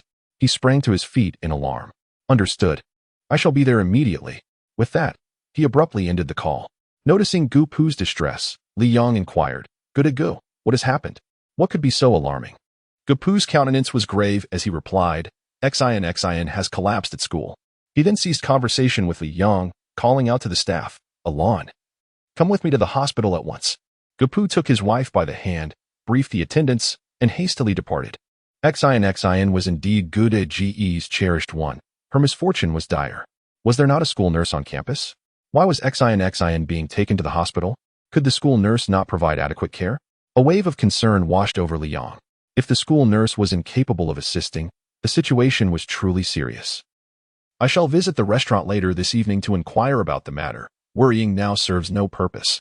Liang reclined on the sofa in the living room. Letting out a helpless sigh, in a moment of boredom, he picked up the laptop beside him and placed it on his lap. Browsing through the website of the Assassin Intermediary Organization. Alas, there are simply too few A-level missions available. I have just ascended to the rank of A-level assassin. Yet there are no A-level tasks for me. It is genuinely disappointing. Gazing at the task board, Liang noted that although 3 A-level missions were listed, they were all in progress and thus unavailable for him to undertake. The billion-dollar mission at the top of the leaderboard was also being executed. Why hasn't he, that self-proclaimed lone wolf assassin, made a move yet? Success or failure, he should act. It is truly vexing that he remains inactive. Liang felt a twinge of frustration. As an assassin, he could effortlessly accomplish any task, yet now he found himself without an A-level mission. Perhaps I should accept a B-level task instead. After all, it is a way to stave off boredom, and I could still earn a few $1,000,000. This was Liang's mindset when taking on missions. In his eyes, no task posed any difficulty. When he intervened, success was assured. Conversely, other assassins approached each assignment with utmost caution, as their targets were often well guarded, and every mission danced on the precipice of life and death. They earned their income from the hands of the Reaper. For them, the higher the level of the mission, the more vigilant they became, while C-level tasks attracted the most participants. Suddenly, the status of an A-level mission that had just been in progress changed, prompting Liang to click to investigate. The last unfortunate soul who undertook this A-level task met with failure. Indeed, luck plays a significant role. Well, seeking an A-level mission has promptly brought one to me. As Liang gazed upon the prize of 15 million, his eyes sparkled with excitement. The target was none other than Mr. Benjedel, the chairman of the Golden Harmony Group based in Dallas, Texas. It seems I must leave the state of New York. That poses a slight inconvenience. Nevertheless, A-level missions are undeniably exhilarating. A mere boxing match garners an appearance fee of only several $100,000, nearly $1 million. Yet this A-level task exceeds 10 million. Liang smiled slightly. For him, this task appeared straightforward, yet for other assassins, an A-level mission signifies a considerably higher mortality rate, were it not for his evasion technique. Relying solely on the skills of a 5th-level practitioner, it would be utterly impossible for him to act with such audacity. One cannot help but marvel at the prowess of the evasion techniques from the celestial realm. Naturally, the powerful spirit of the formidable Xiang Yu also plays a significant role. For no mortal in this realm has yet eluded his spiritual reconnaissance. As night descended and a crescent moon hung in the sky, Liang hastened towards the Tai Bai restaurant, his mind preoccupied with thoughts of Gopu's daughter, Xian. Upon nearing the establishment, Liang felt a jolt. For he beheld a sign hanging from the restaurant. I am in urgent need of funds and wish to sell this Tai Bai restaurant. Interested parties may enter for negotiations. At once, Liang sensed trouble. The situation had escalated to Gopu contemplating the sale of the restaurant, which was indeed a grave matter. Mr. Gu, we are prepared to offer a maximum of $2 million, which is indeed our highest bid. Although this restaurant, Two White, is situated in Manhattan, its footprint is relatively small, particularly on 57th Street. $2 million is truly the utmost we can extend. A man clad in a blue suit, with chestnut hair and a smile gracing his face, sat beside 2 imposing black bodyguards. Mr. Dennis, you jest. Setting aside the cost of the restaurant itself, the value of the land alone warrants a far greater sum. I am offering $3 million, which I trust you recognize as a most competitive offer. Were it not for my pressing financial needs, I would never entertain such a low figure. At this moment, Mr. G's face flushed crimson. His urgent need for funds was driving him to consider a sale he would otherwise never contemplate. His wife, Mrs. Lon, exhibited a semblance of calm compared to her husband. Mr. Dennis, should we promote the restaurant, I am confident we would attract numerous potential buyers. At that point, $3 million might not even suffice. Mrs. Lon spoke with a measured composure. However, Mr. Dennis inwardly chuckled. He was fully aware of the underlying circumstances that compelled them to negotiate. The urgency of Mr. Gu and his wife's daughter's financial situation was dire, particularly given the exorbitant costs associated with the so-called burning money Imre treatment. $2 million. I implore you, Mr. Gu and Mrs. Gu, to deliberate carefully. I remain at your disposal for your call, Mr. Dennis stated, tactfully retreating, slightly bowing as he prepared to take his leave. The Gu couple felt a surge of anxiety. Even with their savings and the sale of their home, $2 million would scarcely suffice. However, now his daughter could no longer wait and required immediate surgery. Gupu gritted his teeth and decided to compromise. Brother Gu, with such a significant matter. You didn't inform me. Li Yang burst into the restaurant, his expression tinged with irritation as he produced his credit card, placing it before Gupu. The charming Mr. Dennis was momentarily taken aback, staring at the suddenly appearing Li Yang, struggling to articulate a response for quite some time before stammering. Yu. He found himself at a loss for words. The Tai-Bai restaurant was indeed a lucrative asset if various businessmen were to gather and auction it. It could fetch at least $4 million. Gupu's offer of $3 million was already a desperate bid, just as it seemed the Tai-Bai restaurant was within reach. An unexpected contender had emerged. What vexed him most was that Li Yang presented a staggering $10 million, leaving him without any retort. Li Yang turned and cast a sidelong glance at Dennis, smiling as he remarked, Mr. Dennis, you truly possess a keen business acumen. Thinking you could acquire the Tai-Bai restaurant for merely $2 million. I find myself curious. Why does Mr. Dennis linger here? Do you intend to offer $10 million for this establishment?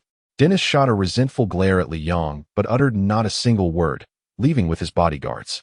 A person capable of producing $10 million was not someone he could afford to offend. Brother Mu, this. Gupu stared at the credit card before him, utterly at a loss. Li Yang turned around, gazing at Gupu with a frown of indignation. Brother Gu, although our acquaintance is relatively recent, we are still brothers. I reside in this very vicinity, and yet you fail to inform me of your daughter's predicament. This is quite inconsiderate. Please accept this money. It is for your daughter's medical treatment. Gupu's eyes instantly reddened. A man of antiquated principles. He held beliefs akin to those of ancient Chinese sages. Wealth should not corrupt. Power should not subjugate. He would never partake in the offerings of the uninvited. Even upon learning that his daughter had contracted the RML 749 affliction, his thoughts turned to selling his restaurant to fund her treatment. He was well aware of Li Yang's affluence. Owning a villa in Manhattan was no small feat, indicative of considerable wealth. Nonetheless, he resolved to sell his establishment instead. He could not accept such generous financial assistance without cause, let alone a sum as substantial as $10 million. My dear brother Mui, you know what kind of person I am. Your heartfelt intention deeply moves me, but I absolutely cannot accept this money. I am not without means. Selling the restaurant would suffice to cover the costs. Please, brother Mui, keep this for yourself. Gupu resolutely declined Li Yang's offer. Li Yang was immediately struck by a throbbing headache. In conversing with Gupu, he recognized the latter's character, evident even in his attire, which was reminiscent of ancient times. His thoughts were firmly rooted in the antiquated principles of the scholar officials, unwaveringly supportive of Confucius. Li Yang abruptly rose, indignant, and exclaimed, Brother Gu, what is this? Principles, you say? Yet your principles are built upon the life of your daughter, Xin, selling off a tavern? Humph. Even if the surgery is successful, will you have the means to care for the weakened Xin post-operation? This is not principle. It is rigidity, sheer stubbornness. Upon hearing this, Gupu was struck with a jolt, his face paling instantaneously. The notion that his principles were founded upon his daughter's life shook him to his core. Observing Gupu's dismay, Li Yang felt a pang of sympathy. Suddenly, a thought flashed through his mind, and he felt a surge of elation. He continued, today. Whether you wish to accept this money or not, you must accept it. This money is not for you. It is for your daughter. You are merely a conduit for its acceptance. You have no authority to refuse. If there is to be a refusal, let it come from Xin herself. If she refuses, I shall take the money and leave. Otherwise, you must ensure that she receives it. Xin refusing? Gupu's daughter was still in a coma. How could she possibly refuse? Thus, the money must be accepted. With thoughts of his daughter weighing heavily on him, Gupu gritted his teeth and looked up at Li Yang, saying, Brother Mui, I will accept this money, but the tavern shall belong to you. I know this establishment is worth no more than $4 million. Securing $10 million is already a loss on your part. Yet, if you accept it, at least I shall find some solace. If you refuse the restaurant, as the elder brother, I truly cannot bear to accept this money. Li Yang was taken aback, wondering how he ended up being the one to take over the establishment. Sister Lin chimed in. Brother Mui, you ought to accept it. My husband, old Go, has no one else. If you do not take it, he will be unable to accept this money, and I cannot either. A sum of $10 million is no trivial matter. Liang glanced at the Gu couple, feeling quite vexed. For him, $10 million was indeed not a significant amount, especially with an A-level mission about to be executed, which would yield over $10 million upon success. All right. But I do not have the time to manage this restaurant. How about you, Brother Gu and Sister Lin? Help me with the management. Liang said with a sly smile. The Gu couple immediately agreed, as they held a deep affection for the restaurant and were reluctant to part with it. Well, now that I am the owner, I hereby announce a decision. I will allocate 25 of the restaurant's shares to Sister Lin and another 25 to Brother Good. This shall serve as a salary for the two of you as managers. From this moment on, you will no longer receive a salary. By the way, I still retain 50, so I remain the owner, right? Liang smiled at the bewildered Gu couple. Seizing the moment while they were still processing his words, he added, I have something very important to attend to today, so I must take my leave. With that, Liang swiftly slipped away from the restaurant at an astonishing speed. Liang originally intended to return the restaurant to Gupu and his associates. However, well aware of Gupu's temperament, he understood that once he relinquished the establishment, Gupu would undoubtedly refuse a sum of $1 million. Thus, he sought a compromise by granting them a collective 50 share. Even with the allocation of shares, Liang was concerned that Gupu's disposition may lead to rejection, prompting him to declare, the shares will serve as your salary. Henceforth, there shall be no further remuneration. In truth, the profits derived from the 50 shares would far exceed any conventional salary. As Gupu and his wife, Lin saw, observed Li Yang's departing silhouette, their eyes glistened with unshed tears. Throughout his life, Gupu had cultivated numerous friendships, yet only Mu Yi had proven to be a true ally, rushing to his aid in times of crisis without a hint of expectation for recompense. Lin saw, evidently recalling their earlier phone calls to various friends in search of financial assistance, nodded in silent acknowledgement. Alon, we owe them a debt of gratitude. Gupu sighed as he embraced his wife. Suddenly, his phone vibrated in his pocket. Liang retrieved it, and upon seeing the caller ID, he promptly responded, Old Jack. What is it? Dear Mu Yi, tomorrow evening at 8, you will partake in your inaugural top-tier boxing match. Henceforth, your opponents will not be trifling adversaries. You shan't find yourself as bored as you are now. Old Jack jested. Indeed, aside from the formidable Snow Wolf, the other contenders posed little threat. Nevertheless, Liang had not entered the underground boxing arena merely for the thrill of competition. His aspirations lay in seizing the title of the Demon King. Ah, I see. It is merely a top-tier boxing match. Liang appeared utterly unconcerned, casually responding before suddenly widening his eyes in astonishment, exclaiming, A premier boxing match? Ah, Old Jack. Was the last competition I participated in my 30th high-level match? Have I advanced? How did I not notice this, nor did anyone remind me? Upon returning to the villa, Liang utilized his evasion technique to descend to the depths of the Hudson River. The sound emanating was not merely Liang's breath, but rather the rapid circulation of spiritual energy surrounding him. At the riverbed, he discovered that the density of the spiritual energy in the Hudson River was significantly greater than that above ground. Typically, one would expect the density of spiritual energy on land to surpass that found underwater. However, the Hudson River exhibited an anomaly. Liang had previously sought to uncover the reason behind this peculiar phenomenon, but to no avail. Never mind, he decided, since I cannot ascertain the cause, I shall focus on my cultivation. Ethereal streams of azure energy enveloped Liang, continually being drawn into his body, as he absorbed the spiritual energy to enhance his cultivation. He simultaneously emulated the movements from piercing the clouds and mist, as sealed and closed, and dividing rivers and seas. This repetitive imitation provided him with a myriad of sensations. Liang's mental state gradually transformed, and his spiritual cultivation advanced quietly yet swiftly. He began to move, and amidst the undercurrents, he effortlessly executed each punch and kick, seemingly unaffected by the water pressure. To Xiang Yu, each of his strikes appeared riddled with flaws. Yet, in the eyes of the elite members of the Security Bureau's 11th Division, there were no flaws whatsoever, even if a few practitioners were summoned from the Kunlun Immortal realm. They would likely fail to discern any weaknesses in Liang at this moment. This was due to Liang's profound comprehension of the Tao compared to those practitioners. After all, the opportunity to directly study the 6 demon exquisites is a privilege reserved for a select few, even in the demon realm. Observing the imagery within the 6 demon exquisites and then comparing it to his own, the disparity was staggering. Each time Liang made progress, he felt increasingly distant from the Tao as he scrutinized the profound actions depicted in the 6 demon exquisites. With a resigned sigh, he resolved to continue his cultivation. Meanwhile, in London, England, Lin Tianyu inquired over the phone, "Uncle Lon, have you uncovered the true identity of the individual who issued the mission?" Uncle Lon sighed in response. "Young master, the identities of individuals in the underground world are shrouded in extreme secrecy. It is nearly impossible to unearth them. I have also reached out to high-ranking members of the American Mafia and the Qing Gang, hoping they would extend some courtesy to our Xiang group. But they seem indifferent to our standing." Upon hearing this, Lin Tianyu's expression darkened considerably, and he gritted his teeth, muttering, "The Qing Gang, the American Mafia." However, regardless of Lin Tianyu's thoughts, he found himself powerless against the Qing Gang and the American Mafia. Given the might of the world's 5 major criminal syndicates, any one of them could easily obliterate his Xiang group. It seemed he had no choice but to resort to his final gambit, a fierce resolve gleaming in his eyes. "Uncle Lon, there is no need for you to investigate this matter further. The representatives of the Holy See collect substantial sums from us each year without a hint of remorse. It is high time they assist us in our endeavors," Lin Tianyu remarked with a sardonic smile, harboring a persistent disdain for the Holy See, yet remaining forced to operate under its grand banner.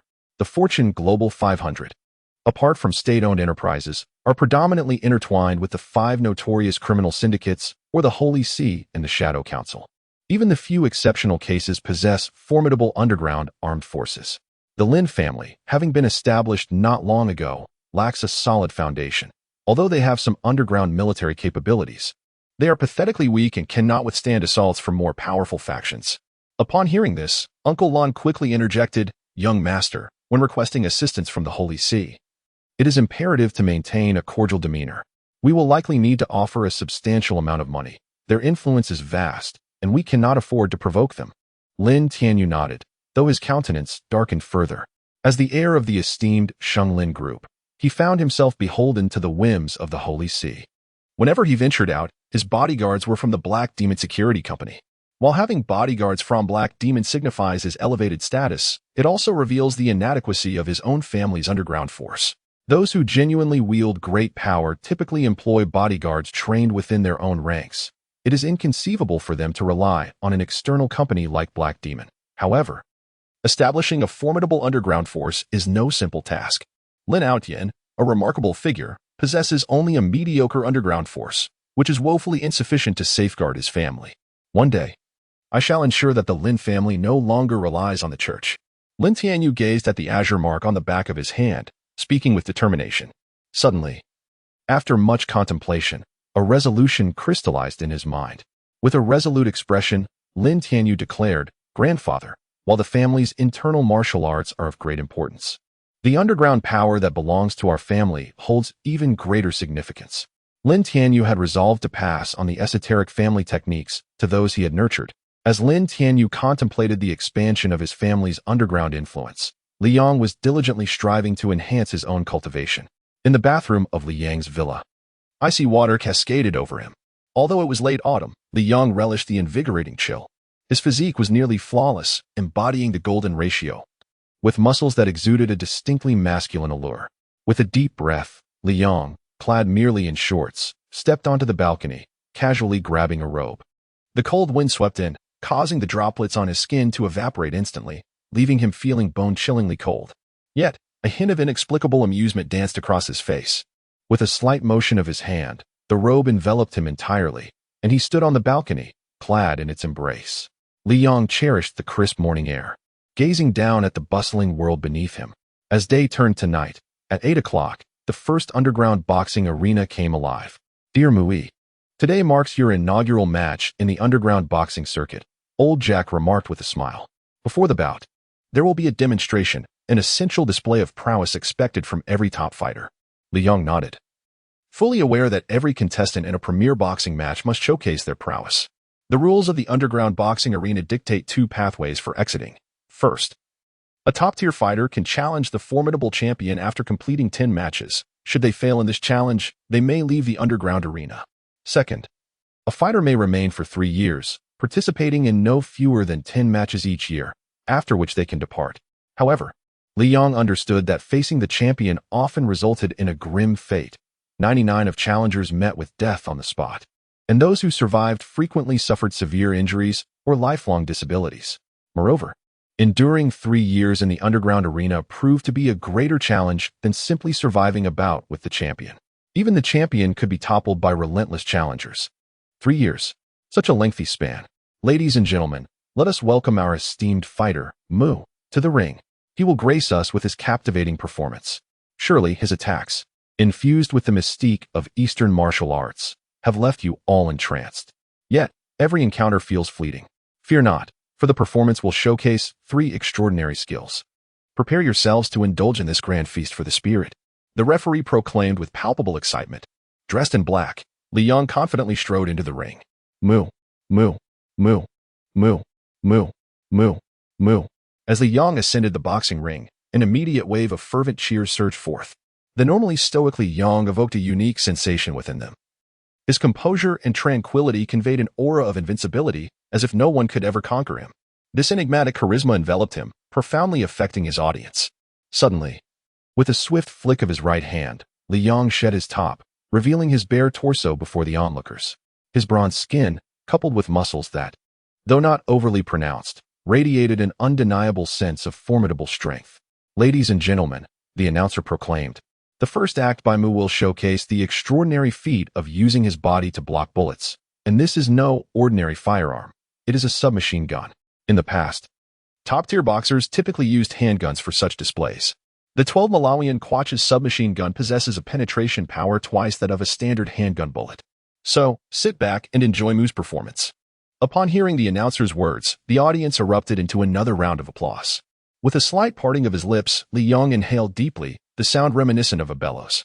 Instantly, his muscles tensed, projecting a powerful visual impact upon the spectators. Fire! Commanded the referee. Bang! Bang! Bang! Bang! Bang! The bullets struck Li Yang, embedding slightly into his flesh before failing to penetrate further, ultimately falling to the ground. A total of 20 bullets hit him, each one dropping harmlessly as his skin bore not a single mark. The wealthy spectators erupted in exuberant cheers, their eyes gleaming with excitement as they fantasized about the thrill of being impervious to bullets. However, these affluent aficionados of the underground boxing scene were acutely aware of the terrifying training endured by the fighters and dared not contemplate such a perilous venture. They could only watch in awe. The initial display was merely a prelude, for our Mu was poised to present an unprecedented spectacle. The bullet eye catch. Haha, ladies and gentlemen.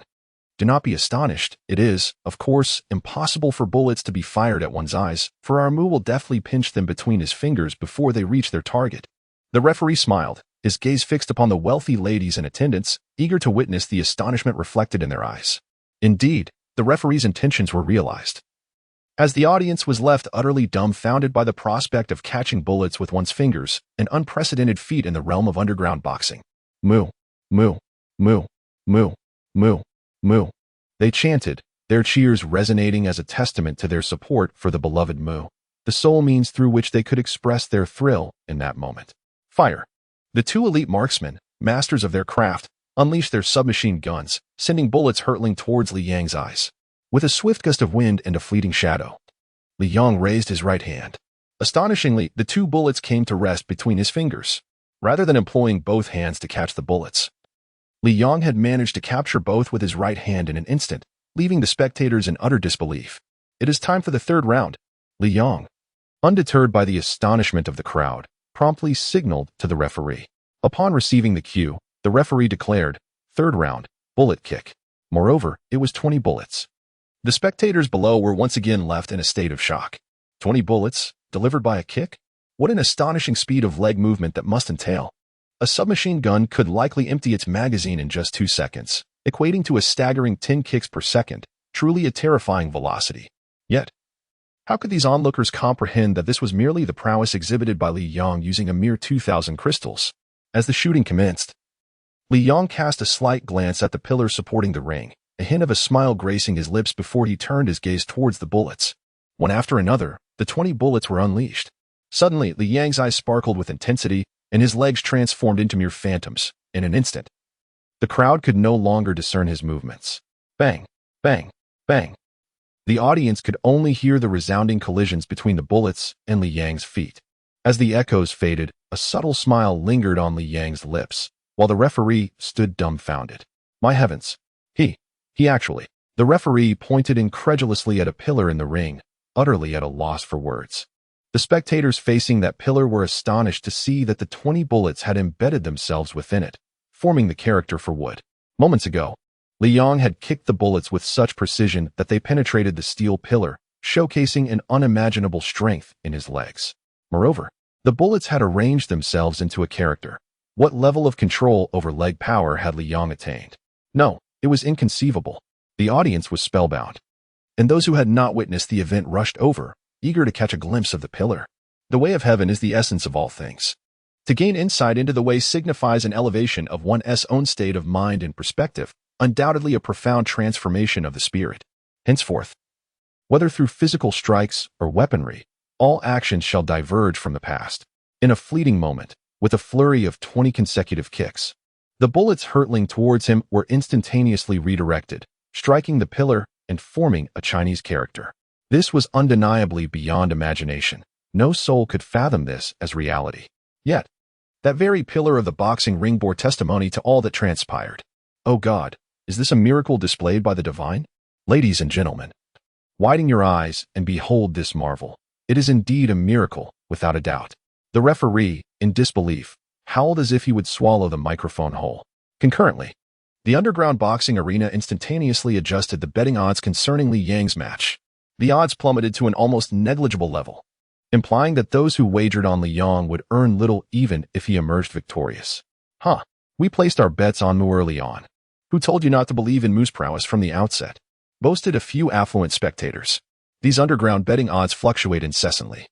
Your stake is calculated based on the odds at the moment of your wager. Ladies and gentlemen, we now present the extraordinary debut of Mu in a premier boxing match. Prepare yourselves to witness Mu's performance. The referee's resounding voice captured the attention of all below. Bang, bang, bang. The whirlwind kicks sent opponents flying off the ring with ease, as if they were mere feathers caught in a tempest, swiftly incapacitating them on the spot. The disparity in skill was stark, no matter how formidable the adversary appeared. They were but paper tigers in the presence of Li Yang. As the match concluded, Li Yang, unfazed by the referee's presence, promptly descended from the ring and exited the underground boxing arena, remaining as uniquely individualistic as ever. Within the confines of Li Yang's villa, he resolved to employ his evasion technique to cultivate the demon god's 6 absolutes at the depths of the Hudson River. Just as he prepared to vanish, his phone rang. Mui, this is Gupu. You must come to the restaurant immediately. There is a matter of utmost importance that requires your attention. Gupu's voice conveyed urgency. Taken aback, Li Yang replied, If it's something significant, then you should handle it, my brother. I shall not dispute your judgment.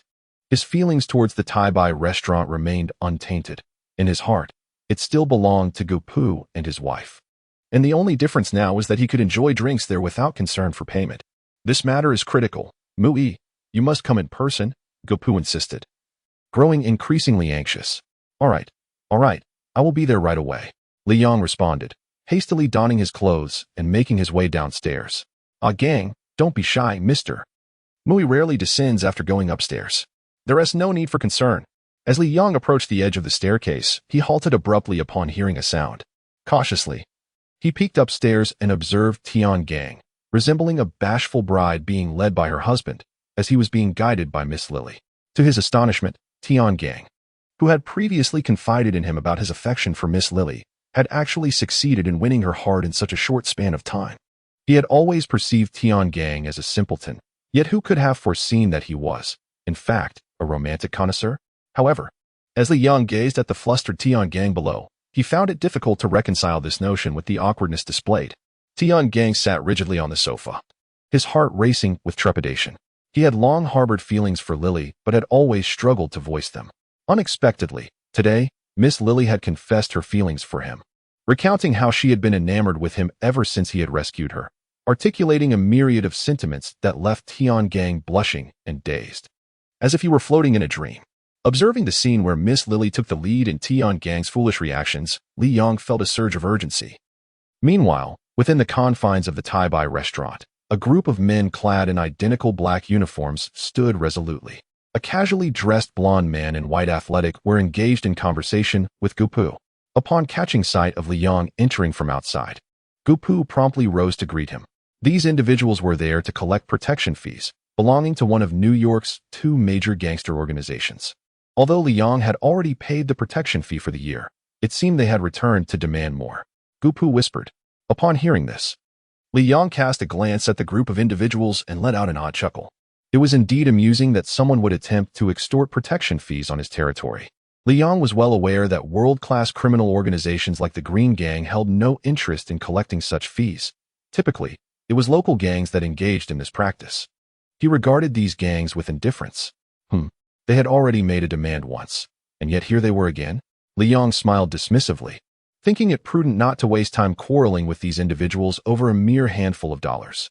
He had come to a decision. It would be best to overlook these matters. The handsome, blond man clad in a white tracksuit stood up upon seeing Liang, a smile gracing his face as he said, "Greetings, Mr. Mui. Congratulations on becoming the new owner of the Tai Bai restaurant. In the past, we have enjoyed a pleasant collaboration with Mr. Go, and I believe our future dealings will be just as amicable." Liang paid little heed to the blond man's words and interjected, "Oh, by the way, my elder brother Gupu mentioned that he has already paid the protection fee. Why are you soliciting it again?" The blond man replied with a smile, "Mr. Mui, the Tai Bai restaurant has a new owner, and naturally, the new proprietor must pay the protection fee. This year's fee is not exorbitant, just $1 million. Hand over the money, and we will take our leave, ensuring that you will not be troubled in the future." Upon hearing this, Gupu's eyes widened in disbelief. $1 million? Wasn't it previously 50,000? The blond man secretly scoffed, thinking, "Humph, a colossal fool has spent $10 million to acquire this restaurant. Do they truly think we are unaware? Such a plump lamb. If we do not slaughter it, whom shall we?" Upon hearing Gupu's words, Liang's brow furrowed instantly. Not only is there a demand for a second payment, but they are also insisting on doubling the sum. It seems they truly perceive me as their target. Contemplating this, Liang cast a sidelong glance at the group, a faint smirk curling at the corners of his mouth. "You may take your leave. I have already paid the protection fee once, and I, Mui, shall never pay a second time. As for any future protection fees from Tai Bai restaurant," Liang's voice trailed off abruptly. Yet his gaze remained fixed on the impassive blond man, his lips parting slightly as he softly declared, "There shall be none." The blond man, upon hearing this, exhibited no surprise whatsoever. Instead, he lowered his gaze to the golden ring adorning his finger and responded calmly, "Mui, a rising star in the underground boxing arena, has surged into the top-tier boxing competitions with overwhelming prowess. It is estimated that his strength is not inferior to that of the current king of the boxing world, categorizing him as a level 4 expert." The blond man then raised his head and, with utmost politeness, inquired, "I wonder, does Mr. Mui concur with my assessment?" Liang's eyes narrowed slightly as he scrutinized the blond man anew, while his mind began to meticulously calculate. He was aware that the gunman organization is one of the two major factions dominating New York. New York is home to countless underground masters, with those reaching the 4th tier as plentiful as the stars in the sky, and 5th-tier experts are not in short supply either. The gunman's organization, thriving amidst the city's shadows, must possess remarkable capabilities. Were I merely an ordinary 4th-tier master, I would certainly hesitate to confront them. Even as a standard 5th-tier expert, I would refrain from engaging in dispute. However, I am neither an ordinary 4th-tier master nor a typical 5th-tier expert. With my ability to utilize stealth techniques, eliminating the leader of the gunmen would be a trivial task. I have faith that upon the leader's demise, they would not divert their attention to a humble tavern like mine." As these thoughts swirled within Liang's mind, an enigmatic smile graced his lips, leaving the blond man in a state of unease. The blond man scrutinized Liang, contemplating, "Indeed, our gunman's organization possesses an arsenal of advanced firearms. A 4th-tier master is vastly superior to an ordinary individual. Yet today, I have brought with me the astonishingly penetrating new model Desert Eagle. Its power is such that even a top-tier 4th master cannot withstand its force. Surely, this Mui is aware of the stakes." With this realization, the blond man felt bolstered, leisurely pouring himself a cup of tea and savoring it slowly. Yes, the gunman's organization has made many enemies. Within the realm of assassination, there exists a mission to eliminate their leader. Should I undertake this task, not only would I be rewarded financially, but I would also sow chaos within the organization, rendering them incapable of attending to a mere tavern like mine. Truly, a double victory. With such thoughts in mind, Li Yang addressed the blonde man, stating, "One cup of tea costs $1,000. I trust you are not one to shy away from settling your debts." The blonde man nearly spewed the tea from his mouth upon hearing this. A cup of tea, $1,000. This is nothing short of extortion. The blonde man's expression gradually turned cold as he slowly set down his teacup and gazed at Li Yang, inquiring, "Has Mr. Mu made his decision? Is he truly opposing our organization of sharpshooters?" Li Yang merely nodded slightly, refraining from uttering another word. It seemed that Mr. Mu remained oblivious to the true strength of their organization. "Brothers, let us display our prowess," the blonde man stated with a faint smile. He was confident that once Mu beheld the new Desert Eagle, he would not dare to resist. The burly men clad in black behind the blonde man lifted their garments, revealing the new Desert Eagles beneath. Li Yang, a former elite of the Special Forces, was well aware of the notorious new Desert Eagle. Its penetrating power was formidable, likely only withstandable by a 5th-level master, while a 4th-level master would surely be pierced through. Compared to the old Desert Eagle, the new version not only boasted increased penetration, but also featured a higher ammunition capacity and reduced recoil, rendering it the quintessential personal weapon of choice. One wondered if Mr. Mui had altered his stance by now. "By the way, how much does this cup of tea cost now? Is $1 sufficient?" The blonde man beamed brightly. However, Li Yang replied, "$1? No, that is certainly insufficient. The price of this tea has now escalated to $10,000. I trust that the sharpshooters organization can still afford $10,000? Upon hearing $10,000, the blonde man's countenance darkened, and he coolly commanded, "Take action." A gust of wind swept through the room, leaving the formidable men from the gunman organization staring blankly at their hands, which now bore no firearms. Li Yang casually tossed a dozen guns onto a nearby table, as if discarding refuse. In a mere second, he had disarmed all of them. The group stood in stunned silence, and the blonde man's expression shifted dramatically. He was aware of the underground fighter's formidable physical strength and swiftness, yet he could hardly fathom how a level 4 expert could achieve such remarkable speed. Li Yang, however, remained unfazed. After mastering the art of piercing clouds and mist, his speed exceeded mere expectations, and he had restrained himself considerably just moments ago. "Ah, indeed. I presume Mr. Mui embodies the legendary lightness skill from ancient Eastern tales." The blonde man's countenance regained its composure. He acknowledged his miscalculation. According to his estimations, a level 4 expert could not possibly disarm so many individuals at once. Only the so-called lightness skill could elucidate such a phenomenon. Li Yang nodded in agreement. "Certainly. But do leave the bullets. I would hate for you to turn the tables and shoot me with my own weapon." With a smile, he deftly removed the bullets. The blonde man's expression altered instantly. Judging by the speed at which Li Yang had extracted the bullets, he was undoubtedly an expert marksman. "May Mr. Mui safeguard his establishment well. And allow me to offer a word of caution. There are still quite a few young rascals and petty thugs roaming about." The blonde man cast a meaningful glance at Mui before leading his men away. Li Yang furrowed his brow momentarily, then chuckled, "Do not compel me. Otherwise, forcing me to eliminate your leader would be rather unfortunate. Brother Gopu, what has become of the old man who played the flute?" At the Tai-Bai restaurant, there was an elderly gentleman who played the flute, asking nothing from Gopu except for a few bottles of wine and some small dishes each day. Upon hearing this, Gopu immediately chuckled and replied, "Yes. Of course we have that. Our Tai-Bai restaurant boasts nearly all ancient musical instruments. Just a moment, I shall fetch one for you." The flute, a cherished pastime of Li Yang during his leisure moments in the military, was taught to him by an old veteran. Although he could hardly be called a master flutist, he played adequately enough to entertain himself. As Li Yang took the flute from Gopu's hands, the melody of Butterfly Lovers instantly resonated in his mind. The same piece that Jiang Xue had gifted him in a music box. "Though my garments grow loose, I have no regrets. For you I have become worn and haggard."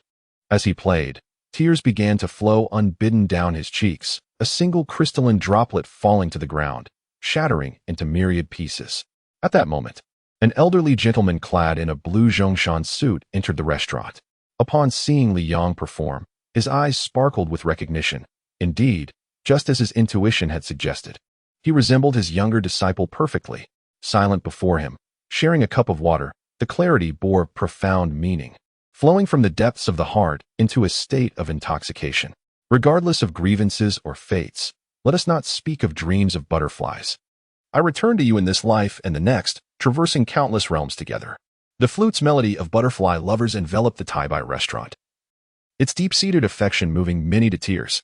Gapu slowly approached and sat beside the elder in blue, gazing at Li Yang, and sighed, "Brother Mui, do not be deceived by his seemingly aloof demeanor. Who would know that he too harbors a heart full of sorrow? In this life and the past, they have transcended countless epochs together.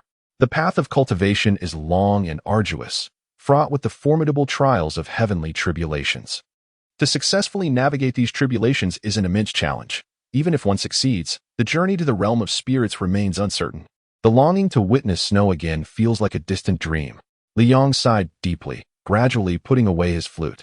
Upon opening his eyes, he was startled to find his garments soaked with tears, prompting him to shake his head and offer a dispassionate smile, which only accentuated his desolation.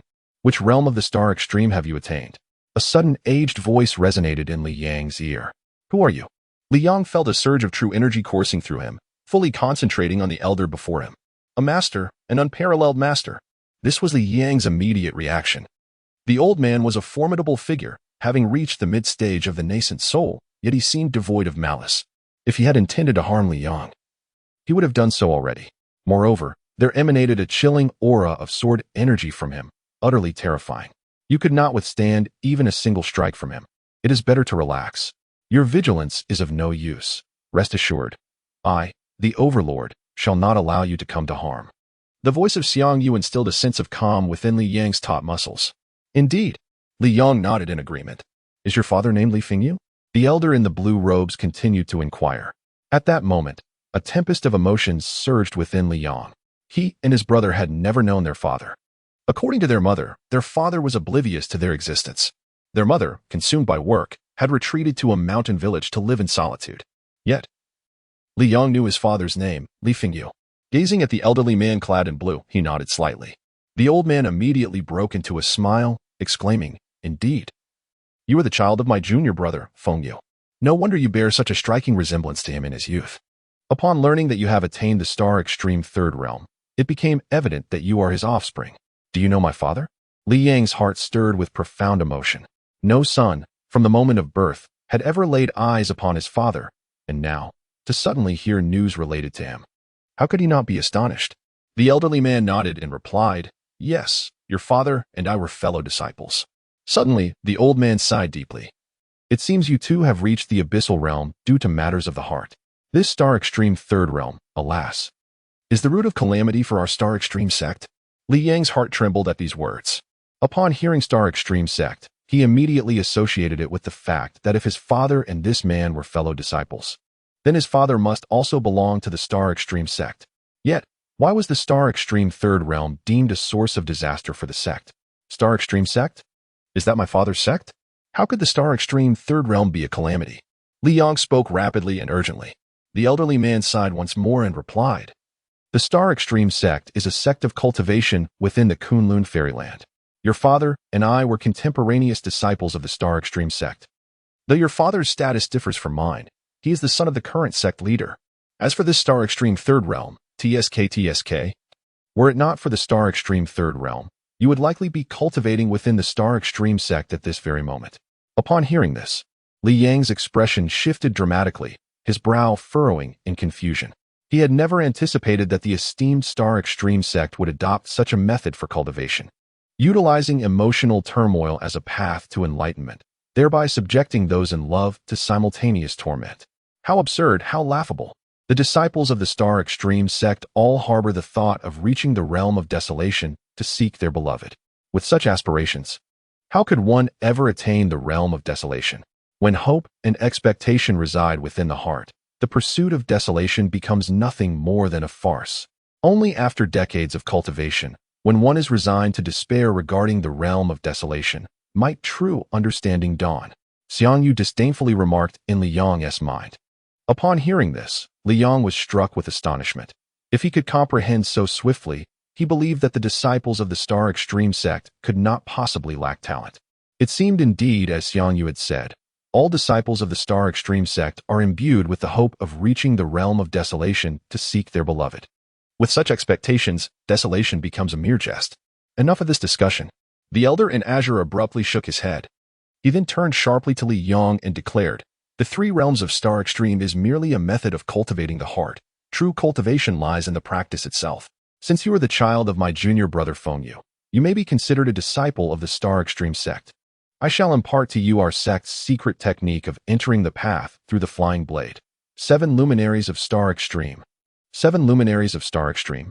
A secret technique of entering the path through the flying blade?" Li Yang's heart trembled, uncertain whether it was shock or joy. Xiang Yu immediately let out a raucous laugh. "Huh. Entering the path through the flying blade. In the celestial realm, there are only sword immortals and ordinary immortals. I have never heard of any who have achieved enlightenment through the flying blade. I wonder how this new school of thought will unfold. Li Yang, do learn quickly. This esteemed master shall attentively listen, for there may be some enlightenment to gain." Li Yang gathered his thoughts, calming his excited spirit, and inquired of the elder in azure robes, "Master, is this 7 celestial stars a cultivation manual that employs the flying dagger? Was it conceived by our esteemed ancestor of the Star Extremity sect?" The elder replied with pride, "Indeed, our venerable ancestor, the transcendent of joy, possessed extraordinary talent and created this cultivation classic, 7 celestial stars, which employs the flying dagger as its path across the vast Kunlun immortal realm. No sect's offensive techniques can rival those of our Star Extremity sect. Do you know how astonishing the transcendent of joy's tribulation crossing was back in the day?" Upon hearing this, Li Yang immediately asked, "Tribulation crossing?" The elder continued, "Typically, a cultivator facing tribulation is struck by heavenly lightning, leaving their soul in disarray. A few may attain scattered immortality, and only a minority can successfully traverse the tribulation. Achieving such success is already a source of pride. Yet the transcendent of joy's crossing was the most extraordinary in the annals of the Kunlun immortal realm." Most extraordinary? Li Yang felt a surge of curiosity. The elder's face shone with a glimmer of pride as he recounted, "Indeed, the transcendent of joy reclined upon a bed of white clouds, sipping fine wine. As the tribulation descended, the sky darkened, and chaos reigned in the energy surrounding him, yet he remained utterly unfazed. Suddenly, the esteemed master Xuanhuan raised his head and took a swig of strong liquor. With a swift motion, he unleashed a chilling shout, and in an instant, a blade of light sliced through the air, casting a shadow over the realm. In that fleeting moment, the onlookers from the Kunlun immortal realm, who were observing the tribulation, were astounded to witness the calamitous clouds of the heavenly tribulation being cleaved apart by Master Xuanhuan's sword strike. Although the clouds later reformed, their potency was diminished by more than half. The 9 bolts of thunder that subsequently descended were significantly weaker, failing to penetrate even the protective blade aura surrounding Master Xuanhuan. As the diminished bolts rained down, Master Xuanhuan effortlessly withstood them with merely his protective aura, without resorting to any magical artifacts.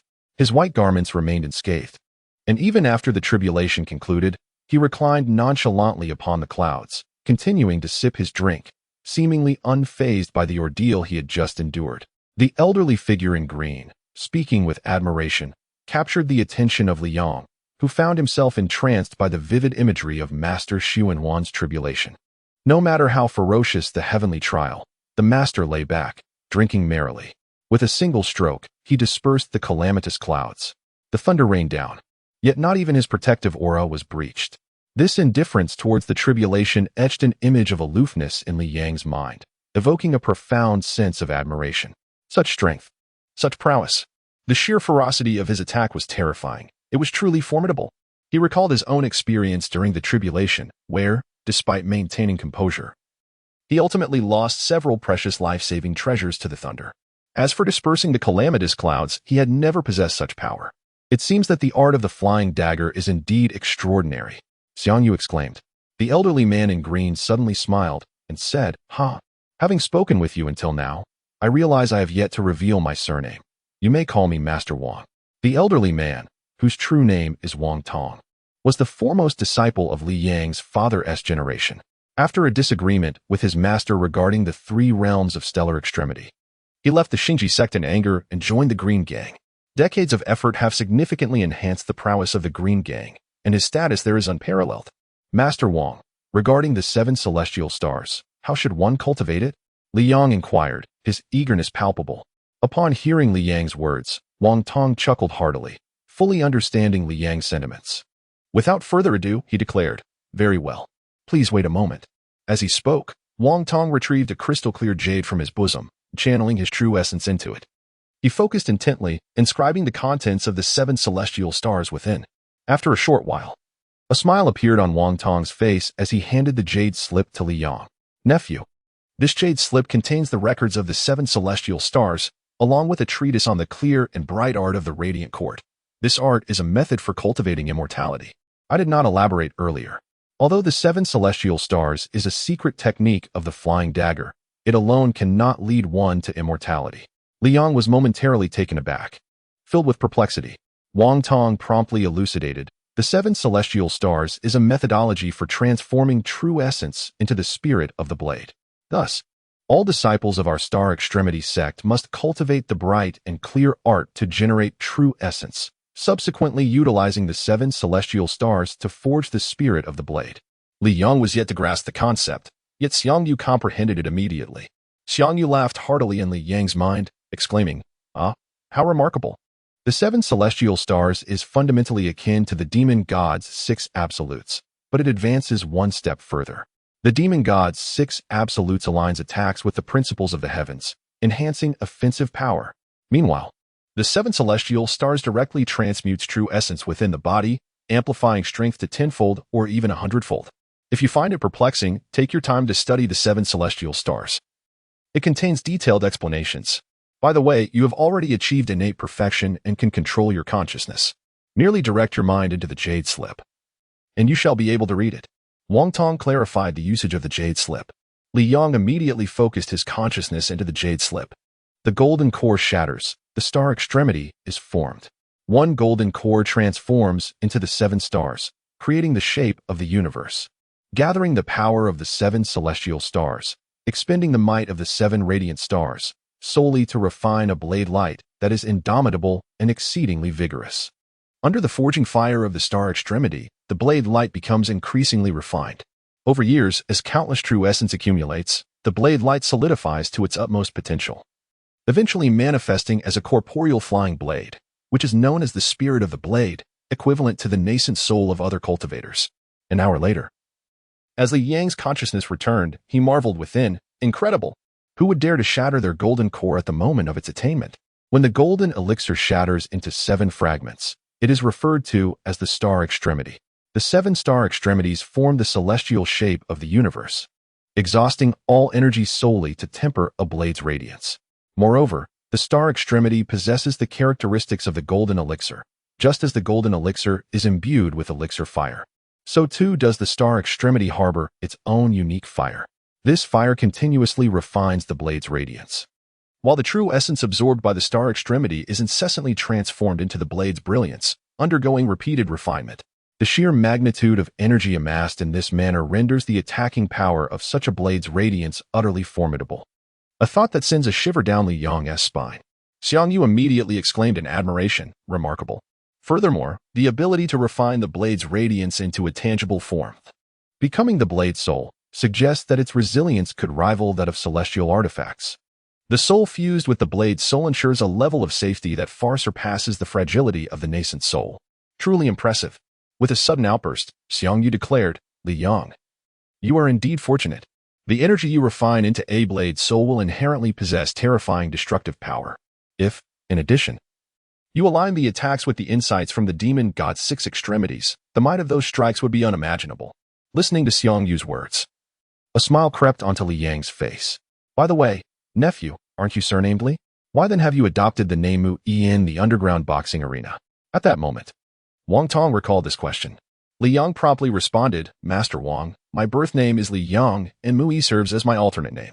As he mentioned Mu Yi, memories of Jiang Xue, who incessantly called him Brother Mu Yi, surfaced in his mind, rendering his expression momentarily melancholic. Yet, in an instant, Li Yang composed himself and continued to address Wang Tong. "As for why I have adopted the name Mu Yi in the underground boxing arena, it relates to the Shenglin group. Let us not dwell on the past. There is no need for my esteemed master to concern himself with such trivial matters regarding his disciple."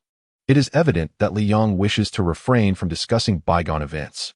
After hearing Li Yang's rendition of the butterfly lovers, Wang Tong understood that his disciple harbored unhealed wounds in his heart.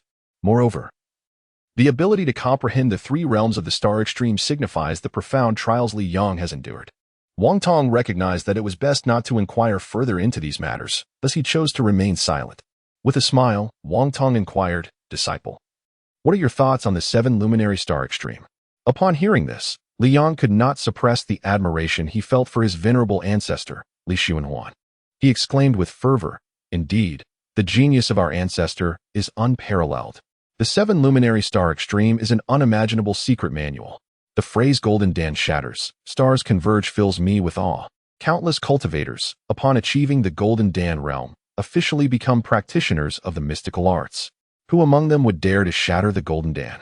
Furthermore, the intricacies of refining the blade's aura and the operation of the seven luminary star extreme, according to the celestial cycles, are exceedingly rare. It is simply beyond my comprehension how our ancestor conceived of such a creation. Indeed, the thoughts of our ancestor transcend the imagination of disciples like us," Wang Tong responded, his voice imbued with reverence. Suddenly, Li Yang furrowed his brow and said, "By the way, the seven luminary star extreme requires one to attain the Golden Dan realm for cultivation. I have only just achieved the pinnacle of the innate stage. There remains a considerable distance to the Golden Dan realm. How can I possibly cultivate the seven luminary star extreme? The existence of this manual, yet my inability to practice it, is indeed a source of frustration for me." Wang Tong immediately burst into laughter and said, "Nephew, there is no need for concern.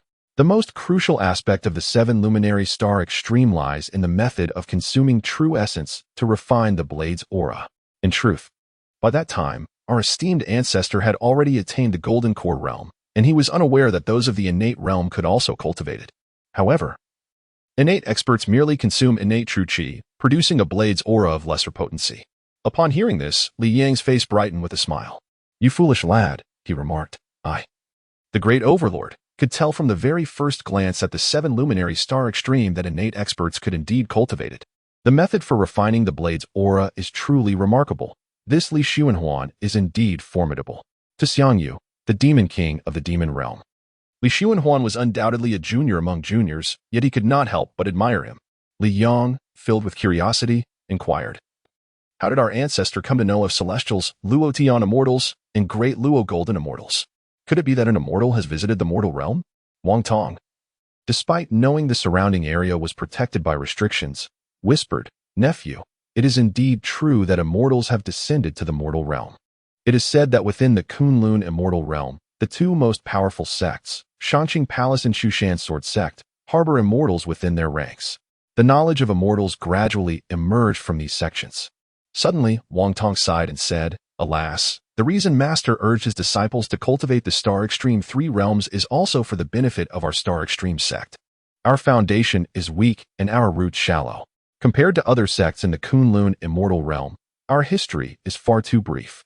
While other sects boast histories spanning over 10,000 years, even the shortest have been established for thousands of years. And the immortal realm has the support of senior immortals in the shadows.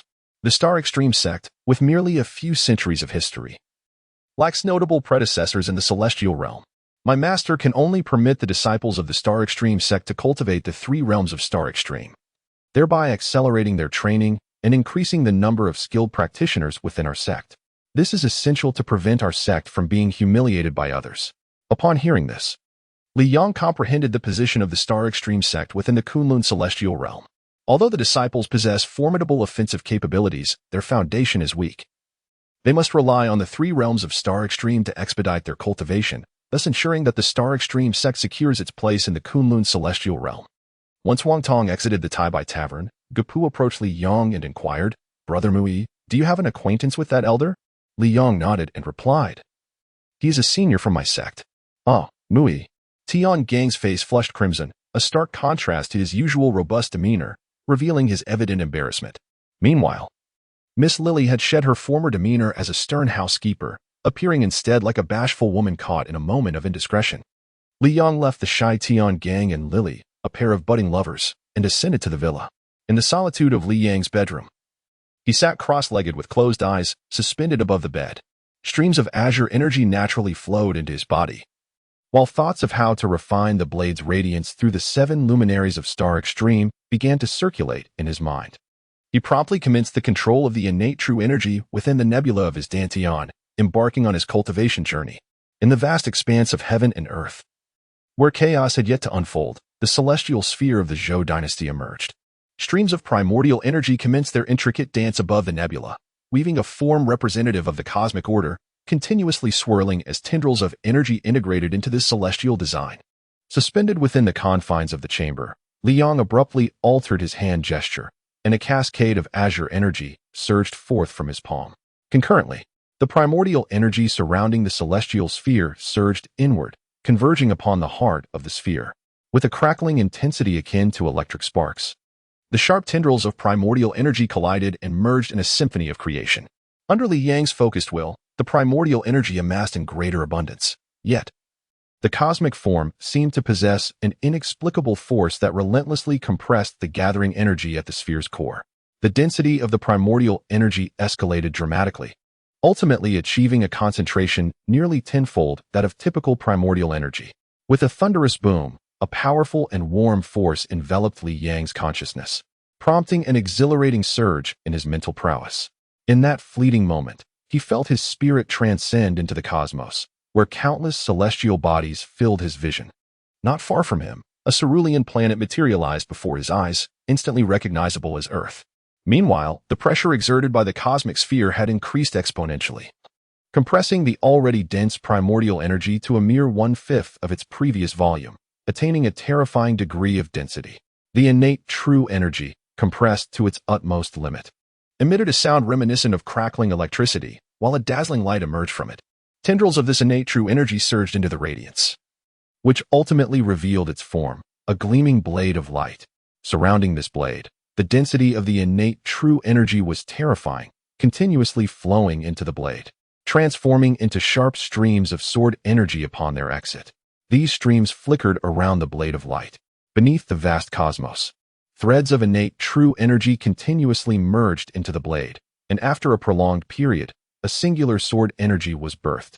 As dozens of these sword energies integrated into the blade, its brilliance intensified. Liang slightly opened his eyes, a faint smile gracing his lips. With a subtle gesture of his right hand, a sharp stream of sword energy shot forth instantaneously, piercing through the window and obliterating the top of a steel column 100 meters away into powder, which then cascaded down like iron dust. Ba Wang, has my attacking power increased by more than tenfold now? Liang remarked with a smile. Xiang Yu exclaimed in astonishment, Liang, you truly are a genius. Li Xuanhuan utilized the spherical form of the cosmos to harness the inherent binding force of the universe, compressing the true essence, and then tempered it with the star extremity fire. But how did he comprehend the workings of the cosmic airflow?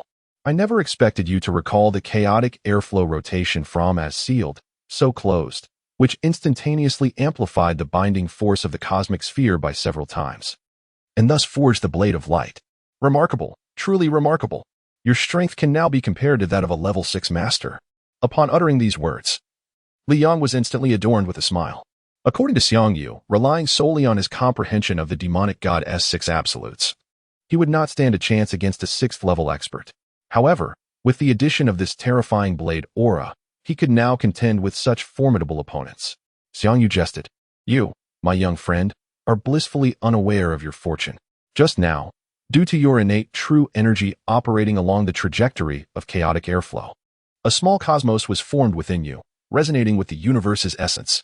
Your spirit was nourished by the primordial forces of heaven and earth, resulting in an astonishing growth of nearly tenfold. Henceforth, your capacity to absorb the spiritual essence of the world will accelerate significantly. Alas, your cultivation in the realm of the demonic god S6 absolutes is already quite advanced, and your mental prowess is formidable. If only you were in the demon realm, I could bestow upon you some extraordinary elixirs that would elevate you to the level of transcending tribulations without hesitation. Regrettably, such potions are scarce in the mortal realm, and even those that exist lack sufficient potency. Liang, unfazed, replied, one must not be overly greedy. I am already quite content. Exhaling deeply, he glanced upward. The dawn had arrived, and as per his routine, he entered the bathroom to refresh himself with cold water before donning his pajamas and descending the stairs. Little Jack, I see you are painting again. Are you not aware that early morning practice yields swift progress? Liang remarked with a smile.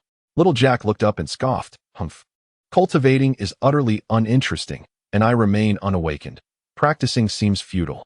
Little Jack held a deep appreciation for art and harbored no inclination toward combat or cultivation. Despite Li Yang's observations indicating that the boy possessed extraordinary talent, which, if harnessed, could lead to significant achievements, the influence of the Vatican is astonishing. My sister and I have come to a realization: the one who murdered our mother has already been dealt with by our esteemed mentor. Is it feasible for us to annihilate the Vatican?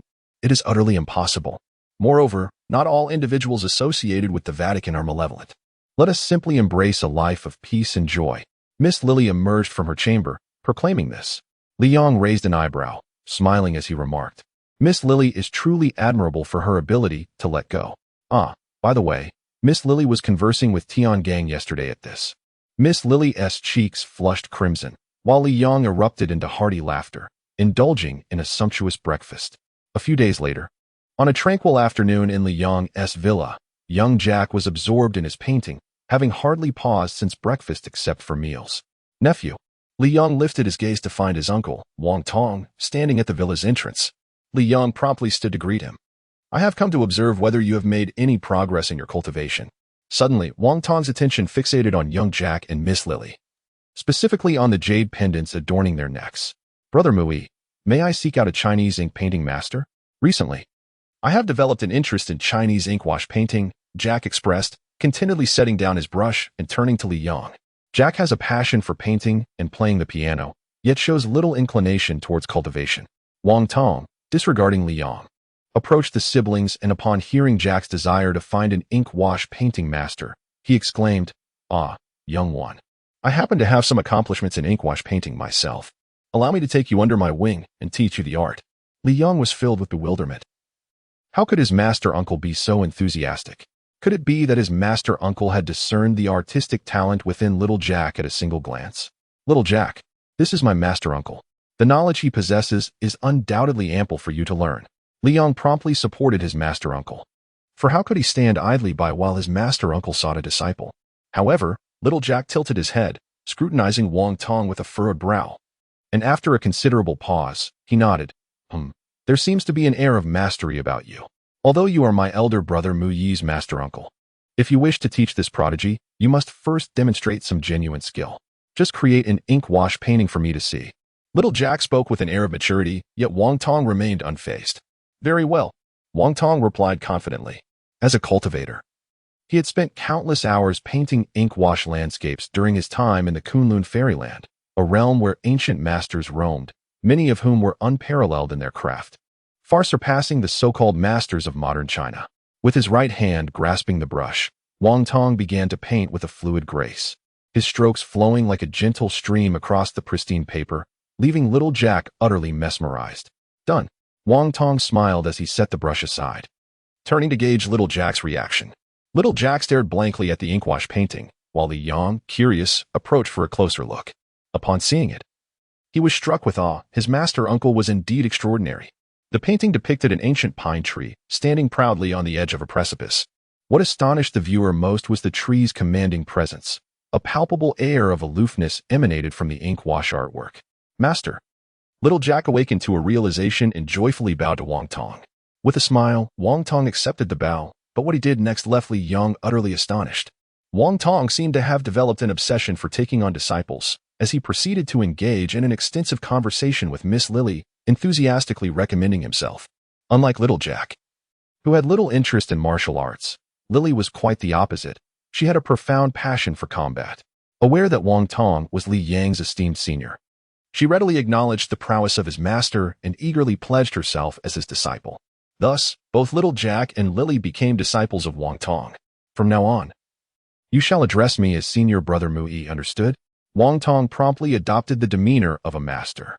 Lily and little Jack delighted in this and sweetly referred to Li Yang as senior brother. Li Yang could only respond awkwardly, hee, junior sister, junior brother. He could not fathom why his master was so intent on taking on disciples today. Subsequently, Wang Tong joyfully spent time with his two new disciples.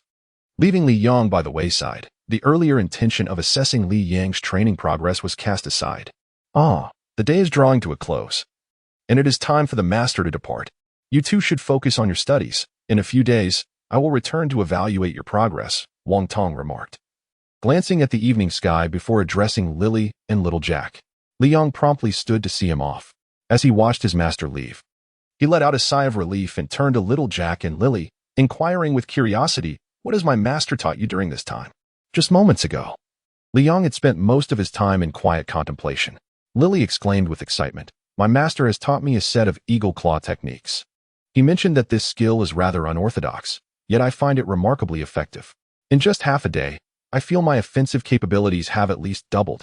Recently awakened as a werewolf, Lily possessed formidable strength but lacked the knowledge to harness it effectively. The eagle claw techniques, however, illuminated for her the means to wield her power in combat. Liang nodded. Indeed, the eagle claw was a commendable method of attack, though in the eyes of cultivators, it was hardly noteworthy. Even from Li Yang's perspective, the flaws in the eagle claw techniques were glaringly numerous. Perhaps his own 6 demonic absolutes represented a truly refined method with minimal vulnerabilities. "And you, Jack?" Liang turned to Jack. Jack replied, "My master has imparted to me numerous painting techniques along with essential foundational skills. Essentially, he has completed the instruction on inkwash painting." Liang stared at Jack in disbelief, asking, "He taught you everything? In just half a day?" Unfamiliar with inkwash painting, Liang was unaware that the essence lay in observation and practice, with minimal theoretical techniques involved. Furthermore, Wang Tong's teaching approach differed significantly from that of domestic masters. He provided Jack with theoretical knowledge and some unique painting methods, then allowed him to practice gradually. By the way, it has been nearly a month since the assassin accepted that billion-dollar mission. There should be results by now. With this thought, Liang promptly opened his computer and accessed the website of the assassin agency, navigating to the page for the billion-dollar mission. The status read, "Assassin failed the mission and was killed." Liang gazed at the outcome, exhaling a long breath, and remarked with a smile, "Ah, Wolf King. You truly are formidable. This assassin B, renowned as the foremost lone wolf, has been vanquished by you. I suspect that now only the 3 major assassin organizations would dare take on such a task." At that moment, Liang felt a sense of elation. The failure of Assassin signified that he still had a chance. If Assassin Bad faltered, it seemed other assassins would also hesitate to accept the challenge. For life holds greater value than wealth. Yet, just as Liang had made this assessment, the webpage displaying $1 billion suddenly transformed. Someone had accepted the billion-dollar mission. Liang, who had just concluded that no one would dare take it on, was now filled with curiosity about the audacious soul who had. It was one of the world's 3 major assassin organizations, Japan's Double Blossom. Liang scoffed derisively. "Humph, those Japanese ninjas possess some intrigue, but they are woefully insufficient to eliminate a level 7 master. Yet, the Japanese are driven by greed. They remain oblivious to the pain of repercussions until they are struck." Resolutely, he thought, "Tomorrow morning, I shall venture forth to complete the accepted A-level task, striving to swiftly accomplish 10 A-level missions so that I may undertake this billion-dollar endeavor." With a firm decision set in his heart, he harbored no concern that Japan's Double Blossom could overpower the Apex Level 7 Wolf King. "Miss Lily, please procure a ticket for me to Dallas, Texas, for tomorrow." Liang dialed the bedside phone to Lily, who, as his steward, managed all such affairs for him. "London, please inform that Mr. Lin Tianyu is here to pay a visit to Archbishop Martin." Lin Tianyu's assistant spoke respectfully to the servants of Archbishop Martin. Archbishop Martin, the highest authority of the Holy See in London, England, holds the esteemed title of Cardinal, second only to the Pope himself. On this occasion, Lin Tianyu sought his assistance in uncovering the identity of those who had placed a bounty on his family's lives. "Tian, is the training camp in Africa fully prepared?" Lin Tianyu inquired while still seated in the car, engaged in a phone call. "Young master, the training camp is entirely ready. We are currently scouring Africa for individuals with potential. How do you plan to address the matter with our ancestor?" Tian, who had grown up alongside Lin Tianyu and was his trusted confidant, asked. "Do not worry about grandfather. I will handle it. For now, focus on finding suitable candidates. Remember, while quality is important, we must not compromise on quantity." Lin Tianyu replied. "All right, you may get back to your tasks. I must attend to this vampire named Martin." The thought of Archbishop Martin made Lin Tianyu frown with distaste as he retrieved a small box from his pocket. "Mr. Martin is waiting for Mr.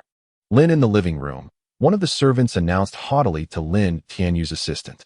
Subsequently, Lin Tianyu exited the car, accompanied by his assistant. Preparing to enter the residence of Archbishop Martin. "I'm sorry, but Mr. Martin has stipulated that he will only receive Mr. Lin. As for this gentleman, it would be best if he remains outside, one of Archbishop Martin's servants coldly stated. Lin Tianyu furrowed his brow momentarily, but a faint smile soon graced his face as he subtly nodded at his somewhat awkward assistant behind him. He then strode alone into the villa of Cardinal Martin. With Lin Tianyu's formidable prowess, he effortlessly detected dozens of elite ecclesiastical experts within the villa, each a master of their craft, with the weakest among them being at least of the 5th rank. The power of the church was indeed terrifyingly strong. A profound yearning for such mighty forces filled Lin Tianyu's heart. Upon entering the opulent parlor, Lin Tianyu's demeanor transformed into one of refined gentlemanliness. Spotting the tall, slender figure of the elderly man in a black suit, with white hair standing amidst the room, Lin Tianyu promptly bowed, saying, "I pay my respects to Cardinal Martin. It has been some time since we last met, and you appear to be in even better health." Cardinal Martin possessed a gaunt visage, a prominent nose, and his hair was a striking white. A perpetual smile adorned the corners of his mouth, rendering him approachable. "Ah, this is all the Lord's grace," he replied. "Lin, your strength has also deepened considerably. By the way, what brings you here this time? Surely, it is not merely to engage in idle chatter with this old man." With a wave of his hand, Cardinal Martin signaled for both of them to take a seat. However, upon hearing Lin Tianyu's words, Martin remained unfazed and said calmly, "The 5 major underworld factions and my church maintain a distance. We have no significant ties. This matter is indeed quite difficult, very difficult." Martin spoke earnestly. To an outsider, it would indeed seem that Martin was in a predicament. However, Lin Tianyu, well aware of the true nature of the esteemed archbishop before him, smiled and remarked, "I understand that this matter poses a challenge for you, Your Grace. Nonetheless, it holds great significance for my family, and I regret putting you in a difficult position. This ring, the Ring of Andis, once belonging to Pope Andis, is a recent acquisition of mine, and I present it to you with great reverence." Upon hearing this, Martin's eyes widened in astonishment. "The Ring of Pope Andis?" he exclaimed, his joy evident as he swiftly accepted the offering and reverently opened the box. Taking a deep breath, Martin adorned his finger with the ring, and an ethereal white light enveloped him. The potent sanctity emanating from the ring astonished Lin Tianyu, who recognized its extraordinary power. Yet he was unable to fully grasp its potential. With the Ring of Andis, Martin felt his sanctified strength augmenting significantly, perhaps even doubling. He realized he was on the threshold of becoming a 7th-level master, and a sense of inner delight blossomed within him. His gaze towards Lin Tianyu softened considerably. "Do not worry, Lin. I will do my utmost to assist you in this matter." Even at this juncture, Martin refrained from making any absolute promises. A smile graced Lin Tianyu's face as he stood and bowed respectfully. "In that case, I shall trouble you, Your Grace. I will take my leave now." Archbishop Martin nodded slightly, watching Lin Tianyu depart. "Hello, this is Martin. Dear Mr. Wang Tong, do you remember me?" Martin directly dialed the phone of Wang Tong, the esteemed elder of the Qing gang. Upon hearing the voice on the phone, Wang Tong was instantly transported back to his days in London, a faint smile gracing his lips. "Ah, it's you, you old rascal. What brings you to seek me out? Aren't you quite content in your role as the Cardinal in Red?" Martin chuckled, chiding, "You cheeky fellow, starting off with jest, aren't you? As the elder of the Green Gang, in a more favorable position than I have come to you regarding a trivial matter. Someone has placed a bounty on the family of the Xiang group, and now their eldest son has approached me, requesting that I uncover the identity of the individual who issued this bounty. Surely, this trifling task should pose no challenge for you." Wang Tong's brow furrowed. "The Xiang group? Humph. Martin, let me make this abundantly clear. The one behind this task is my nephew. As for the Xiang group, it would be wise for you to steer clear of them. Who knows, they might meet their demise any day now." His tone turned notably frosty, for Wang Tong, as the elder of the Green Gang, was a formidable figure in the underworld. Martin fell silent for a moment, then replied, "Your nephew? But your fellow disciples are those legendary cultivators from the East. So, your nephew must be. Well, I see how it is now. By the way, when do you plan to visit London? I have something rather intriguing to show you." His nephew wishes to take vengeance personally, not wanting me, his uncle, to be privy to his dealings with the Xiang group. However, I suppose it wouldn't hurt for me to handle the Xiang group a little myself. A series of plans began to unfurl in Wang Tong's mind. Meanwhile, Lin Tianyu, still brimming with hope, was at the airport, preparing to embark on a journey to Africa for a personal inspection. "Hello, dear Lin." Upon hearing Martin's voice on the phone, Lin Tianyu was instantly filled with joy. I sincerely apologize, but the Qing gang and the American Mafia are adamant that the rules cannot be altered. The name of the task issuer must remain confidential. There is nothing I can do. You will have to find another way. With that, Martin abruptly ended the call. Although he expressed regret, there was no trace of sincerity in his tone. Lin Tianyu was momentarily taken aback, his expression darkening like stormy waters, a surge of malevolence emanating from him. Martin. The veins on Lin Tianyu's hands bulged as he crushed his phone into fragments. Whoosh. A low, whistling sound echoed as a shadow darted through the air, followed by a gasp of horror that was abruptly stifled. Mr. Binjet, chairman of the Golden Harmony Group in Dallas, Texas, met his demise in his own bedroom. Shortly thereafter, a piercing scream erupted from his wife, prompting the bodyguards outside to rush in, their disbelief palpable as they realized someone had breached their so-called perfect protection and murdered their employer. Liang, clad in a black leather jacket, strolled along the streets of Dallas, a small bottle of erguotu in his right hand. Despite the scorching midday sun, a coolness surrounded him. Suddenly, his phone vibrated. Glancing at the caller ID, he answered, "Brother Gopu, what brings you to call?" "Today, some ruffians disturbed our Thai restaurant. And what is particularly perplexing is that these thugs are exceedingly difficult to disperse. Generally, one can easily appease minor delinquents with a small sum of money. Yet these individuals persisted in their disruptive antics until they had driven away all the patrons before they finally departed." Gopu appeared visibly agitated. Upon hearing this, Liang furrowed his brow as a recollection struck him. He remembered the words of the blond man from the gunman organization who had expressed a wish for Mr. Mui to safeguard his establishment. He then felt compelled to remind Mr. Mu that there are still quite a number of petty criminals around. Reflecting on the tone and gaze of the blond man, Liang's apprehension deepened. However, as he was currently in Texas, he felt powerless to address the situation and resignedly instructed, "Do not concern yourself with them. Maintain normal operations. If the situation becomes untenable, then consider temporarily closing the restaurant." Liang had never been overly concerned about the modest finances of the restaurant. After hanging up the phone, he felt a surge of frustration. How could he have been so easily manipulated by the gunman organization?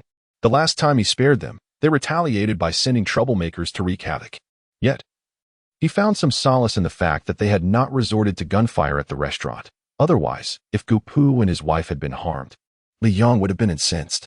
"By the way, have you prepared the protection fee of $50,000 for this month?" A nonchalant voice echoed from ahead. And Liang cast his gaze forward, where a group of over a dozen men in black stood outside an opulent tavern. This establishment was several times larger than the Tai Tavern and boasted far more lavish decorations. However, situated in Dallas, it could not compare to Manhattan and New York. And thus the protection fees seemed to be on par with those of the Tai Tavern. A Caucasian gentleman emerged from the tavern and, upon noticing the group of men, promptly remarked, "Of course, everything is ready. Please, come inside and rest." Liang, however, arrogantly strode forward, confronting the thuggish assembly. Coldly, he commanded, "Do not obstruct the way. Move aside." The tavern was adjacent to the sidewalk, and these ruffians were effectively blocking it.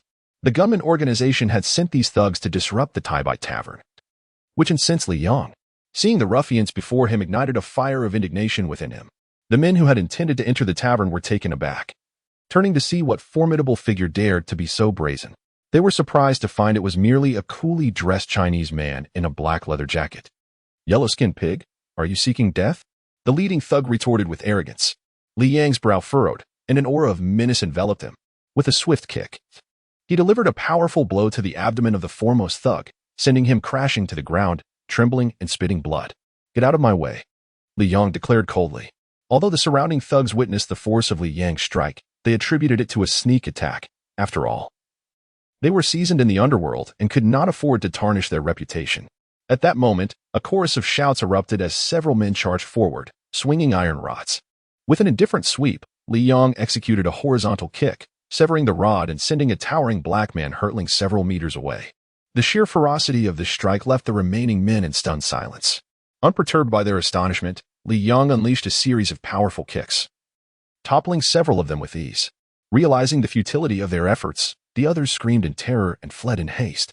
Liang made no attempt to pursue them. Instead, he offered a chilling smile, raised a bottle of strong liquor to his lips, and continued on his way. At New York's Kennedy International Airport, Liang alighted from the vehicle in front of the Tai restaurant. "Brother Gopu, those ruffians have not returned to cause any trouble, have they?" he inquired as he entered the establishment and approached Gopu, who was playing the eru. Gopu, upon hearing this, set down his instrument and replied, "No, not today. But who knows what the future holds?"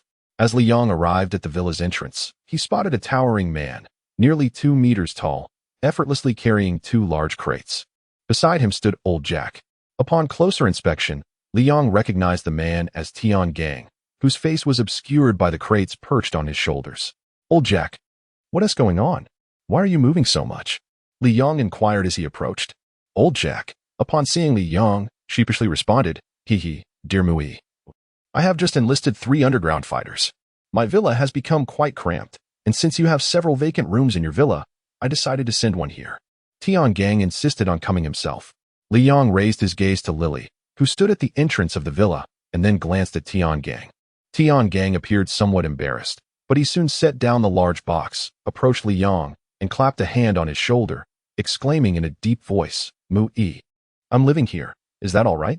You know the reason behind it." As he spoke the latter part, his voice trailed off into a whisper. Li Yang chuckled and playfully punched Tian Gang's chest, saying, "Lily is my junior sister, and you are my brother. Of course, I support you. From now on, we are family."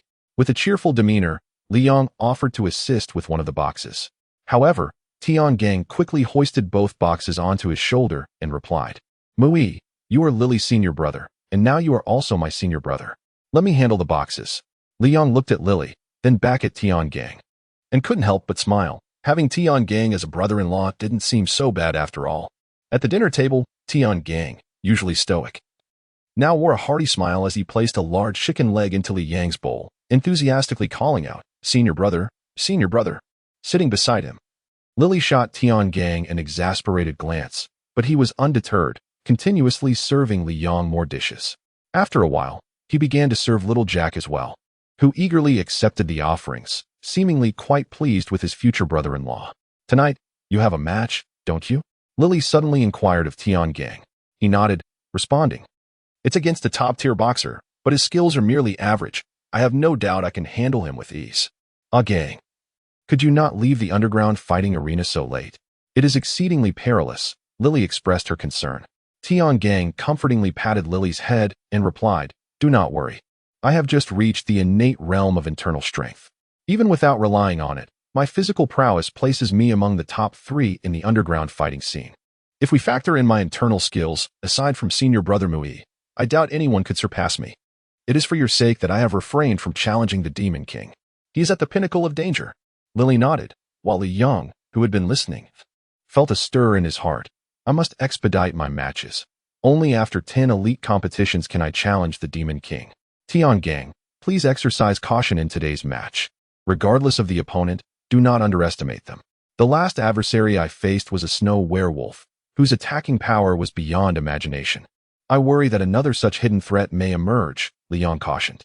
Tian Gang nodded and smiled. "Rest assured, senior brother, I will not take any opponent lightly. If I truly cannot prevail, I shall simply leap from the ring. I enter the underground fighting arena to hone my skills. I care not for the jeers of others." Li Yang could not help but be taken aback. In the history of the underground arena, no fighter had ever jumped off the stage. Of course, not all fighters were fearless, primarily because there was often no time to escape before being sent flying by their opponents. However, with his agility, Tian Gang might indeed have the chance to jump. Li Yang chuckled dismissively, "Do as you wish. Continue with your meal. I shall head upstairs." With that, Li Yang set down his bowl and chopsticks and ascended the stairs. Habitually, he opened his computer and accessed the website of the Assassin Intermediary Organization. What could possibly be the outcome of Japan's Double Flower undertaking a billion-dollar mission? However, they had only just begun a few days prior, so there should be no results yet, he mused inwardly. Unfortunately for Li Yang, his judgment was once again flawed. The mission had failed. The Japanese Double Flower Organization announced their abandonment of this task. Upon seeing the results, Li Yang was momentarily taken aback. Engaging with an assassin organization is markedly different from operating as a lone wolf. Such organizations can repeatedly dispatch their operatives for assassination missions, making it rare for them to abandon a task merely after a few days. A few days would typically suffice for a complete assassination operation, which suggested that the Japanese Double Flower had only attempted an assassination once. Their swift abandonment was indeed astonishing. What on earth were those Japanese up to? However, it was likely they understood that the level 7 master, the Wolf King, was not someone they could contend with. Li Yang couldn't help but smirk inwardly. Meanwhile, in Tokyo, Japan, a middle-aged man clad in a kimono berated a young man kneeling in front of him. Baka, Yamamoto-kun, who authorized you to take on this mission? Without my command. You dared to accept a billion-dollar task, resulting in the sacrifice of 2 of our Ju flower-level assassins. You didn't even bother to thoroughly investigate the target's strength beforehand. Such arrogance. Can you bear the loss of 2 Ju flower-level ninjas? You shall spend this month in the Dark Chamber. Ichiro Yamamoto, the leader of the Juhua faction in Japan, found himself in a precarious situation when his son undertook a daunting task worth $1 billion, resulting in the loss of 2 elite Juhua assassins. The assassins within the Juhua organization are categorized as Juhua, Jinhua, Inhua, and Tonghua. The death of 2 Juhua-level ninjas constitutes a significant blow. Under normal circumstances, Yamamoto Ichiro would have demanded seppuku from anyone else, yet this was his son. He was left with no choice but to confine his son to isolation. Yamamoto Tsugaki bore this with not a single word of complaint. He dared not utter a syllable of dissent. How could the strongest of the werewolf clan within the Dark Council be so easily vanquished? A surge of frustration welled up within Ichiro Yamamoto. That night, Li Yang floated in the air of his bedroom, legs crossed in meditation, surrounded by spiraling azure streams of energy. Within his dantian, the chi orb rotated. As he endeavored to mimic the intricate flow of primordial energy as described in, though replicating it proved challenging, he could only imitate about 10 to 12% of it. Yet, the results were remarkable. A dazzling blade of light spiraled at the heart of the chi orb, while around it, sharp currents of sword energy flickered continuously, colliding and generating sizzling sparks. The primordial energy was continuously absorbed into the chi orb, and Li Yang's mind became immersed in its operation, gradually aligning the flow of primordial energy with the chaotic currents described in. Suddenly, a loud roar erupted. This was not good. Upon recalling the harrowing scene he had just witnessed, Li Yang was instantly alarmed, his body darting out onto the balcony like a wisp of smoke. Mr. Tiangang, in the next match, you must concede defeat. If you do so, we shall spare you. 5 men clad in black stood before Tiangang, each wielding a cutting-edge desert eagle. Tiangang was acutely aware of the weapon's formidable power. Even as a 4th-level master, he knew he could not withstand it, even with his internal energy. Reluctantly, he replied, "Very well, I agree." However, inwardly, he scoffed at their demands, thinking to himself that he would play along for now. But he was no gentleman. He would win the match regardless. The leader of the black-clad men promptly produced a small pill, stating, "This is a newly developed drug from our organization. Once ingested, it will have no adverse effects for the next few days. After the match, should you truly lose, we will provide you with the antidote." Tiangang smiled and responded, "All right, I hope you will keep your promise." As he stepped forward, he suddenly vanished from sight, exclaiming, "Kill." His legs moved like phantoms, slicing towards the nearest rotund assailant. In an instant, he had completely concealed himself behind the hefty figure. Bang! The gun fired, the bullet piercing through the corpulent man before striking Tiangang in the abdomen. Truly, the new Desert Eagle was fearsome, despite penetrating a man. It still managed to breach Tiangang's protective chi. He collapsed to the ground, while the other 4 assailants aimed their weapons at him. "Administer the pill," commanded the leader of the black-clad men coldly to one of his companions. At that moment, a sharp sound pierced the air. With a sharp whistle, the piercing sound echoed through the air. The leader of the black-clad figures instantly flickered, his speed undeniably that of a master. However, the blade aura cultivated within Li Yang surged forth with a velocity that far surpassed the leader's expectations. Each of the 4 black-clad men, including their leader, found a hole appearing in their foreheads. With a swift motion, Li Yang unleashed another blade aura, piercing through the head of the corpulent man on the ground, who was now brandishing a desert eagle. Ba Wang quickly assist with the healing. Li Yang dashed to Tiangang's side, where blood was flowing profusely from his abdomen. Ba Wang, Xiang Yu immediately enveloped Tiangang's entire body with the immense energy of his primordial spirit. Heavens, how is this possible? Xiang Yu exclaimed in astonishment, realizing that Tiangang possessed the rare innate earth virtue body, a phenomenon seldom seen among countless individuals. Innate earth virtue body. What is that? Li Yang pondered, a hint of confusion crossing his mind. Xiang Yu did not address Li Yang's query. Instead, he summoned his formidable primordial power to commence the restoration of Tiangang's body. The energy was so potent that it could even reshape one's true form, let alone heal a mere gunshot wound. Li Yang watched in awe as a bullet emerged from Tiangang's abdomen, and the wound began to close at a visible pace. Mu-yi, it's you. I owe you another life. A flicker of gratitude crossed Tiangang's face, recalling how Li Yang had saved him once before during a confrontation with the church. Tiangang suddenly stared in astonishment at the wound on his abdomen, marveling as it began to heal miraculously on its own. Although he was aware of his commendable physical constitution, he found it hard to believe that it could transcend to such an extraordinary degree. Mu-yi, you should rest and sleep for now. We can discuss everything else later. Li Yang quickly interjected, noticing Tiangang's parted lips, ready to speak. He then stepped onto the balcony, closing the door between the balcony and the bedroom behind him. Just let him know that it was the Great Overlord who saved him. Tiangang still holds significant value for the Great Overlord. Indeed, you shall be the fourth disciple. Xiang Yu chuckled. Li Yang was taken aback. The Great Overlord, Xiang Yu, had never before mentioned his affairs in the demon realm. He was surprised to learn that Xiang Yu already had 3 disciples. Overlord, why did you choose him as a disciple and not me? Do you find my talents lacking? Li Yang jested. Xiang Yu replied with a scoff. Humph. Would you even accept being my disciple if I were to extend such an offer? After spending so much time together, I am well aware of your character. The likelihood of you becoming my disciple is quite slim. Li Yang had once been more modest during his time in the security bureau, yet after enduring setbacks, he had grown proud. It would indeed be a challenge to accept him as a disciple, though devoid of any formal title. Their bond resembled that of a master and disciple in essence. Li Yang sighed inwardly, yet his lamentations remained unspoken to Xiang Yu. Although Xiang Yu resided within Li Yang's mind, their communication was a matter of mental control. Otherwise, Xiang Yu would not have been privy to Li Yang's thoughts. Unless he forcefully intruded into Li Yang's consciousness with his primordial spirit. By the way, Overlord, how do you intend to accept him as your disciple? Will your primordial spirit enter his body? Li Yang inquired of Xiang Yu. At that moment, a tinge of reluctance filled Li Yang's heart. For an extended period, Xiang Yu had been a source of support during Li Yang's most challenging times. It is in moments of peril that assistance fosters deep emotional bonds.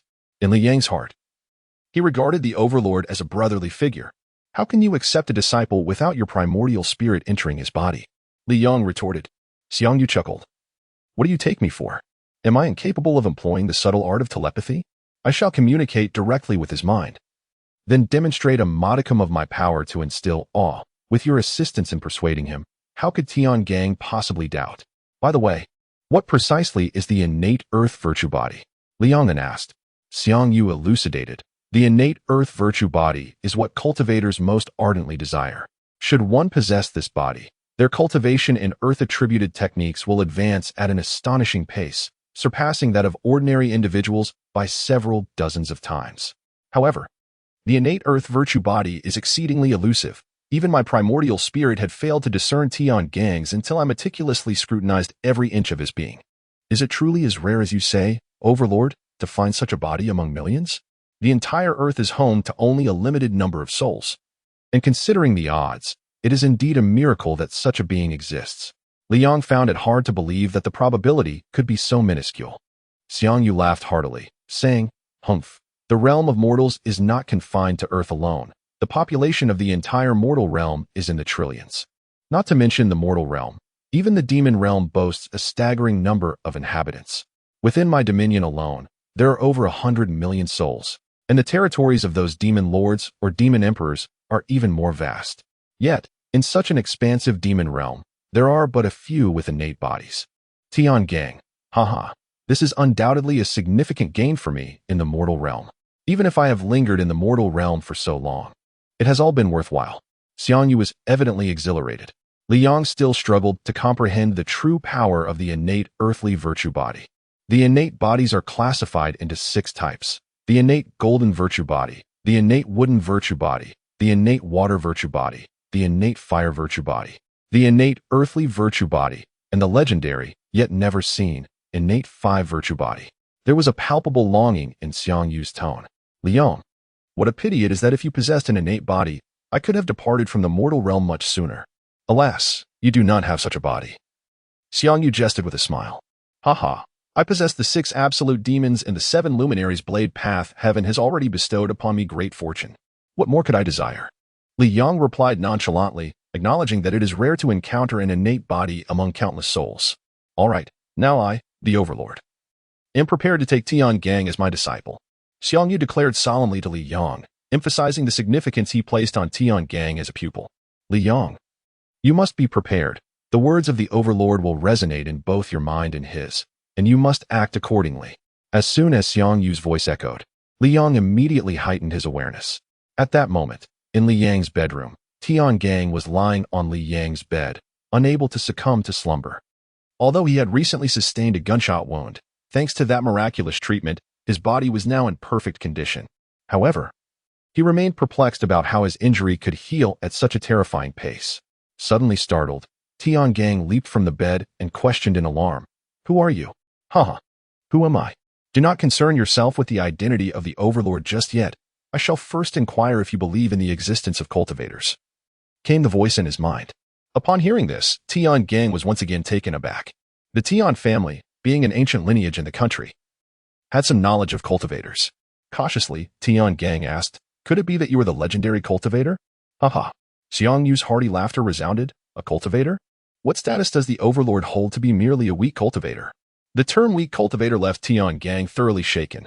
The Tian family possessed a lineage of internal martial arts, and to them, cultivators were akin to terrestrial immortals. Yet, in the eyes of this enigmatic figure, cultivators were merely deemed weak. "Then who are you?" Tiangang questioned, a mix of shock and curiosity stirring within him.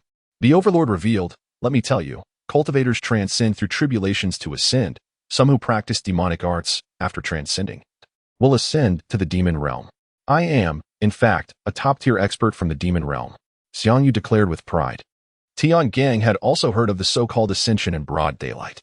Upon listening to Xiang Yu's words, he couldn't help but ponder. This cultivation practitioner's ascension seems not solely to lead to the celestial realm, but to the demonic realm as well. This mysterious individual appears to be a formidable expert from the demonic realm.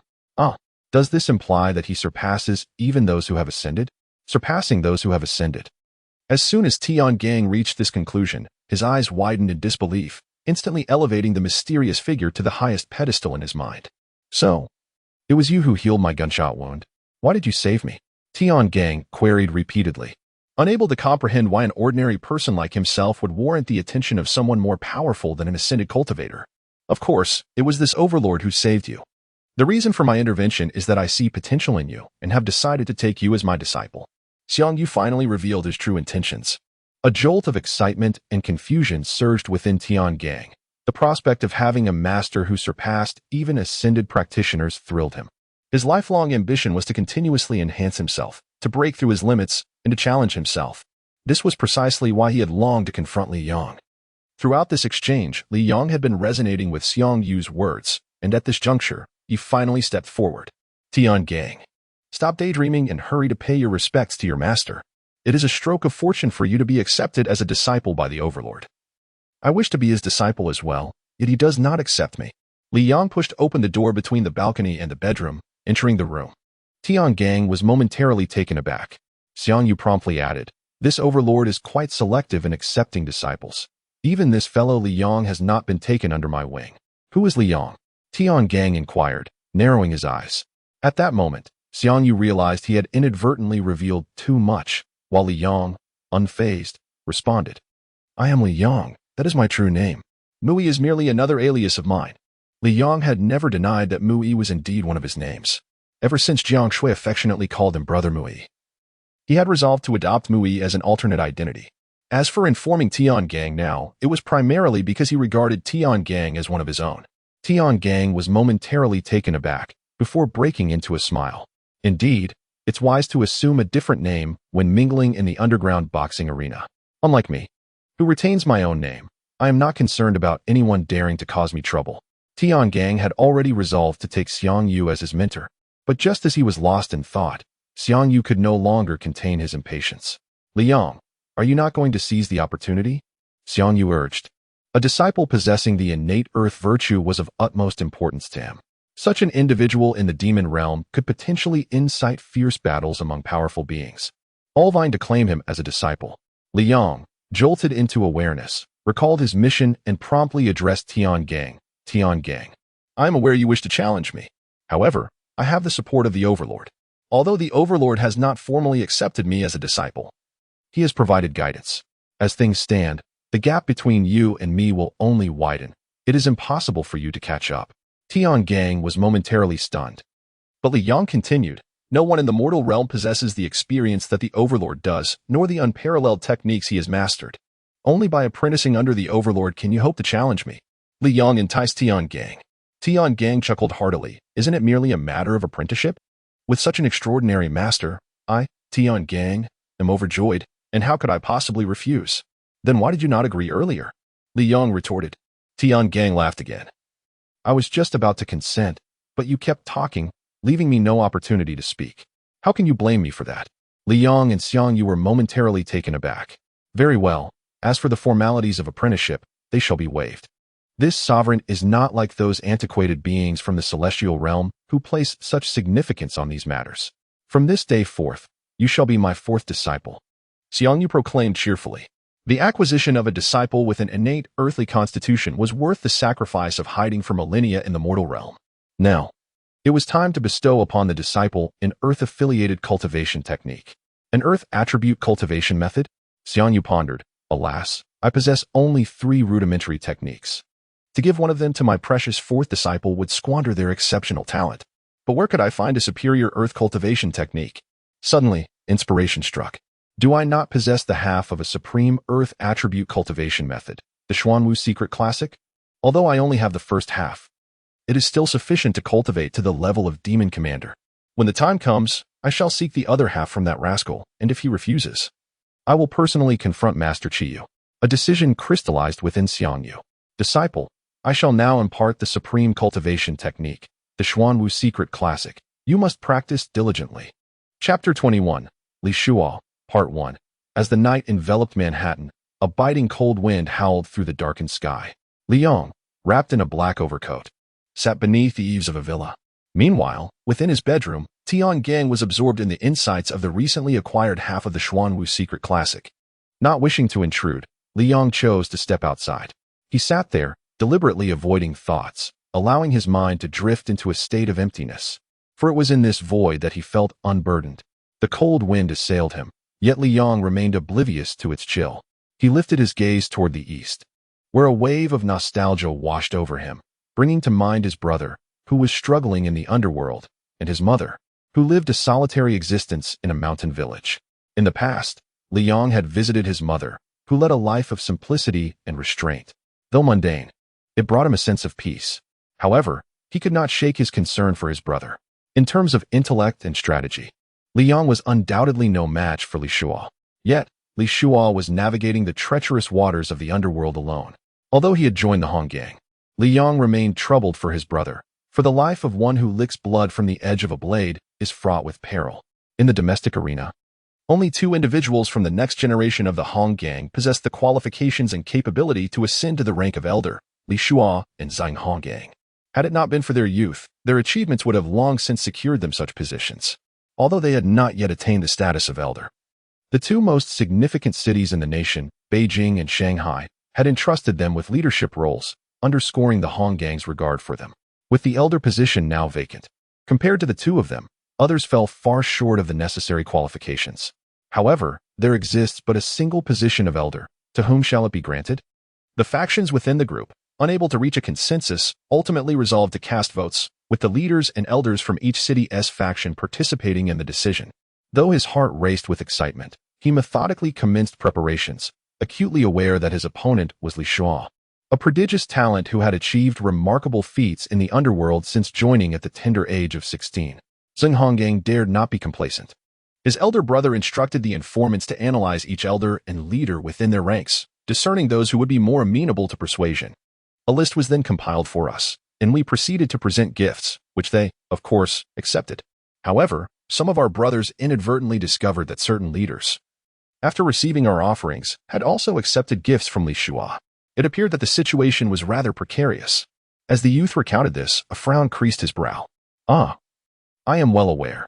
Those fellows wish to play both sides, but what a fanciful notion. Yet, for the time being, we still need their support. A sinister glint flickered across Zhang Honggang's countenance. Nevertheless, I, Zhang Honggang, shall not relinquish the power of judgment to others. Aji, the special task force I have trained for so long should now prove its worth. Execute the decapitation plan. Upon hearing this, Aji felt a tremor of apprehension. Brother, this method of dealing with those within the gang entails severe punishment. Humph. Zheng Honggang shot a cold glance at Aji, prompting a shiver of regret to run through him. Let Gongzi join you in overseeing this decapitation operation. Zheng Honggang had initially entrusted his loyal subordinate, Aji, with a significant responsibility. However, he now found himself plagued by unease. Aji readily nodded in agreement, fully aware of his elder brother's capabilities, for even among kin, Zheng Honggang could execute a fatal blow without a moment's hesitation. The headquarters of the Zhang gang was located in Yangzhou, Jiangxue. Li Shua arrived by plane in Nanjing and then took a special vehicle to Yangzhou. Zheng Honggang, in his foolishness, had long believed that power and wealth were the most effective tools. Little did he realize that emotions could hold equal weight. A cold smile curled upon Li Shua's lips. The vehicle was a specially designed armored car, and its occupants were indeed skilled experts. The car proceeded unimpeded along its route. Li Shua kept his eyes closed, but suddenly, with a sharp screech of the brakes, he snapped them open. Ahead, another vehicle had come to a sudden halt, and their car collided violently before they had a chance to react. Get out, Li Shua commanded, channeling his innate energy as his body swiftly maneuvered through the window, landing beside the highway. Several elite bodyguards assigned to protect him followed suit. Yet, hidden within the fields adjacent to the highway were ambushers lying in wait. Silenced gunfire erupted. In a barrage of shots, nearly half of Li Shua's bodyguards fell, leaving only two, albeit with minor injuries. Li Shua's body moved with agility, and his blades glinted as he unleashed a flurry of flying daggers towards the adversaries. Little Li's flying daggers. Bang! Bang!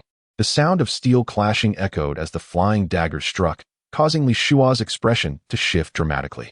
It seemed that Zheng Honggang, aware of my brother's situation, had anticipated my proficiency with the little Li flying dagger and had prepared steel plates made of special materials. However, do they believe I rely solely on that skill?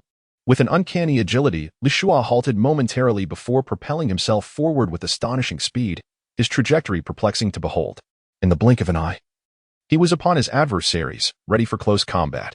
With a swift and formidable assault, Li Shua's palms moved with breathtaking velocity, akin to the thousand-armed Avalokiteshvara, striking at numerous masters in an instant. Yet, none of the foes faltered. Zheng Honggang had dispatched truly formidable opponents. It appeared that a lethal move was imminent. With a flicker of his palms, Li Shua conjured illusions that bewildered all his enemies, as a wisp of faint white mist enveloped the scene. Suddenly, one assailant collapsed, followed swiftly by others who had dared to attack Li Shua. A chilling smile crept across his face. Zheng Honggang, you may yet be unaware that I, Li Shua, am also a master of poison. Once the soul-dispersing powder is released, these third-tier experts will surely meet their demise. The first plan had failed. It was time to execute the second. Gongzi, he mused, the initial wave has indeed faltered. My brother's intuition proved remarkably accurate. Li Shua is indeed extraordinary. It appears he employed poison in his final move. Such a concealed depth, possessing both the little Li flying dagger and expertise in toxic arts. Aji, observing the unfolding scene through an infrared telescope from within a nearby residence, communicated with the second team via an electromagnetic transmitter, issuing orders to implement the second plan. Gongzi is also a trusted confidant of Zheng Honggang, though his intellect lacks agility. Thus, he is assigned to handle relatively simple tasks. However, in terms of inherent strength, Gongzi surpasses Aji. Should they fail to resolve the matter, I shall take matters into my own hands. Gongzi muttered ominously. Suddenly, Li Shua discreetly issued commands to his subordinates through the electromagnetic communicator. Hunt down the remnants. Zheng Honggang, do you truly believe I am unaware of your intentions? This ambush is likely merely the first wave. There are undoubtedly observers monitoring this entire affair. Alas, my trained Special Forces team should have located the remaining members of your faction. Approximately a mile away from Li Shua, a member of his Special Forces team scrutinized the instruments within their vehicle, ultimately concluding, primary target located at 37 degrees northeast, 1350 meters away, within a civilian residence. Emitting signals from a specialized electromagnetic communicator. Secondary target at 52 degrees east, 2005 meters distant, also within a civilian residence, radiating signals from a specialized electromagnetic communicator. Assessment reveals 15 individuals at the primary target and 4 at the secondary target. Engage. At this moment, within a tea house on the second floor in Yangzhou, only a handful of patrons occupied the establishment, all of advanced age. The youngest appeared to be in their 40s or 50s.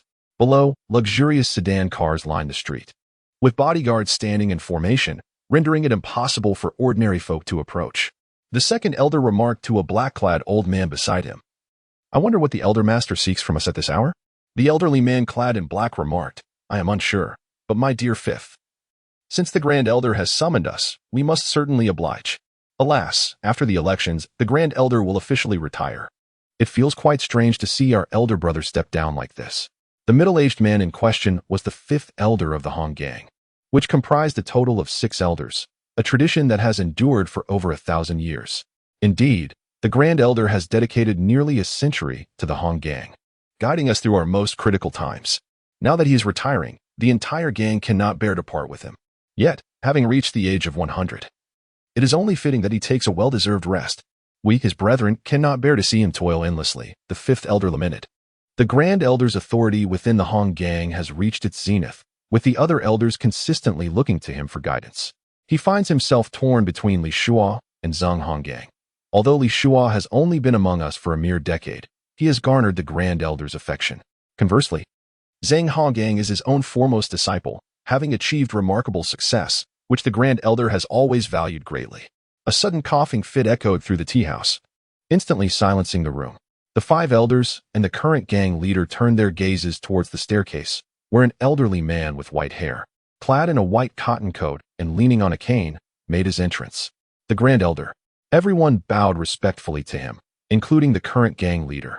This leader, the Grand Elder's disciple and nephew, was raised by him after the elder's own master perished during the turmoil of war. The Grand Elder had personally trained him in martial arts, fostering a bond that resembled that of father and son. "Please, everyone, be seated," the Grand Elder said with a warm smile as he settled into his chair. At once, the other 5 elders promptly took their seats, while the current leader settled beside the Grand Elder. Upon hearing this, the third elder nodded and remarked, "Indeed, the capabilities of both individuals are evident to all. However, Han gang has been with our Han clan for over 20 years, possessing greater seniority, whereas Ashua has only been with us for 10 years, and his youth may render him less authoritative." The 6th elder immediately interjected, "Third elder, Ashua joined our Han clan at the tender age of 16, and in the same year, he completely eradicated the Axe gang in the Shandong region. Though the Axe gang is a local faction and lacks the strength of our Han clan, it has deep roots in Shandong. Achieving such a significant feat at 16, and having diligently served our Han clan for a decade, how can one dismiss him merely due to insufficient seniority?" The 5th elder then rose to speak. The elders began to argue among themselves once more, clearly unable to reach a consensus regarding the 2 younger candidates. "Enough," the Grand Elder pronounced calmly, and instantly, all the elders fell silent, refraining from uttering another word, while the younger members of the clan hastily poured tea for the senior officials of the Han clan. "Cease your disputes. I have reached a decision," the Grand Elder suddenly declared. Though his voice was soft, every individual present widened their eyes in astonishment.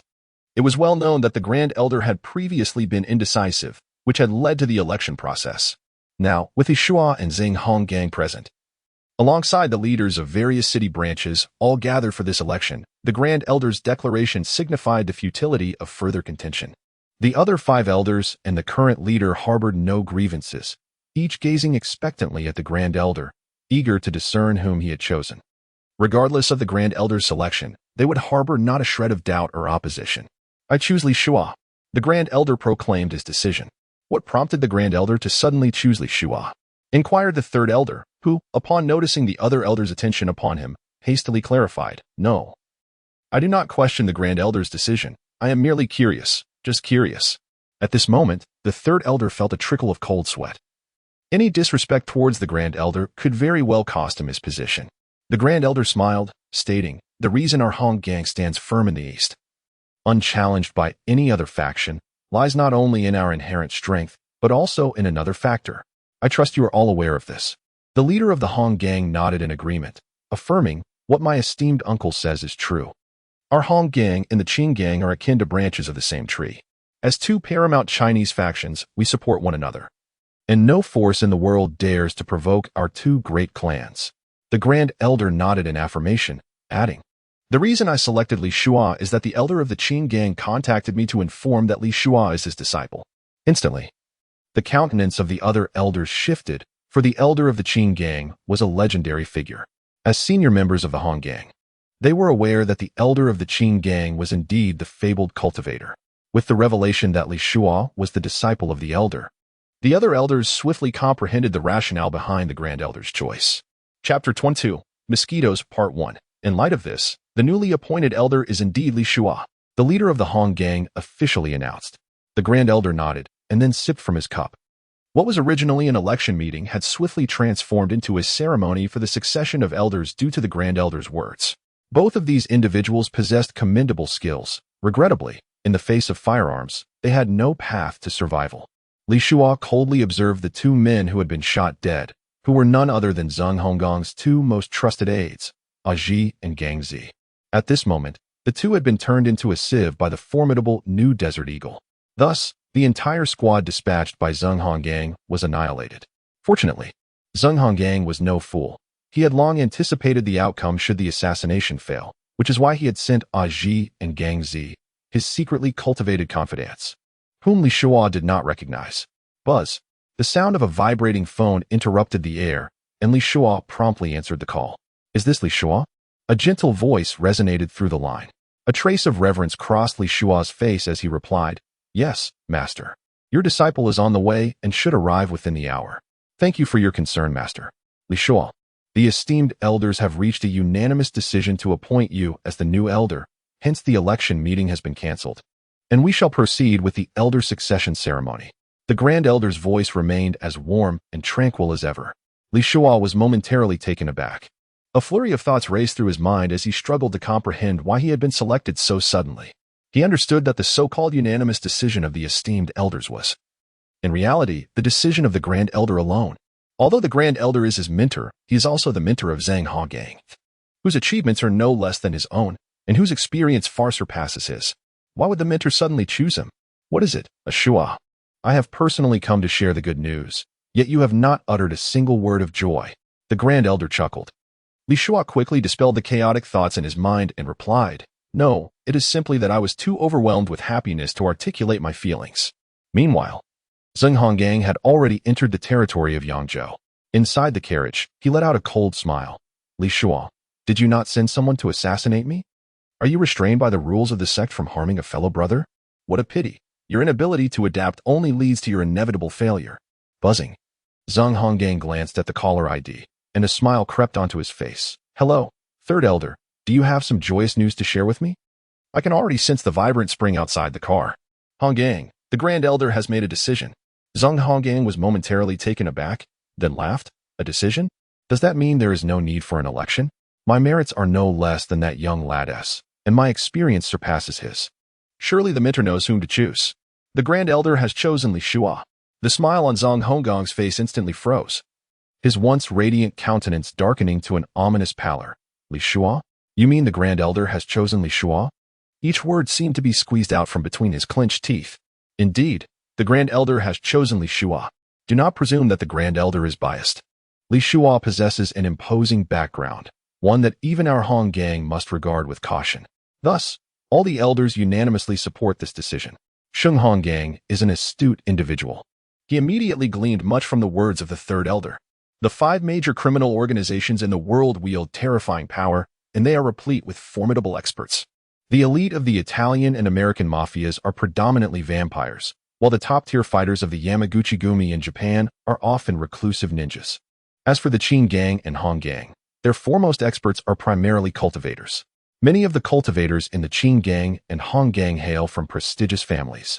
For instance, the First Elder and the Second Elder are both practitioners of family cultivation. The only forces that can instill caution in one of the world's 5 major gangs, the Han gang, are the Holy See, the Dark Council, and the legendary sects within Kunlun Wonderland. Among these, the sects of Kunlun Wonderland are the most formidable and fearsome. The strongest beings among vampires and werewolves reach only the pinnacle of level 7, and it is rumored that the most powerful within the Holy See also attain this level. Perhaps only the Pope of the Holy See and the Chairman of the Dark Council, wielding sacred artifacts simultaneously, could transcend level 7 and reach level 8. However, within Kunlun Wonderland, any random sect boasts experts of level 8 and level 9. Speaking of level 9, those are cultivators who have successfully transcended tribulations, effectively equivalent to quasi-immortals. A single one could easily sweep through the major powers and eliminate anyone at will.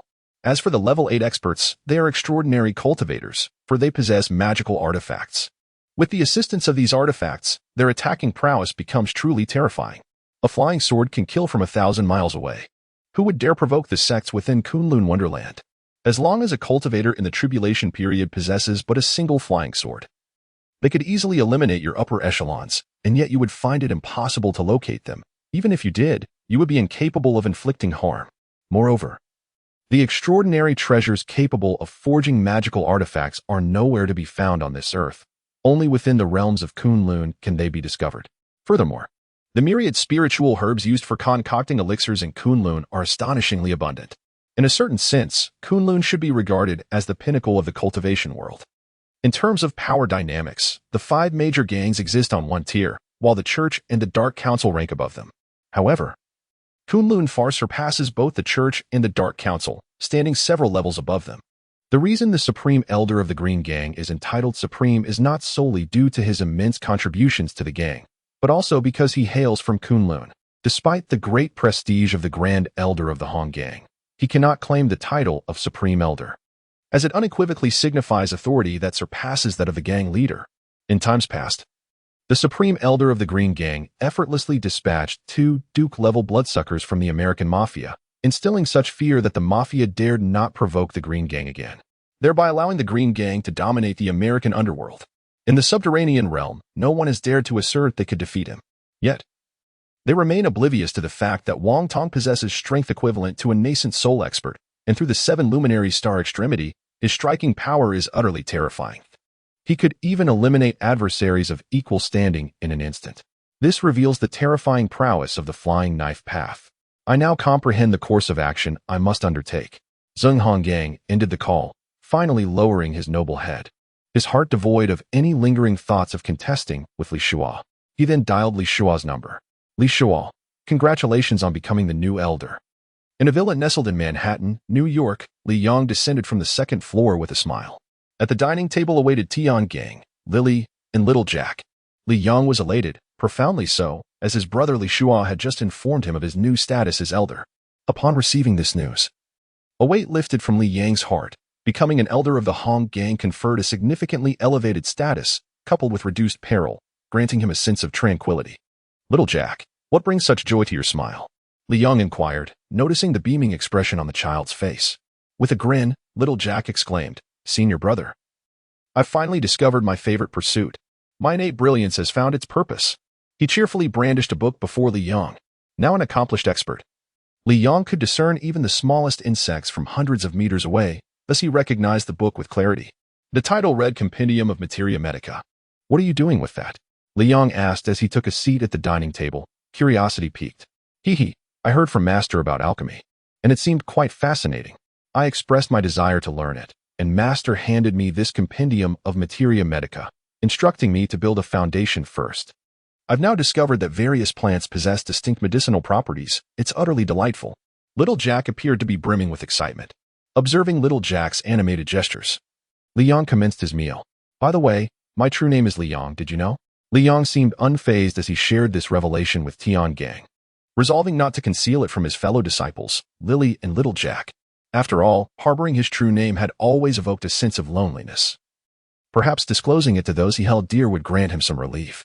Your senior brother is named Li Yang? Little Jack's eyes widened in astonishment, while Lily was equally taken aback.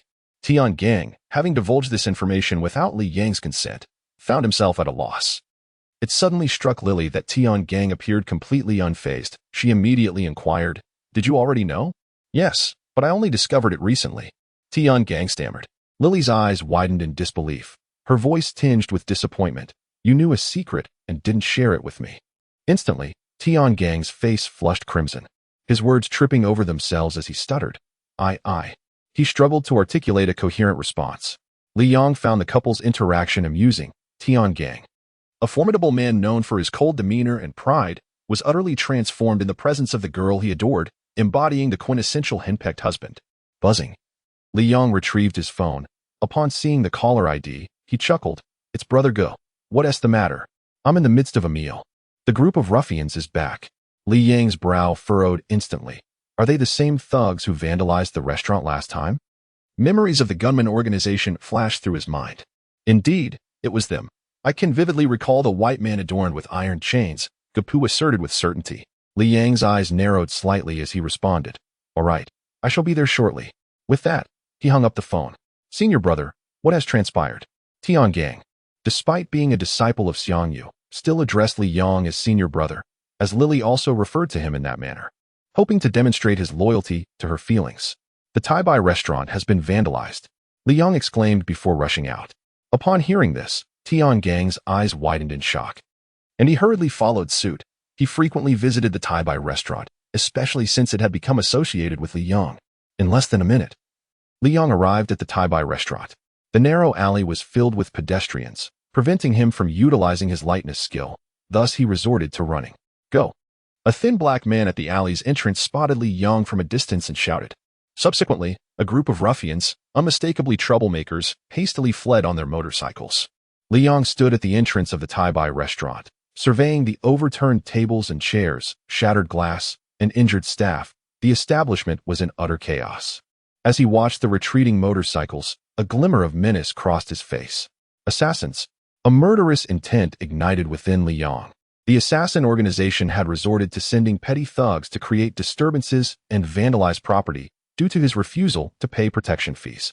It was evident that the assassin organization was aware of the gravity of the situation, as they refrained from deploying actual assassins, opting instead for mere ruffians to disrupt business.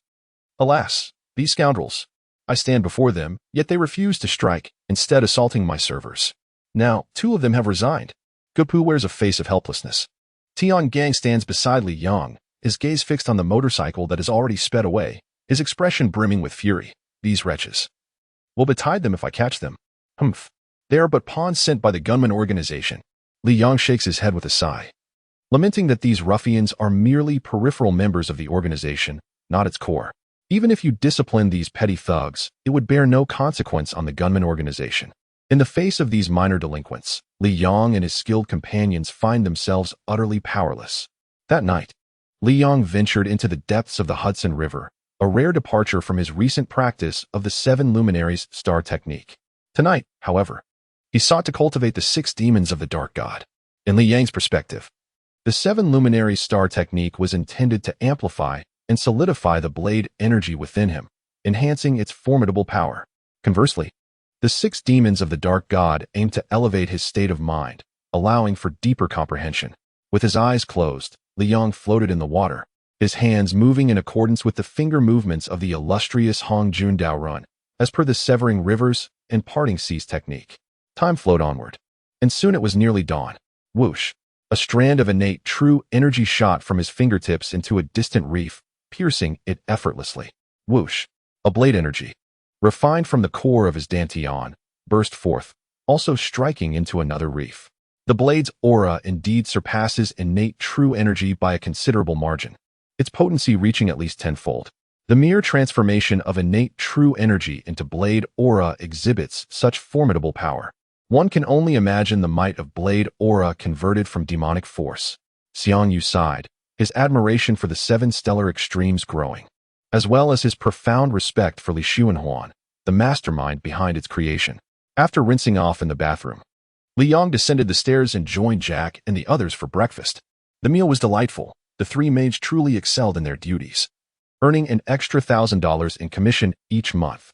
Li Yang was exceedingly pleased with these 3 maids, who prepared breakfast every morning, a feat uncommon among the wealthy, who typically rise much later. Buzzing, Li Yang answered his phone. Hello, what? Those ruffians are at it again, vandalizing the restaurant. In an instant, his good mood was shattered, replaced by a seething rage. These thugs were as bothersome as a swarm of mosquitoes, eliciting disdain and irritation. As for the gunman organization, they should not blame him for taking ruthless action. Li Yang had resolved to eliminate the leader of the gunman organization without hesitation. How dare that scoundrel demand protection money from him, from someone who wields demonic powers? Clearly, He was asking for trouble. Chapter 23. The Elder of the Qing Gang, Part 1. This time, the ruffians had outdone themselves, cleverly riding motorcycles to the roadside and hurling large stones into the restaurant. After shattering numerous items, they swiftly made their escape, leaving no opportunity for pursuit. Gupu lamented over the phone. Liang was momentarily taken aback, but soon a surge of anger ignited within him. These little rascals were exceedingly annoying, akin to the incessant buzzing of bothersome mosquitoes. To effectively deal with these petty thugs, one must target their leader, a gunman organization. Humph. Yet I, Liang, would never engage in fruitless endeavors. Contemplating this, he rose from the dining table, ready to depart. Brother, what has happened? Little Jack mumbled with a mouthful of milk. Liang cast a disapproving glance at him before responding, just some bothersome mosquitoes. I shall resolve the matter. Is it the gunman organization? Upon hearing this, Tiangang quickly deduced the situation. Liang nodded, prompting Tiangang to exclaim, Brother, why don't we assassinate the leader of the gunman organization? I believe chaos would ensue within their ranks, and they would certainly lack the capacity to harass our little tavern. Liang shot a surprised glance at Tiangang, taken aback by his unexpected insight. However, he quickly admonished him, Fool, have you forgotten where New York is? It is a hub of underground forces, a congregation of formidable talents. For the gunman organization to rise as a major faction in New York, do you truly think they possess no trump cards? If that were the case, they would have been eradicated by 5th or 6th level masters long ago. You, a mere 4th level master, truly believe you can eliminate their leader? That is quite the jest. Tian, in a moment of inspiration, had hastily proposed the idea without considering its feasibility. However, upon hearing Li Yang's remarks, he recognized the flaws in his plan. Indeed, was it plausible that a leader of such an organization could be vanquished by a mere 4th level expert in a place like New York? Do not fret. I shall resolve this matter, Li Yang declared, ascending to the 2nd floor and entering his room. He retrieved a notebook and placed it on his lap. Then accessed the website of the Assassin Intermediary Organization. With a smirk, he contemplated searching for any bounties on the leaders of gunman organizations. If such tasks existed, he could eliminate a target and acquire a substantial sum of dollars. How splendid that would be. Li Yang mused, entering the term gunman organization into the search bar, only to be met with the disheartening message, Sorry, no tasks available regarding gunman organization. Staring at the website's response, Li Yang found himself at a loss. Could it be that the gunman organization had not offended any significant figures? A thought struck him, prompting him to enter leader of the gunman organization into the search bar. To his astonishment, a B-level task appeared. Eliminate the leader of the gunman organization. Reward, 1. $5 million. Li Yang cursed under his breath. What a ridiculous search system. I input gunman organization and find nothing. Yet only when I specify leader of the gunman organization does anything come up. He was thoroughly disgruntled with the search system of the Assassin Intermediary Organization. Suddenly, Li Yang noticed a line of text before the search box, Task Objective Search. The search system of the Assassin Intermediary Organization was remarkably straightforward, allowing users to search directly for task objectives rather than related terms. This feature spared users the need to meticulously examine each task to ascertain its relevance. Li Yang had not paid close attention earlier and entered his query hastily. After all, it was his first time utilizing the search window of the Assassin Intermediary Organization, which was entirely understandable. Well, let us just aim for this reward of over $1 million. Li Yang clicked on the application. He was not in a rush to execute the task immediately. It would be preferable to carry out these missions at night. Besides, those ruffians had already made an appearance today, so it was unlikely they would return. Ah, Master, you have arrived. How wonderful. This compendium of materia medica. Li Yang had just descended the stairs when he saw little Jack holding the compendium of materia medica, posing questions to his uncle. Li Yang hastened down the stairs and approached, saying, Uncle, you could have called ahead so that my nephew could come to greet you. By the way, I still do not know your address. During their first meeting, Wang Tong had imparted to Li Yang the 7 luminary star extreme, but in their second encounter, he had taken little Jack and Lily as disciples, without revealing his true identity or residence to Li Yang. Li Yang nodded and said, All right, uncle, let us sit down and talk. Consequently, Wang Tong and Li Yang took their seats. As soon as they sat down, Wang Tong immediately utilized his spiritual awareness to inspect the condition of Li Yang's dantian. Strange, he remarked, Nephew, have you not cultivated the Haoding Qingming technique? It is indeed a method for attaining immortality, and it allows for the rapid absorption of the spiritual essence of heaven and earth. As the spiritual consciousness gently brushed against Li Yang's dantian, Wang Tong immediately inquired with astonishment. Li Yang replied, "Hee, Master Uncle, the cultivation technique I practice, the 6 extremes of pure yang, was learned during my time in the Security Bureau's Group 9. It is indeed capable of advancing to the Golden Core realm. I believe it would not be too late to switch to the clear and bright of the bright court once I reach the Golden Core stage." Li Yang felt compelled to respond in this manner, revealing to his master uncle that he was cultivating demonic arts was not an option. Wang Tong nodded in understanding and said, "That is acceptable. After all, you have already cultivated the 6 extremes of pure yang to the 5th level. Abandoning it now would be unwise. You can transition to the clear and bright of the bright court after attaining the Golden Core realm." With that, Wang Tong resumed his examination of Li Yang's dantian with his spiritual consciousness. "What?" Wang Tong suddenly rose to his feet. Disbelief etched across his face as he stared incredulously at Li Yang. "Nephew, how long have you been cultivating? You are merely at the initial stage of the innate realm. Yet you have so swiftly gathered blade radiance. More astonishing is the fact that the blade radiance is showing signs of turning red. This is utterly unbelievable. Such a feat can only be achieved when one's power approaches the Golden Core realm. Your internal energy is only around 30,000 crystals, far from the 100,000 crystals required for the Golden Core stage. How could your blade radiance have reached such a level? The blade radiance manifests in colors ranging from red, orange, yellow, green, cyan, blue, to purple, akin to the transformation of stellar colors. When the blade radiance reaches orange, it fully transforms into a blade spirit, becoming tangible and elevating its attack power to a new echelon. This I cannot explain. I have merely followed the prescribed cultivation methods." Li Yang dared not divulge the matter of the demonic god's 6 absolutes to Wang Tong, as it was a secret of the demonic path.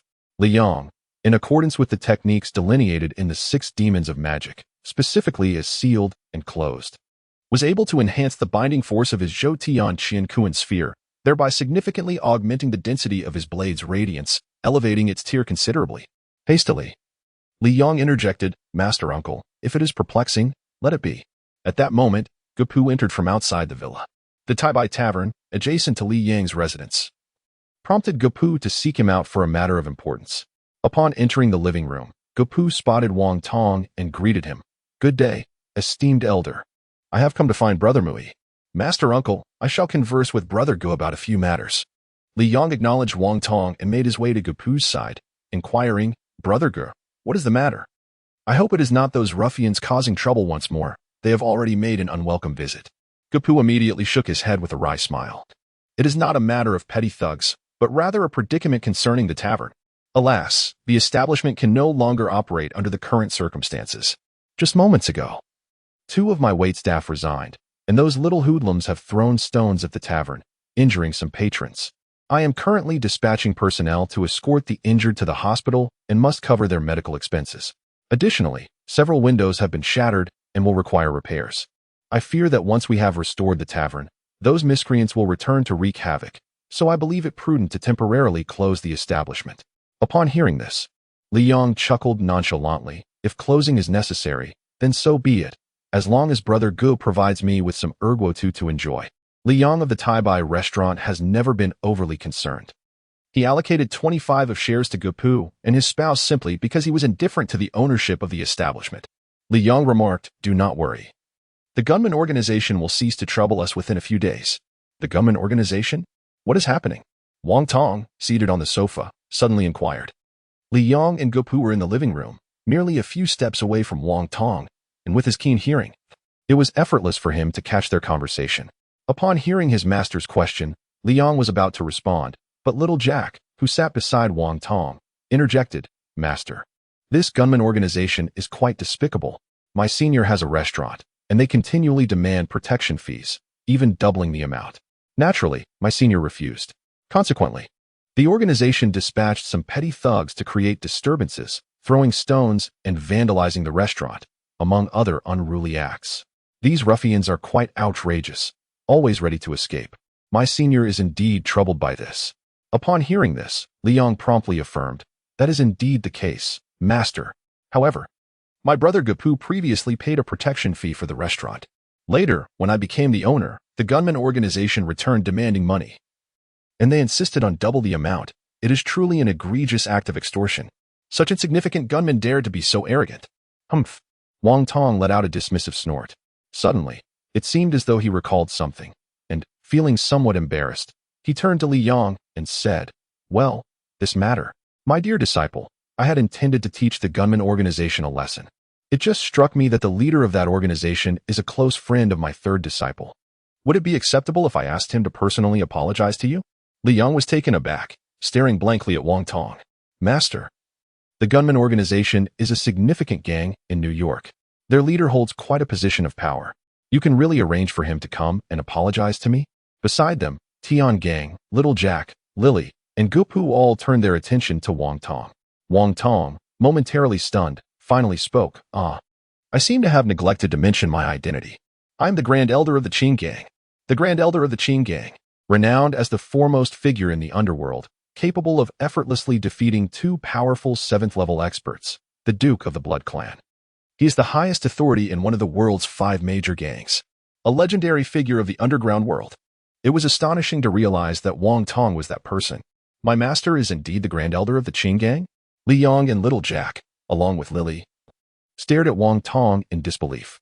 Li Yang, well-versed in the underworld, fully understood the significance of the Grand Elder's position, while Little Jack and his sister, though less informed, recognized that the Qing Gang is one of the world's top 5 gangs, which made them comprehend the immense stature of their master. Please do not regard this identity as anything too significant. Regardless of who I am, I'm still your master and your elder. Wang Tong gazed at the astonished expressions of Li Yang and the others, a smile gracing his lips. Once Li Yang had fully regained his composure, he turned to Wang Tong and said, "Master Uncle, you have kept us in the dark for far too long. Had we known you were the Grand Elder of the Qing Gang, we would not have troubled ourselves with those insignificant figures from the gunman organizations. With just a phone call from you, all our worries would vanish." Little Jack, brimming with excitement, exclaimed, "Ha! I am truly a genius. Finding a master who is the Grand Elder of the Qing Gang. By the way, Master, since you hold such a distinguished title, does that make me, as your disciple, a member of the Qing Gang's upper echelon?" Wang Tong stroked his beard, pondering for a moment before glancing at the eagerly awaiting Little Jack. "Well, you could say that. More or less. It was a jest.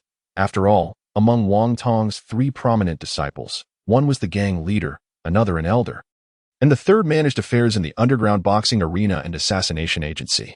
Each one was undoubtedly a high-ranking member of the Qing Gang. Little Jack was still young, but as he matured, wielding the identity of the Grand Elder would undoubtedly grant him easy access to the upper ranks of the Qing Gang. A smile began to form on Li Yang's face as he thought, "This is truly splendid. My master uncle is the Grand Elder of the Qing Gang.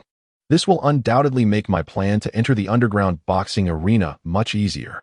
Suddenly, Li Yang's expression shifted. He realized with dismay, "Oh no, is fate toying with me? I have just accepted a mission to assassinate the leader of the gunman organization. Is my invulnerable bullet identity as an assassin about to be shattered?" At that moment, Wang Tong had already dialed his third disciple's number. "It's me, Yao Hui.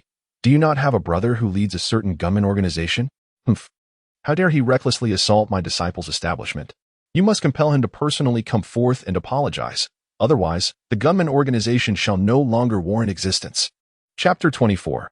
A Glimmer of Hope, Part 1. Wang Tong's third disciple, Yao Hui, oversees an assassin intermediary organization and an underground fighting arena. Although this assassin intermediary and the underground arena are jointly managed by the Qing Gang and the American Mafia, the influence of the Qing Gang slightly surpasses that of the American Mafia, rendering Yao Hui the paramount figure in both domains. Upon receiving a call from Wang Tong while in an office building, Yao Hui became puzzled. When did my master acquire a disciple? His esteemed lineage hails from the legendary Kunlun Immortal realm, where all his brothers and sisters are also of that exalted origin. Thus, who could this nephew be? With this thought, Yao Hui's expression shifted dramatically. "Did you not hear my words?" Wang Tong remarked, slightly vexed.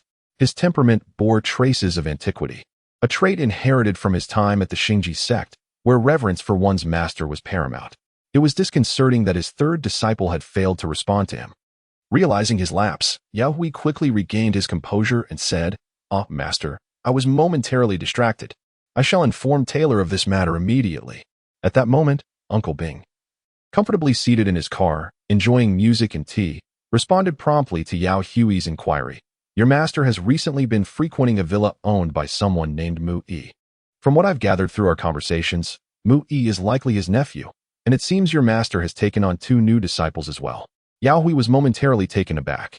While he could endure the presence of a junior disciple, he was perplexed as to when his master had taken on 2 apprentices. What position did Wang Tong hold within the Qing gang? It seemed that many sought to become his disciple, yet Wang Tong was notoriously selective, having only accepted 3 students thus far. How could it be that he had suddenly accepted 2 new disciples? Shaking his head to dispel these thoughts, Yao Hui continued to inquire, is it true that Mu Yi owns a restaurant? I know about the Thai restaurant, he continued. But when I intended to go in for a couple of drinks, I discovered it had been closed. Moreover, the entrance's glass was shattered, suggesting that some troublemakers had been there. It's utterly outrageous.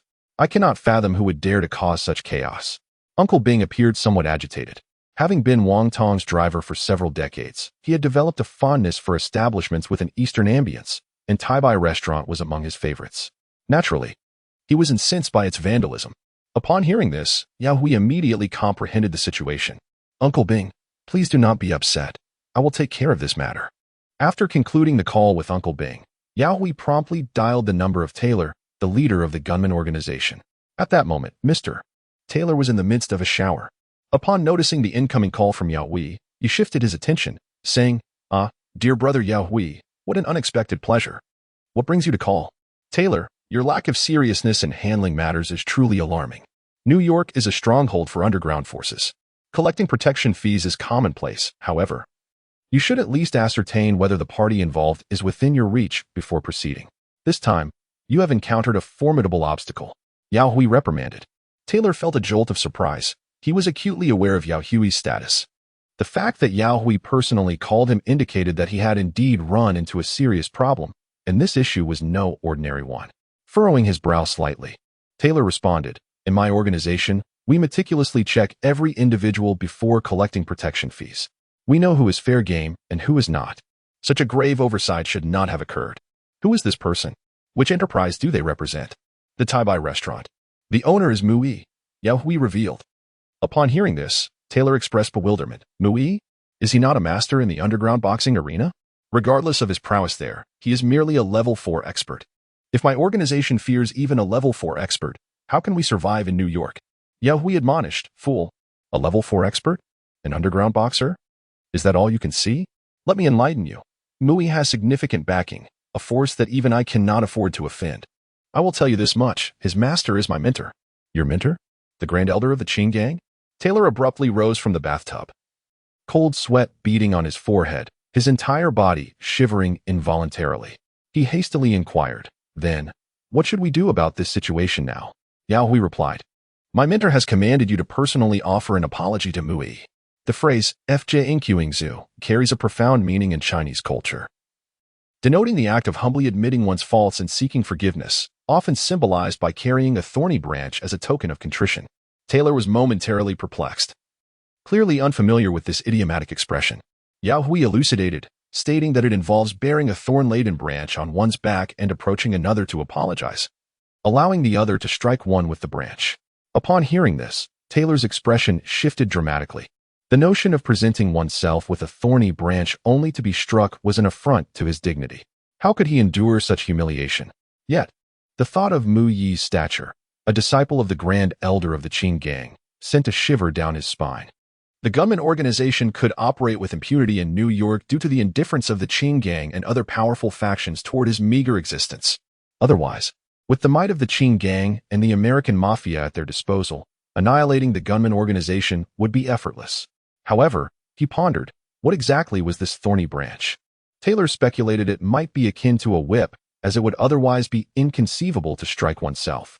Yao Hui reassured him, suggesting that perhaps his mentor spoke in haste. The thorny branch was too pedestrian. Instead, he advised Taylor to bring a whip to Mu Yi's residence and allow him to decide the appropriate course of action. He believed Mu Yi would not impose a severe punishment, so there was no need for concern. Thank you, Brother Yao Hui, Taylor expressed gratefully. Without your timely warning, my organization could have faced destruction without understanding why. He recognized that Yao Hui's call had safeguarded his organization. An hour later, having exited his room, Yao Hui encountered Billy, the second-in-command of the American Mafia's assassin intermediary organization, who approached him. "Dear Mr. Yao Hui, there is a matter of utmost importance that I must discuss with you," Billy remarked with a smile. Yao Hui immediately paused at the doorway and inquired, "Oh, what brings Mr. Billy in person?" Yao Hui furrowed his brow, stating, "Regardless of the measures, we absolutely cannot withdraw from the mission. The demise of a few lone wolves is inconsequential, their lives pale in comparison to our credibility. We must exert every effort to accomplish this task, and only if absolutely necessary should we reconsider." Billy promptly nodded, "I am well aware of this. Therefore, I propose that we lower the restrictions on this super mission, allowing A-level assassins to apply as well.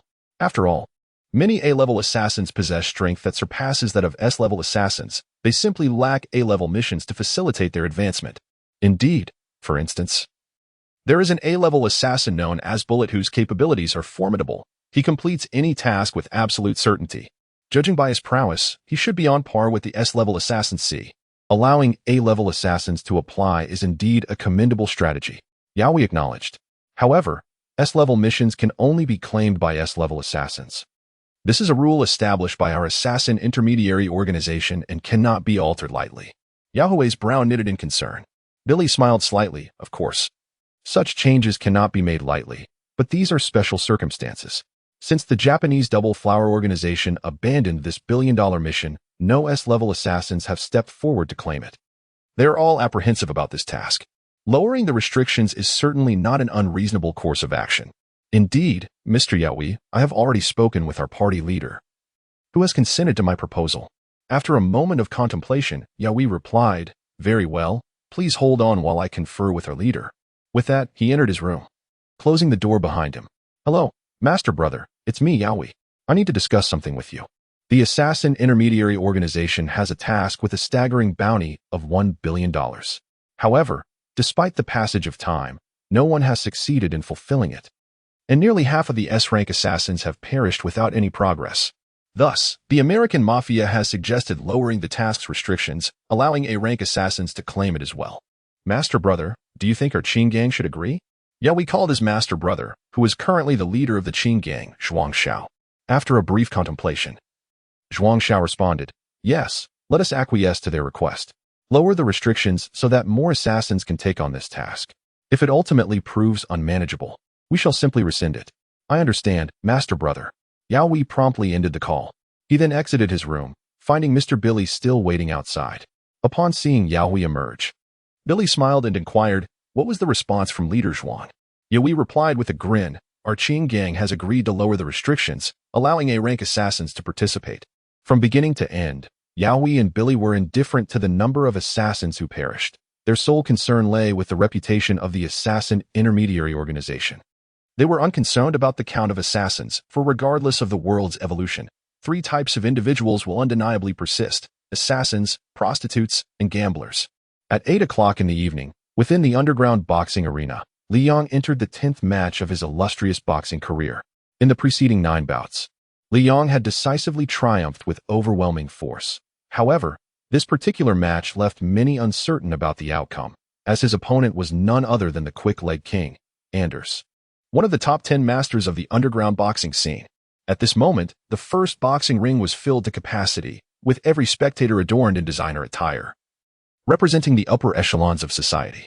Ladies and gentlemen, today marks the 10th match for our champion Mu. Should he emerge victorious, he will have the opportunity to challenge the ruler of our underground boxing realm, the Demon King. Yet, this 10th match will not be easily won. For Mu's adversary is none other than the quick-leg king, Anders, a master among masters. What will be the outcome of this match? Let us await the revelation. Now, let us welcome Mu to the ring. The referee announced loudly. Mu, Mu, Mu, Mu, Mu.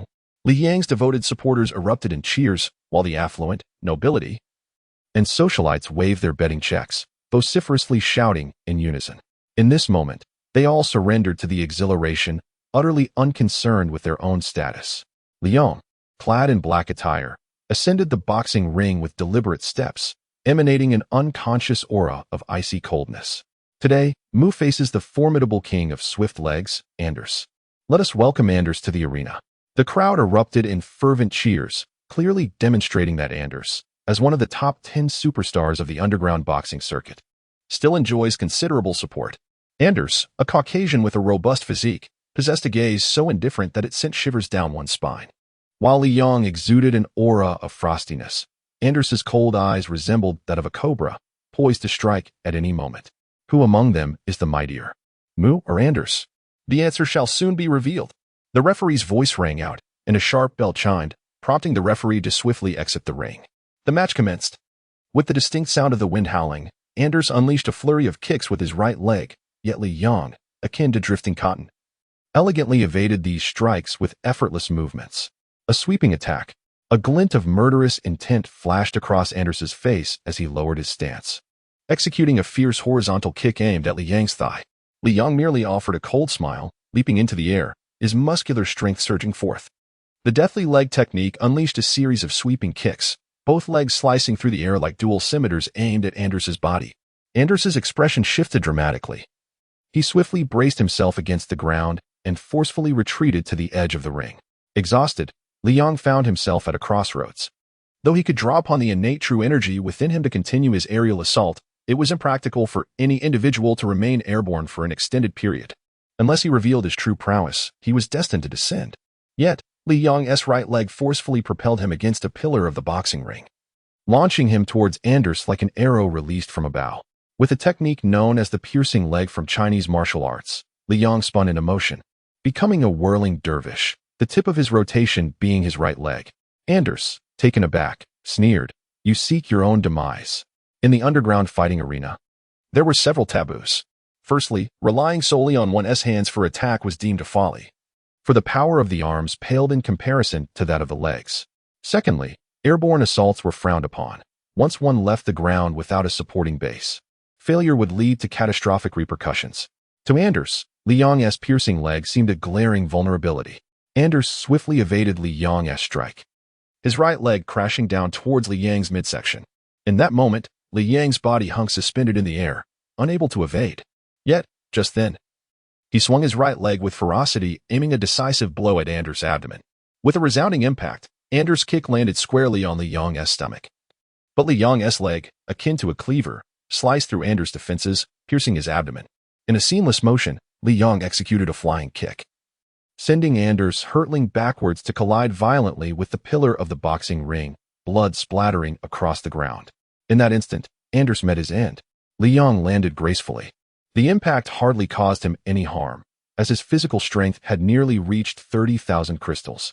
Nevertheless, he feigned discomfort, placing his right hand over his abdomen, and promptly exited the boxing ring, disregarding the referee's announcement of his victory. Within the confines of his villa, he mused about the swiftness of that fellow's reaction. What a pity. Thoughts raced through his mind as he deftly maneuvered the mouse to access the webpage of the Assassin Intermediary Organization. Upon entering the site, he was momentarily taken aback by a prominent banner that read, "Billion-dollar mission. Restrictions lifted. A-class assassins eligible." Wasn't he precisely an A-class assassin? Realization dawned upon him. The much-anticipated mission was finally within his grasp. Elated, his fingers moved with lightning speed as he clicked into the billion-dollar mission page, eager to accept the task. Chapter 25, The Mission in Hand. After an interminable wait, the long-awaited mission had arrived. What a delightful surprise. The restrictions had been lifted. Li Yang's eyes sparkled with excitement as he swiftly clicked to accept the mission. "Apologies, you have unfinished tasks and cannot accept this mission." Staring at the webpage's notification, Li Yang was momentarily stunned, then recollected the task he had undertaken to confront the leader of the Assassin Organization. His master had already compelled that individual to apologize to him in person. Well, even if that brat was fortunate. It was a pity. What a waste of over $100,000. Li Yang swiftly clicked into the task webpage of the Bounty Hunter Organization leader, selecting to abandon the mission. The abandonment was successfully processed. The Killer Intermediary Organization indeed excels at profit-making.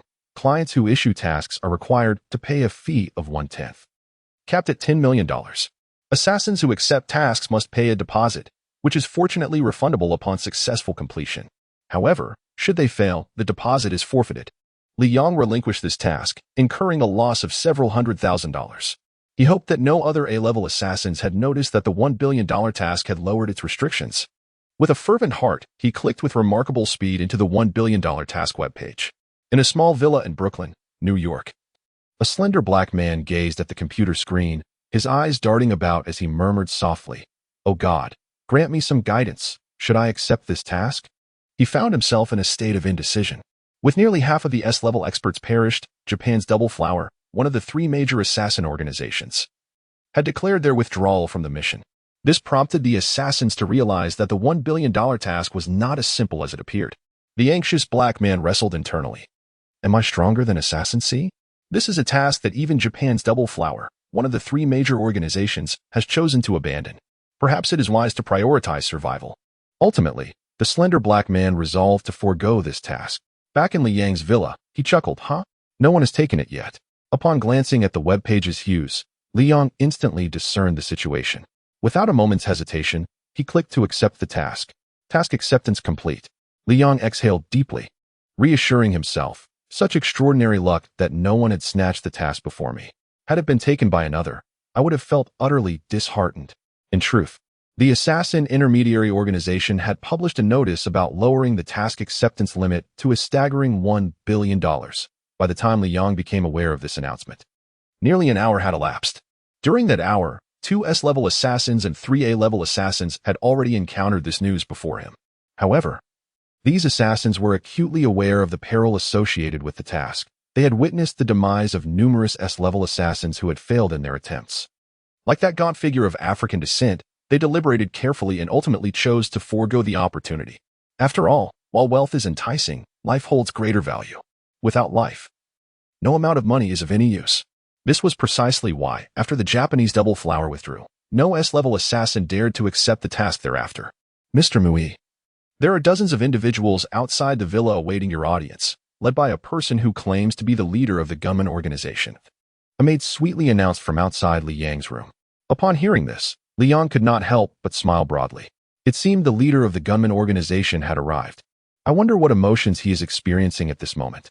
I recall my master instructed him to offer an apology. I wonder if he has brought the necessary tokens of contrition. With that thought, Li Yang promptly exited his room and descended the staircase. As soon as Li Yang descended the staircase, he beheld a man with chestnut hair, clad in a white, sleepwear-like coat. Suddenly, Li Yang's eyes sparkled with recognition, for he noticed the whip in the man's hand. Ah, could this be Mr. Mui? The man with chestnut hair appeared to be exceedingly respectful. Li Yang leisurely made his way down the stairs, a knowing smile playing on his lips as he regarded the whip, then turned his gaze to the man's eyes. The man exhibited no signs of trepidation, maintaining his posture of utmost reverence. That would be me. Li Yang abruptly pivoted and approached the dining table, drawing out a chair to sit. He then added, "You may take a seat as well." The man, however, promptly replied, No, standing while drinking is sufficient for me.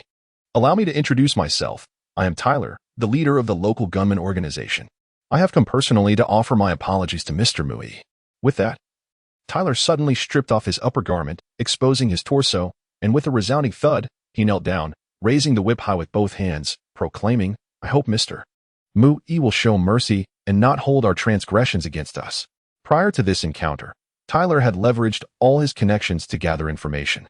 He received word from Old Jack that Mui had been recommended by the Hong Gang and possessed considerable wealth, indicating that he was backed by formidable forces. From what was known, this enigmatic Mui was associated with both the Hong Gang and the Qing Gang, neither of which were entities his gunman organization could afford to provoke. For the sake of his organization and his own life, Tyler had resolutely bared his upper body, kneeling before Li Yang to accept his reprimand. Li Yang observed Taylor kneeling before him, hands raised high with a whip, and offered a faint smile. He reached for a cup of tea on the dining table and took a slow sip, then addressed the maid beside him, requesting, "This tea has grown cold. Please bring me a hot cup." Taylor knelt in front of Li Yang, yet Li Yang seemed oblivious to his presence.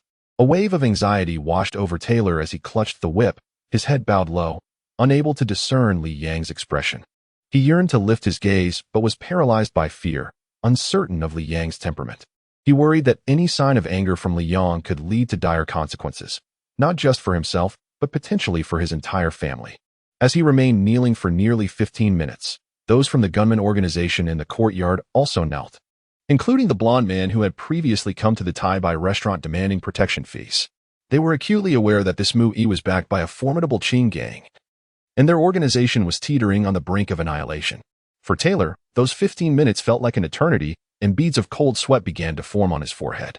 Liang sat in his chair, looking down upon the kneeling Taylor as though he were merely an insect. The strong are always revered. If I did not possess such a powerful background, I would likely be forced to act alone in an assassination attempt against him. Without formidable strength, I would have no means to retaliate and would remain at their mercy. If only I had wielded such power in the past, could I have protected Xue? Would she still have perished? If I had been formidable enough, would Lin Tianyu have dared to drive her to her death? A tumult of thoughts swirled within Liang. "Sir, here is your tea," the maid said, presenting the cup before him. Yet a wave of irritation surged within him. "Bring me a bottle of wine." Liang spoke in a low tone. The maid promptly fetched a bottle, her heart filled with confusion. Although Liang usually exuded a faintly cold aura that deterred strangers, he treated them fairly well, displaying no inappropriate behavior and maintaining a pleasant demeanor when conversing. However, this unusual display was rare. With a swift motion, Liang seized the bottle and stood abruptly, tilting his head back and consuming nearly half of the potent liquor in one go. His gaze then fell upon a whip, which he instinctively grasped. The moment Taylor, kneeling on the ground, noticed the whip being taken, a jolt of alarm surged through him, causing his muscles to tense. Yet, simultaneously, a burden was lifted from Taylor's heart. Having remained in that submissive position without any reaction from Liang was far more agonizing. Let the whip fall. Once it's over, it will be done. Taylor remained utterly still. Liang's eyes locked onto Taylor, as if he were seeing Lin Tianyu, and without hesitation, he lashed down the whip. Crack! The whip struck Taylor's bare back with a sharp, resounding sound, leaving a distinct red mark that immediately surfaced. The dozens of men kneeling in the courtyard trembled, their hearts racing with fear that Liang's wrath was genuine. They dreaded the thought of his potential retaliation against the gunman organization, knowing full well that they stood no chance against the might of the Qing gang. A fiery sensation coursed through Taylor's back, swiftly followed by numbness at the sight of the strike. Liang observed the blood seeping from the whip mark, a cold smile gracing his lips as he tilted his head back and downed the remaining half of the liquor with a series of gulps. In the entire living room, the only sound was that of Liang drinking, while no one from the gunman organization dared to move or rise. A sharp crack resonated through the air, the sound of a shattered wine bottle. As it fell to the ground, fragments scattered in all directions, causing the members of the gunman organization to involuntarily flinch. Liang cast aside the whip with a casual flick, turning to utter with indifference, "You may leave. Deliver $10 million to Taibai Restaurant as a gesture of apology by tomorrow, and we shall consider this matter settled." Taylor paused, momentarily taken aback, only to be engulfed by a wave of overwhelming excitement. This predicament was resolved. A mere $10 million would suffice. "Thank you, Mr. Mu-Yi, for your generosity," Taylor exclaimed, kneeling in gratitude. "Thank you, Mr. Mu-Yi, for your generosity," echoed the voices of dozens of gunmen in the courtyard. Liang, however, paid them no mind as he ascended to the second floor, disregarding those below. Taylor and his entourage, upon regaining their composure, stood up and departed. Their hearts lightened compared to the trepidation they had felt upon arrival. "Snow." Liang's deep voice reverberated in his room. Chapter 26. The Wolf King Knight had fallen. Inside Liang's chamber, the atmosphere was thick with anticipation. Suddenly, his gaze caught sight of a grand tree in the villa community, igniting a spark of inspiration within him. In an instant, his body became a blur as he seamlessly executed the elusive cloud-piercing mist technique. Within a breath, he soared through the air, landing beside the majestic tree. With a swift flash of brilliance, he returned to his room. The air crackled with the energy of his blade, with shavings swirling around him. A faint smile graced Liang's lips as he fully immersed himself in the moment, a profound sense of completeness swelling within his heart. The energy of his blade surged, becoming more rapid and refined. In a fleeting moment, or perhaps an eternity, Liang abruptly ceased the flow of his blade's energy. With shavings gently descended to the floor, Liang gazed ahead, tears streaming down his face. As he whispered, "Snow." Liang gently caressed Jiang Xue's face. His eyes filled with deep affection as he softly spoke, "Xue, I must embark on a mission. Wait for me at home." In an instant, Liang's figure flickered and he leapt from the balcony. "Liang, your cultivation has remarkably advanced once again. Impressive. Your blade aura has become even more refined. And your offensive power has consequently increased. Truly remarkable." The voice of Xiang Yu resonated in his mind. Yet, Liang calmly inquired, "Where's the Wolf King Carter?" Xiang Yu felt a hint of curiosity. Ever since Liang completed the wooden carving moments ago, he sensed a shift within him. an essence that was distinctly different from the past. However, even Xiang Yu could not ascertain the exact nature of Li Yang's transformation. The Wolf King Carter resides in a villa in the suburbs of Richmond, New York. Never mind. I shall directly transmit the terrain into your mind. Unable to articulate it further, Xiang Yu decided to convey the landscape directly into Li Yang's consciousness. Li Yang slightly closed his eyes, absorbing the spatial information bestowed by Xiang Yu. Suddenly, he opened his eyes wide and dashed toward the ground, forming a seal with his hands as he proclaimed, "Escape." Immediately, Li Yang enacted the art of evasion, his figure seamlessly merging with the earth, vanishing from sight. Perhaps it would be intriguing to engage with those dukes, Carter remarked with a smirk. Yet, the Grand Elder of the Qing Gang poses the greatest challenge. Alas, if I were to confront him, I would likely have no hope of victory.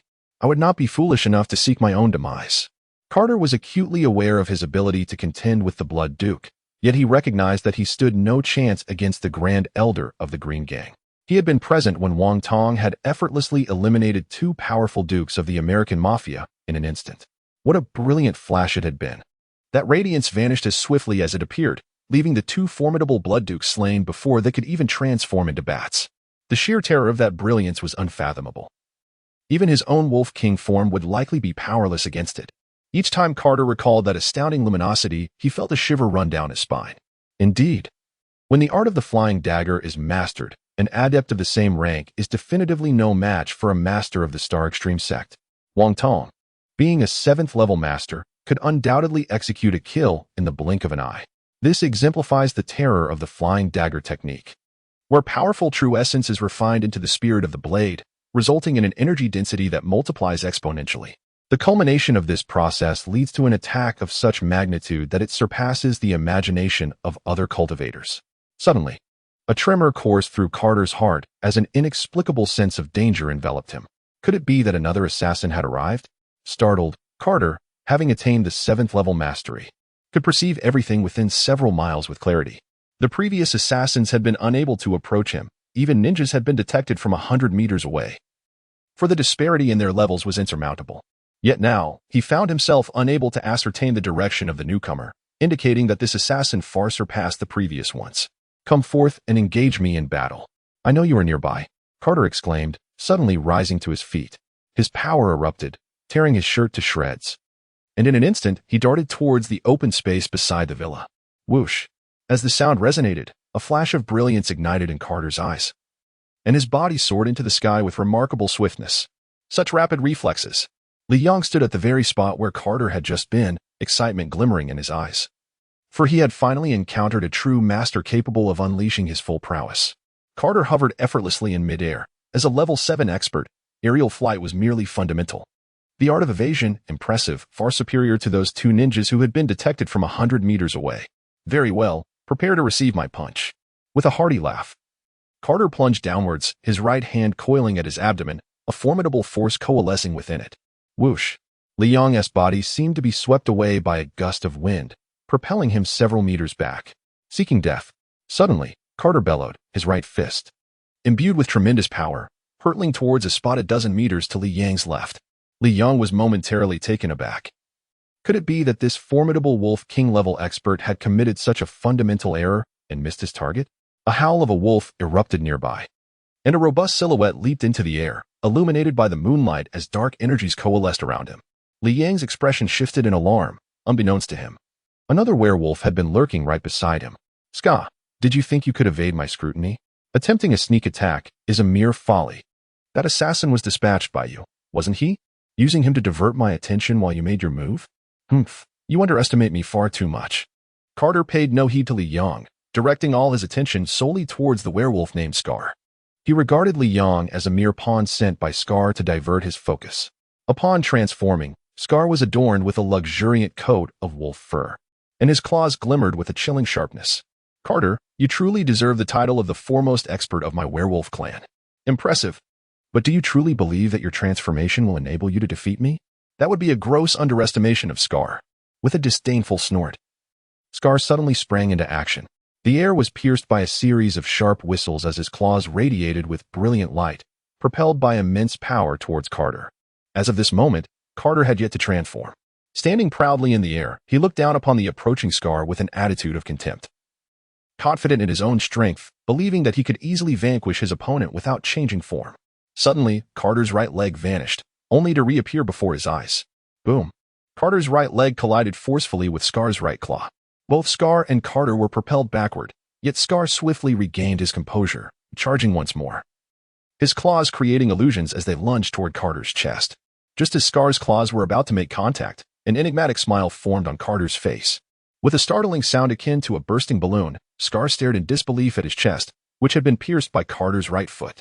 Suddenly, it fell to the ground like refuse, stirring up a cloud of dust. How is this possible? How could your speed be so astonishing? Did you not remain in your original form? Scar's voice began to weaken. Carter, being a werewolf himself, understood the critical vulnerability of a werewolf's heart just moments ago. Carter's kick had shattered Scar's heart. With a cold smirk, Carter withdrew his right foot from Scar's body. Astonishingly, Carter's right foot had transformed into a wolf's claw. You. Scar's complexion changed dramatically, as if he recalled something of great significance. Carter gazed compassionately at the dying Scar and gently said, I have yet to inform you that I can now partially transform. Scar nodded, blood gurgling from his mouth. Indeed, you are formidable. It is no surprise that you are the foremost among our werewolf clan, achieving partial transformation without relying on sacred artifacts.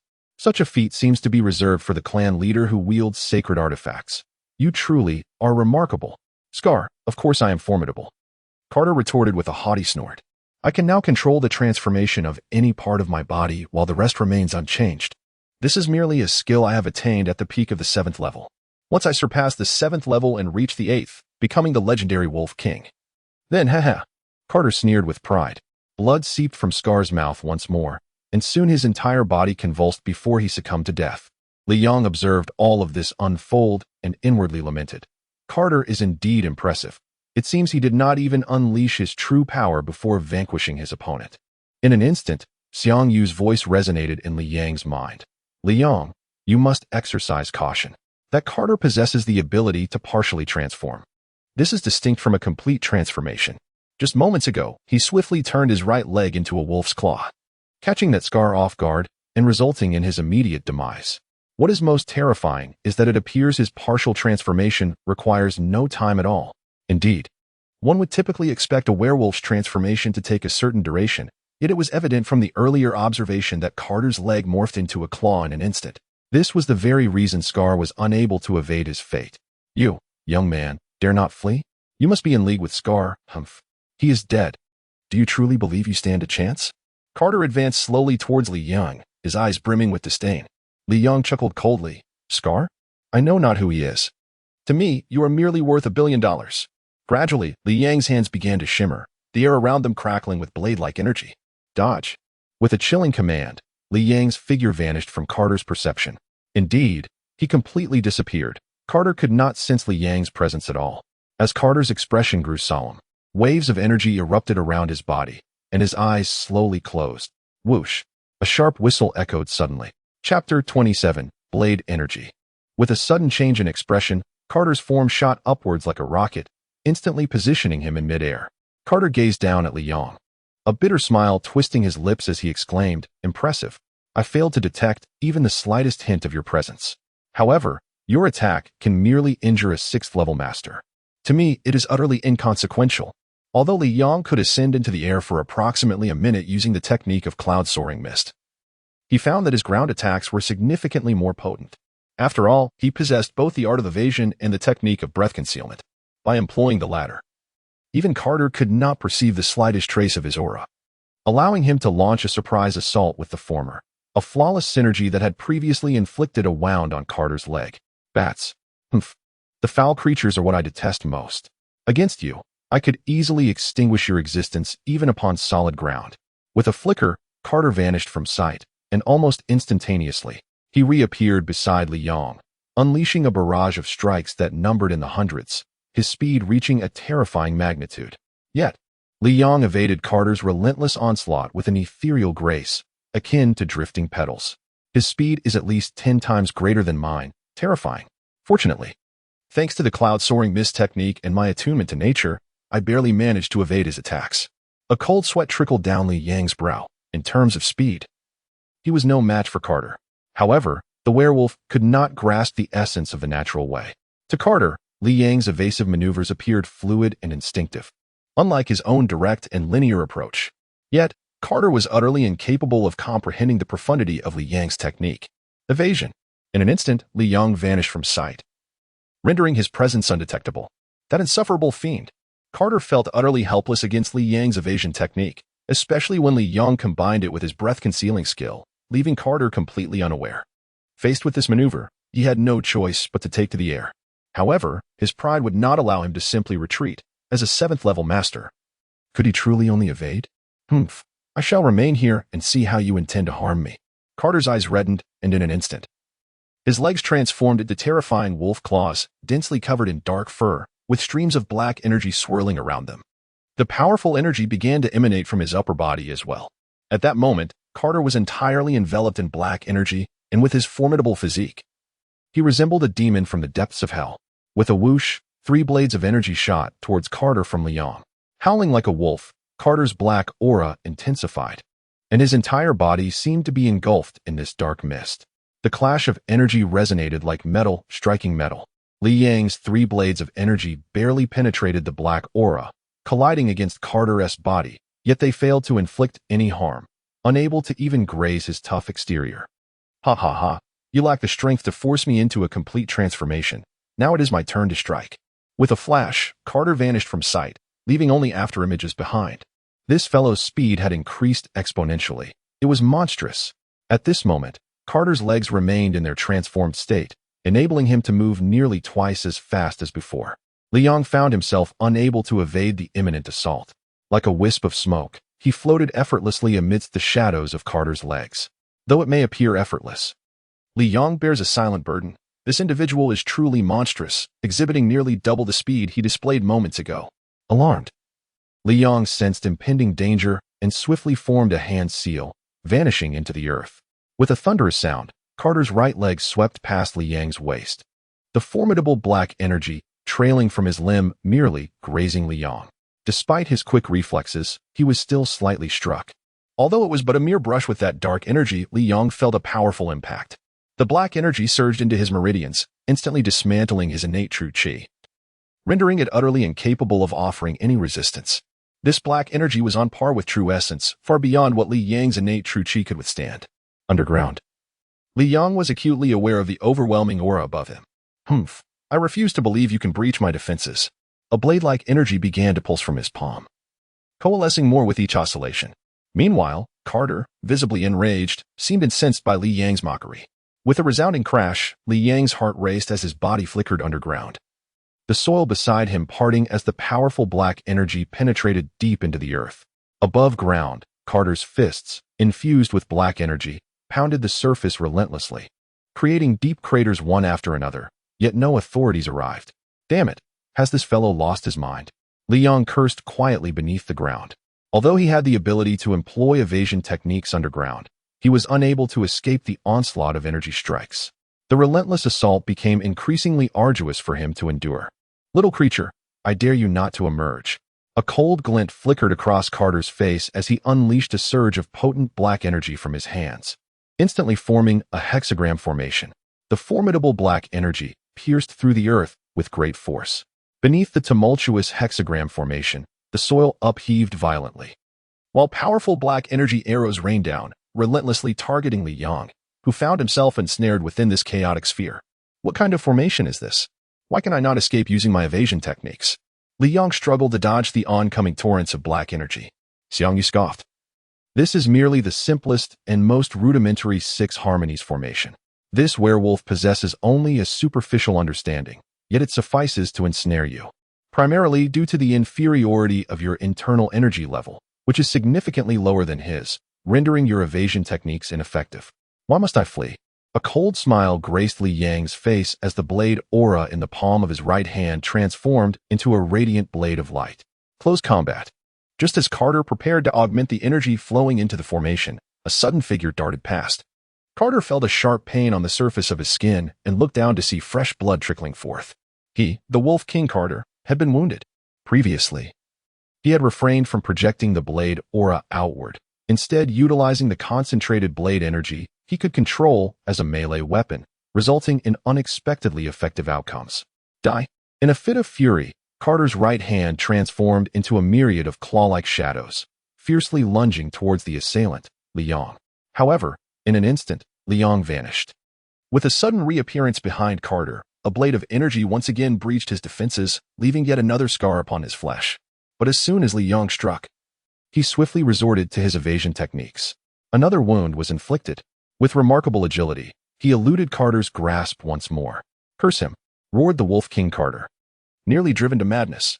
Though his speed surpassed that of Liang, the latter moved with an eerie silence, employing his concealment techniques to mask his presence entirely. Liang would reappear at Carter's side, strike, and then vanish before Carter could retaliate. Once again, after a successful assault, Liang relied on his evasion skills to escape.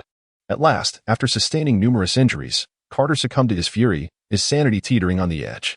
As the mightiest of the werewolf clan, even though Liang's attacks merely grazed his skin, drawing but a trickle of blood without inflicting any significant harm, it was nonetheless a humiliation, a disgrace for one of his stature. "Transform!" A howl erupted from Carter as he threw his head back to the heavens. The sound of his wolfish cry resonated through the night. The moon above seemed to morph into a blood-red orb, as streams of energy surged forth from the darkness and merged with Carter's being. His werewolf fur began to grow at an astonishing rate, and peculiar horns sprouted from his forehead. The transformation was complete. The werewolf indeed possesses formidable prowess, seemingly on the verge of transcending to the realm of the Wolf King, evidenced by the singular horns sprouting from his forehead. Should he achieve but a slight further breakthrough, he would ascend to the status of the Wolf Emperor. Alas! Xiang Yu lamented within Liang's mind. "You cowardly scoundrel, hiding from ambushes, come forth." With a resounding roar, Carter's claws erupted from the earth in an instant. Within mere breaths, the expanse of land governed by the hexagram formation was entirely uprooted by his might. Liang inhaled sharply. The speed at which Carter excavated was astonishingly swift, even as he employed his evasion technique to ascend to the surface.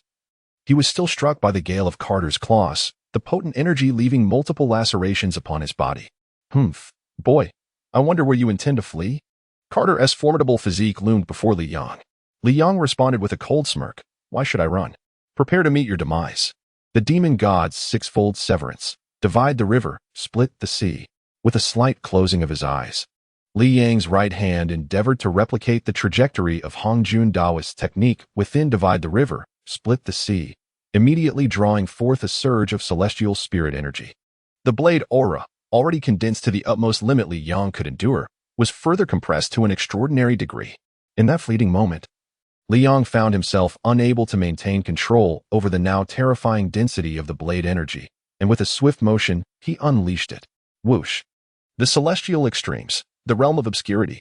In an instant, Liang commanded all surrounding spiritual energy to frantically converge into that blade energy, relentlessly compressing it. The blade aura continually solidifying.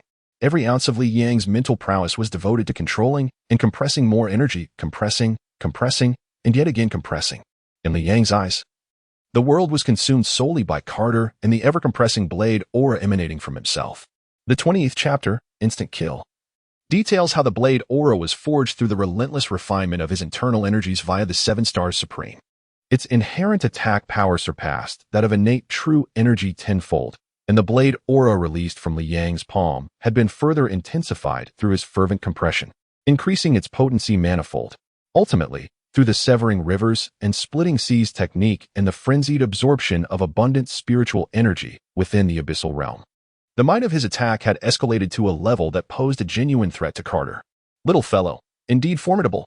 Carter laughed heartily, his muscles bulging ominously as a potent black energy flickered between them like lightning, exuding an aura of terror. Suddenly, Liang's blade aura struck fiercely against Carter's chest, causing him to stagger. A clear wound appeared on his bare chest, blood gushing forth. "I have fully transformed, yet you can still harm me. Very well. I shall demonstrate the true power of the Wolf King," Carter declared as he extended his arms, his body naturally levitating. The moonlight above radiated an almost tangible glow upon him. Werewolf, the dark darling of the moon. In an instant, the wound on Carter's chest healed completely, while the fur on his body, initially only an inch long, began to grow wildly at a visible pace, ultimately reaching nearly a foot in length. His eyes turned a blood-red hue, reflecting his ferocity. This is my true power, Carter said coldly, hovering in midair as he gazed at Li Yang. Suddenly, Carter's figure vanished without a trace. Li Yang's expression changed instantly, sensing the impending danger. He floated as if gravity had no hold on him. At that moment, the howling wind generated by Carter's swift movement finally reached his ears, indicating that Carter's speed had far surpassed the speed of sound, supersonic.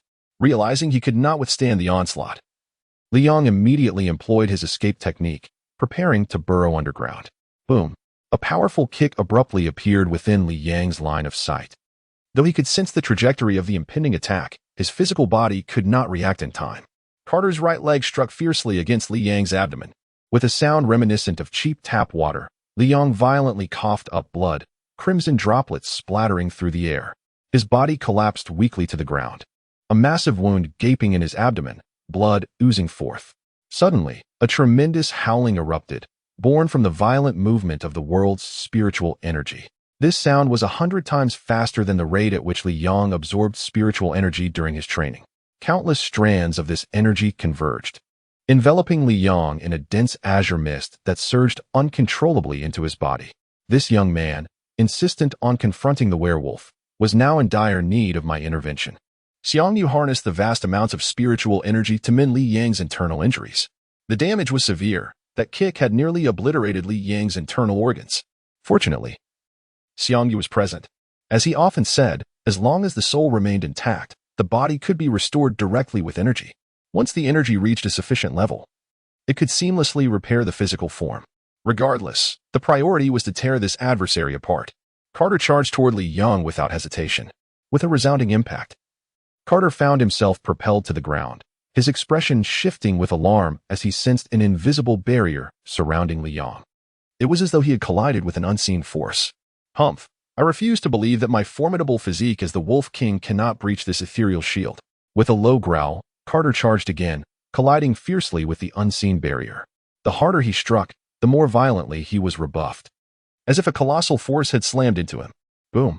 With eyes ablaze, Carter could hardly fathom that his powerful body could not shatter even a mere shield. He quickly rose and charged once more. Another impact echoed through the night, and once again, Carter was sent tumbling to the ground. After several minutes, Li Yang's body had fully healed, while Carter continued his relentless assault, injuring himself in the process due to the excessive force of his own strikes. However, in the depths of night, the werewolf could harness his might, and his body would recover swiftly. Bawang, this fellow is practically impervious to harm. I am utterly at a loss. You must intervene. Li Yang ultimately conceded the struggle against this excessively robust werewolf. Upon hearing this, Bawang Xiang Yu responded, very well. You need only to deliver a single punch to him. Do not fear that he can inflict any harm upon you. Li Yang paused, then nodded in agreement, placing his trust in Xiang Yu. As the azure mist of spiritual energy gradually dissipated, Li Yang rose and began to stride purposefully toward Carter. Hey, are you out of your mind? Do you still want to collide? Li Yang observed Carter, who was poised for another strike, with a bemused expression. Carter, momentarily taken aback by Li Yang's unscathed appearance, seemed momentarily stunned, stammering, why you? He pointed at Li Yang, unable to articulate his thoughts. Just moments ago, he had unleashed a powerful kick, one that could have shattered even a steel pillar, and he distinctly recalled seeing Li Yang's abdomen being struck. Yet now, there was not a single mark upon him. Enough of this back and forth, Carter. Prepare to meet your demise. Li Yang stated coolly. Carter, as if hearing the most absurd joke, laughed incredulously. Ha! Me meet my end? You're telling me to die? Suddenly, with a swift movement, Carter lunged forward, roaring, No, you shall be the one to perish. His robust right leg surged forward with formidable force once again. Li Yang extended his fist and gently struck Carter's robust leg. Crack! It was as if he had smashed a cookie. Carter's leg was effortlessly broken in two. In the blink of an eye, Li Yang's fist, under Carter's incredulous gaze, descended upon his chest. Thud! The impact was akin to piercing through a sheet of white paper, as Li Yang's fist easily obliterated Carter's vital heart into fragments. Though the narration may seem slow, it transpired in the briefest moment of Li Yang's strike. Instant annihilation. A single blow to extinguish life. Li Yang himself was momentarily astonished. He was aware that Xiang Yu would intervene, and he sensed a surge of energy emanating from his fist. However, he could scarcely believe that the once formidable Wolf King had been so effortlessly vanquished. How could this be? He is, after all, At the pinnacle of the 7th level and the strongest among the werewolf clan, how could he be so easily slain? Li Yang asked, bewildered. Xiang Yu replied with arrogance. The disparity in levels is paramount. Humph, he is merely a 7th level expert, but what of this overlord? Although the energy I have amassed cannot exceed the limits of the mortal realm without drawing the attention of the celestial realm, I still possess the strength of a peak 9th level expert in the mortal domain. You must understand, the higher the level, the greater the chasm between them. His energy is less than 1% of mine. To me, he is nothing more than an ant. Tell me, is it not expected that this overlord can crush an ant with such ease? But I am also a 5th level expert. Why did it take Carter so long to kill me? Li Yang inquired further. Xiang Yu scolded, are you foolish? If you had not refined your blade energy through the 7 stars extremity, your attacks would not have harmed him in the slightest. If you had not cultivated the 6 divine demons, you would have been unable to evade his strikes. Without the breath concealment technique, you would not have escaped his senses and would have been killed long ago. If you lacked escape techniques, there would have been no refuge for you. Your endurance thus far is solely due to the combined effects of your escape techniques, breath concealment, the 6 divine demons, and blade energy. Otherwise, you would have been vanquished in an instant. Even with these precious secrets at your disposal, what was the final outcome? You were still ultimately dispatched by a mere kick. Had this overlord not intervened, would you not have been but an ant, easily manipulated at his will? The words of Xiang Yu left Li Yang momentarily stunned. Indeed, despite possessing an array of skills, he had ultimately been sent flying by a single kick, nearly meeting his demise. Regardless of the circumstances, one's own strength remains paramount. In bygone days, when levels reached a certain height, even the most skilled opponents would find themselves at a loss. Xiang Yu remarked with a hint of indifference. Li Yang silently nodded, recognizing that the enhancement of one's personal prowess is indeed fundamental. Yet, Xiang Yu countered, what is the sensation of striking with your fist? To have the mightiest of adversaries crumble before your blows, like mere biscuits shattering under pressure, is undeniably exhilarating. Li Yang cast a glance at the lifeless Carter, a faint smile gracing his lips, before he fervently declared, dodge. The following morning, Li Yang stood in the shower, the cold water cascading over him. As the icy droplets enveloped his body, he felt an invigorating sense of comfort. After drying off, he donned a bathrobe and entered his bedroom. Snow, good morning, he exclaimed. Reaching out to caress the wooden carving standing by the bedside, his face radiating joy. Suddenly, the color of the web page shifted. A vibrant, firework-like display erupted across the screen, and a massive red banner materialized. The billion-dollar mission had finally been accomplished by the assassin known as Bullet. Gazing at the crimson banner, Li Yang felt a swell of pride within him. Without hesitation, he clicked on the banner, leading him to a new page. The assassin known as Bullet rapidly ascended through the ranks, evolving from a C grade to a B grade, and ultimately achieving A grade status. Every task he undertook was invariably completed within 2 to 3 days, and his reputation spread widely throughout the underworld of assassins. Prior to accepting the billion-dollar assignment, Assassin Bullet had previously been tasked with eliminating the leader of a notorious gunman organization. However, it seems that Mr. Bullet, disinterested in such meager sums, chose to abandon this lesser mission upon noticing the announcement regarding the lowered restrictions for the billion-dollar task, opting instead for this superlative S-grade challenge. In that moment, history was made. The highest bounty in the annals of the Assassin Intermediary Organization was finally fulfilled by him, earning Assassin Bullet the unparalleled reward of $1 billion. The party leader, astonishingly, the billion-dollar task has been completed by an assassin known as Bullet. Billy respectfully informed Anthony, the leader of the American Mafia. Have we uncovered his identity? Anthony inquired, raising an eyebrow, fully aware of Carter's formidable prowess, an Apex Level 7 master, a paragon of strength that even he could not defeat. We're uncertain, but the individual who facilitated Assassin Bullet's identity was a person named Mu Yi. However, according to Duke's observations, Mu Yi appears to be below even level 6, which leads us to suspect that there is someone else behind him, a top-tier master who is utilizing Mu Yi's identity to carry out missions, Billy speculated. Moreover, Mu Yi seems to be backed by the influence of the Qing gang. Our operatives have witnessed a high-ranking elder of the gang emerging from Mu Yi's residence, Billy added. Anthony frowned immediately. The elder of the Green Gang? Continue to monitor, but do not take action. We must maintain a primarily friendly relationship with the Green Gang. In Li Yang's villa. Quite satisfactory. I have earned $990 million. That assassin intermediary organization is truly unscrupulous, deducting a $1 million service fee. Li Yang remarked with a smile as he gazed at the bank account displayed on his computer, feeling quite pleased at that moment. Buzz. The phone vibrated. And upon glancing at the caller ID, Li Yang answered the call. Master Uncle, what brings you to seek me so early in the morning? Mui replied. I initially thought that the assassin known as Bullet was you, but just now, that peak-level 7th-tier expert Carter was killed by this assassin Bullet. You are merely a 5th-tier expert. It is impossible for you to inflict harm upon him. So who exactly is this assassin Bullet? Wang Tong inquired anxiously. Wang Tong's spiritual sense could encompass the entirety of New York, and he had never discovered any expert surpassing him in the city. However, he believed that this assassin Bullet must be someone else entirely. Since Li Yang had requested the identity of the assassin Bullet, it indicated that this individual must have some connection to Li Yang. Yet, he had never perceived any expert beside Li Yang. Nevertheless, the existence of the assassin Bullet suggested something significant. It implied that this assassin was stronger than Wang Tong. Beyond his spiritual senses detection, an expert surpassing Wang Tong. This was extraordinary. Such a super expert would undoubtedly attract the attention of various underground forces. Therefore, Wang Tong immediately called Li Yang early in the morning to inquire about the identity of this individual. Li Yang's heart stirred as he comprehended everything, and he smiled faintly as he replied, Indeed, this individual is an extraordinary master who has imparted various cultivation techniques to me and has treated me well. However, he is not my mentor. He has requested that I keep his identity confidential and never disclose it. Please forgive me, Uncle Master. Disciple, Wang Tong cautioned.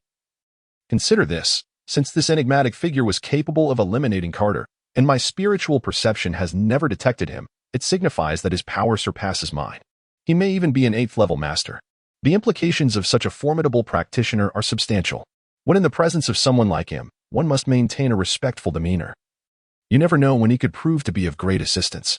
In his heart, Wang Tong had already accepted Li Yang as one of his own. Li Yang promptly replied, Uncle Master, do not worry.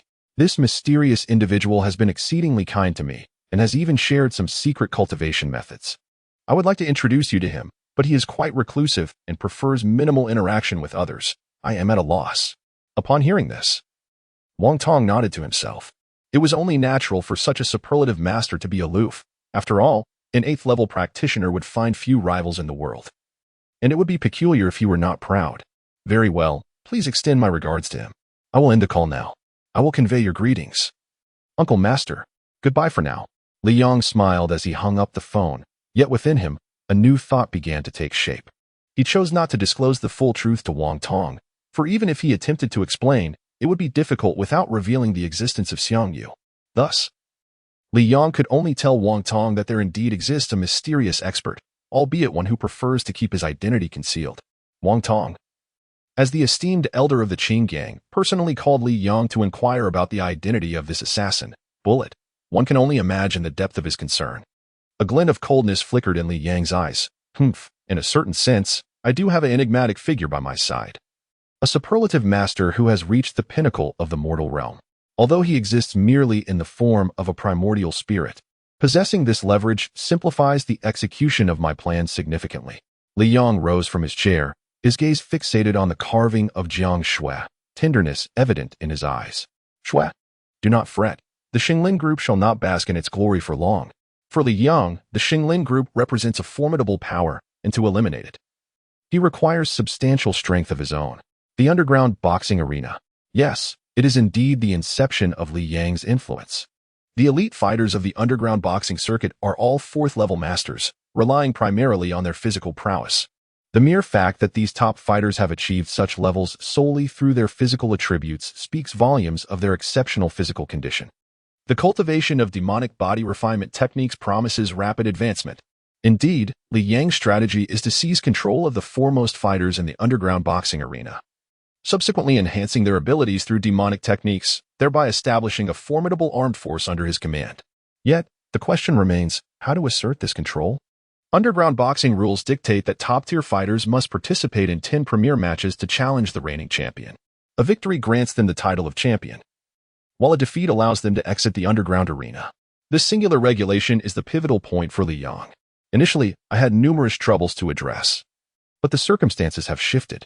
I believe that at this moment, my standing in the eyes of the Qing gang has significantly transformed. The Qing gang is, after all, the largest entity in the underground boxing world.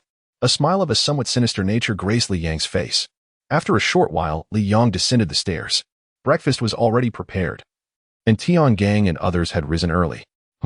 Lily, what book are you reading? Li Yang inquired as he took a seat at the dining table. At that moment, Lily was seated at one side, engrossed in a rather thick English book. Tian Gang, sitting beside her, proudly remarked, Lily is a master's student in financial management at New York University, and she is now preparing to pursue her doctorate. As for the book she is reading, well, I must admit I do not comprehend it. Senior brother, it's nothing much. I just have a keen interest in economics, Lily quickly responded. Jack, holding a copy of Compendium of Materia Medica, promptly set his book down and interjected, Humph, my sister is no ordinary person. As the sister of this prodigy, she excels in economics. She earned the Anderson Award based solely on her thesis, a feat unparalleled in the history of New York University. Li Yang's eyes lit up as he recalled the Anderson Scholarship, a highly esteemed accolade within the realm of economics. Typically, this award is bestowed upon professors or experts, making it quite extraordinary for a university student to achieve it through a mere thesis. With a smile, Li Yang remarked, Lily, I didn't realize you possessed such profound knowledge of economics. If presented with a substantial sum, do you believe you could manage it effectively? Theory is one thing, but practice is an entirely different realm. Being adept in theory does not inherently guarantee practical success. A glimmer of confidence shone in Lily's eyes, reflecting her belief in her own abilities. Senior brother, when it comes to cultivation, I may be among the slowest, but when it pertains to economic matters, I am quite self-assured. Li Yang nodded. Very well. I shall provide you with $10 million as practice. By the way, after a year, I expect at least $20 million in return, or I shall be quite displeased. He then produced a golden card. Lily was momentarily taken aback. At that instant, Tian Gang realized the implications and quickly interjected, Lily, I have $2 million at my disposal.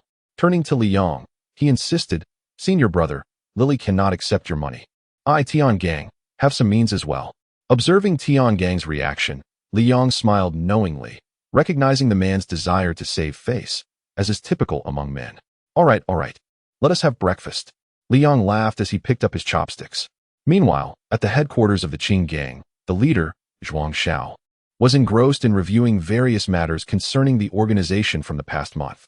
Ding-ling-ling, Jiang Xue promptly answered the telephone on the desk, where the voice of the secretary at the door resounded. Master, the leader Yaoi wishes to speak with you regarding an urgent matter. Let him in, Jiang Xue replied calmly, tidying the documents on his desk.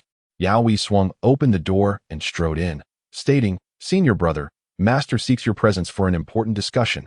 Upon hearing the master's summons, Jiang Xue immediately rose and declared, Let us go. Without a moment's hesitation, he accompanied Yaoi towards the quarters of the esteemed elder Wang Tong. En route to Wang Tong's residence, Jiang Xue inquired, Yaoi, do you have any insight into why the master has summoned me? Yaoi, realizing he had yet to inform his senior brother, promptly responded, Senior brother, there is something I failed to mention. Around dawn this morning, we discovered that the formidable Wolf King Carter, now at the pinnacle of level 7 prowess, has been slain. And the assailant is the assassin known as Bullet, a figure from our underground world. What? The Wolf King Carter? Is that true? Has he just been killed? Zhuang Zhao's heart raced in astonishment. As the leader of the Qing Gang, he was well acquainted with the superlative experts within the underground realm. For such individuals wield immense influence in the underworld. The Qing Gang's ability to outmaneuver the American mafia stemmed from the presence of the superlative elder Wang Tong. If the master did not intervene, who could possibly have the audacity to eliminate Carter? The news of Carter's demise, particularly at the hands of another, left Zhuang Xiao utterly shocked. This revelation was undeniably true. Carter was indeed dead. Yaoi asserted with certainty that upon witnessing the transformed werewolf's corpse, no one would harbor any doubts, for even armor-piercing rounds could not penetrate Carter's lifeless body. Though deceased, the flesh remained alarmingly resilient. By the way, the assassin known as Bullet is one of my associates from the underworld. You should be able to uncover his identity, Zhuang Xiao inquired eagerly, keen to learn more about the enigmatic killer. Yao Hui, with a wry smile, replied, Elder brother, I fear you may be disappointed. The individual responsible for registering Bullet's identity is none other than our master's nephew, named Mu Yi. Mu Yi, the master's nephew? Zhuang Xiao paused, as a sudden realization washed over him, his expression shifting dramatically. The master's nephew? All of the master's disciples hail from Kunlun's celestial realm. Does that not imply that his nephew is also from there? Contemplating this, Zhuang Zhao's demeanor darkened. Junior brother, why did you not inform me of such a significant matter sooner? You must understand the implications of Kunlun's celestial realm. Zhuang Zhao appeared somewhat irate. Yao Hui hastily clarified. Elder brother, I only discovered this information in recent days and have yet to relay it to you. Taking a deep breath, Zhuang Zhao refrained from further chastising Yao Hui and instead queried. So, this assassin is Mu Yi? If he indeed originates from Kunlun's celestial realm, he may very well possess formidable skills. Yao Hui quickly interjected. Our master has mentioned that Mu Yi has yet to reach the level of a 6th-tier expert, so it is improbable that he could have slain Carter alone. He must be accompanied by an exceptionally skilled individual. Yao Hui continued, by the way. My master has just called Mu Yi, and Mu Yi himself admitted that there is indeed a formidable expert by his side. That Carter was slain by this extraordinary individual. A formidable expert? The one who killed Carter? Such a remarkable figure is indeed in Mu Yi's vicinity? Zhuang Zhao's eyes brightened with intrigue. As they conversed, they arrived at Wang Tong's residence. Knock, knock, knock. They stood outside the door, gently rapping on it. Come in. Wang Tong's voice resonated in Zhuang Zhao and Yao Hui's ears, prompting them to step into the room.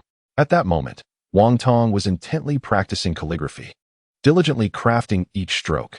Zhuang Zhao and Yao Hui remained silent, patiently awaiting the completion of his work. After a considerable time, Wang Tong finally finished the last character. I have summoned you both today to discuss an important matter, Wang Tong stated, setting aside his brush and turning to his two disciples. He stroked his beard thoughtfully and continued. Mu Yi is my nephew, and I trust you can imagine the significance of his background. However, I must caution you that this nephew of mine holds a unique position within our Star Extreme sect. He is not merely an ordinary disciple from the Kunlun fairyland. Indeed, his status is exceptional. After achieving mastery in cultivation, Li Xuanhuan adopted a boy as his son to carry on the Li family's legacy. This boy is now the current leader of the Star Extreme sect, and Li Yang is the grandson of the sect leader, as well as the great-grandson of Li Xuanhuan. Such lineage is certainly not something that ordinary sect disciples can rival. The reason Wang Tong opted to directly impart the 7 luminaries of the Star Extreme to Li Yang upon their first meeting was largely due to this remarkable heritage. Zhuang Zhao and Yao Hui exchanged a glance, their hearts filled with astonishment. Despite being disciples of Wang Tong, they had only acquired some rudimentary methods of cultivation, while the profound art of 7 stars extreme through the flying daggers was entirely foreign to them. When Wang Tong departed from the sect, he had sworn an oath to never divulge the teachings of their school. In Zhuang Zhao and Yao Hui's minds, the sects within the Kunlun Immortal realm were formidable entities. Yet this Mu Yi seemed to possess a remarkable standing even within the Star Extreme sect, a truly significant figure. Such a background was indeed formidable. Moreover, during my recent phone conversation with Mu Yi, I learned that he was accompanied by a master, a superlative expert on par with myself. Wang Tong continued. At that moment, Zhuang Zhao and Yao Hui were no longer surprised. They had already absorbed this information. Mu Yi's terrifyingly vast background, coupled with the presence of an expert rivaling the esteemed elder of the Qing gang, Wang Tong, prompted Zhuang Zhao and Yao Hui to elevate Li Yang's status in their minds to an entirely new echelon. Thus, I propose to invite Mu Yi to become a guest elder of our Qing gang. Wang Tong finally articulated his thoughts. The position of guest elder in the Qing gang is one of great esteem, ranking just below the gang leader and the supreme elders, on par with the elders themselves. However, guest elders wield little actual power, serving in a capacity that allows them to enjoy the myriad benefits of the Qing gang without administrative responsibilities. Although the guest elder may not possess significant authority, the advantages are undeniably plentiful. Once one ascends to the status of a guest elder, few forces would dare to provoke him, especially with the backing of the Qing gang. Furthermore, in the underworld, his standing would reach a new pinnacle. Master. Even Zhuang Zhao and Yao Hui were taken aback. They had not anticipated such a decision from their master. After all, the position of a guest elder in the Qing gang is exceedingly precious. There are only 6 elders in total within the entire gang, and guest elders are a rarity. Given the vastness of the Qing gang, who among them is truly qualified to assume the role of a guest elder? What are your thoughts, you two? Wang Tong inquired with a smile, gazing at his two disciples. Zhuang Zhao furrowed his brow slightly, contemplating the pros and cons. After a considerable pause, he looked up at his master and nodded, saying, "Master, I concur. A guest elder is merely a title. Allowing Li Yang to become a guest elder of the Qin gang entails no loss for us. Furthermore, binding Li Yang to the Qin gang could yield substantial benefits in the future." Yao Hui pondered for a moment before also nodding in agreement. "Very well, in that case, I shall make a call to inform Mui. You two should relay this matter to the other elders, so they may deliberate on it as well." Wang Tong instructed his disciples. In truth, Wang Tong's standing within the Qin gang was so elevated that it surpassed even that of the Grand Elder of the Han gang. His suggestions were nearly tantamount to a decree. How could the other elders possibly oppose? Moreover, with the approval of the gang leader Zhuang Xiao and both disciples in agreement, it was already a foregone conclusion. However, the deliberation among the senior elders was a time-honored tradition within the gang. Rules must be upheld, thus a discussion was still necessary. As he spoke, Wang Tong dialed Li Yang's number. "Hello, my dear disciple, it is I. Indeed, it is a splendid matter. Our Qin gang has decided to appoint you as an honorary elder, a position equivalent to that of a regular elder. Of course, you will not be required to undertake any duties for the gang. This is a remarkably comfortable privilege." Wang Tong chuckled. Upon hearing this, Li Yang's brows lifted, and a radiant smile began to blossom on his face. Who would have thought? I had already surmised that my status within the Qin gang would significantly rise. Yet I never imagined it would ascend to such heights, becoming an honorary elder. Fortune smiles upon me. Once I assume this role, my plans will become all the more feasible, and I can leverage the formidable influence of the Qin gang to create a slight inconvenience for the Shenglin group. Li Yang felt a surge of excitement within. However, he knew he must maintain an air of humility. An honorary elder? Master, may I inquire what prompted such a decision? It feels rather unfounded for me to be bestowed this title. I am well aware of my own capabilities, and I fear I may not be up to the task. Li Yang expressed with modesty. Wang Tong responded earnestly. What are you saying? You are my disciple. Look, the leader of the Qin gang is my student. What is there for you to worry about? Soon, Wang Tong sighed and said, My dear disciple, to speak frankly, I initially intended for that enigmatic individual behind you to become an esteemed elder of our Qin gang. However, as you are well aware, he is a solitary soul, and the likelihood of that happening seems quite slim. It would be more prudent to appoint you as the guest elder of our Qin gang. Moreover, as a forsaken disciple of the Star Extreme sect, my influence within it is negligible, whereas yours is substantial. Your background is sufficient to elevate you to the status of a guest elder in our organization. Li Yang was taken aback. He had never anticipated that his uncle would speak to him so candidly. He could discern that Wang Tong's words were indeed truthful. Disciple, both you and I are cultivators at the nascent soul stage, and we harbor no desires for power or authority. My sole focus is on my cultivation. I am aware of your predicament concerning the Holy Forest group. Their offense against you is tantamount to courting death. Yet, I also understand your temperament. It is best that you handle their demise personally. Nevertheless, I have taken the liberty to teach them a small lesson. Fear not, for their fortune has merely diminished from $600 billion to $400 billion.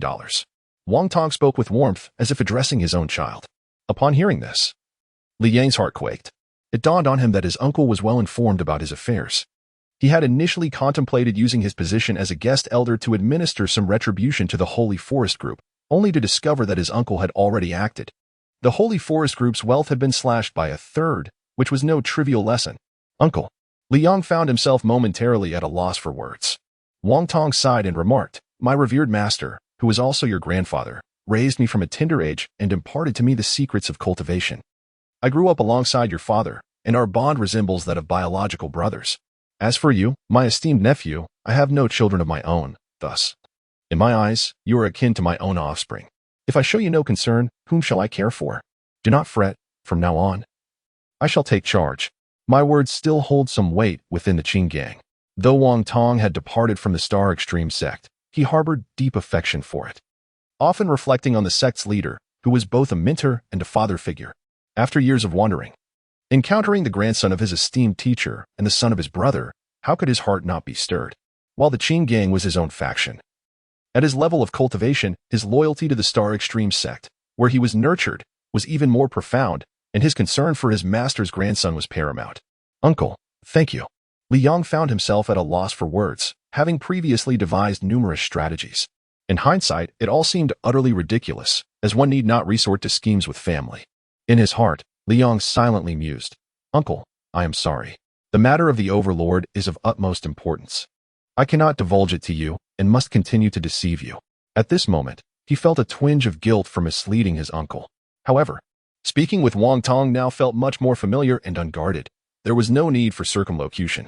In a restaurant in New York, Lin Tianyu, the second young lady of the Lin family, changes her boyfriends as effortlessly as one would change clothes. Yet, she remains the object of countless noble scions who flock to her, for this Lin's second miss is indeed a breathtaking beauty. Few men who have laid eyes upon her can remain unmoved. Dear Kevin, you are truly too good to me, she exclaimed sweetly, lifting a glass of wine and gazing at Kevin. Come, Kevin, let us toast. Kevin, mesmerized by Lin Tianyu's enchanting gaze and the dulcet tones of her voice, felt himself drifting into a euphoric state. Come on, Lin Tianyu pouted, presenting a glass of wine to Kevin's table. It was only then that Kevin snapped back to reality, eagerly reaching for the wine, and, in a moment of boldness, discreetly brushed against Lin Tianyu's delicate, translucent hand. Lin Tianyu shot him a mildly annoyed glance. Yet Kevin was overwhelmed with excitement. What is the cost of a lavish dinner? If it means securing her for a lifetime, I would willingly pay any price, he mused, a possessive thought blossoming in his heart. After their meal, Lin Tianyu nestled against Kevin, and together they stepped out, embarking on a drive to the villa. Oh, Kevin let out a blissful sigh as he felt an overwhelming surge of ecstasy, as if he were soaring through the skies. The dreamlike sensation was simply exquisite. He then relaxed completely, lying back on the bed. Tianyu, you truly are a devil, a temptress who ensnares the very soul, Kevin murmured, gazing at Lin Tianyu. Sprawled upon his chest, her alluring form captivating him utterly. Lin Tianyu glanced up at him with a slight frown, yet Kevin could discern that she was not truly angry. What shall we do in New York, Kevin? Lin Tianyu inquired, arching her brows slightly. Kevin, filled with exuberance, declared, no matter where it is. As long as you wish to go, I shall take you there. There is no place in New York that I, Kevin, cannot enter. Before the woman he adored, Kevin exuded a bravado akin to a gallant hero. Lin Tianyu immediately burst into a delicate laughter, her body quivering gently against Kevin, causing him to silently revel in the exhilarating sensation. The desire to possess Lin Tianyu entirely intensified within him. Taking a deep breath, Kevin mustered his courage and finally confessed. Tianyu, I wish for you to always be by my side. He was aware of Lin Tianyu's reputation, yet he could not bear the thought of life without her. Suddenly, a sharp slap echoed against Kevin's cheek. Lin Tianyu had risen from his embrace, her expression seemingly furious. That slap had been delivered by her hand. Kevin, I hope you refrain from uttering such words in the future. Kevin gazed at Lin Tianyu in disbelief, astonished by the abruptness of her coldness after their earlier intimacy. Could it be that Lin Tianyu truly could not tolerate the idea of someone wishing to share a lifetime with her? Even now, he could still feel the lingering warmth she had left upon him, coupled with the sting on his cheek, making it difficult for him to accept. Tianyu, how could you? Do you truly intend to never marry? He questioned. Do I, Kevin, not deserve you? Is my Saint Deland family not worthy of your Lin family? A malevolence welled up within Kevin. As the second son of the Saint Deland family, he was accustomed to commanding presence and influence. Indeed, in terms of wealth, his family could not compare to the Lin family. However, the Saint Deland family was an ancient aristocracy in France, holding a position of great esteem. After all, entry into the true aristocratic circle is not solely a matter of riches. Marriage? I have not contemplated it at this moment, but when the time for matrimony arrives, you will certainly be considered. Lin Tianyu's face instantly blossomed with a radiant smile, completely unrecognizable from the icy demeanor she had just displayed. Do not be angry. I was merely momentarily vexed, she said, nestling once more against Kevin's embrace. Hearing her playful tone, the anger from earlier, when she had slapped him, evaporated into thin air. Lin Tianyu's prior coldness, her willingness to strike without hesitation, contrasted sharply with her current beaming smile, revealing her remarkable fickleness. Kevin gazed at the playful Lin Tianyu, silently berating himself for his lack of resolve. Yet, faced with such a captivating beauty, he found it impossible to stand firm. He embraced Lin Tianyu once more, becoming entangled anew in their affectionate exchange. 3 days later, Kevin accompanied Lin Tianyu to a high-end restaurant. Just as they were enjoying their meal, a dashing figure clad in a black suit approached them. Wow, is that Miss Tianyu? Ever since our last gathering, I have been unable to forget you. Daydreaming and night thinking, Oliver exclaimed. "Oh, Oliver, it is indeed you. What a delightful coincidence." Upon catching sight of Oliver, Lin Tianjiao's eyes sparkled with delight. She promptly rose to her feet and approached him, the two sharing an enthusiastic embrace accompanied by a passionate kiss. Witnessing this scene, Kevin's expression instantly shifted. "Tianjiao." Upon hearing his call, Lin Tianjiao shot a glare at Oliver, then remarked, "Received, Oliver. Your kindness truly moves me." With that, she fluttered her large, glistening eyes. "Oh, Miss Tianjiao, I believe I have fallen for you," Oliver declared, fully aware of Lin Tianjiao's character and the most fitting manner of expression. Lin Tianjiao offered a gentle smile before glancing at Kevin, saying, "Kevin, I'm sorry, but I believe we are not suited for each other. It's best we part ways." "Part ways?" Kevin stared blankly at Lin Tianjiao. Just moments ago, their affections had been palpable. And now she was abruptly calling for a breakup. Kevin was a novice in love, despite having had 2 or 3 previous relationships. They had all been pursued by women drawn to his family background. His feelings had been merely physical. Yet, upon encountering Lin Tianjiao, he felt he had discovered true love. Even knowing her past, he yearned to be with her. But now, as for Oliver, Kevin dared not provoke him.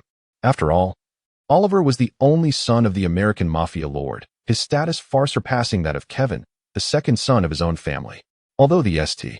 Deland family is considered an ancient lineage, in terms of wealth, it pales in comparison to the Lin family, and in terms of power, it is utterly insignificant when juxtaposed with the American mafia. These venerable families merely enjoy elevated social status. "Begone," Oliver commanded, casting a disdainful glance at Kevin, who he regarded as little more than a mere dog. No, even less than that, for a dog, when provoked, might bite. Could Kevin possibly threaten him? Lin Tianyu seemed to relish Oliver's arrogance, bursting into a melodious laugh as she nestled closer in his embrace. With a beautiful woman in his arms, Oliver's bravado only intensified. "Leave at once," he barked, treating Kevin like a beggar. "How dare you show such impudence?" Oliver seethed with anger when he noticed that his 2 previous reprimands had fallen on deaf ears. He promptly took Lin Tianjiao in his arms and turned away, commanding, "Teach him a lesson he won't forget." No sooner had he spoken than dozens of burly men surged forth, encircling Kevin. His own bodyguards, witnessing the scene, fled in terror. This scoundrel had the audacity to vie for the affections of their young master. He was courting disaster. They mercilessly rained blows upon him, their taunts echoing in the air. In the eyes of the mafia leader's son, an ancient noble scion amounted to nothing. Even as he was mercilessly beaten, Kevin's gaze remained fixed on Lin Tianjiao. Viper. He seethed inwardly, filled with indignation. How could a nobleman such as himself be subjected to such humiliation, battered in broad daylight by a throng of ruffians? This was, without a doubt, a disgrace. From a young age, Kevin had enjoyed a smooth journey through life, but his heart gradually became consumed by an ever-growing anger, ultimately transforming into boundless resentment. At last, the group of burly men departed, leaving Kevin lying motionless on the ground. At that moment, the 2 fleeing bodyguards reappeared and hurriedly helped him to his feet before whisking him away in their vehicle. Though the St. Deland family possessed little influence, it was not a family that could be insulted at will. Seated before his computer, Kevin's face contorted with bitterness as he accessed the webpage of a hitman agency and issued a task to eliminate the second daughter of the Lin family, Lin Tianjiao. With a bounty of $10 million, Kevin cast a resentful glance at the task and muttered, "Although my St. Deland family may not be as wealthy as the Lin family, $10 million is still a trivial sum." Within the confines of Li Yang's villa, Li Yang had just returned from his training beneath the depths of the Hudson River. After refreshing himself in the shower, he opened the Hitman Agency's website to see if any lucrative tasks awaited him. To his astonishment, he discovered that the second daughter of the Lin family was indeed valued highly. Li Yang stared in disbelief at the search results, which revealed a total of 13 tasks, all targeting Lin Tianjiao. Among them, 3 offered bounties exceeding $10 million, while the others were in the $1 million range, culminating in a near-total bounty of $50 million. However, he pondered, given that the bodyguards from Black Magic Security Company should be unable to withstand a super assassin, and with such a generous bounty, why was Lin Tianyu still living so comfortably? A sense of confusion began to settle in Li Yang's mind. Suddenly, Li Yang shook his head and chuckled, saying, "What does it matter? If I can accomplish a task worth $1 billion, how could I possibly fail at something so trivial?" Li Yang exuded confidence. That night, Oliver stood in the shadows of a street, his expression icy. Suddenly, a fleeting shadow appeared, and a man in black emerged beside him. This time, We must leave no survivors. Once the decision to act has been made, hesitation is not an option. The Italian mafia has long sought to deal with us, but they have yet to assert their dominance on American soil. Oliver declared coldly, exuding an aura of lethal intent. My lord, the son of the Italian mafia leader, Stephen, has indeed gone too far. He forcibly took the belle of New York University from us. Fear not, my lord. Stephen, in his arrogance, believes himself untouchable, surrounded only by 3 vampire marquises. This time, we are deploying 6 marquises for a surprise attack, ensuring our ultimate success. The man in black stated with haughty confidence. Very well, but we must be prepared. If Stephen dies, the Italian mafia leader will undoubtedly be furious. We should brace ourselves for his wrath, Oliver replied calmly. The man in black then assured him, rest easy, my lord. The Italian mafia has always sought to eliminate us and has never ceased its assaults. It is a matter of irreconcilable enmity. What of killing the son of their leader? They have been powerless against us for years. Do they truly believe they can turn the tide now? Indeed, you present a valid point. Very well, go ahead. I must attend to my enchanting Miss Tianyu. Upon hearing the words of the man in black, Oliver seemed to attain a newfound clarity. Indeed, the 2 families had long been at odds. So what was there to fear? In that moment, the figure in black flickered and vanished, like a bat darting through the night. Oliver turned and made his way toward the car parked at a distance. My dear Miss Lin Tianyu, I sincerely apologize. You must not have waited too long. Oliver entered the vehicle and flashed a smile at Lin Tianyu. With a playful chuckle, she replied, who knows what you were up to just now?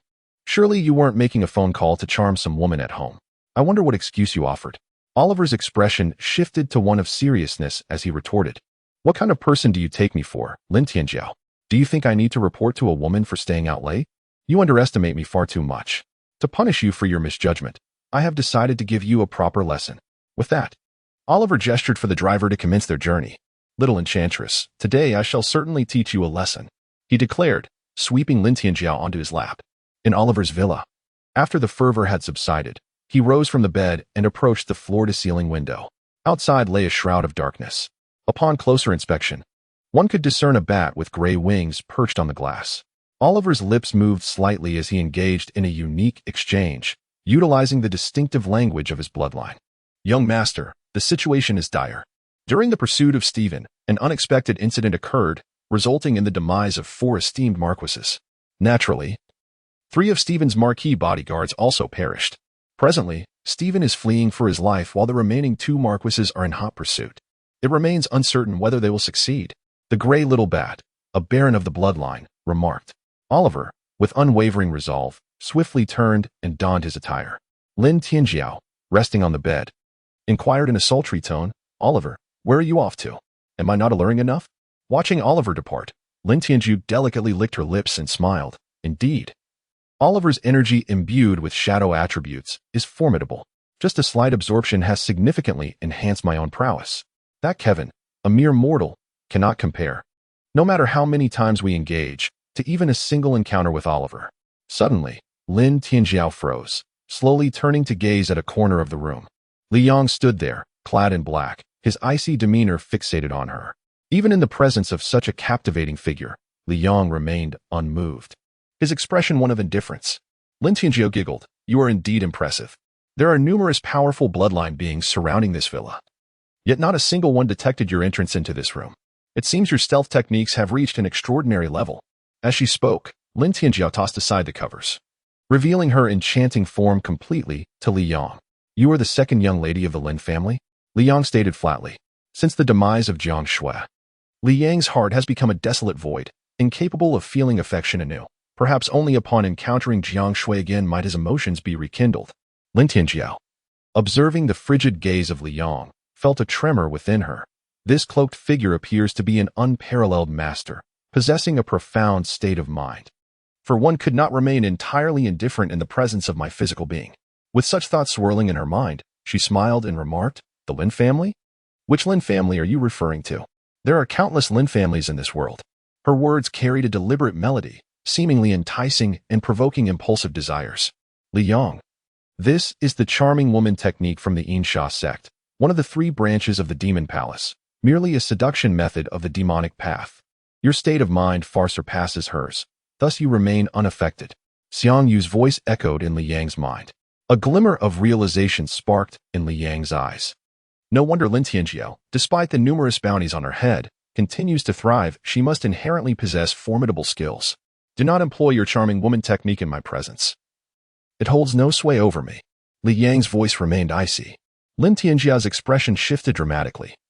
The charming woman technique had been imparted to her by a young man she encountered long ago, a figure shrouded in mystery, with no knowledge of his origins or the sect from which the technique derived. Yet, its effects were undeniable. The more men she engaged with, the more her prowess surged. Now, as a 5th-level master, she knew that once she invoked the charming woman technique, even a 6th-level master would struggle to maintain their true self, succumbing to her allure. Who are you? Lin Tianyu was no longer the picture of confidence she had been moments ago. Now, she was engulfed in fear. The man before her possessed an intimate understanding of her cultivation techniques and remained impervious to her temptations. In terms of offensive power, Lin Tianyu was not particularly formidable, and her only recourse was to flee. In addition to mastering the Chanadafa, she had also learned the art of earth escape, which accounted for her survival thus far. Without delay, Lin Tianyu began to form hand seals. While Li Yang could vanish in an instant, her escape required a moment longer. Showcasing the remarkable nature of celestial escape techniques, Li Yang sneered, "Do not inquire about my identity. You merely need to recognize that I am your harbinger of death." A flash of blade energy flickered in his hand. Lin Tianyu gazed at the terrifying gleam of the blade, her eyes betraying her shock. Yet a thread of solace coursed through her, for she had already initiated her escape technique. With a piercing sound, Li Yang's blade energy punctured the wall of the villa. Yet Lin Tianyu had vanished from the room. Li Yang scoffed. "Escape techniques, huh? Attempting to employ them before me." The escape techniques at his disposal were derived from the celestial scriptures, far surpassing Lin Tianyu's abilities. "Escape," Li Yang commanded, and his figure instantly disappeared, exhibiting a speed that starkly contrasted with Lin Tianyu's earlier efforts. "She is 500 meters to your left." Xiang Yu promptly indicated Lin Tianyu's location. Li Yang's escape was as swift as a phantom, rapidly accelerating underground. Yet Lin Tianyu appeared to match his speed, forcing him to gradually close the distance between them. Suddenly, Lin Tianyu discovered to her astonishment that a vast rocky terrain lay before her, obstructing her path. Without hesitation, she altered her hand seals, switching to the art of metal escape. After traversing the rocky expanse, she transitioned to earth escape. This dual modification of her escape techniques consumed a considerable amount of time. While Li Yang pressed forward relentlessly, showing no sign of pause. A mere 10 meters separated Li Yang from Lin Tianyu, and even he sensed her presence. Surely, the formidable figure in black had been left behind. This escape technique truly proves its worth. It is essential for evasion. Lin Tianyu felt a flicker of relief. But suddenly her expression shifted. She sensed a menacing aura. The presence of the cloaked figure was perilously close. "This is bad. He is right behind me." Lin Tianyu could scarcely fathom how the enemy had managed to close the distance so swiftly. She could feel that the adversary could strike her down at any moment. In the face of impending death, she gritted her teeth and resorted to the terrifying blood escape technique, a desperate maneuver from the Xiang Yu DFA. This dark art indeed contained a remarkably swift means of escape, the blood escape. However, executing this technique required the sacrifice of 1/3 of her blood, an act that would undeniably diminish the practitioner's strength. Yet, at this moment, Lin Tianyu harbored no confidence in confronting the figure in black. She had no choice but to employ the blood escape. Li Yang was taken aback, for Lin Tianyu's speed had inexplicably surged tenfold, far surpassing his own escape techniques. How could this be? No matter, ahead lies the Hudson River. She would have to switch to water escape, which would surely slow her down. Li Yang exuded confidence. But he was left dumbfounded as Lin Tianyu maintained her velocity, plunging straight into the depths of the Hudson River to continue her sprint. This is blood escape. Almost every practitioner of demonic cultivation is familiar with this technique, which involves the expenditure of 1/3 of one's blood to execute a form of escape. Renowned for its life-saving capabilities, Xiang Yu elucidated. Li Yang furrowed his brow and remarked, "Blood escape? Is it truly known by nearly all practitioners of demonic cultivation? But I am a practitioner of the demonic path as well, yet I remain unaware of it." Xiang Yu chuckled. "Haha. The consumption of 1/3 of one's corporeal blood is an undertaking of tremendous harm to the body, indeed a terrifying sacrifice. Moreover, the blood expended is not merely ordinary blood. Even the essence within the heart must be relinquished. For practitioners of demonic cultivation, the heart holds paramount significance, and the essence contained within it is even more vital. To expend 1/3 of it means that this young lady, even if she manages to flee, will suffer a severe decline in her abilities, making future progress exceedingly difficult. What purpose does all this serve? She has already slipped away. Li Yang expressed his resignation. Who said that? With my presence, how could she possibly escape? Alas, your power is simply too feeble to manifest the true prowess of celestial escape techniques. Prepare yourself, for I shall allow you to experience the genuine speed of escape. Xiang Yu laughed heartily, and in that instant, Li Yang felt an overwhelming and terrifying force surge through his entire being. His body, akin to a bolt of lightning, traversed the earth, rocks, and rivers with unparalleled swiftness, a speed magnitudes greater than his own escape technique. At last, they arrived. Lin Tianyu was in room 402 of the hotel above. Within the span of a single breath, Li Yang halted. Room 402. Li Yang offered a faint smile, then directly utilized his escape technique to enter the establishment. This time, my prowess has diminished by at least half. That figure in black is truly terrifying. My charming maiden technique proves ineffective against him. His evasion skills far surpass mine, rendering me completely restrained. Witnessing the initial onslaught of that blade aura, I realized its destructive power greatly exceeds my own. Encountering him is indeed unfortunate. Lin Tianyu sits cross-legged on the bed, immersed in her cultivation, while on the floor lie the lifeless bodies of a man and a woman. Despite her grave injuries, dealing with ordinary individuals is still a trivial matter for Lin Tianyu. You are not merely ruthless. They bear no animosity towards you, yet you still resort to lethal measures. That voice, though seemingly indifferent, resonates in Lin Tianyu's ears like a whisper from the abyss. Instantly filled with dread, she opens her eyes wide. Before her appears a surge of blade aura. Severely injured, Lin Tianyu is unable to react in time, and the blade aura pierces directly through her mind. She dies on the spot. Lin Tianyu, this is merely the interest. Li Yang's figure flickers and he leaps through the window, soaring upwards, reaching the pinnacle of the tavern. Standing atop the tavern, he gazes down upon the entire city. It is now nighttime, yet the city buzzes with life. The throngs below surge restlessly. However, atop this towering edifice, Li Yang feels the chilling night breeze and a sense of solitude. Suddenly, 3 fleeting shadows dart across the rooftop opposite him. Li Yang's eyes brighten, and a smile graces his lips. Blood Clan? Indeed, it appears that Blood Clan experts are engaged in a fierce battle. How intriguing. Li Yang's figure instantly transformed into a wisp of smoke as he pursued, employing the technique of traversing through clouds and mist, his speed surpassing even the 3 lingering shadows ahead.